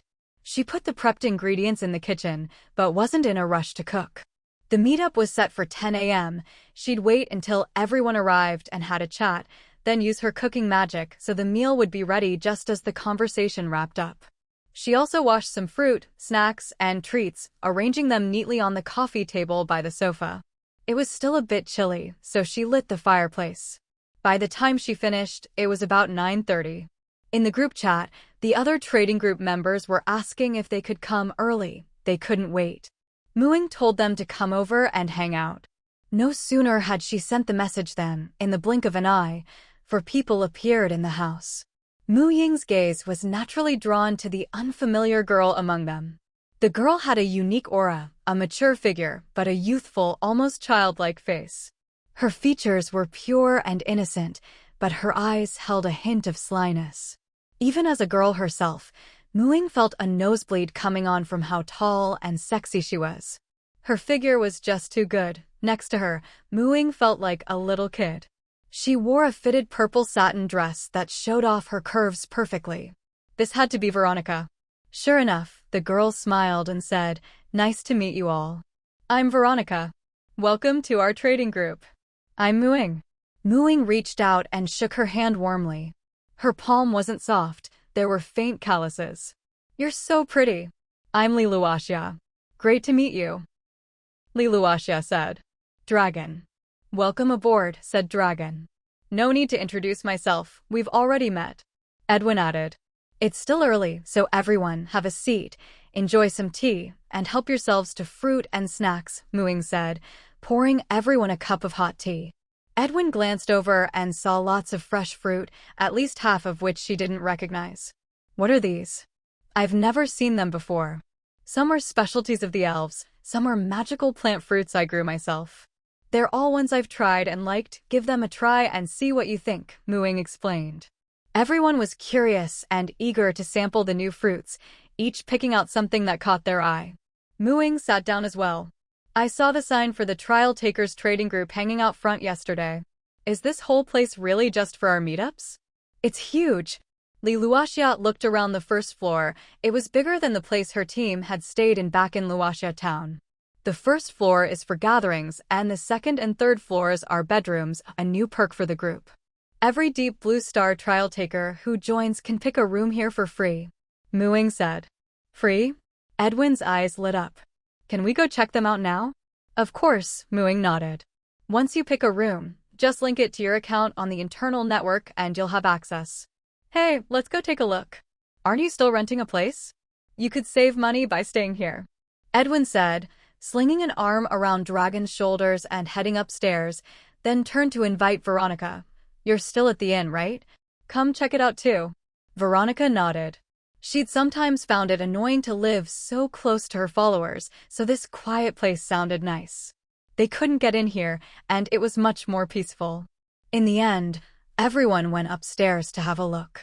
Liluaxia, though she wouldn't leave her team to live alone, was still curious about what the rooms looked like.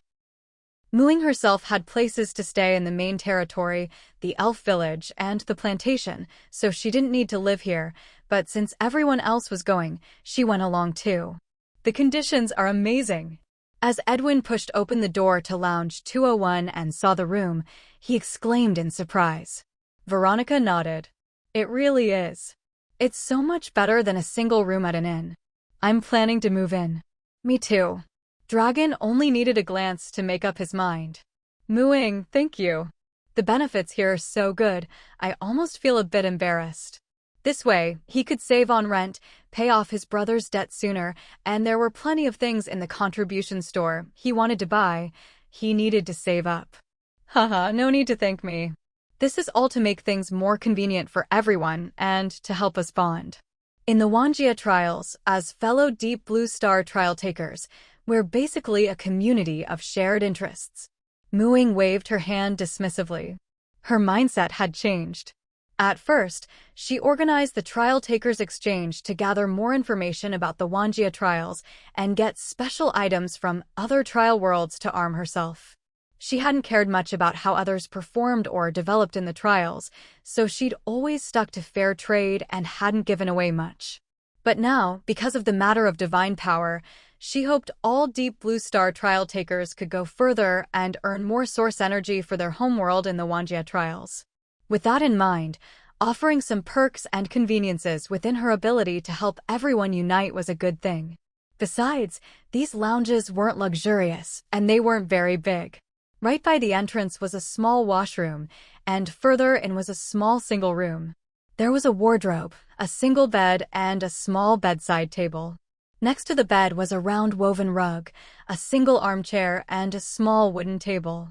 The desk was by the window, and there was a small bookshelf next to it. It wasn't fancy, but it had everything you'd need, definitely a step up from a standard room, and more than enough for one person. The trial takers weren't exactly poor. They could afford better places, or even buy a treehouse in Green Hill City if they wanted. But none of them were truly wealthy, so every penny had to be spent wisely. Rather than improving their living conditions, most preferred to spend their money on gear and arming themselves. Especially for those who didn't plan to settle down in Green Hill City and were only staying temporarily, this was a great option. A community of shared interests? Are there team trials or something? Veronica asked curiously. After all, trial takers were each in their own trial worlds now. There shouldn't be any way to affect each other. That's a long story. We'll talk about it later. I only found out recently myself, Muing explained. There were 10 lounges in total. Aside from the view out the window, they were all basically the same inside. Now, both Veronica and Dragon, who didn't have their own place in Green Hill City, each picked a room. Veronica chose 301 and Dragon picked 201, the one closest to the stairs. Sigh, if I'd known, I wouldn't have bought that treehouse. Now it feels like a waste not to live in it, but I don't want to miss out on this free lounge either, Edwin said, torn between his expensive treehouse and the free lounge.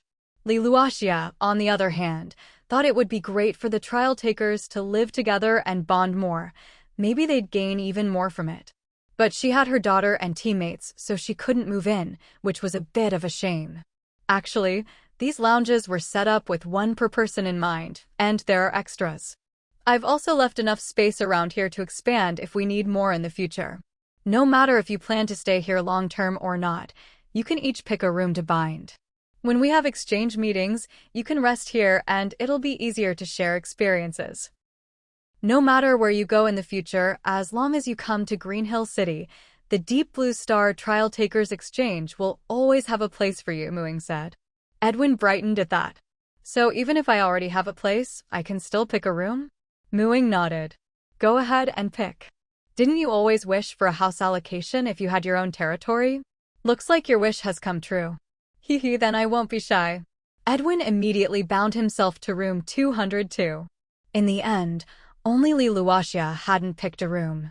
Muing knew what she was thinking and encouraged her, sisterly, you should bind a room too. When we get stronger, defeat the Frost Deer, and take back Luaxia Town, you'll still have a place to stay when you come to Green Hill City to meet everyone. Liluaxia was moved. That's right now, her whole team was in Green Hill City, but one day, she'd reclaim Luaxia Town, which was truly their home. In the future, when she came to visit everyone alone, she could stay in the lounge. She cheered up immediately. All right, I'll pick one too, 302. What about you, Muing? We've all picked one, you can't be left out, Veronica said, looking at her. The others chimed in, nodding. Yeah, you're part of the exchange too. Muing laughed. All right, I'll take 303. Even though not everyone would live here long term, now they all had their own room here. For a moment, it felt like the distance between them had shrunk. Coming to Green Hill City was the right choice. I got to enjoy such great perks and meet such wonderful people, Veronica said happily. She really liked this atmosphere. Because of her looks and fame, she was often the center of attention, but rarely had relationships that were this equal and warm. Ahem, you're making us blush. Edwin coughed lightly. It's about time, let's head downstairs. If any newcomers arrive and we're not there, it wouldn't look good, Ying said. They all went downstairs together. I wonder how many of the 3 remaining trial takers will show up today, Li Luoxia said. Maz should come. He mentioned wanting to learn more about our exchange, Ying replied. With such great benefits, our exchange is really a conscientious organization. I bet all 3 will show up. Edwin said, putting himself in their shoes. If Ying had posted this earlier, he'd have tried to join even sooner. It's almost 10 o'clock. They should be here soon, right? Veronica said. Everyone stared at the clock above the fireplace, watching as it struck 10 and chimed. At that moment, 3 people suddenly appeared at the door. Wait, not 2, but 3. 2 men and 1 woman, all teleported in at the same time. First time meeting you all, I'm the 8th trial taker, Keiko Tsushima.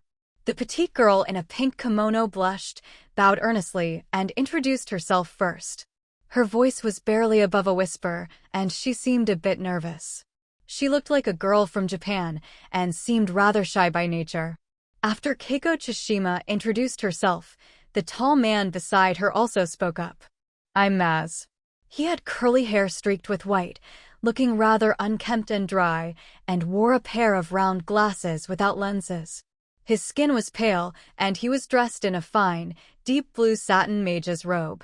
As for the last person, if he hadn't spoken up and said, Adam, everyone might not have noticed him at all. For a moment, he actually drew everyone's attention.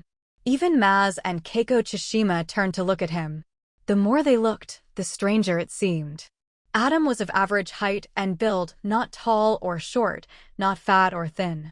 His looks were neither handsome nor ugly. But there was something odd about him. Everyone seemed to have face blindness when it came to him. As soon as they looked away, they'd forget what he looked like. His presence was astonishingly low. A born wanderer, huh? Edwin exclaimed in admiration. No wonder no one in South Australia knows where you are. Adam nodded slightly, saying nothing. Just introducing himself had already been a challenge for him. Maz, meanwhile, was sizing up the 5 people across from him, matching them to the information he'd gathered. An awkward silence settled over the group. Welcome, everyone. Now all the Deep Blue Star trial takers are here. Let's sit down and chat. Ying quickly said. Yes, have a seat. Edwin added awkwardly. Once everyone was seated on the sofas, Ying and her group of 5 took turns introducing themselves to the newcomers. The Trial Takers Exchange is mainly an organization for fair trading and information sharing among Deep Blue Star's trial takers. Here's an introduction to our exchange, along with the rules and benefits you'll have as members. Take a look, and if you're satisfied, you can sign the trading contract to officially join. After joining, you'll have free access to this summary of the multiverse trial rules we've compiled, plus a convenient dingling flower for communication and a free lounge to use. As she spoke, Ying handed out the prepared exchange materials and contracts to each of the newcomers, including Veronica. Veronica had already made it clear she wanted to join, and had even reserved her lounge in advance. The information was more or less the same as what the group had told her before. She just hadn't had a chance to sign the contract yet. Now, she quickly signed her name on the contract. The other 3 were encountering the exchange for the first time. After reading the materials carefully and finding nothing unreasonable, the contract was quite fair. They also chose to join. Once the contracts took effect, Ying, Li Luoxia, Edwin, and Dragon, the 4 veteran members, all breathed a sigh of relief. This was a good start. Let's add each other's friends, and I'll pull you into the group chat. Edwin said enthusiastically. In fact, Maz, Keiko Tsushima, and Adam hadn't just arrived in Qingshan City. Once they'd decided to attend this gathering, they'd come early to gather information. They'd even checked out Treehouse number 888 in advance.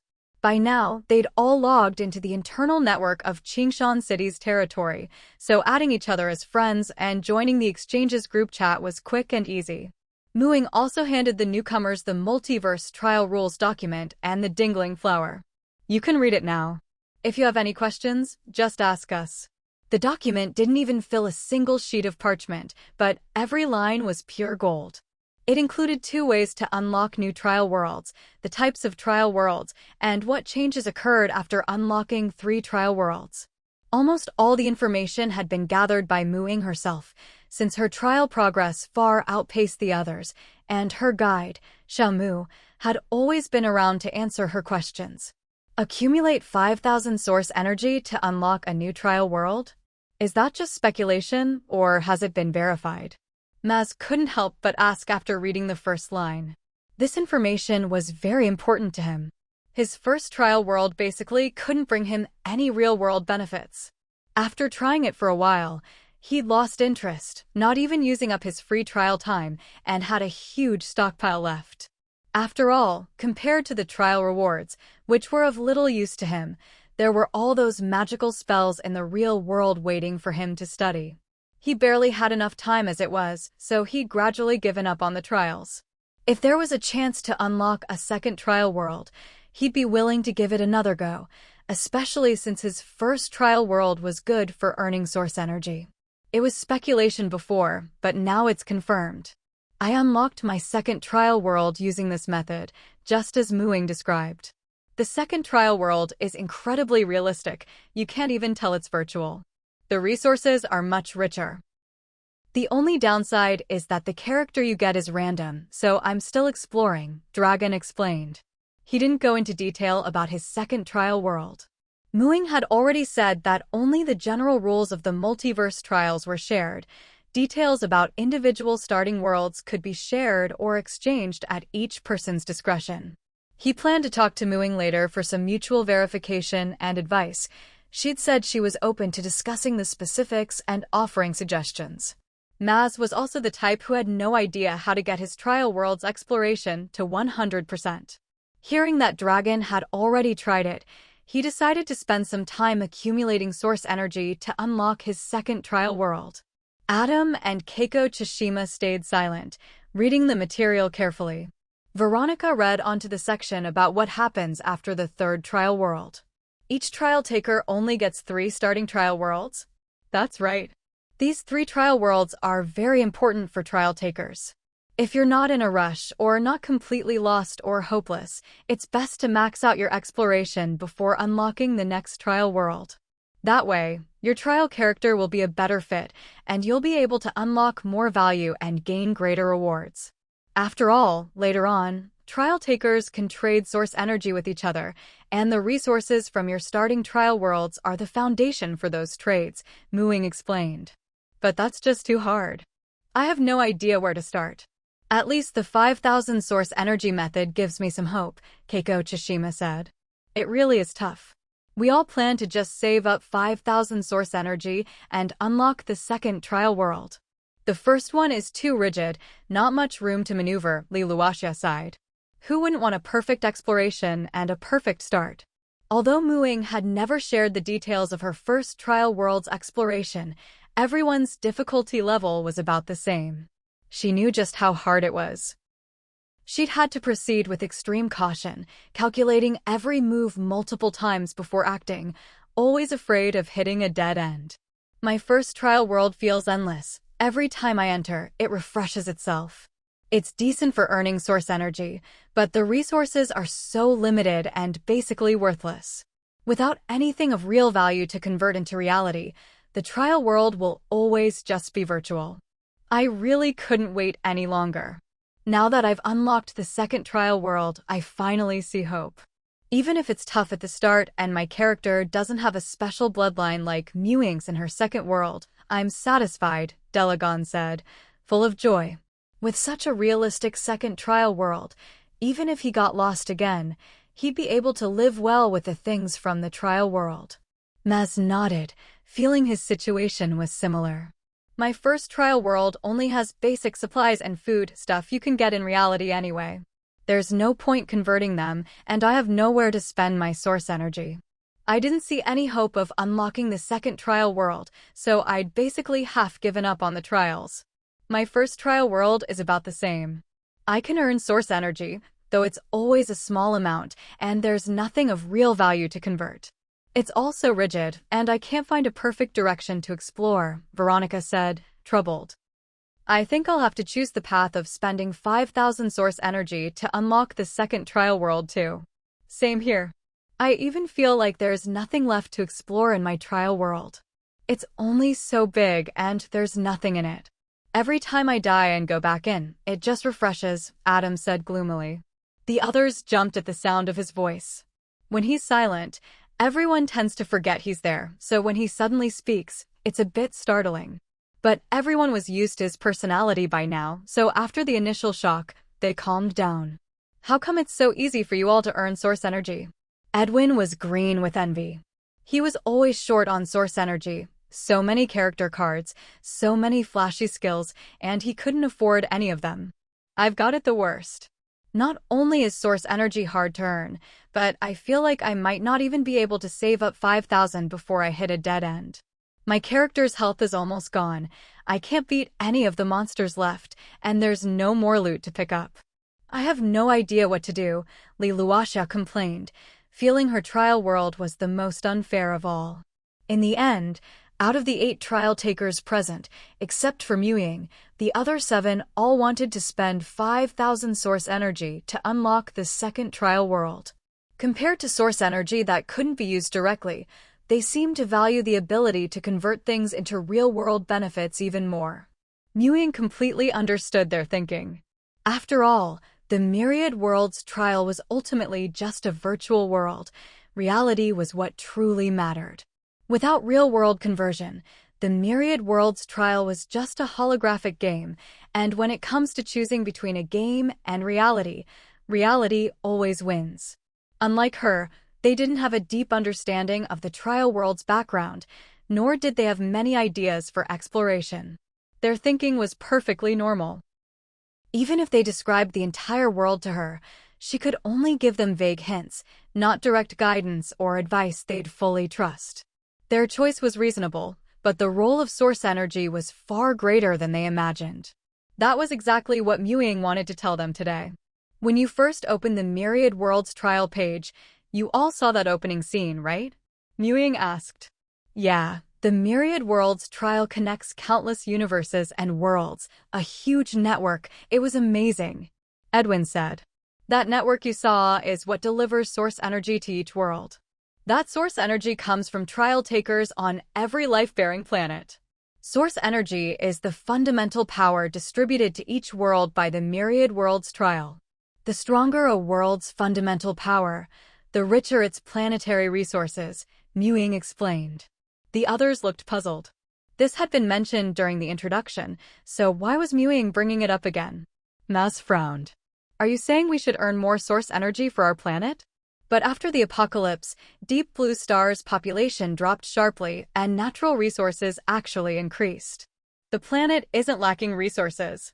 The planet isn't lacking resources right now, but as members of Deep Blue Star, how far we can go in our careers and our upper limits are determined by the planet's fundamental strength and the source energy we earn for it. That's what I mainly wanted to tell you all. Trial takers from the same planet are basically a community of shared interests in the Myriad Worlds trial, since we're all earning resources for our home planet, Ying said. How does that work? Isn't it just about gaining experience to level up? Delagon didn't quite get it. That's how it is for now, but to go from level 19 demigod to level 20 god, you need to master the power of laws to condense a godhead and become a deity. To comprehend the power of laws, you first need to be recognized by the planet, which we naturally have. And then you need enough contribution, meaning source energy. After becoming a god, the strength of your divine power is also related to your home planet's fundamental strength. You're all talented and have a shot at becoming gods, so you can't underestimate the importance of source energy, Ying explained. Everyone was stunned. Gods? Are there really gods in this world? On Deep Blue Star, there had always been plenty of religions, but science was more highly valued. Gods were considered legends, not real. I learned this from the elves. The elves have their own pantheon. You can ask the outsiders about it, it's not a secret. Every life-bearing planet out there has its own native gods, Ying said, then explained in detail about the hierarchy of gods and the path to godhood, holding nothing back. This was the first time the others had heard any of this. They didn't have nearly as much contact with other races as Ying did. Qingshan City was also the only multiracial territory on Deep Blue Star. No one thought Ying was lying. There was no reason for it. If gods really existed, who wouldn't want to become one? Compared to becoming a god, the benefits of real-world conversion suddenly seemed much less appealing. Sigh, if source energy is so important, then it's really a shame to give up the first trial world. At least it's easier to earn source energy there. Even if it's not much each time, it adds up. But it's tough not seeing any immediate benefits or hope for perfect exploration. Veronica, Maz, Adam, and Keiko Tsushima, all of whom found it easy to earn source energy in their first trial worlds, were caught in a dilemma. Should they focus on short-term gains, or look at the bigger picture? Edwin and Luaxia didn't even have a choice to make. One needed source energy to exchange for character cards and skills, and was always grinding in the trial world, while the other found her trial world too difficult to progress and couldn't earn any more source energy. Seeing how troubled everyone else was, Ying couldn't help but say, the advantage of a perfect exploration is that you can randomly enter a trial world and trial character that suits you better. If you really think perfect exploration is too difficult, there's nothing wrong with unlocking the second trial world once you've accumulated 5,000 source energy. As long as, after unlocking the second trial world, you don't just focus on material conversions, but also put effort into earning source energy, you'll be fine. It might seem rigid, but the first trial world is actually easier to earn source energy in, while the more realistic second trial world makes earning source energy much harder. So you're saying we can unlock the second trial world first, but we don't have to completely abandon the first trial world? We should go back to the first trial world from time to time to earn source energy. Veronica asked. Can we freely choose which trial world to enter? Ying nodded. That's actually a pretty good idea. As long as we focus on earning more source energy, it'll work, Tsushima Keiko said. Ever since I unlocked the second trial world, I haven't gone back to the first one in ages. Looks like from now on, I'll need to split my trial time between the two and leave some for the first trial world, Dragon said. Ying was reminded of something by Dragon's words and brought up a point. I don't know if you've noticed, but as long as we're in a trial, time passes normally in all the trial worlds. However, we can only control one trial character at a time. When our consciousness is in one trial world, the character in the other world is in an unconscious, dormant state, but their body's time is still passing. Is that really the case? Dragon hadn't noticed this before. The first trial world is pretty safe, so having the character unconscious isn't a problem, but right now my character in the second trial world is still out in the wild. It's pretty dangerous to leave them unconscious. When I unlocked the second trial world, I even got a warning. If your trial character dies, you can't continue in that trial world. What am I supposed to do about that? He really didn't know whether to feel relieved or worried. Luckily, the first trial world was so barren that after unlocking the second trial world, he never went back. Otherwise, his character might have died without him even realizing it. I guess the only thing to do is find a safe spot in the second trial world before going back to the first one. I'm almost done exploring the second trial world anyway. Once I'm finished, I plan to find a safe place to store my character's body in the second world before heading to the third trial world, Ying said. She'd really lucked out in her first trial world. After a perfect exploration, she got the village chief's seal, and all the villagers became her workers. She didn't even need to enter the first trial world herself. So long as time passed, the villagers would mine resources for her. All she had to do was go in and collect them. The resources never ran out and would refresh every so often. For everyone else, earning source energy in the first trial world wasn't that hard either, but they did have to control their characters themselves to earn it. Maybe that was another advantage of a perfect exploration. Oh my god, you're about to unlock the third trial world? We haven't even started the second one yet. Except for a few veteran members who were familiar with her progress, the new members were all stunned. I became a trial taker earlier than you guys, Muing explained. Once I unlock the third trial world, I'll be able to trade source energy. Then, the trading function at our trading fair can officially open. Edwin was the happiest to hear this. Everyone, I've got a lot of great stuff for material conversion, like inscription tokens, equipment, and so on. Be sure to check out my wares. I wonder if source energy obtained through trading counts toward the 5,000 needed to unlock the second trial world. What am I going to do? Li Luoxia sighed. Why was it that in her first trial world, she couldn't achieve a perfect clear or earn enough source energy? If she'd known, she wouldn't have tried to climb more floors and used her gold coins to strengthen her trial character. If she'd exchanged them all for source energy, she might have had a shot at unlocking the second trial world. Muing frowned. Li Luoxia's trial world was indeed ridiculously hard. Honestly, back when she played that game in her previous life, no matter how many guides she read, she couldn't clear it in one go. By the way, when you enter the first trial world, have you ever received a message saying that if your trial character dies, you can't enter that trial world anymore? Muing suddenly remembered something. She'd received that warning in both her trial worlds, but that didn't mean everyone did. At least in Edwin's first trial world, it wasn't the case. His character had died countless times. I think I did. Isn't that how yours works? Li Luoxia was a bit unsure. If she went back and checked her notifications, the old messages would be gone by now. She couldn't remember if she'd actually seen it herself or if she just thought so after hearing Muing talk about her own experience. That's how it is for me, but for others, it shouldn't be the same, Muing said. Yeah, my trial character can die as many times as I want, Edwin said. My characters never died, but I remember not getting any such warning when I unlocked the first trial world. I did get it for the second one though, Dragon added. Veronica. My trial character dies and restarts all the time. Maz, I never got that warning. Chishima Keiko, me neither. Li Luoxia was stunned. Does that mean my trial character can die and I can just start over?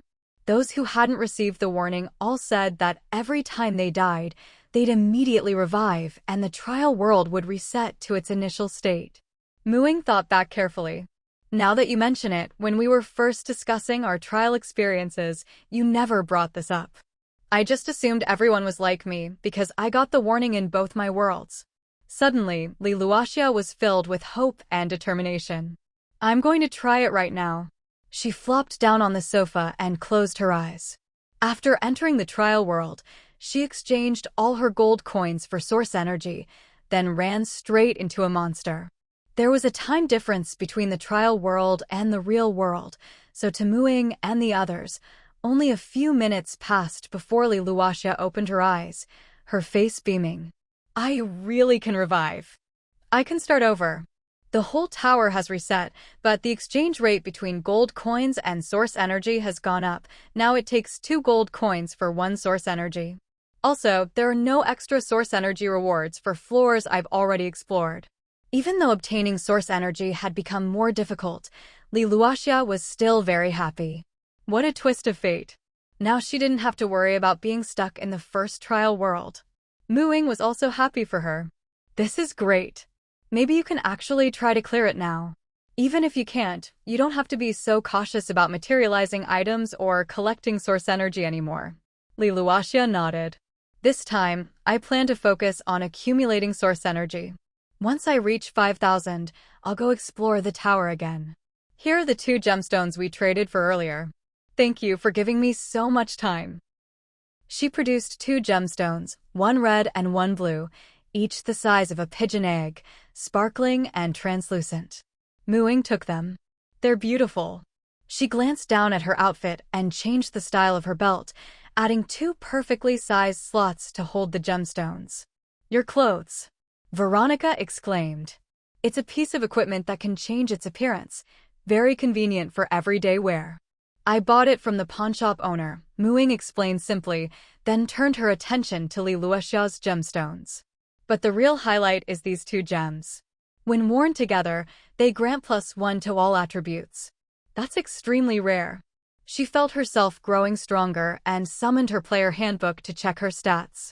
Attributes: Strength 8 +2, Constitution 13 +1, Agility 15 +3, Intelligence 12 +1, Perception 19 +1, Charisma 15 +1. The numbers in parentheses are bonuses from equipment. The Thousand Faces garment gives her +2 agility. The ironwood bracers she got from the goblins add +1 strength, and the rest comes from the gemstones, ruby for +1 strength, constitution and agility, sapphire for +1 intelligence, perception and charisma. Although equipment bonuses don't help with learning spells or skills, they still provide a significant boost to overall power. +1 to all attributes is a precious trait for anyone. Edwin and Dragon already knew about this, but the newcomers were amazed, especially since none of their first trial worlds produced anything valuable for materialization. Even Veronica, who had been focused on Mu Ying's clothes, was drawn in and started asking Li Luoxia questions. Did you materialize these from your trial world? Do you have more?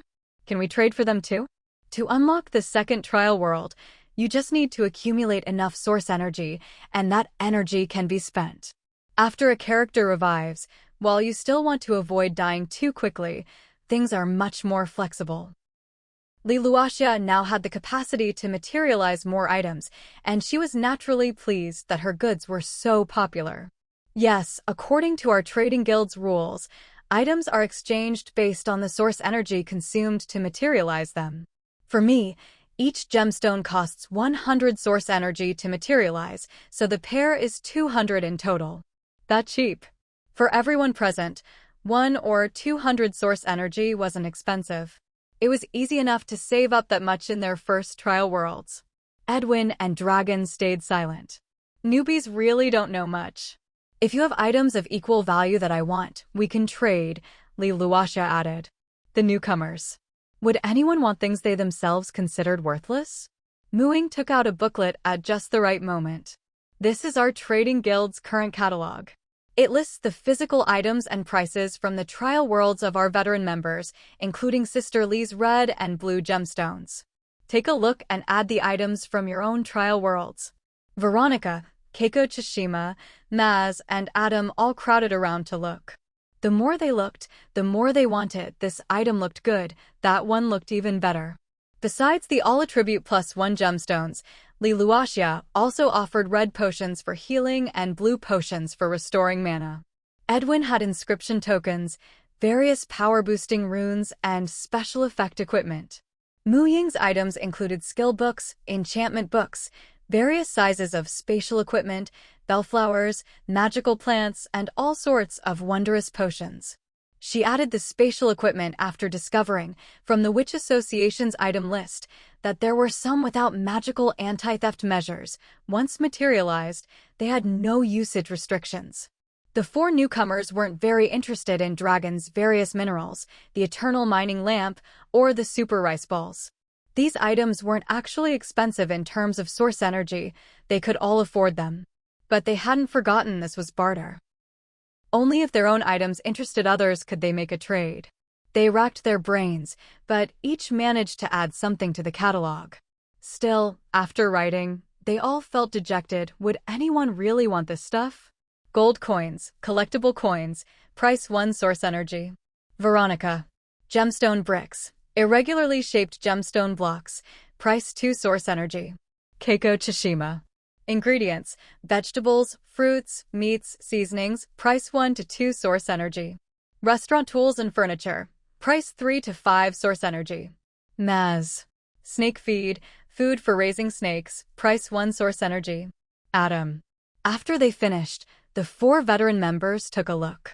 What even are these? No wonder they didn't care much about their trial worlds. Li Luoxia, Edwin, and Dragon were all stunned by what the newcomers had written, stunned in a way that mixed disappointment and sympathy. Mu Ying, on the other hand, got a sense of what their first trial worlds were like based on these items. Adam's was the most familiar snake feed? Was his first trial world snake? So, you can trade for anything. Veronica said, though even she didn't sound confident. The others felt the same. This is a sample of my gold coin, pure gold, with beautiful designs, Veronica said, taking out a coin. It had a pyramid-like image on it and was indeed very finely crafted. Ahem, if both sides can't agree on a barter, once I unlock the third trial world, I can act as an intermediary and you can trade directly with source energy, Ying said tactfully. Liluaxia and Edwin nodded repeatedly, suddenly feeling very lucky. Their items were so much more valuable by comparison. Dragon, with the experience of a veteran, comforted them. We're all in the same boat, none of us have great stuff to materialize. Just save up your source energy and wait for Ying to open the third trial world. Source energy is what really matters. The others. Not comforted at all. He'd already unlocked the second trial world, which was way better than them. Ying, how much longer until you open the third trial world? Veronica asked. If nothing unexpected happens, at most another month, Ying estimated. The main issue was that the prince's caravan was moving too slowly. That wasn't too long, Veronica thought for a moment and said, then I'll stay in Qingshan City for a while. I'll wait until you open the third trial world before heading out to travel. I can stay in Qingshan City for a while too, Tsushima Keiko said. Only Mats couldn't stay here that long. His cultivation time was tight, and there were still many spells he hadn't learned yet. I'll contact you all when the time comes. Even if you're not in the territory, you can use the bellflower to get in touch, Ying said, then taught them how to use the bellflower. Mats was relieved at that. You guys can go upstairs in a bit and bind a lounge for yourselves. That way, you don't have to stay at an inn. All of us have already bound our rooms. Our names are on the doors, Edwin strongly recommended. They had just seen this benefit in the membership materials. They were all staying at inns right now, and if they could move in here and live with other trial takers, they could discuss trial matters more easily. It was a good thing. With the main matters discussed, Edwin led them upstairs to choose their rooms. In the end, Tsushima Keiko chose 304, while Mats and Adam picked 203 and 204. The guys all lived on the second floor, the girls on the third. While they were upstairs picking rooms, Ying went to the kitchen and cast her cooking magic, setting the whole kitchen in motion. By the time they came back down, Ying was already sitting on the sofa. Everyone couldn't help glancing toward the open kitchen. No matter how many times I see it, this magic is just amazing. It completely frees up your hands. Liluaxia said enviously. This is a godsend for people who can't cook. If only you could turn this skill into a skill book, Ying, Veronica said. Her profession required her to travel everywhere, witnessing local customs and singing songs. It sounded romantic, but living rough was no joke. Even with a carriage, eating was always a hassle. Most of the time she was gnawing on dry rations. One of the prerequisites for learning this magic is knowing how to cook. The better you are at cooking, the better the magic works, Ying dashed her hopes. Is this the ability you gained in the second trial world? Is it called magic? It seems a lot like a spell. Mats stroked his chin. He felt that while this magic was mainly for cooking, it was more flexible than a regular spell. After all, cooking involved a lot of complicated steps. Ying didn't feel the need to hide much and nodded. Magic is more like a sorcerer's spell in the real world. It's a bloodline ability. Only those with witch bloodlines can learn magic. I was just lucky and randomly got the witch trial roll, so I was able to convert the bloodline ability to reality at a very low cost. In my second trial world, witches are still pretty rare. That's so nice. Dragon thought of himself. My second trial world character is just an ordinary person. The only advantage is a stronger body, but you can't exactly materialize physical fitness. He sighed. Maybe that was the difference between starting with origin power and starting with a perfect exploration. Thinking about how clueless he still was in his second trial world, and looking at all these capable trial taker friends, he suddenly felt like venting. He couldn't be bothered about secrecy anymore. He didn't even know what was going on himself, so telling others probably didn't matter. Instead of waiting to talk privately later, he decided to just ask now. Maybe everyone could help him figure things out. He was really at his wit's end. Fighting was fine, but all this roundabout stuff was just not his thing. With a long face, he said, "Do you guys have any ways to avoid getting lost?" Given the situation and the timing, Muing couldn't help but ask, "Don't tell me you got lost in the trial world too?" 7 pairs of eyes stared at him, as if looking at some strange creature. Dragon's face turned red. This big, burly guy was embarrassed as he said, "The second trial world is realistic, but it's just too big and completely unfamiliar, so I got lost. But this time it wasn't so bad. I didn't end up in some godforsaken wasteland. I landed in a forest with plenty of resources. The forest is quite different from those in the real world. Most wild fruits I don't dare eat, but the animals, aside from being a bit bigger, are still familiar. The problem is, I just can't get out of the forest. I haven't met anyone else and have no idea what this world is really like. Tragic. Truly tragic, to get lost in the trial world." Everyone started brainstorming ways to help him. You can tell direction by how the trees grow, south-facing sides or lusher. Or use the sun, moon, or stars to find your way. Or climb a tree and see which way looks like the way out. There were plenty of methods, and in the real world, they'd be useful. But Dragon just shook his head. "I've tried them all. None of them work." He'd already mastered these common methods before the apocalypse, but for him, they were basically useless. Muing didn't say anything. She'd witnessed Dragon's abysmal sense of direction before. He was the kind of guy who'd leave a burrow on the step and never find his way back. Expecting him to walk out of a forest was just too much. Rather than stressing about how to get out, it's more practical to look for valuable things in the forest, Muing said.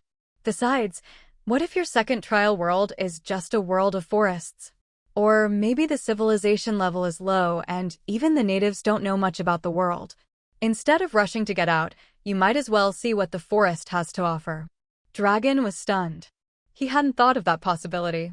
Now that you mention it, when I entered the second trial world, my character was wearing a rough animal skin skirt, just like the animal skin clothes I made when I was wandering the wasteland. He'd worn that kind of thing while wandering before, so he'd overlooked it this time. Thinking about it now, it was probably because the world's civilization level was low. When you chose your character, didn't you see their identity?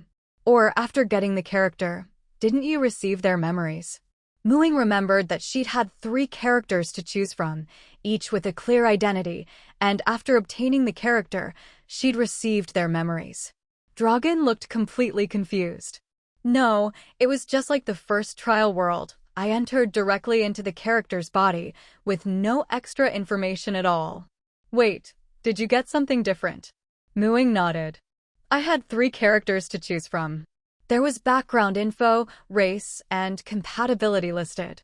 After I picked one, I even got the character's previous memories. Are we even in the same multiverse trial? Why is there such a huge difference? Dragon felt even worse. He thought everyone's experience was the same, but now he realized he was the only one like this. That might be the difference between clearing by perfect exploration and just meeting the source energy requirement, Mez said. Perfect exploration is so difficult. The rewards should be much better. Dragon. He suddenly regretted rushing into the second trial world. The debts he'd racked up in the first trial world were coming back to haunt him in the second. The others had similar thoughts. But no matter how much they envied perfect exploration, it couldn't change the fact that they had no clue how to even begin exploring their own trial worlds. Well, nothing to be done about it. My first trial world resets every time I enter. Even mining is a matter of luck, and I've made almost no progress. I really don't know how I could ever achieve perfect exploration, Dragon consoled himself. At least he'd managed to earn some time back, and thinking of it that way made him feel a bit better. For me, perfect exploration probably means clearing all the floors of the tower. Once I've accumulated 5,000 source energy, I'll try to see if I can explore a few more levels, Li Luoxia said. Characters could revive, so there was more hope, but there still weren't many chances. The more you died, the lower your source energy gains. You could try to extract the basic rules and data from the tower world and ask someone in the real world who's good at math or strategy games to help you calculate the optimal approach. Don't just blindly experiment, Muing suggested. In her own trial world, every step had to be carefully considered if she wanted to get further. That's a great idea, Li Luoxia realized. She usually planned her trial strategies herself in the real world, but she wasn't young anymore and her mind wasn't as quick as it used to be. Her teammates had helped her out with ideas, otherwise she would have hit a dead end long ago. Since she was going to ask for help, why not find a professional? She immediately pulled up the internal network and posted a bounty on the territory forum. Seeing that even Luasia, who had the most frustrating trial world, had found a way forward, Edwin quickly spoke up. What about me? Do I just have to keep playing matches forever? I think your perfect exploration might be reaching the highest rank in the competition, Muing hinted. No way. Every time I finally win and rank up a star, the next match gets way harder and I lose immediately and drop back down. Edwin complained. Every day I just get crushed in the trial world. But don't you have a lot of characters you can use? Maybe you could study each character's skills and see if there are any counter relationships, then practice your mechanics more, Muing suggested. She was extremely grateful she'd drawn the block world. If she'd gotten a puzzle strategy game based on Magic Tower, or a competitive game like King of Glory, even knowing the game's story wouldn't make perfect exploration easy. The hard part about Block World was that if you didn't know the tricks, your chance of dying early was high. If your character died, the whole trial world could be sealed off, so you had to be careful at all times. Counter relationships? Edwin was inspired. That was definitely something to look into. The others realized that Muing really did have a unique knack for exploring trial worlds. No wonder she'd achieved perfect exploration in both her first and second worlds. No one didn't want perfect exploration. Even Veronica couldn't help but share her own situation. In my trial world, there's nothing but a road stretching endlessly ahead. I can't go anywhere else, as if something's blocking me. I pick up gold coins along the way. They turn into points when I grab them, and I can even bring them out as real gold, but they're not much use. No shops will take them, so I can only sell them as regular gold. Every time I enter the trial world, a monster appears behind me. I've tried countless times and all sorts of methods, but I can't kill it. Every time, it catches up and bites me to death. Veronica had been bitten so many times she was practically traumatized. It's too strong. If I have to kill it to clear the world, then I have no hope at all. Muing immediately understood. Wasn't this a runner game? Why was she so hung up on fighting the monster chasing her? Was this girl just naturally violent? Is it possible that the monster is actually unkillable? Since there's only one road, maybe you're supposed to just run and escape it. Veronica, you mean I don't have to kill the monster? But it's chasing me. Veronica's confidence wavered. Why not try it my way next time? Muing said. Veronica nodded. She already had a feeling Muing was right. After all, the road was so long. If the monster wasn't so terrifying, chasing her and making her panic, she wouldn't have gotten so fixated on killing it before exploring the road. The next to speak was Keiko Tsushima. My trial world is a huge square plaza with square grooves. Gems of different shapes appear on the stone platforms at the edge of the plaza. The gems can only be placed in the grooves on the plaza. At first, I thought it was just like playing with blocks, so I carried the gems over and stacked them into all sorts of shapes, but it got boring fast. Later, I accidentally discovered that filling a row made it disappear and gave me points. That's when I figured out the gameplay. Each round, if I reach a certain score, I get a variable amount of source energy. But the gems are really heavy, and the plaza is huge.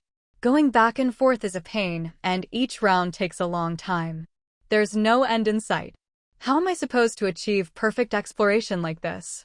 The plaza can never be completely filled. Isn't this just Tetris with gems? The plaza can never be filled. It's all about the score, right? I think yours might be similar to Edwin's. Maybe you just need to reach a certain score to count as exploration, Muing said. She didn't have any better ideas. Carrying gems to play Tetris by hand sounded exhausting.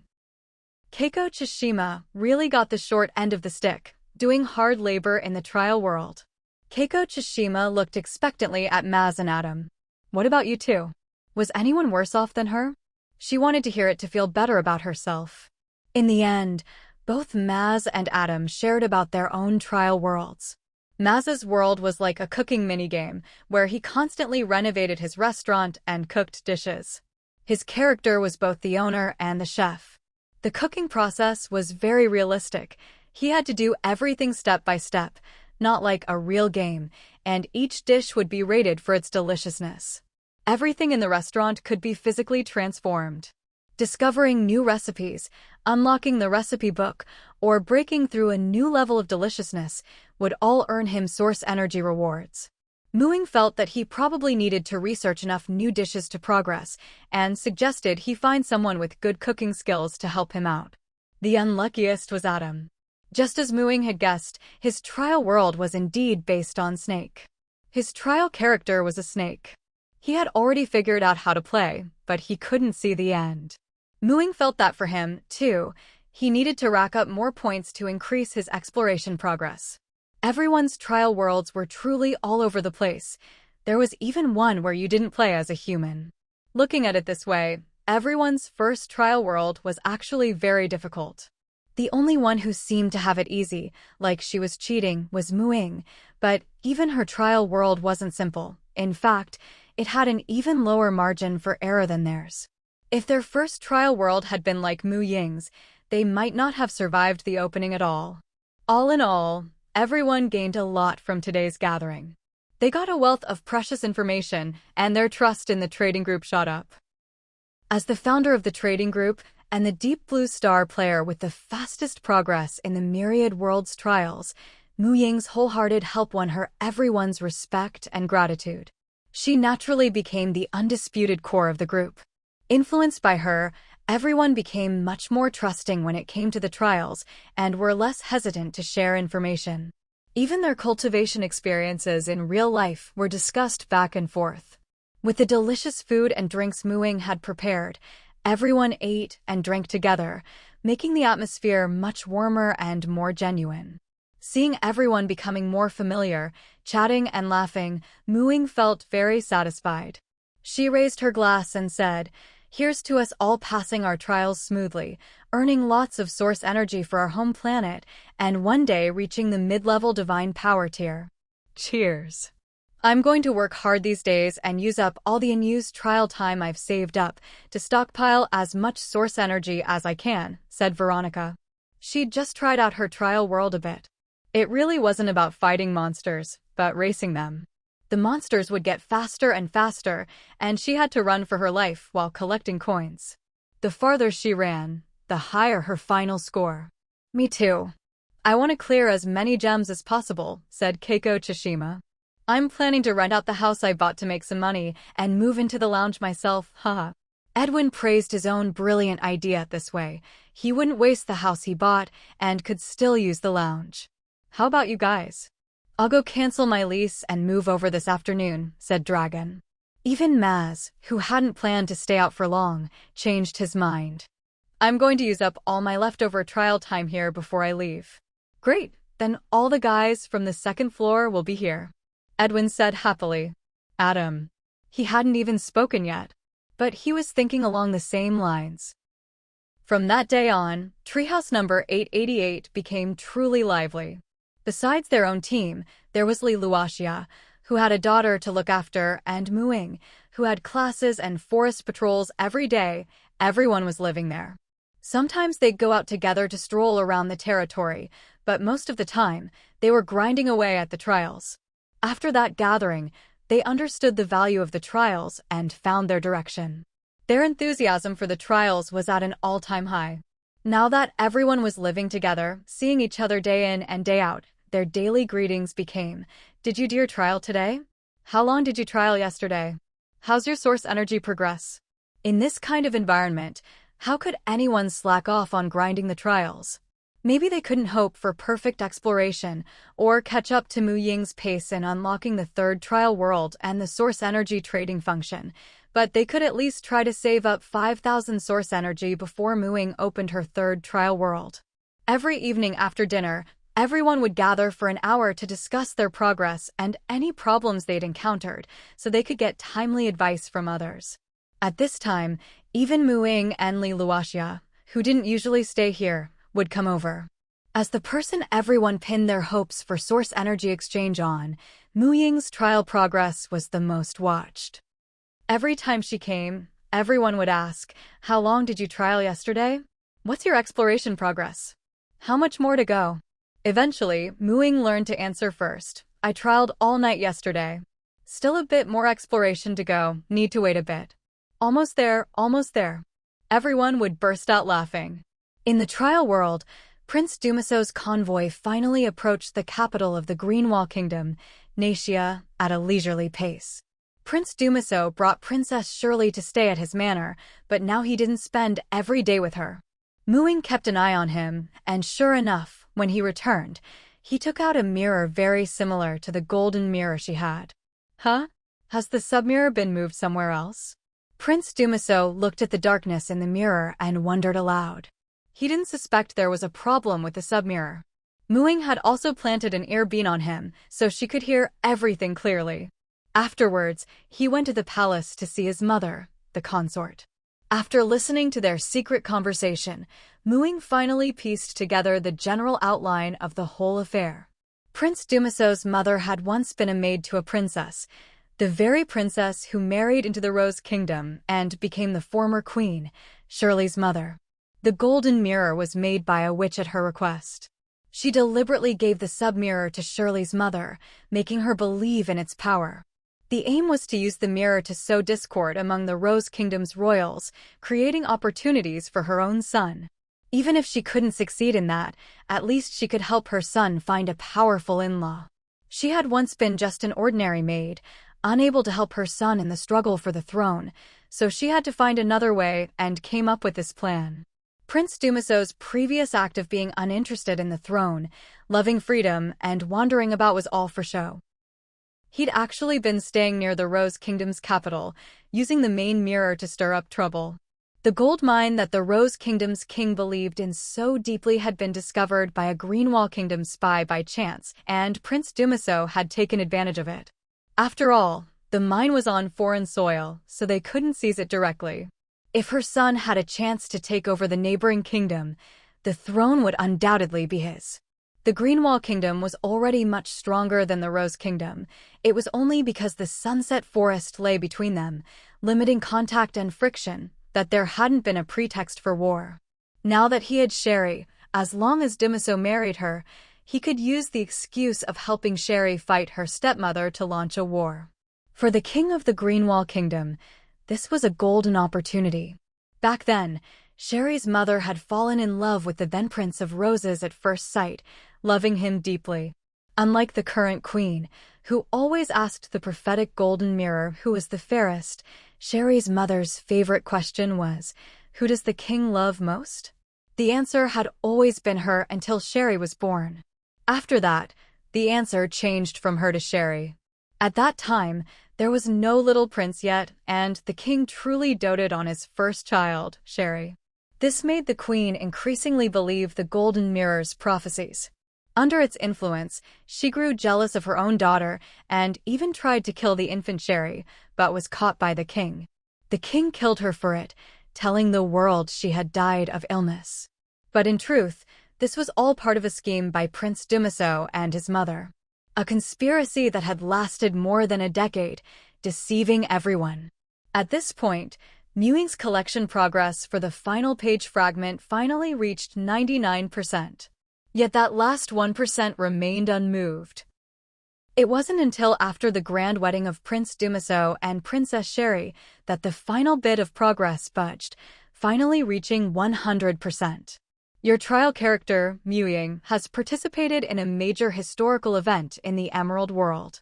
You have gained 1,000 source energy and 1 world consciousness fragment. With this, all 8 fragments were finally in hand, combining into a golden book. Book of the World. Function: the Emerald World's materialized world consciousness, the very core of the world. It records the entire history of this world and controls its operation. Anything that has ever existed in this world's history can be searched for and can be recreated by expending source energy.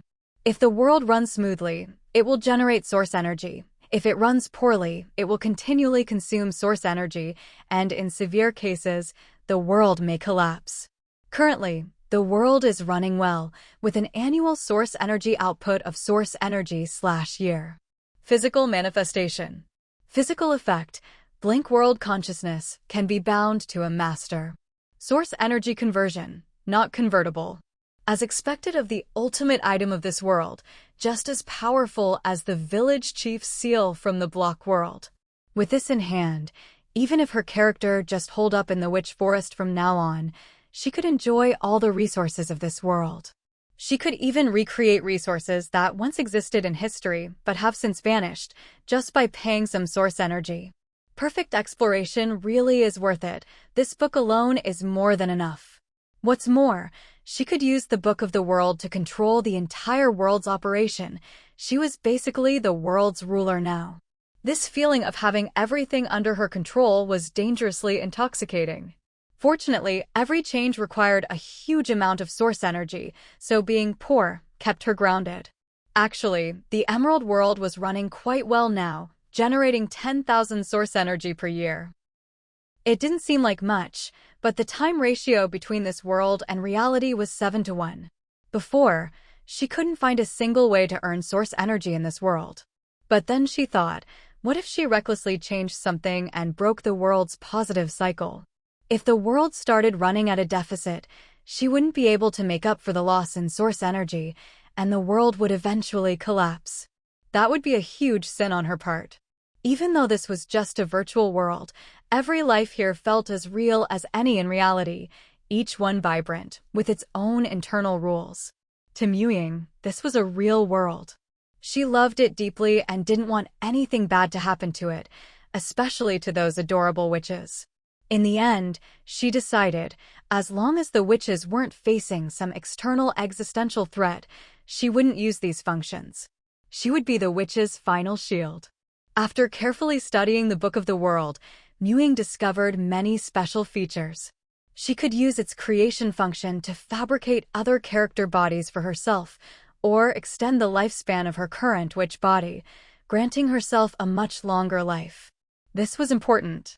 Unlike the first trial world, where lifespan wasn't a concept, every life in the second trial world had a set end, including her current body. Before entering this trial world, she'd even received messages about trial characters dying and the world being sealed. If her character's body died of old age, she wouldn't be able to enter this world again, and the second trial world would be wasted. Witches lived about 300 years, which seemed long, but with the time difference to reality, it was actually quite short. She also discovered that, by the world's rules, whenever her consciousness left the trial world, its time would pause.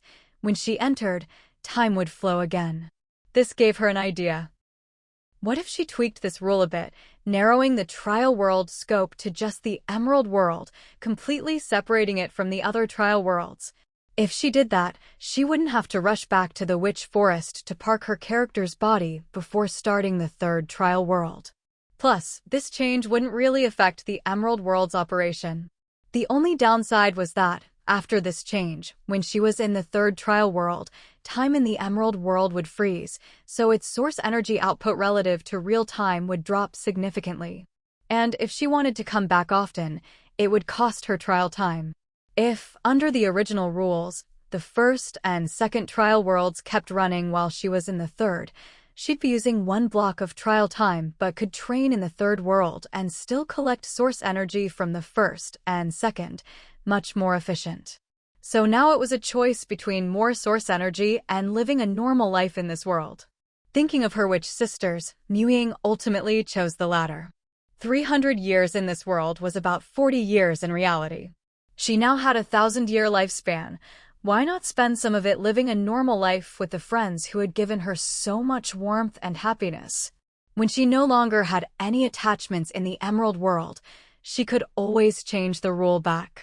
Even the Book of the World couldn't recreate a person exactly as they were. Once lost, they were truly gone. Besides, time spent in this world wasn't wasted. She could use it to study witch bloodline abilities. With the Book of the World's historical records, she could find more ways to develop her powers. And with the time difference, she could make the most of her studies here. Once she realized this, she had no more doubts. She invested 10,000 source energy and modified the rule. With this, Ying no longer had to worry about time slipping away too quickly in the Emerald World, forcing her to hide in remote places for the sake of her character's safety, growing distant from her friends. She immediately abandoned her previous plan to return to the Witch Forest and live in seclusion, and instead prepared to head for the Mermaid Kingdom.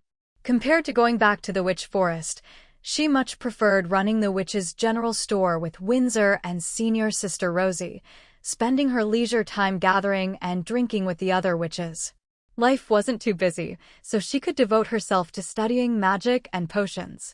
It wasn't too lively, nor too lonely, peaceful, yet interesting. Even if, one day, Windsor and senior sister Rosie left Crystal City to travel, Ying wouldn't mind too much.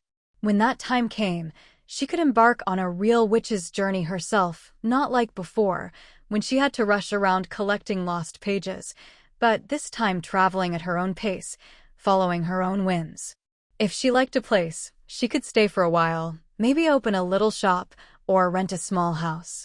When she got bored, she could set off for the next destination. This way, the Emerald World could become her place to relax and adjust her mood. Whenever she missed it, she could come back for a visit. No matter how long she was away, it would always be just as she left it, a safe harbor for her soul. As the flying carpet sped toward the seaside, Ying excitedly called senior sister Rosie and Windsor on the Bellflower phone. "What? You're coming back to Crystal City?" Windsor's voice was full of surprise and delight. Rosie was also very happy, though a bit puzzled by the change of heart.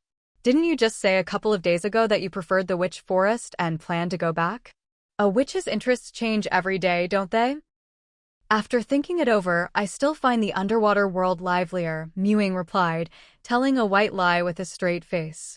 "No witch is as fickle as you," Rosie said, half exasperated. "I'll go tidy up your room for you, so you can move right in when you get back." "Great. I'm flying super fast, so we'll be seeing each other again in no time," Ying said excitedly, already imagining reuniting with her sisters for a night of drinking beneath the sea. She was celebrating the fact that, from now on, she was a truly free witch able to live as she pleased, just like all the other witches, no longer bound by this or that obligation. She had always envied the witches of this world. Although she was lucky enough to have a witch's character, she could never quite ignore the interests of the real world for the sake of enjoyment. So, in this world, she had always lived for her missions. But now, she could finally live for herself, without worrying about missing out on real-world benefits. The Emerald World wasn't very big to begin with, especially for witches who could fly. At full speed, Ying would be back under the sea in just a few days. She didn't waste the journey either. She took the time to thoroughly study the Book of Worlds, reading through all its records of the Emerald World's history and customs. Sure enough, this world was built as an extension of fairy tales. In fact, many of the fairy tales Ying found familiar had actually happened in this world's history. But every century, only 8 such stories would play out, cycling through them so that after 3,000 years, the cycle would begin anew. Perhaps the countries and people involved would change, but the stories remained similar in outline. The same tale, set in different times and places, would develop along similar lines, but the details and sometimes even the endings could be completely different. This century, it just so happened that the stories Ying had experienced were the ones playing out. She even carefully made a list of all the items mentioned in the Book of Worlds that might be useful, noting their conversion prices, and wrote them all down in her witch's grimoire. She planned to convert them if she ever needed them. She could also use some of these items to trade with other trial takers. After all, even if she was trading with her own people at the exchange fair, they'd still have to pay the source energy cost to create the item from the Book of Worlds, plus her conversion fee, so she wouldn't lose out. And if she traded with trial takers from outside Deep Blue Star, there'd be even fewer discounts. She could actually profit, with all gain and no loss. Of all these things, Ying found the witch bloodlines the most precious. She had always thought that witch bloodlines could only be obtained as a bonus when acquiring a trial character, granting certain advantages. But after reading the Book of Worlds, she discovered that they could actually be created, and even physically converted. The price, however, was extremely steep, so high that even now Ying winced at the thought. After all, witch bloodlines were truly remarkable. Although their cultivation system didn't have the highest ceiling, not like real-world professions that could reach godhood, they were flexible, well-established, and rich in tradition, with countless ingenious uses. Take herself, for example. The witch bloodline had brought her many benefits in the real world. If she could possess various different witch bloodlines at the same time, her strength would surely rise to a new level. She wouldn't have to worry about offensive power either, since the red witch, purple witch, and black witch bloodlines all specialized in attack. Unfortunately, witch bloodlines were highly incompatible. Since she already had the green witch bloodline, acquiring another would only cause rejection. If she was lucky, the two bloodlines would battle it out, with the winner remaining. More likely, they'd both be damaged, and her body, the battlefield, would suffer as well. After reading the Book of Worlds' description of witch bloodlines, Ying realized just how risky it had been to physically convert and fuse the green witch bloodline back then. If her body hadn't already contained the highly compatible human bloodline, and her remaining elf bloodline hadn't been so well matched with the green witches and of equal strength, she would never have been so fortunate. By a stroke of luck, not only was her elf bloodline purified, but the green witch bloodline also settled comfortably in her body. If she'd tried to fuse any other witch bloodline back then, she might have destroyed herself. Thinking back, she still felt a lingering sense of fear. Because of this, she no longer agonized over whether to convert more witch bloodlines for fusion, or save her source energy to convert fragment worlds in the block world for her own plantation. Other witch bloodlines were off-limits to her now, but the green witch bloodline was still usable. However, the ordinary version was pretty much the same as what she already had, so it wouldn't make much difference. But according to the Book of Worlds, the origin of witches was that their ancestors were 8 ordinary girls who, during a time of war, fled into a forest to seek refuge. Starving, they discovered a tree bearing 8 different colored fruits. Each of the 8 girls picked and ate one fruit, and each underwent a bloodline mutation, gaining unique abilities. One could create wind, another control plants, another conjure fire from her hands, and so on. These were the very first witches. At some point in history, all descendants of witches became girls. But unlike now, a witch wasn't limited to giving birth to just one daughter in her lifetime. Back then, their fertility was much higher. Basically, as long as a witch wanted a child, she could have one. This was because, at that time, the power in a witch's bloodline was much stronger than it is now. However, their ability to develop and control that power was still quite crude and unstable. Witches needed to mate with men from other races to have children. When they left the forest, it was even harder to hide their identities than it is now, and a single slip could expose them. It was also an era of war and chaos. No one had an easy life. Whenever people encountered someone with supernatural powers, they would band together to attack, blaming all their misfortunes on these witches. Many witches were persecuted. In the end, the witches retreated back into the forest. Only when they needed to bear children would they venture out to find a man, then immediately return to the forest afterward. It was only then that the number of witches began to slowly increase. Hidden away in the forest, they devoted themselves to research. Generation after generation, through tireless effort, they established the witch heritage that exists today. But as time passed, the power in their bloodline weakened with each generation. It wasn't until witches' fertility dropped to the point where they could only have one child in their lifetime that things finally stabilized, continuing on to the present day. What Ying had her eye on wasn't just the ordinary green witch bloodline, but rather the green fruit that once grew on the 8-colored tree. If she could recreate it, transform it, and consume it, her bloodline power would reach a whole new level. This wasn't the same as fusing with a new bloodline, it was simply advancing her existing bloodline, so she didn't need to worry about her body being unable to handle it. The 8-colored tree was probably the most valuable thing in the Emerald world. Only one ever existed in history, and after its fruit was picked, the tree withered and disappeared. Recreating it would be astonishingly costly, almost as much as transforming the Book of Worlds.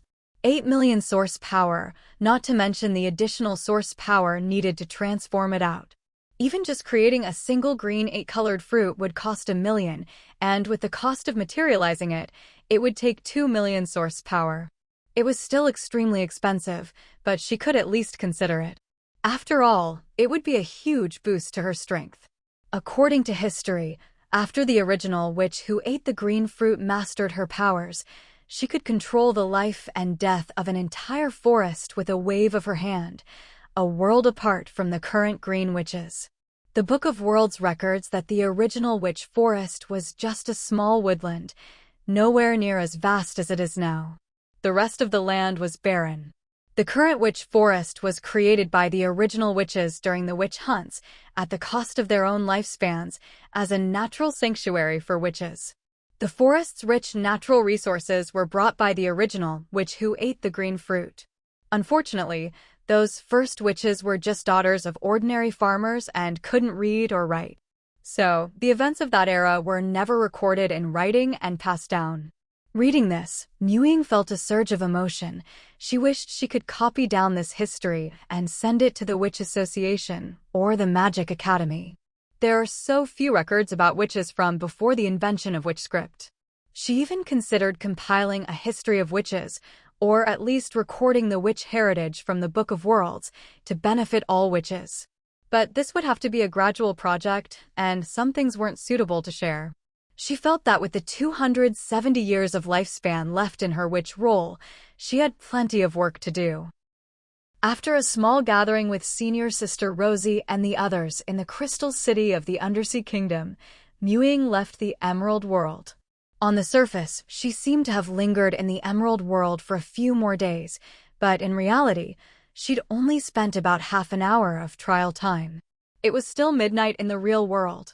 Ying summoned her player's handbook and flipped to the trial interface, where several new prompts had already appeared. Your exploration of the second trial world is 100%. Rating: S. Reward: High Compatibility Trial World and Trial Character Selection Package. Would you like to begin selecting a high compatibility trial world? As expected, just like last time, she'd received a selection package for the trial world and character. This time, Ying was much more experienced. Through talking with other trial takers, she learned how important it was to have a good trial world and character. Last time, she jumped right into the trial without a second thought. This time, she was determined to be more cautious. She jumped out of bed, teleported back to her magic cottage, filled the bathroom tub with hot water, enjoyed a good soak, changed into a fresh robe, and carefully cast a blessing spell on herself. Bless me with a world and trial character that will greatly benefit me. With all her buffs in place, she began the selection. Selection complete. Third trial world, Pantheon world unlocked. Third trial world unlocked. You are now a veteran trial taker. Source power trading function unlocked. Special trial world, Myriad Realms trial unlocked. Pantheon world? Ying didn't have any particular associations with the name, but the word Pantheon suggested something extraordinary, with a higher level of power. The source power trading function was represented by a golden scale icon. Clicking it allowed her to trade source power. As long as one party had the source power trading function, they could use it to trade source power. However, source power obtained through trading was different from what you earned in the Myriad Realms trial. Source power: 87,310/95,233. There were two numbers in the source power section. Previously, Ying had thought the first was her current source power and the second was her total accumulated source power. But after reading the trading function's introduction, she realized that wasn't the case. The first number was indeed her current source power, but the second number was actually the source power she had earned for her home planet in the Myriad Realms trial. Previously, since there were no other sources of source power, the two numbers had always been the same. In other words, current source power was like a token among trial takers. It could be traded or used for materializing items in the trial worlds. But the source power truly earned for the home planet only came from the trials themselves. This meant that if she wanted to materialize a fragment world from the block world, or the Book of Worlds and the green 8-colored fruit from the Emerald world, she could use the source power trading function to earn source power to spend. She didn't have to wait for her own trial world to produce it. As for how to earn source power, that was related to the newly unlocked special trial world. Its name was the Myriad Realms Trial, and there was even a brief description, a world belonging to trial takers, where you can trade and accept trial missions, among other things. At this point, the number of trial worlds displayed in Mu Ying's player manual had increased to 4. Trial worlds. World 1, Block World. World 2, Emerald World. World 3, Pantheon World. Special, Myriad Realms Trial. Mu Ying thought for a moment, then decided to enter the special trial world, Myriad Realms Trial. The description, a world belonging to the trial takers, intrigued her. If it belonged to the trial takers, then there should be a lot of them, right? She closed her eyes. Character creation interface. This world is rather unique. Your character's appearance can be changed at will. Pinned. This season's new arrivals: Chin Mion the Great Sage, Golin the Fairy, Lord Black the Ghost Dog, Limited Edition Bundle.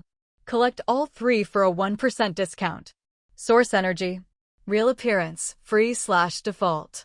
Black Cloak Appearance, 10 Source Energy. Trial World Character Appearance Number 1, 100 Source Energy. Custom Face Appearance, 1000 Source Energy. Card Master Annie Skin, 5000 Source Energy.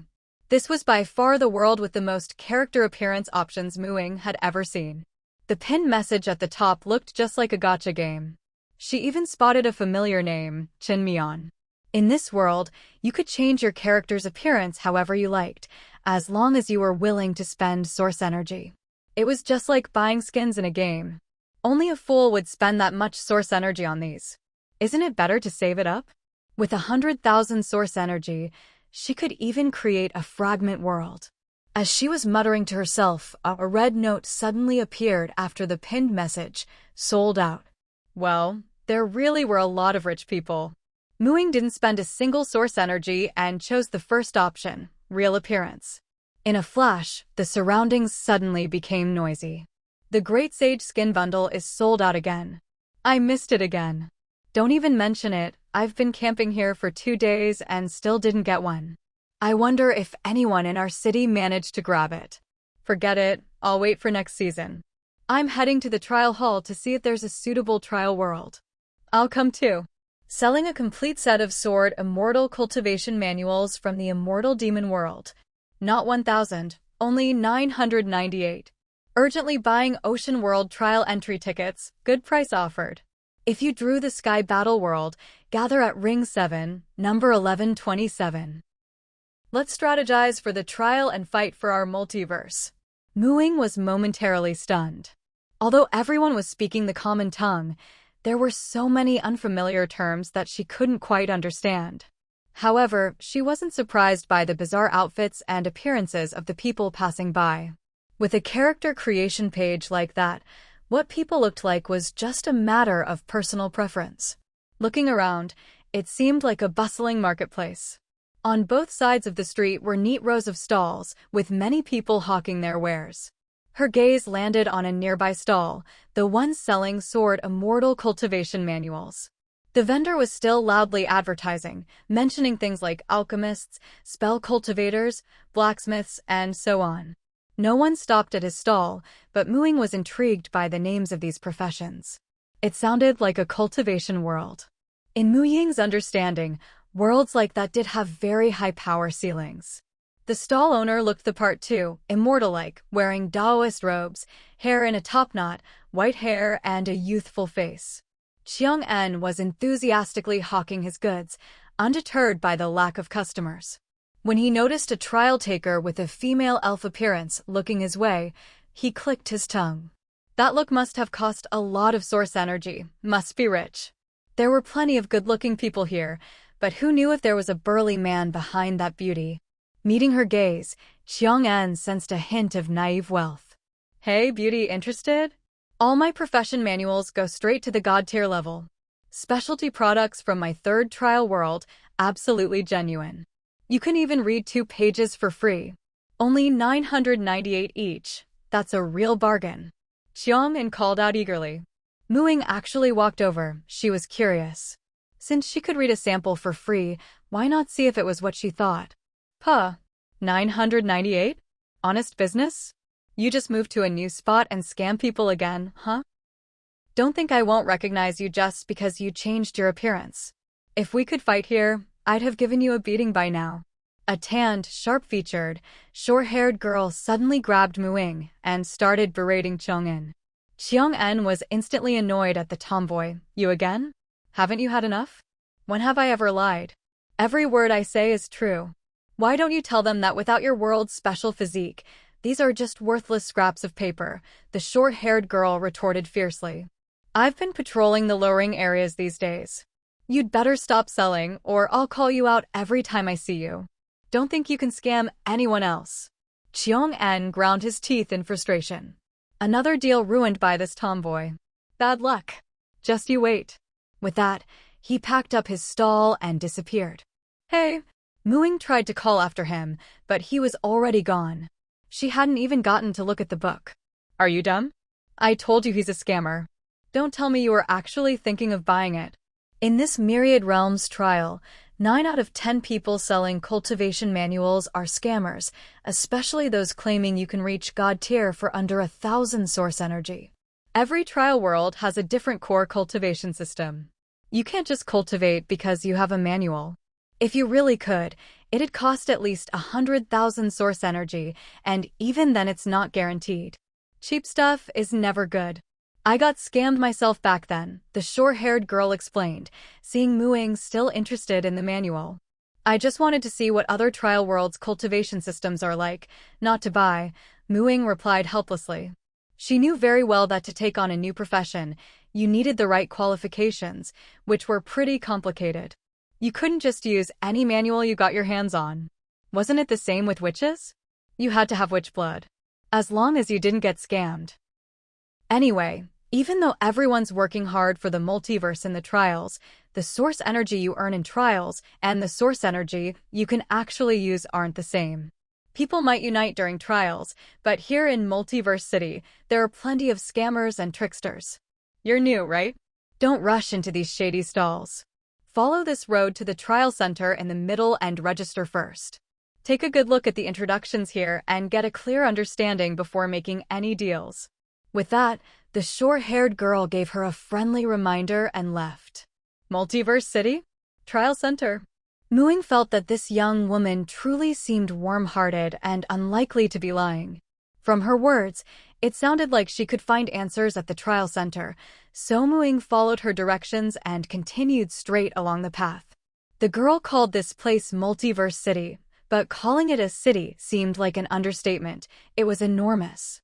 The broad, straight avenue stretched on, and even after walking for quite a while, Muing still couldn't see the end. She realized this city was probably far bigger than she'd imagined. So she broke into a run, and after running for a full day and night, she finally reached the end of the road, a vast, circular plaza with a strange building at its center, surrounded by 9 glowing, multicolored rings of light. Trial takers in all kinds of unusual outfits came and went. It was by far the liveliest place Muing had seen on her journey. Trial Center.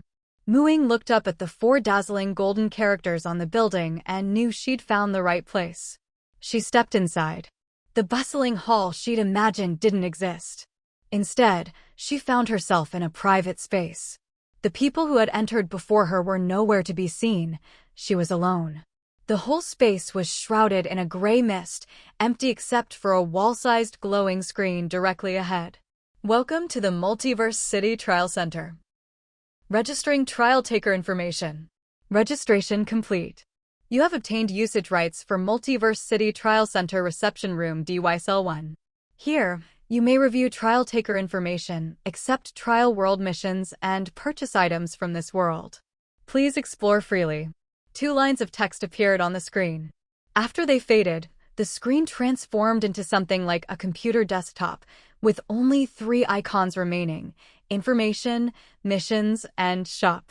Ying clicked on Information first. Trial Taker, Ying.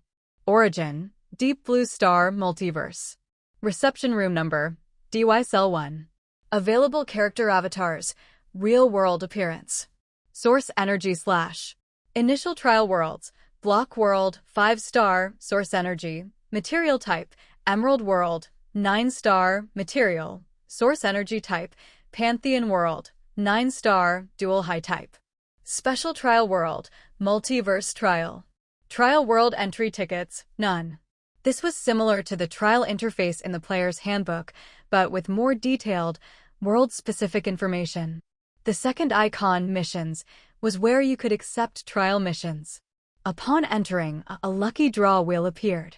According to the instructions, you could spend source energy to draw for a trial world entry ticket, then enter that world to complete missions. These entry tickets all had time limits, unlike the initial trial worlds, which allowed unlimited entry. Different tiers of the wheel offered different trial worlds. The worlds on the wheel were mainly distinguished by compatibility and type. Compatibility ranged from 1 to 9 stars, from low to high, and was unique to each trial taker. Types were Source Energy, Material, Source Energy, Dual High, and Dual Low. Source Energy, Material meant it was easy to obtain source energy in that world, but material conversion value was low. Material, source energy was the opposite. Good material conversion value, but source energy was hard to get. Dual High meant both source energy and material conversion were excellent. Dual Low meant both were mediocre. After reading this, Ying finally understood the labels behind each trial world on the information screen. The lowest tier was the Level 1 wheel, costing 1 source energy per spin. According to the breakdown, there was a 10% chance to draw a 3-star compatibility world, 20% for 2-star, 30% for 1-star, and 30% for "Thank you for participating." The chance for a 4-star world was only 5%, 5-star was 4%, and 6-star was just 1%. About 2/3 of these worlds were dual low, nearly a third were material, source energy, with only 1 source energy, material world, and none were dual high. Even after spending 10,000 source energy, the entry tickets you could get weren't as good as her 3 initial trial worlds. If you wanted a chance at a 9-star compatibility world, you'd need at least the level 4 wheel, with each higher level costing 10 times more source energy. The level 4 wheel required a huge amount, and even then, the chance of getting a 9-star world was only 1%. This showed just how precious the initial trial worlds were. Both Ying's Emerald World and Pantheon World were 9-star compatibility worlds, and Pantheon World was even dual high. Ying felt she'd made the right choice by insisting on perfect exploration, aiming for a better start in the next world. Each of these 2 9-star initial trial worlds was worth over 10 million source energy. Plus, initial trial worlds had no time limit, while the entry tickets from the wheel only allowed limited time in those worlds. With such high costs, Ying had no desire to try the wheel for now. She already felt pressed for time in her 3 initial trial worlds, and she hadn't even started the 3rd one yet. There was no need to spend so much source energy on other world tickets right now. Why not just earn source energy in her own high-quality initial worlds? It was best to finish exploring them first. If she spent source energy on the wheel and drew a low compatibility world, she might even lose out. And with such high prices, no one would casually spin the wheel for entry tickets. This meant that after the 3 initial trial worlds, entering new trial worlds would come at a huge cost, making the trials themselves extremely valuable. If you kept drawing low compatibility worlds with poor source energy or material value, you could lose a fortune and be unable to spin the wheel again for a long time. Closing the mission screen, Ying clicked on the last icon, Shop. She'd expected an online marketplace for trial taker trading. After all, she'd seen many stalls and shops along the way, and this place felt like a trading market. But upon opening the shop, she realized that wasn't the case. This wasn't a trading platform for trial takers, but rather the external trading port for the multiverse trial, or this special world.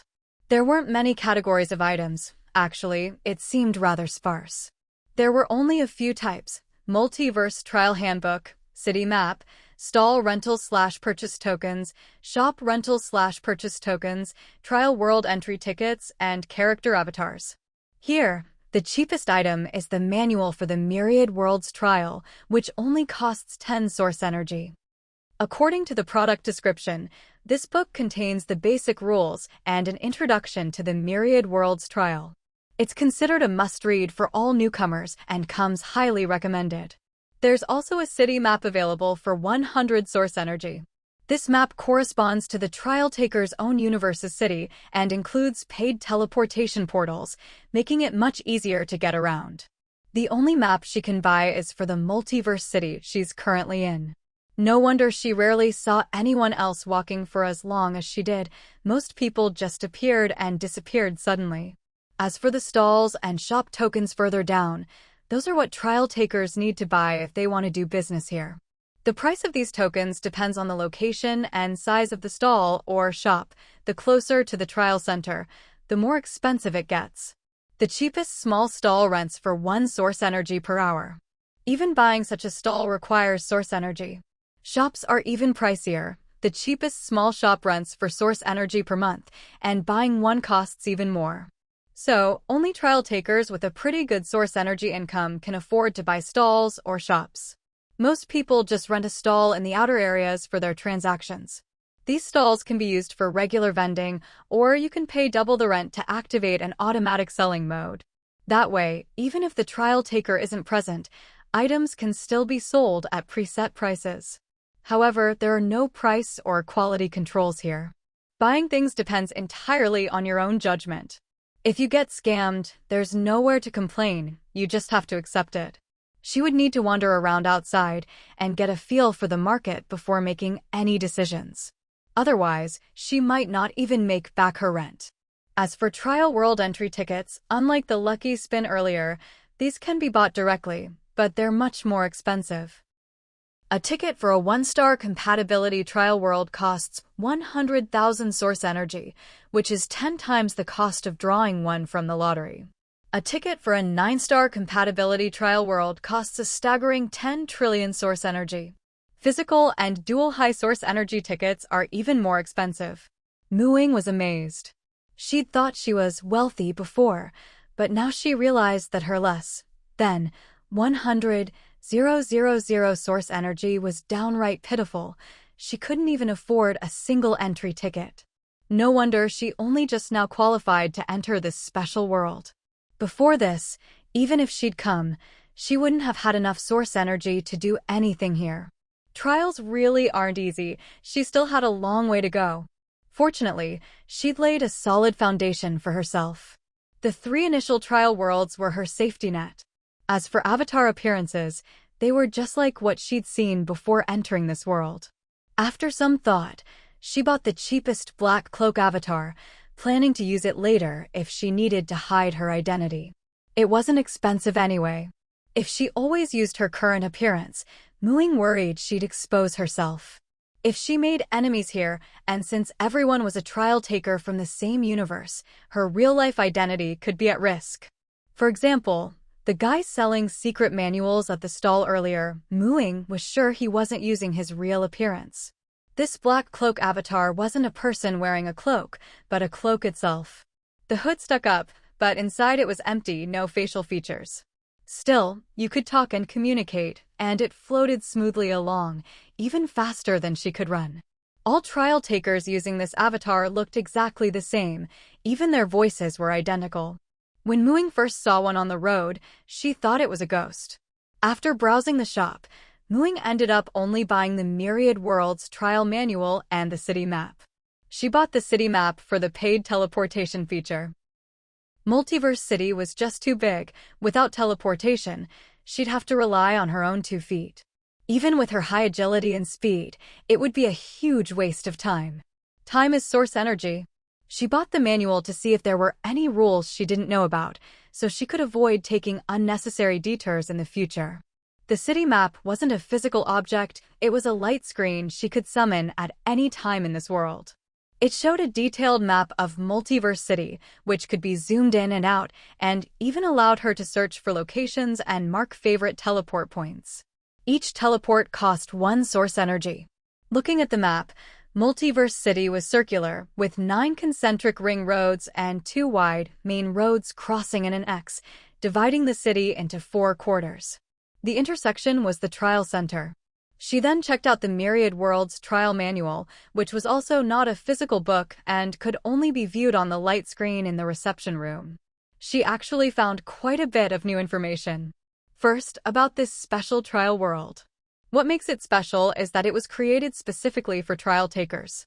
Each universe has its own city here, and when trial takers from different universes enter, they appear in their own universe's city. Although all the cities exist in the same world, they aren't connected, they're completely independent. In other words, each trial taker can only operate within their own universe's city and can't leave it. Also, the avatars in this world are just shells, they have no special abilities and can't harm other avatars. Time in this world is also independent from other trial worlds. When you enter this trial world, time in other trial worlds doesn't move. What surprised Ying was that time here flows exactly the same as in reality. That meant that since she'd been here for over a day, more than a day had passed in the real world too, she'd already spent about 25 or 26 hours of trial time. That was a huge expense. With that much time, she could have spent over 5 months in the Emerald World. Realizing this, she quickly sped up her reading of the manual. Every minute and second here was costing her source energy. The conditions she'd figured out for unlocking the second and third trial worlds were also mentioned in the manual, just as she'd guessed. There was also some information about trial taker slots. Trial taker slots are distributed by the Myriad Worlds trial, based on the results of the once-every-century universe tournament. All trial takers can participate in this tournament. During the event, every trial taker who has unlocked the third trial world receives a tournament entry ticket. At the end, the Myriad Worlds Trial awards prizes to trial takers and their universes based on individual and collective scores. Usually, these prizes include trial taker slots, source energy, and trial world entry tickets. Collective average scores are used as the standard to determine how many trial participant slots each universe will be allocated for the next 100 years. Universes with better results naturally receive more resources. If an individual achieves a high score, not only do they receive valuable rewards, but their home universe and even their home planet can also gain extra bonuses. Those who have performed well in the championship may even earn trial participant slots they can allocate at their own discretion. For example, Ying, Edwin, and Keiko Tsushima all became trial participants through this method. Their sponsors must have been former trial participants who achieved outstanding results in the championship.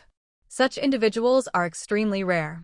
For Deep Blue Star to produce 3 of them at once means it has truly caught the attention of the multiverse. After each universe receives its trial participant quota for the century, most will distribute these slots based on the performance of trial participants from each inhabited planet in the championship. If a universe wants to support a particular world, it will also allocate some guaranteed slots to them. For instance, in the multiverse, every inhabited planet is guaranteed at least 1 slot every 100 years, and newly discovered planets may receive even more support. Additionally, after a planet comes under the jurisdiction of the Myriad Worlds trial, it will initially be granted 1 to 5 slots. The more initial slots a world receives, the greater its potential. Ying wasn't sure if the 5 slots Deep Blue Star received last time were initial slots or if they included extra support from the multiverse. If it's the former, it matches what Felice told her. Deep Blue Star is indeed a world with great development potential. Ying was quite interested in the championship, a competition open to all trial participants. Just imagining the spectacle is awe-inspiring, but unfortunately, the next event is still a long way off, so she won't get to see it anytime soon. One thing is certain, in the championship, the participant's own strength is one of the key factors for victory. All the preparation done beforehand becomes an advantage in the competition. If you want to achieve a good result, you have to give it your all and arm yourself as much as possible beforehand. This is also closely tied to the interests of the trial participants themselves. So, just as she thought before, the most urgent task is still to become stronger as quickly as possible. Finally, her previous suspicion that if a trial character dies in their initial trial world, they may never be able to enter that world again, was confirmed in the manual. According to the manual, everyone's first trial world is a 5-star compatibility world. Moreover, the 3 aspects of source energy acquisition, physical item conversion, and trial difficulty are relatively balanced. The easier it is to obtain source energy, and the more valuable the physical conversions, the higher the trial's difficulty. These worlds all have simple and rigid operating rules, and are vastly different from reality. In other words, every trial participant starts from roughly the same point. But from the second trial world onward, compatibility and world type become closely tied to how thoroughly the previous world was explored. In the first trial world, because the rules are so simple, most trial characters don't have the concept of lifespan and won't die of old age. Only a few can die from injury, and most are immortal. This is extremely rare in subsequent trial worlds, almost impossible, because later worlds have more complete rules and can even be indistinguishable from reality. So, for most trial participants, the only world they can truly own permanently is their first trial world. In the second and third trial worlds, characters may die from old age or accidents, losing the chance to ever enter that world again. The time this takes can vary. Only in rare cases can participants find ways within the trial world to extend their character's life and maintain their connection to that world. Mu Ying's experience in the Emerald World, where she collected all the missing pages, obtained the Book of Worlds, and gained some control over that world, is a similar situation. It seems the first trial world is truly important, serving as a foundational resource unique to each trial participant. After finishing the manual, Mu Ying hurried to leave that world. Time was truly of the essence. No wonder every player she saw before was in such a rush. By the time she came out, it was already early morning, just an hour or so before dawn. A whole day had passed. She had missed a full day of elf classes, let everyone down, and skipped the regular evening gathering of trial participants.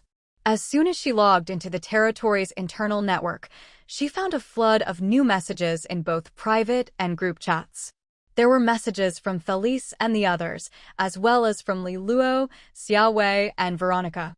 From Felice's messages, it seemed they had come by her house, realized she was in a deep sleep, and guessed she had entered a trial world. They just wanted her to check in when she woke up. The trial participants' group chat was in an uproar, with everyone worried about her. She wasn't the type to miss things without notice. If something came up, she'd always give a heads up. Her sudden absence clearly meant something unexpected had happened. Later, it seemed Lu Luoluo asked Felice and found out she was in a trial. But Mu Ying's previous trial schedules had always been stable, so this sudden change must mean something had happened.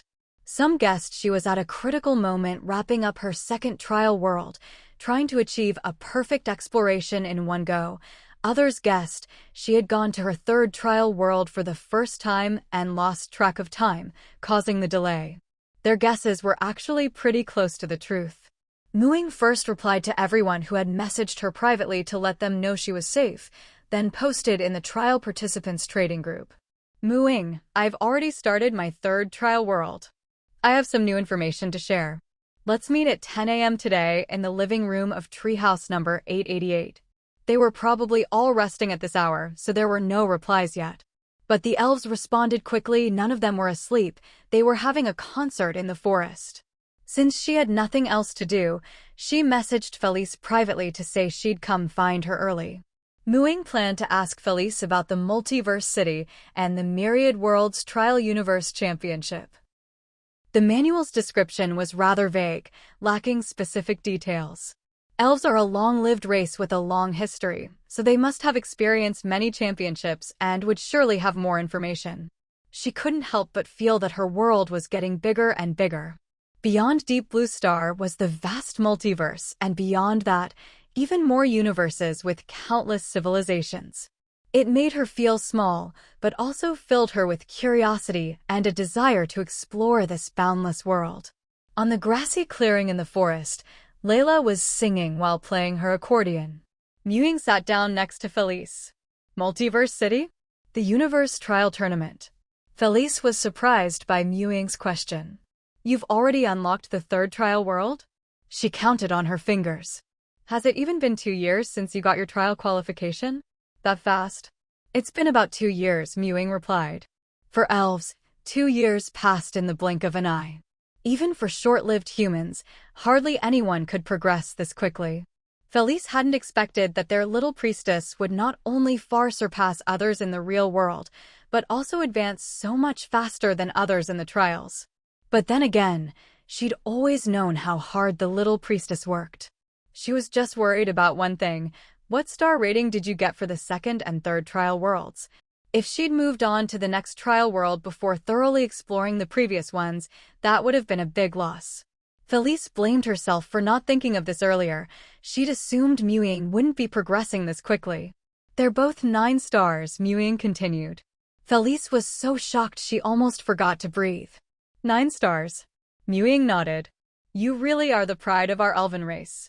If word of this got back to Avondor, the elders would definitely give you all their support. Felice was uncharacteristically excited. Even among the descendants of the gods, it's rare to get 9 stars in the initial trial world, let alone all 3. Sigh. If only you'd been born in Avondor, you could have earned even more source energy for our homeworld and won us more trial slots for our people. Felice felt a bit regretful, but then thought better of it. If the little priestess hadn't grown up among humans, she might not have developed her current personality and perhaps wouldn't have achieved so much. With that, she felt at peace. Ying knew that none of the elves who had come to find her were trial takers. Are there very few trial takers in Avondor? Including Lord Corellon, there are currently 98 trial takers in Avondor. At our peak, we had 103. At our lowest, only 80. Compared to other life-bearing planets, that's already a lot. Most planets have fewer than 50 trial takers. But that's just because of our long lifespans. In reality, very few of our people excel in the trials. Most are below average. There's never been a single one with 9 stars in their initial trial world. It's only thanks to our numbers that our homeworld has grown to what it is today, Felice explained. This precise number made Ying realize just how precious a trial taker slot was. In the universe, even the most privileged planets have only about 100 trial takers. Planets with more than 50 are rare. So, what about those with fewer slots? Some might have only a dozen or even just a handful. The trial taker token Grandpa Shom had given her was even more valuable than she'd thought. Felice and the others weren't trial takers themselves. Although the elves were harmonious and internal trial taker information wasn't a closely guarded secret, and they'd received relevant knowledge in the royal court to help protect her as she grew, they'd never experienced it firsthand. They knew the general facts, but not the finer details. According to Felice, the Universe Trial Tournament's events changed every century, always strange and unpredictable, and no one had ever guessed them in advance. So past experiences weren't much help. One thing was certain, though. During the tournament, everyone entered the same trial world, but not all trial takers were in the same instance. They were divided into groups, with the multiverse trials creating countless parallel trial worlds as arenas. Grouping was based on a combination of strength, age, and time since becoming a trial taker. There was also something not mentioned in the manuals. The top 3 individual performers in the tournament had a chance to meet the great sage Chinmian, ask her questions, or make a wish. If you were lucky, you might even receive a precious gift. A chance to meet your idol.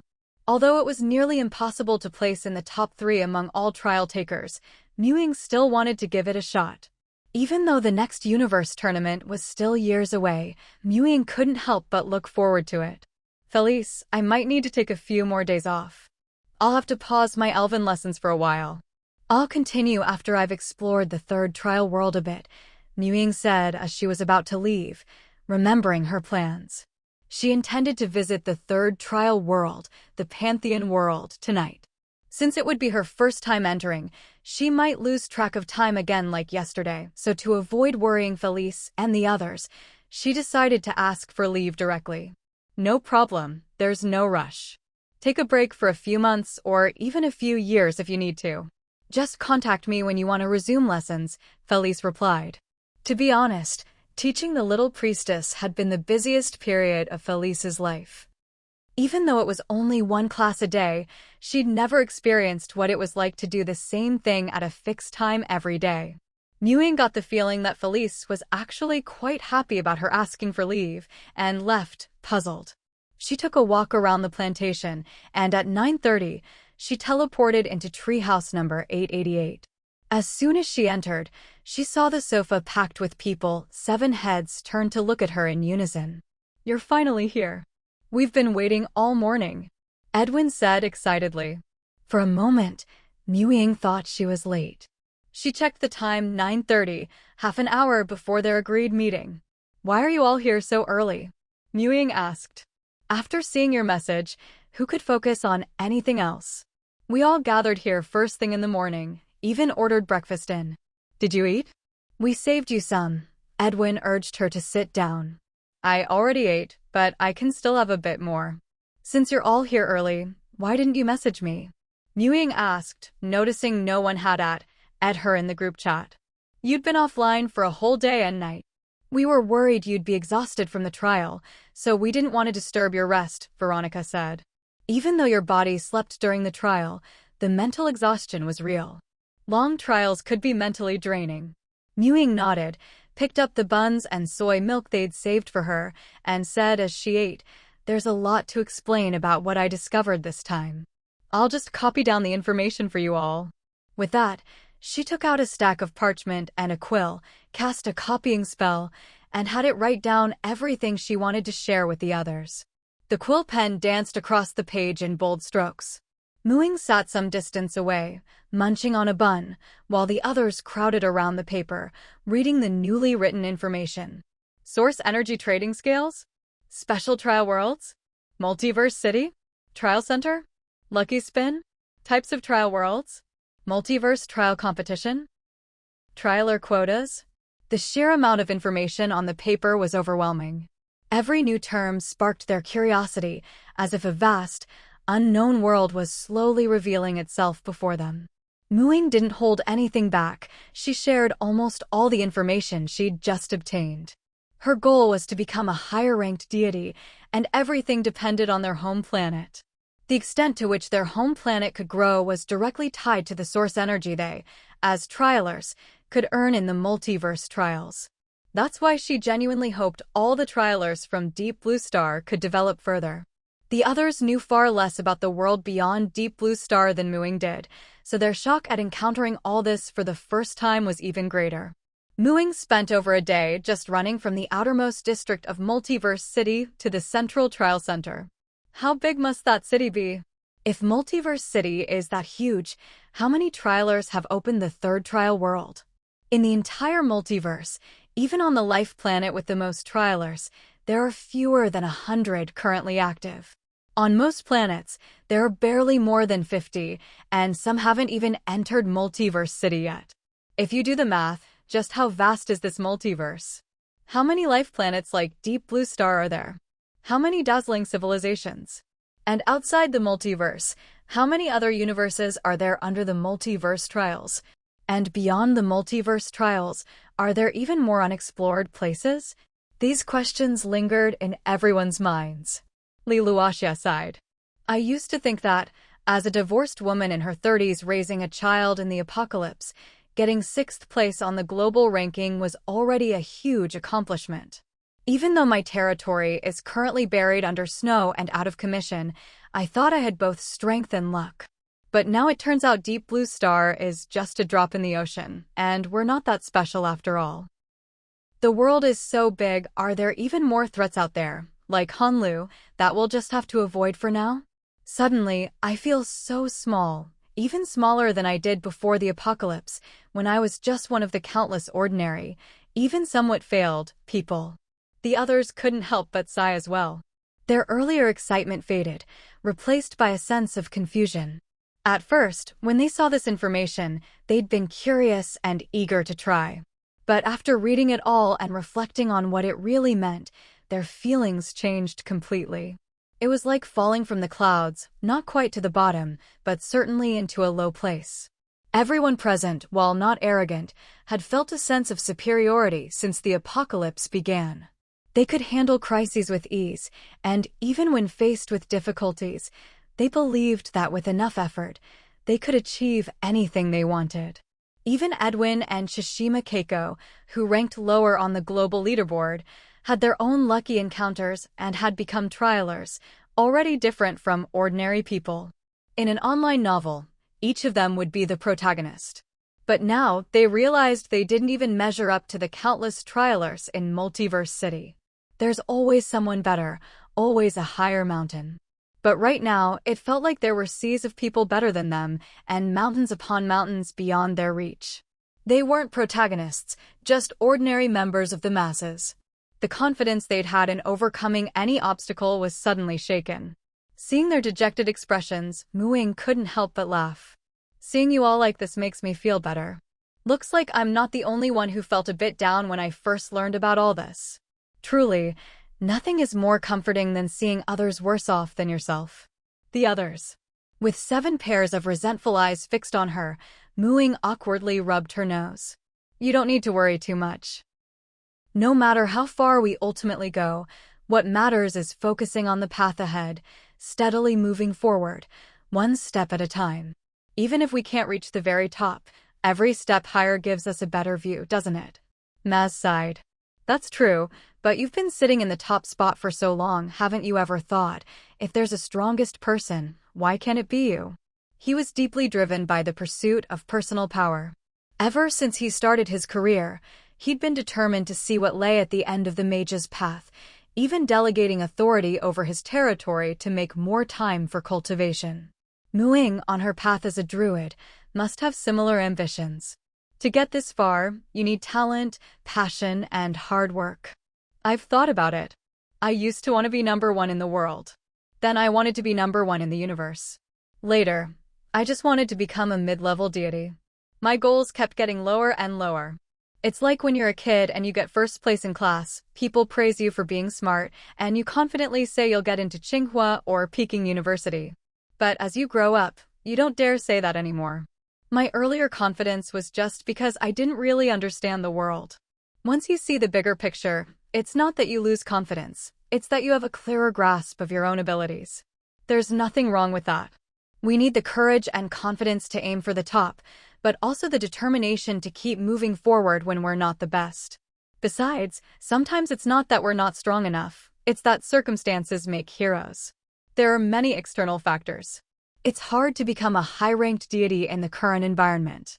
If I had to choose between the chaos of the ancient era and today's era of peaceful competition, I'd still pick now. That was what Ying truly felt. She admired the great sage Chenmian and once hoped to become someone like her. But now she knew she'd probably never reach that height. Still, that didn't discourage her. Her goal wasn't to be the strongest, but to protect herself and the people and things she cared about. Becoming the strongest was just one way to achieve that. In today's peaceful world, she didn't need to be on edge all the time. Mid-level deity power was enough to let her roam the universe freely. Actually, knowing all this now is a good thing. It keeps us grounded. How far we go depends on ourselves, not on how strong others are. Anyway, I don't want to be a frog at the bottom of a well. A frog like that just thinks it's the best, but it's useless, Adam said unusually at length. I want to hold off on opening my second trial world for a bit. I'll try to increase my exploration percentage in the first one. Even if I can't get a perfect score, I don't want to finish with less than 50%. With a solid foundation, there'll be way more benefits later, said Veronica. The others made similar decisions. After learning about the clear categorization of the trial worlds, Veronica and the others now had a much clearer understanding of the value of perfect exploration. Previously, they'd only thought that if their exploration percentage wasn't high, the next trial world would just be a bit tougher at the start. But no matter how tough, it was still better than stubbornly persisting now, with no hope of perfect exploration in sight. Now, with the trial worlds rated from 1 to 9 stars in compatibility, each additional star meant a huge jump in price at the trial center. Plus, since Ying had already opened the source energy trading scale, they didn't need to rush into a second trial world to look for items with real-world conversion value. They could just accumulate source energy in the first trial world and trade with Li Luoxia, Edwin, and Ying. Even Dragon, who had already unlocked the second trial world, planned to spend more time and effort raising his exploration percentage there as high as possible, and wasn't in a hurry to open the third trial world. "Let's get to trading, then," Ying said expectantly after finishing her bun. "Oh, and there's some good news. Well, it should be good news for Sister Lee, Veronica, and Keiko. You've all always liked the witch bloodline, right? After I achieve perfect exploration in my second trial world, I'll be able to convert the witch bloodline into a physical item. Once I finish compiling a witch cultivation manual, you'll be able to study it in the real world." "Really?" Li Luoxia was overjoyed. Veronica and Keiko Tsushima were just as excited. The three of them, Li Luoxia as a priest, Veronica as a bard, and Keiko as a druid, were all classes with relatively low combat power. Keiko was the most unfortunate. Like Edwin, her real-world class talent was pretty average. Her starting perception was only 12. With that stat, unless she got lucky, her druid class would max out at level 6. She'd even join the Doomsday game a few days later than everyone else. Apparently, she'd chosen druid because people said it was easy to learn and level up. That was back in the early days of the apocalypse, when nobody really understood the classes, and Ying's rapid progress had given everyone a false impression. But Keiko was even less lucky than Edwin. Her first trial world had no items with real-world conversion value, so she couldn't abandon her original class. She'd put a lot of effort into her druid class and was only level 4 now. This level up had given her 1 free attribute point, giving her hope of reaching level 5 and maybe even trying for level 6. But after that, there was no way forward. The next chance for a free attribute point would be at level 8. She wasn't living too badly now, mainly because her family had been powerful before the apocalypse and had given her some protection. Although her family's power had all but collapsed, in the Neon District's Wenshan camp, they were still relatively influential. As the family's little princess, Keiko enjoyed some privileges in life, even if her class talent wasn't high. But who doesn't want to become strong themselves and not have to rely on others for everything? Using the gains from the trial worlds to make up for her real-world class shortcomings, that was the original purpose of the trials for them. The abilities shown by Ying's witch bloodline were extremely attractive to them. It was a well-developed cultivation system and even included the power of flight. Not only did Li Luoxia, Veronica, and Keiko feel this was an opportunity they couldn't miss, even Edwin, Dragon, Maz, and Adam were all drooling over it. Why is it only good news for them? What about us? We want it too. Edwin, always impatient, blurted out. A complete magical system like the witch bloodline was way better than his rigid character cards, with only 3 fixed skills each. Guess why it's called the witch bloodline? Ying said, barely holding back a laugh. This bloodline has a gender requirement. It's only for females. From what I know, human females have a high success rate integrating the witch bloodline. The 4 men. Why was there a race that discriminated against men? Are there any downsides to fusing with another bloodline? Li Luoxia was more cautious. Ying nodded. Of course. This bloodline has some restrictions. It's pretty dominant. You have to be pure-blooded. In the end, it will exclude the human part of your bloodline, which might reduce some of the racial attribute advantages humans have. Also, fertility is affected. A witch can only have 1 daughter in her lifetime.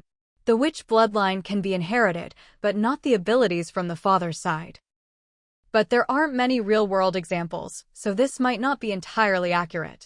As for fertility, I don't really care, Li Luoxia said. But I don't quite understand what it means to lose human racial attribute advantages. Which attributes and how much do they decrease? Keiko and Veronica were both young and thought only being able to have daughters was fine, plus being able to pass on the bloodline was great. But they were worried about losing attributes, so they asked about it too. Ying shook her head. I don't know exactly what human racial advantages are, because when I fused with the bloodline, I already had some elf blood.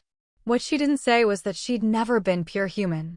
When she first logged into the game, her attribute bonus was for a half-elf, perception or charisma +1, and 1 free attribute point.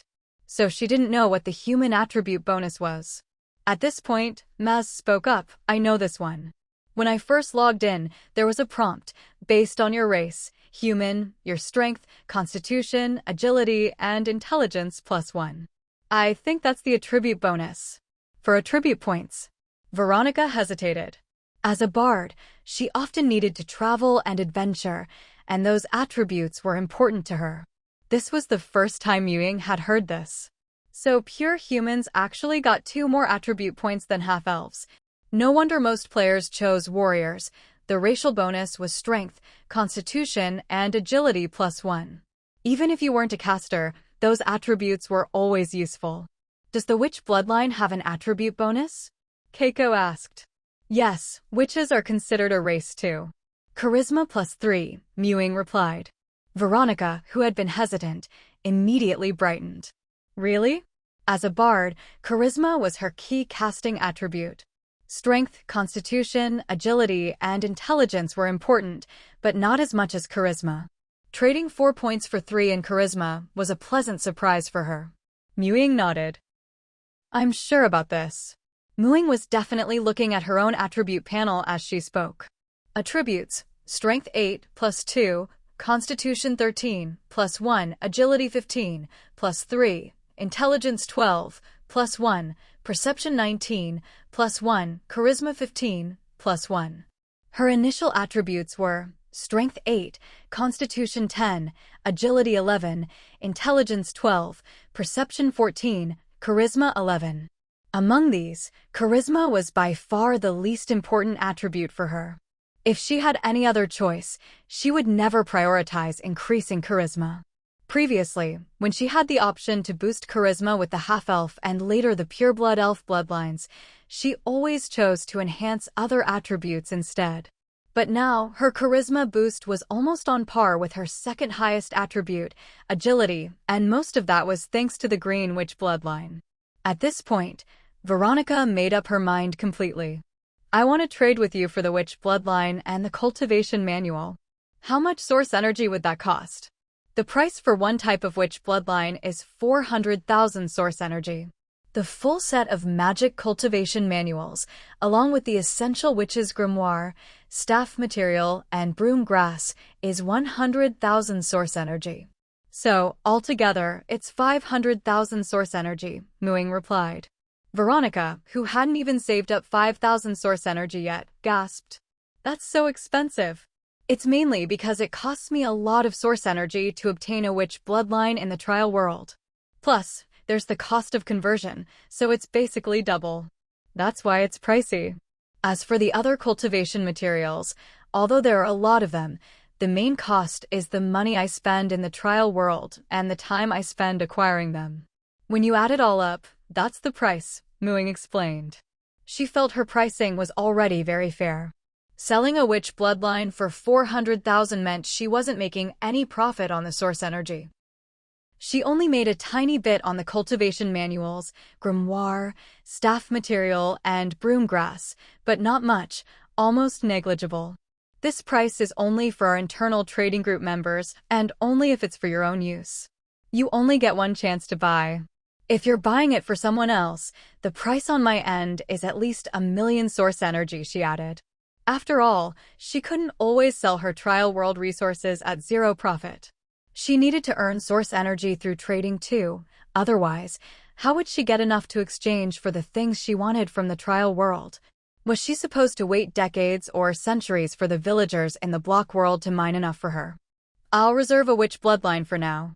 Once I've saved up enough source energy, I'll trade with you, Veronica said. She was really just shocked by the number 500,000.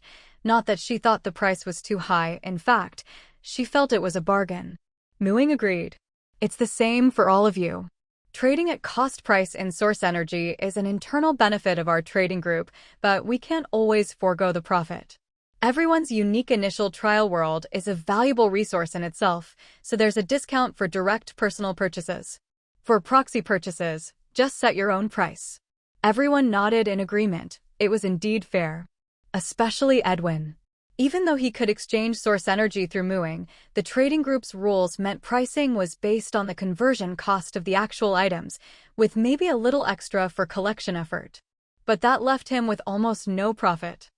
He was also hoping to earn source energy through trading, so he could buy himself a couple more permanent characters and enhance his combat abilities in the real world. Liluaxia and Shishima Keiko were still hesitating about whether to give up the human race's attribute bonuses in favor of the witch bloodline. Charisma didn't really benefit either of their professions, so losing the human race's attribute bonuses would be a total loss for them. You don't need to decide right now, Mooing reassured them. Multiverse City is huge. There are definitely places selling things similar to witch bloodlines.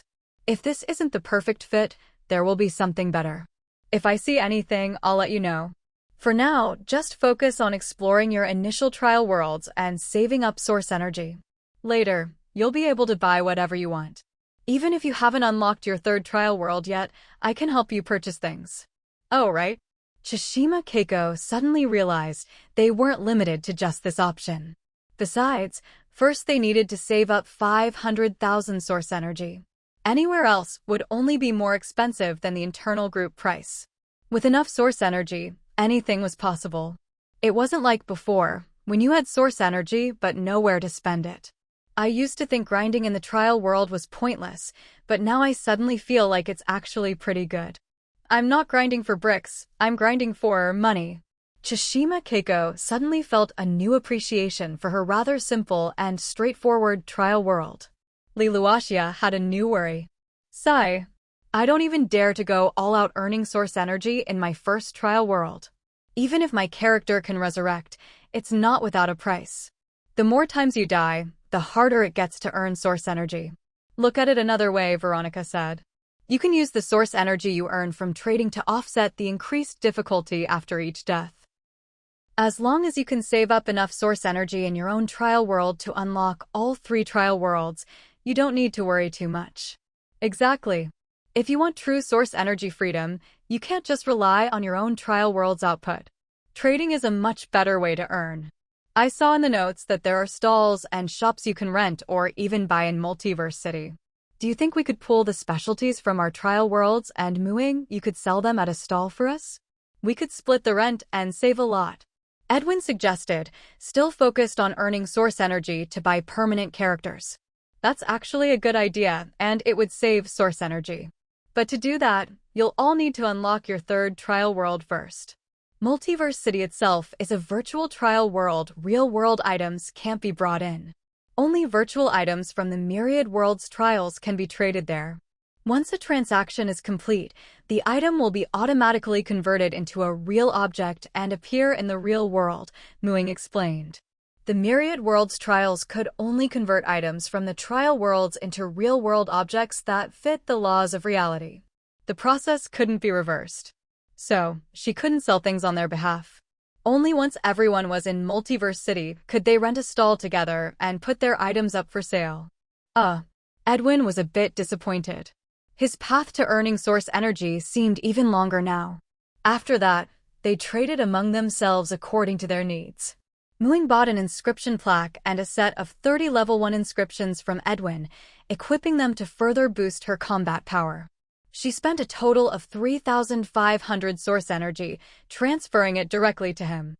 This time, the best sellers were the rubies and sapphires from Liluaxia, as well as the precision skill books and equipment enchantment books from Ying. Each of these items was priced at 100 source energy, which was a trivial amount for everyone present.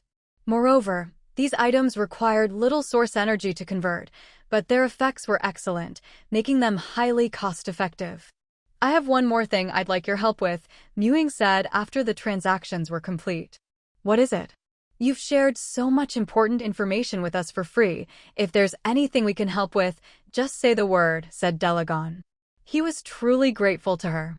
She had come all the way from the wilderness to find him, and although his brother had asked her to, she didn't owe them anything. The more he got to know her, the more he realized that the reward they'd given her meant little to her. Even without this, his brother would have still wanted to cooperate with Qingshan City. Exactly. We're partners. Helping each other is only natural, Edwin chimed in. The others all nodded in agreement. Ying didn't stand on ceremony. It's related to my professional training. Cultivating new types of plants is an important part of a druid's advancement, so I'd like to ask you all to help me collect seeds of unique plants you encounter in your respective trial worlds. I can buy them from you at 10% above the source energy conversion cost. Ying had already converted most of the unique plants from the Emerald World. Although she hadn't finished cultivating them in reality, she'd already planted most of them. With no new plant species coming in, her rate of gaining professional experience was about to slow down significantly, so she needed to think ahead. The trial worlds of the trade fair members were also resources she could access, so it made sense to make use of them. Her previous selfless contributions weren't just for the development of their home planet, but also to expand the utilization of trial world resources through cooperation. One person only had 3 initial trial worlds, but 8 people had 24. Win-win cooperation was clearly the way to go. But this will have to wait until you unlock worlds with more complete rules, Ying added. Delagon suddenly realized, why didn't I think of that? I can just convert the plants I find and study them. I can start collecting for you right now. I'm always wandering around the forest, and there are tons of plants I've never seen in the real world. You don't even need to pay extra, just the base price. But if you figure out what those plants are, what they do, or how they can be used, could you let me know? I've come across so many strange plants before, and even if they bore tempting fruit, I didn't dare eat them for fear of poisoning my trial character. No problem, Ying agreed without hesitation. I'm quite experienced at researching plant properties. After all, she had a spell for identifying plant information. Fantastic. Delagon was delighted. Now, instead of feeling lost in the forest, unsure what resources might be useful, he finally had a breakthrough for real exploration. As long as there were valuable plant resources and he knew how to use them, even if his second trial world was nothing but forest, he wouldn't worry anymore. Everyone was happy with this arrangement. Keiko Tsushima blinked. Is cultivating new plant species really that important for a druid's advancement? She had never thought about cultivating new plants before, nor did she have the ability. She only knew how to plant, care for, and heal them. Ying nodded. It gives you much more professional experience than just growing ordinary plants. Keiko had previously discussed druid training tips with Ying and found that Ying's perception stat was astonishingly high. She'd assumed that the main reason for their difference in advancement speed was talent. After all, in the current environment, anyone who hadn't given up on advancing was working hard. But with different talents, the same effort could yield different results. Now, she realized that Ying not only had great talent, but also a deeper understanding and exploration of her profession than others. That was one of the reasons she gained professional experience more easily. At least, Keiko herself had never thought of other ways to earn professional experience. She humbly exchanged more druid training insights with Ying, and as expected, gained a lot of inspiration. I'm planning to start exploring my third world tonight. I don't know how the time difference will work out, so my schedule might be a bit chaotic.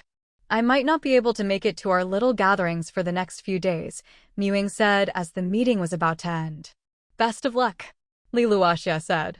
Once it's my turn in the testing room, after I've tried it out, I'll be heading out on my travels again. Veronica said. Probably in about a week. She needed to visit more places and gather more inspiration to create and level up her profession. Now that the trial matters were mostly settled, it was time to focus on exploring the trial worlds and resume her journey. I've been away from my territory for quite a while too. I'll probably head back soon. If you need anything, just contact me with the bellflower or use the teleportation array. It's quite convenient, Mez said. I'm planning to return to the Neon District soon as well, Keiko added. Well, until we meet again. No matter where you are, remember to drop by the trade fair when you have time. We'll all be here. Edwin said, though he felt like something was missing, but couldn't quite put his finger on it. Adam, being self-aware, filled in the gap. I'm not planning to leave Chishan City for now. I'm thinking of settling down here. As soon as he spoke, Edwin realized he'd forgotten about someone. He quickly threw an arm around Adam to cover his embarrassment. That's great. Good buddy, you can join our team for monster hunting. Delagon's the tank, I'm support. We have a ranger named Siasen as our archer, and you're the assassin. I still prefer to act alone. My abilities don't really mesh well with team play, Adam declined. Whenever he joined a team, he always ended up as the invisible man. It was fine to be invisible in daily life, but in coordinated combat, being invisible even to your own teammates meant there was no teamwork at all. Edwin waved it off. No worries, you don't have to team up. We can still go to the tavern to drink and play cards together. Even lone wolves can have friends. I'll introduce you to our last team member next time. He always forgot about him, which was a bit embarrassing. But he figured, if they drank together a few more times and got to know each other better, surely he could overcome that low presence of his. Adam replied noncommittally. He didn't mind making friends. He was just used to being forgotten by them. Over time, he'd gotten used to it. After taking care of the territory and plantation affairs that afternoon, and saying a word to the little ones at home, Muing returned early, lay down on her bed fully clothed, and entered the Myriad Worlds trial. High compatibility character selection for the Myriad Gods world complete. Please choose one of the following characters. A god-born fetus about to be conceived, compatibility 100%. Orphaned apprentice-level god, compatibility 95%. Low-ranked early spring goddess, compatibility 90%. Mid-ranked spring goddess, compatibility 80%.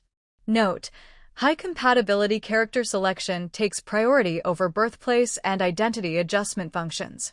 Just like when she first entered the Emerald World, Muing was again presented with several character options, this time even one more than before, and with generally higher compatibility. It seemed the quality of this selection was a level above that of the Emerald World. Even the lowest compatibility was 80%, and there were 2 characters above 90%. The first character, God-born fetus about to be conceived, even had a 100% compatibility rating. From the information revealed by these 3 character options, combined with the name Myriad Gods World, Muing guessed that this world was likely one where gods were everywhere. With distinctions like low-ranked and mid-ranked, which seemed to indicate levels, it was likely a cultivation-based civilization as well. Moreover, God-born and early spring goddess gave her the sense that the gods in this trial world were different from those in the real world, not a group of cultivators who had reached the pinnacle and mastered the laws, but rather an actual race. This made Muing quite excited. For trial takers like her, special races like this offered the greatest benefits. Just like with the Green Witch bloodline before, once she converted the bloodline, she could use the knowledge from the trial world directly in reality, without any need for further adaptation. After all, as long as knowledge was stored in her mind, it could be used in any world. If this was another powerful special race, she'd really hit the jackpot. But which of these 4 characters should she choose? Muing only hesitated for a moment before feeling more at ease and choosing the first character. The first character started from 0, with no inherited resources from a previous life. The other characters each had a higher starting point, but correspondingly, their compatibility was lower and lower. In the end, it was the note compatibility takes priority over character identity and birthplace that helped Muing make her decision. Maybe the first character had a low starting point and would require a lot of time to achieve anything, but with such high compatibility, there had to be a reason. Muing decided to bet on that maxed-out compatibility. There must be something special about it. She selected God-born fetus about to be conceived and began to truly enter this world. Her consciousness was muddled for a moment, then suddenly clear, but it didn't help. Everything around her was pitch black, endless, and without light. She didn't even seem to have a body. If her mind hadn't remained clear, she might have thought she'd become nothingness itself. What was going on? Was this before conception? Or had she already been conceived? Mu Ying was completely confused. With no body, there was no moving around. She felt like she was in solitary confinement, unable to sense the passage of time. If the Myriad Worlds trial was really a virtual game, she'd think she was stuck right now. Fortunately, the exit function still worked. After testing it and confirming she could leave instantly, she was reassured that she was indeed in a normal trial. She waited and waited and waited. The darkness remained. When she got bored, she'd leave the trial world, check the time in reality, then go back to her solitary confinement. Hours passed in the real world, and her stored trial time slowly ticked down. She felt like time in the trial world was crawling at a snail's pace. What felt like a single night in reality seemed to last forever in the trial world. After being locked in this little black room for so long, even her thalassophobia, fear of deep water, was somewhat cured. After all, this endless darkness was even more monotonous than the deep sea. 10 hours passed in the real world, and with the time in the trial world unknown, Mu Ying finally noticed a change. A small spot of light appeared before her. It grew larger and larger. Then, the endless darkness transformed into a small space filled with milky white liquid. A faint light shone through the walls of the space. This time, Mu Ying finally had a form, a tiny black dot floating and drifting in the milky liquid. Maeve, your God-born fetus has finally started to take shape. Look at those divine markings. So beautiful. Can you tell if it's a goddess or a god yet? The divine soul has just formed, and the fetus hasn't developed yet. There's no way to tell. Bring it to me in 100 years, and I'll be able to tell then. I hope it's a girl. But a boy would be fine too. Mu Ying, the little black dot. She could actually hear voices coming from outside the little space. It wasn't any language she'd ever heard before, but she understood it perfectly. Was God-born fetus referring to her? So she'd only just been conceived now? That about to be conceived in the character selection sure lasted a long time. 10 whole hours in the real world. How much time had passed in the myriad gods' world? Maeve was probably her trial character's mother. Her voice was especially gentle. But what were these divine markings? Mu Ying, the little black dot, floated to the edge of the white space and examined herself carefully. She didn't see any markings. But upon closer inspection, she realized she seemed to be inside an egg. The white was the inner shell. Divine soul just formed probably meant she'd come from that black void into the egg, and fetus hasn't developed meant she was just a little black dot, couldn't be any less developed than this. But if it took 100 years just to reach the point where they could tell her gender, wasn't that way too long? She suddenly regretted choosing this character. Who knew how long 100 years here would be in the real world? After this, you can take it back to your own divine domain. All the important notes are written here. Generally, nothing will go wrong. The eggshell's protective power is extremely strong, almost impossible to break from the outside. You should also take this time to rest and recover. Solo godborn pregnancies are quite taxing on the divine body. If there are any problems, consult a god with a fertility talent. Oh, and don't forget to collect your maternity subsidy when you leave. After the young god hatches, you can claim another one. The subsidy is calculated at a mid-ranked god's salary. Very generous. Got it. Godborn fetus, solo pregnancy, gods with fertility talent, maternity subsidy, mid-ranked god's salary. Mu Ying keenly picked up on all these new terms. This divine fetus refers to herself, conceived alone after all. Mu Ying's imagination was big enough to figure it out quickly. Thinking back, the only voices she'd heard outside the egg were a suspected doctor and her character's mother. There was no sign of a father figure. It seemed that in this world, beings could reproduce on their own. Her mother, Maeve, had conceived her alone. A god with the gift of nurturing could check on the health of a divine fetus. As for this gift, she wasn't sure what it entailed or what else it could do. But the mention of nurturing subsidies and mid-tier god's salary suddenly made the gods of this world feel much more down-to-earth to Mu Ying. The word God itself carries a sense of the extraordinary in real life, so Mu Ying had always seen the god race through a filter, imagining them as especially lofty and noble. But to her surprise, This race actually had pretty good social welfare. There were even maternity benefits for giving birth. And they had to work, too, otherwise there wouldn't be any talk of salary. As a divine fetus, she would have to stay inside the egg for a full 100 years before developing gender characteristics and being identifiable as male or female.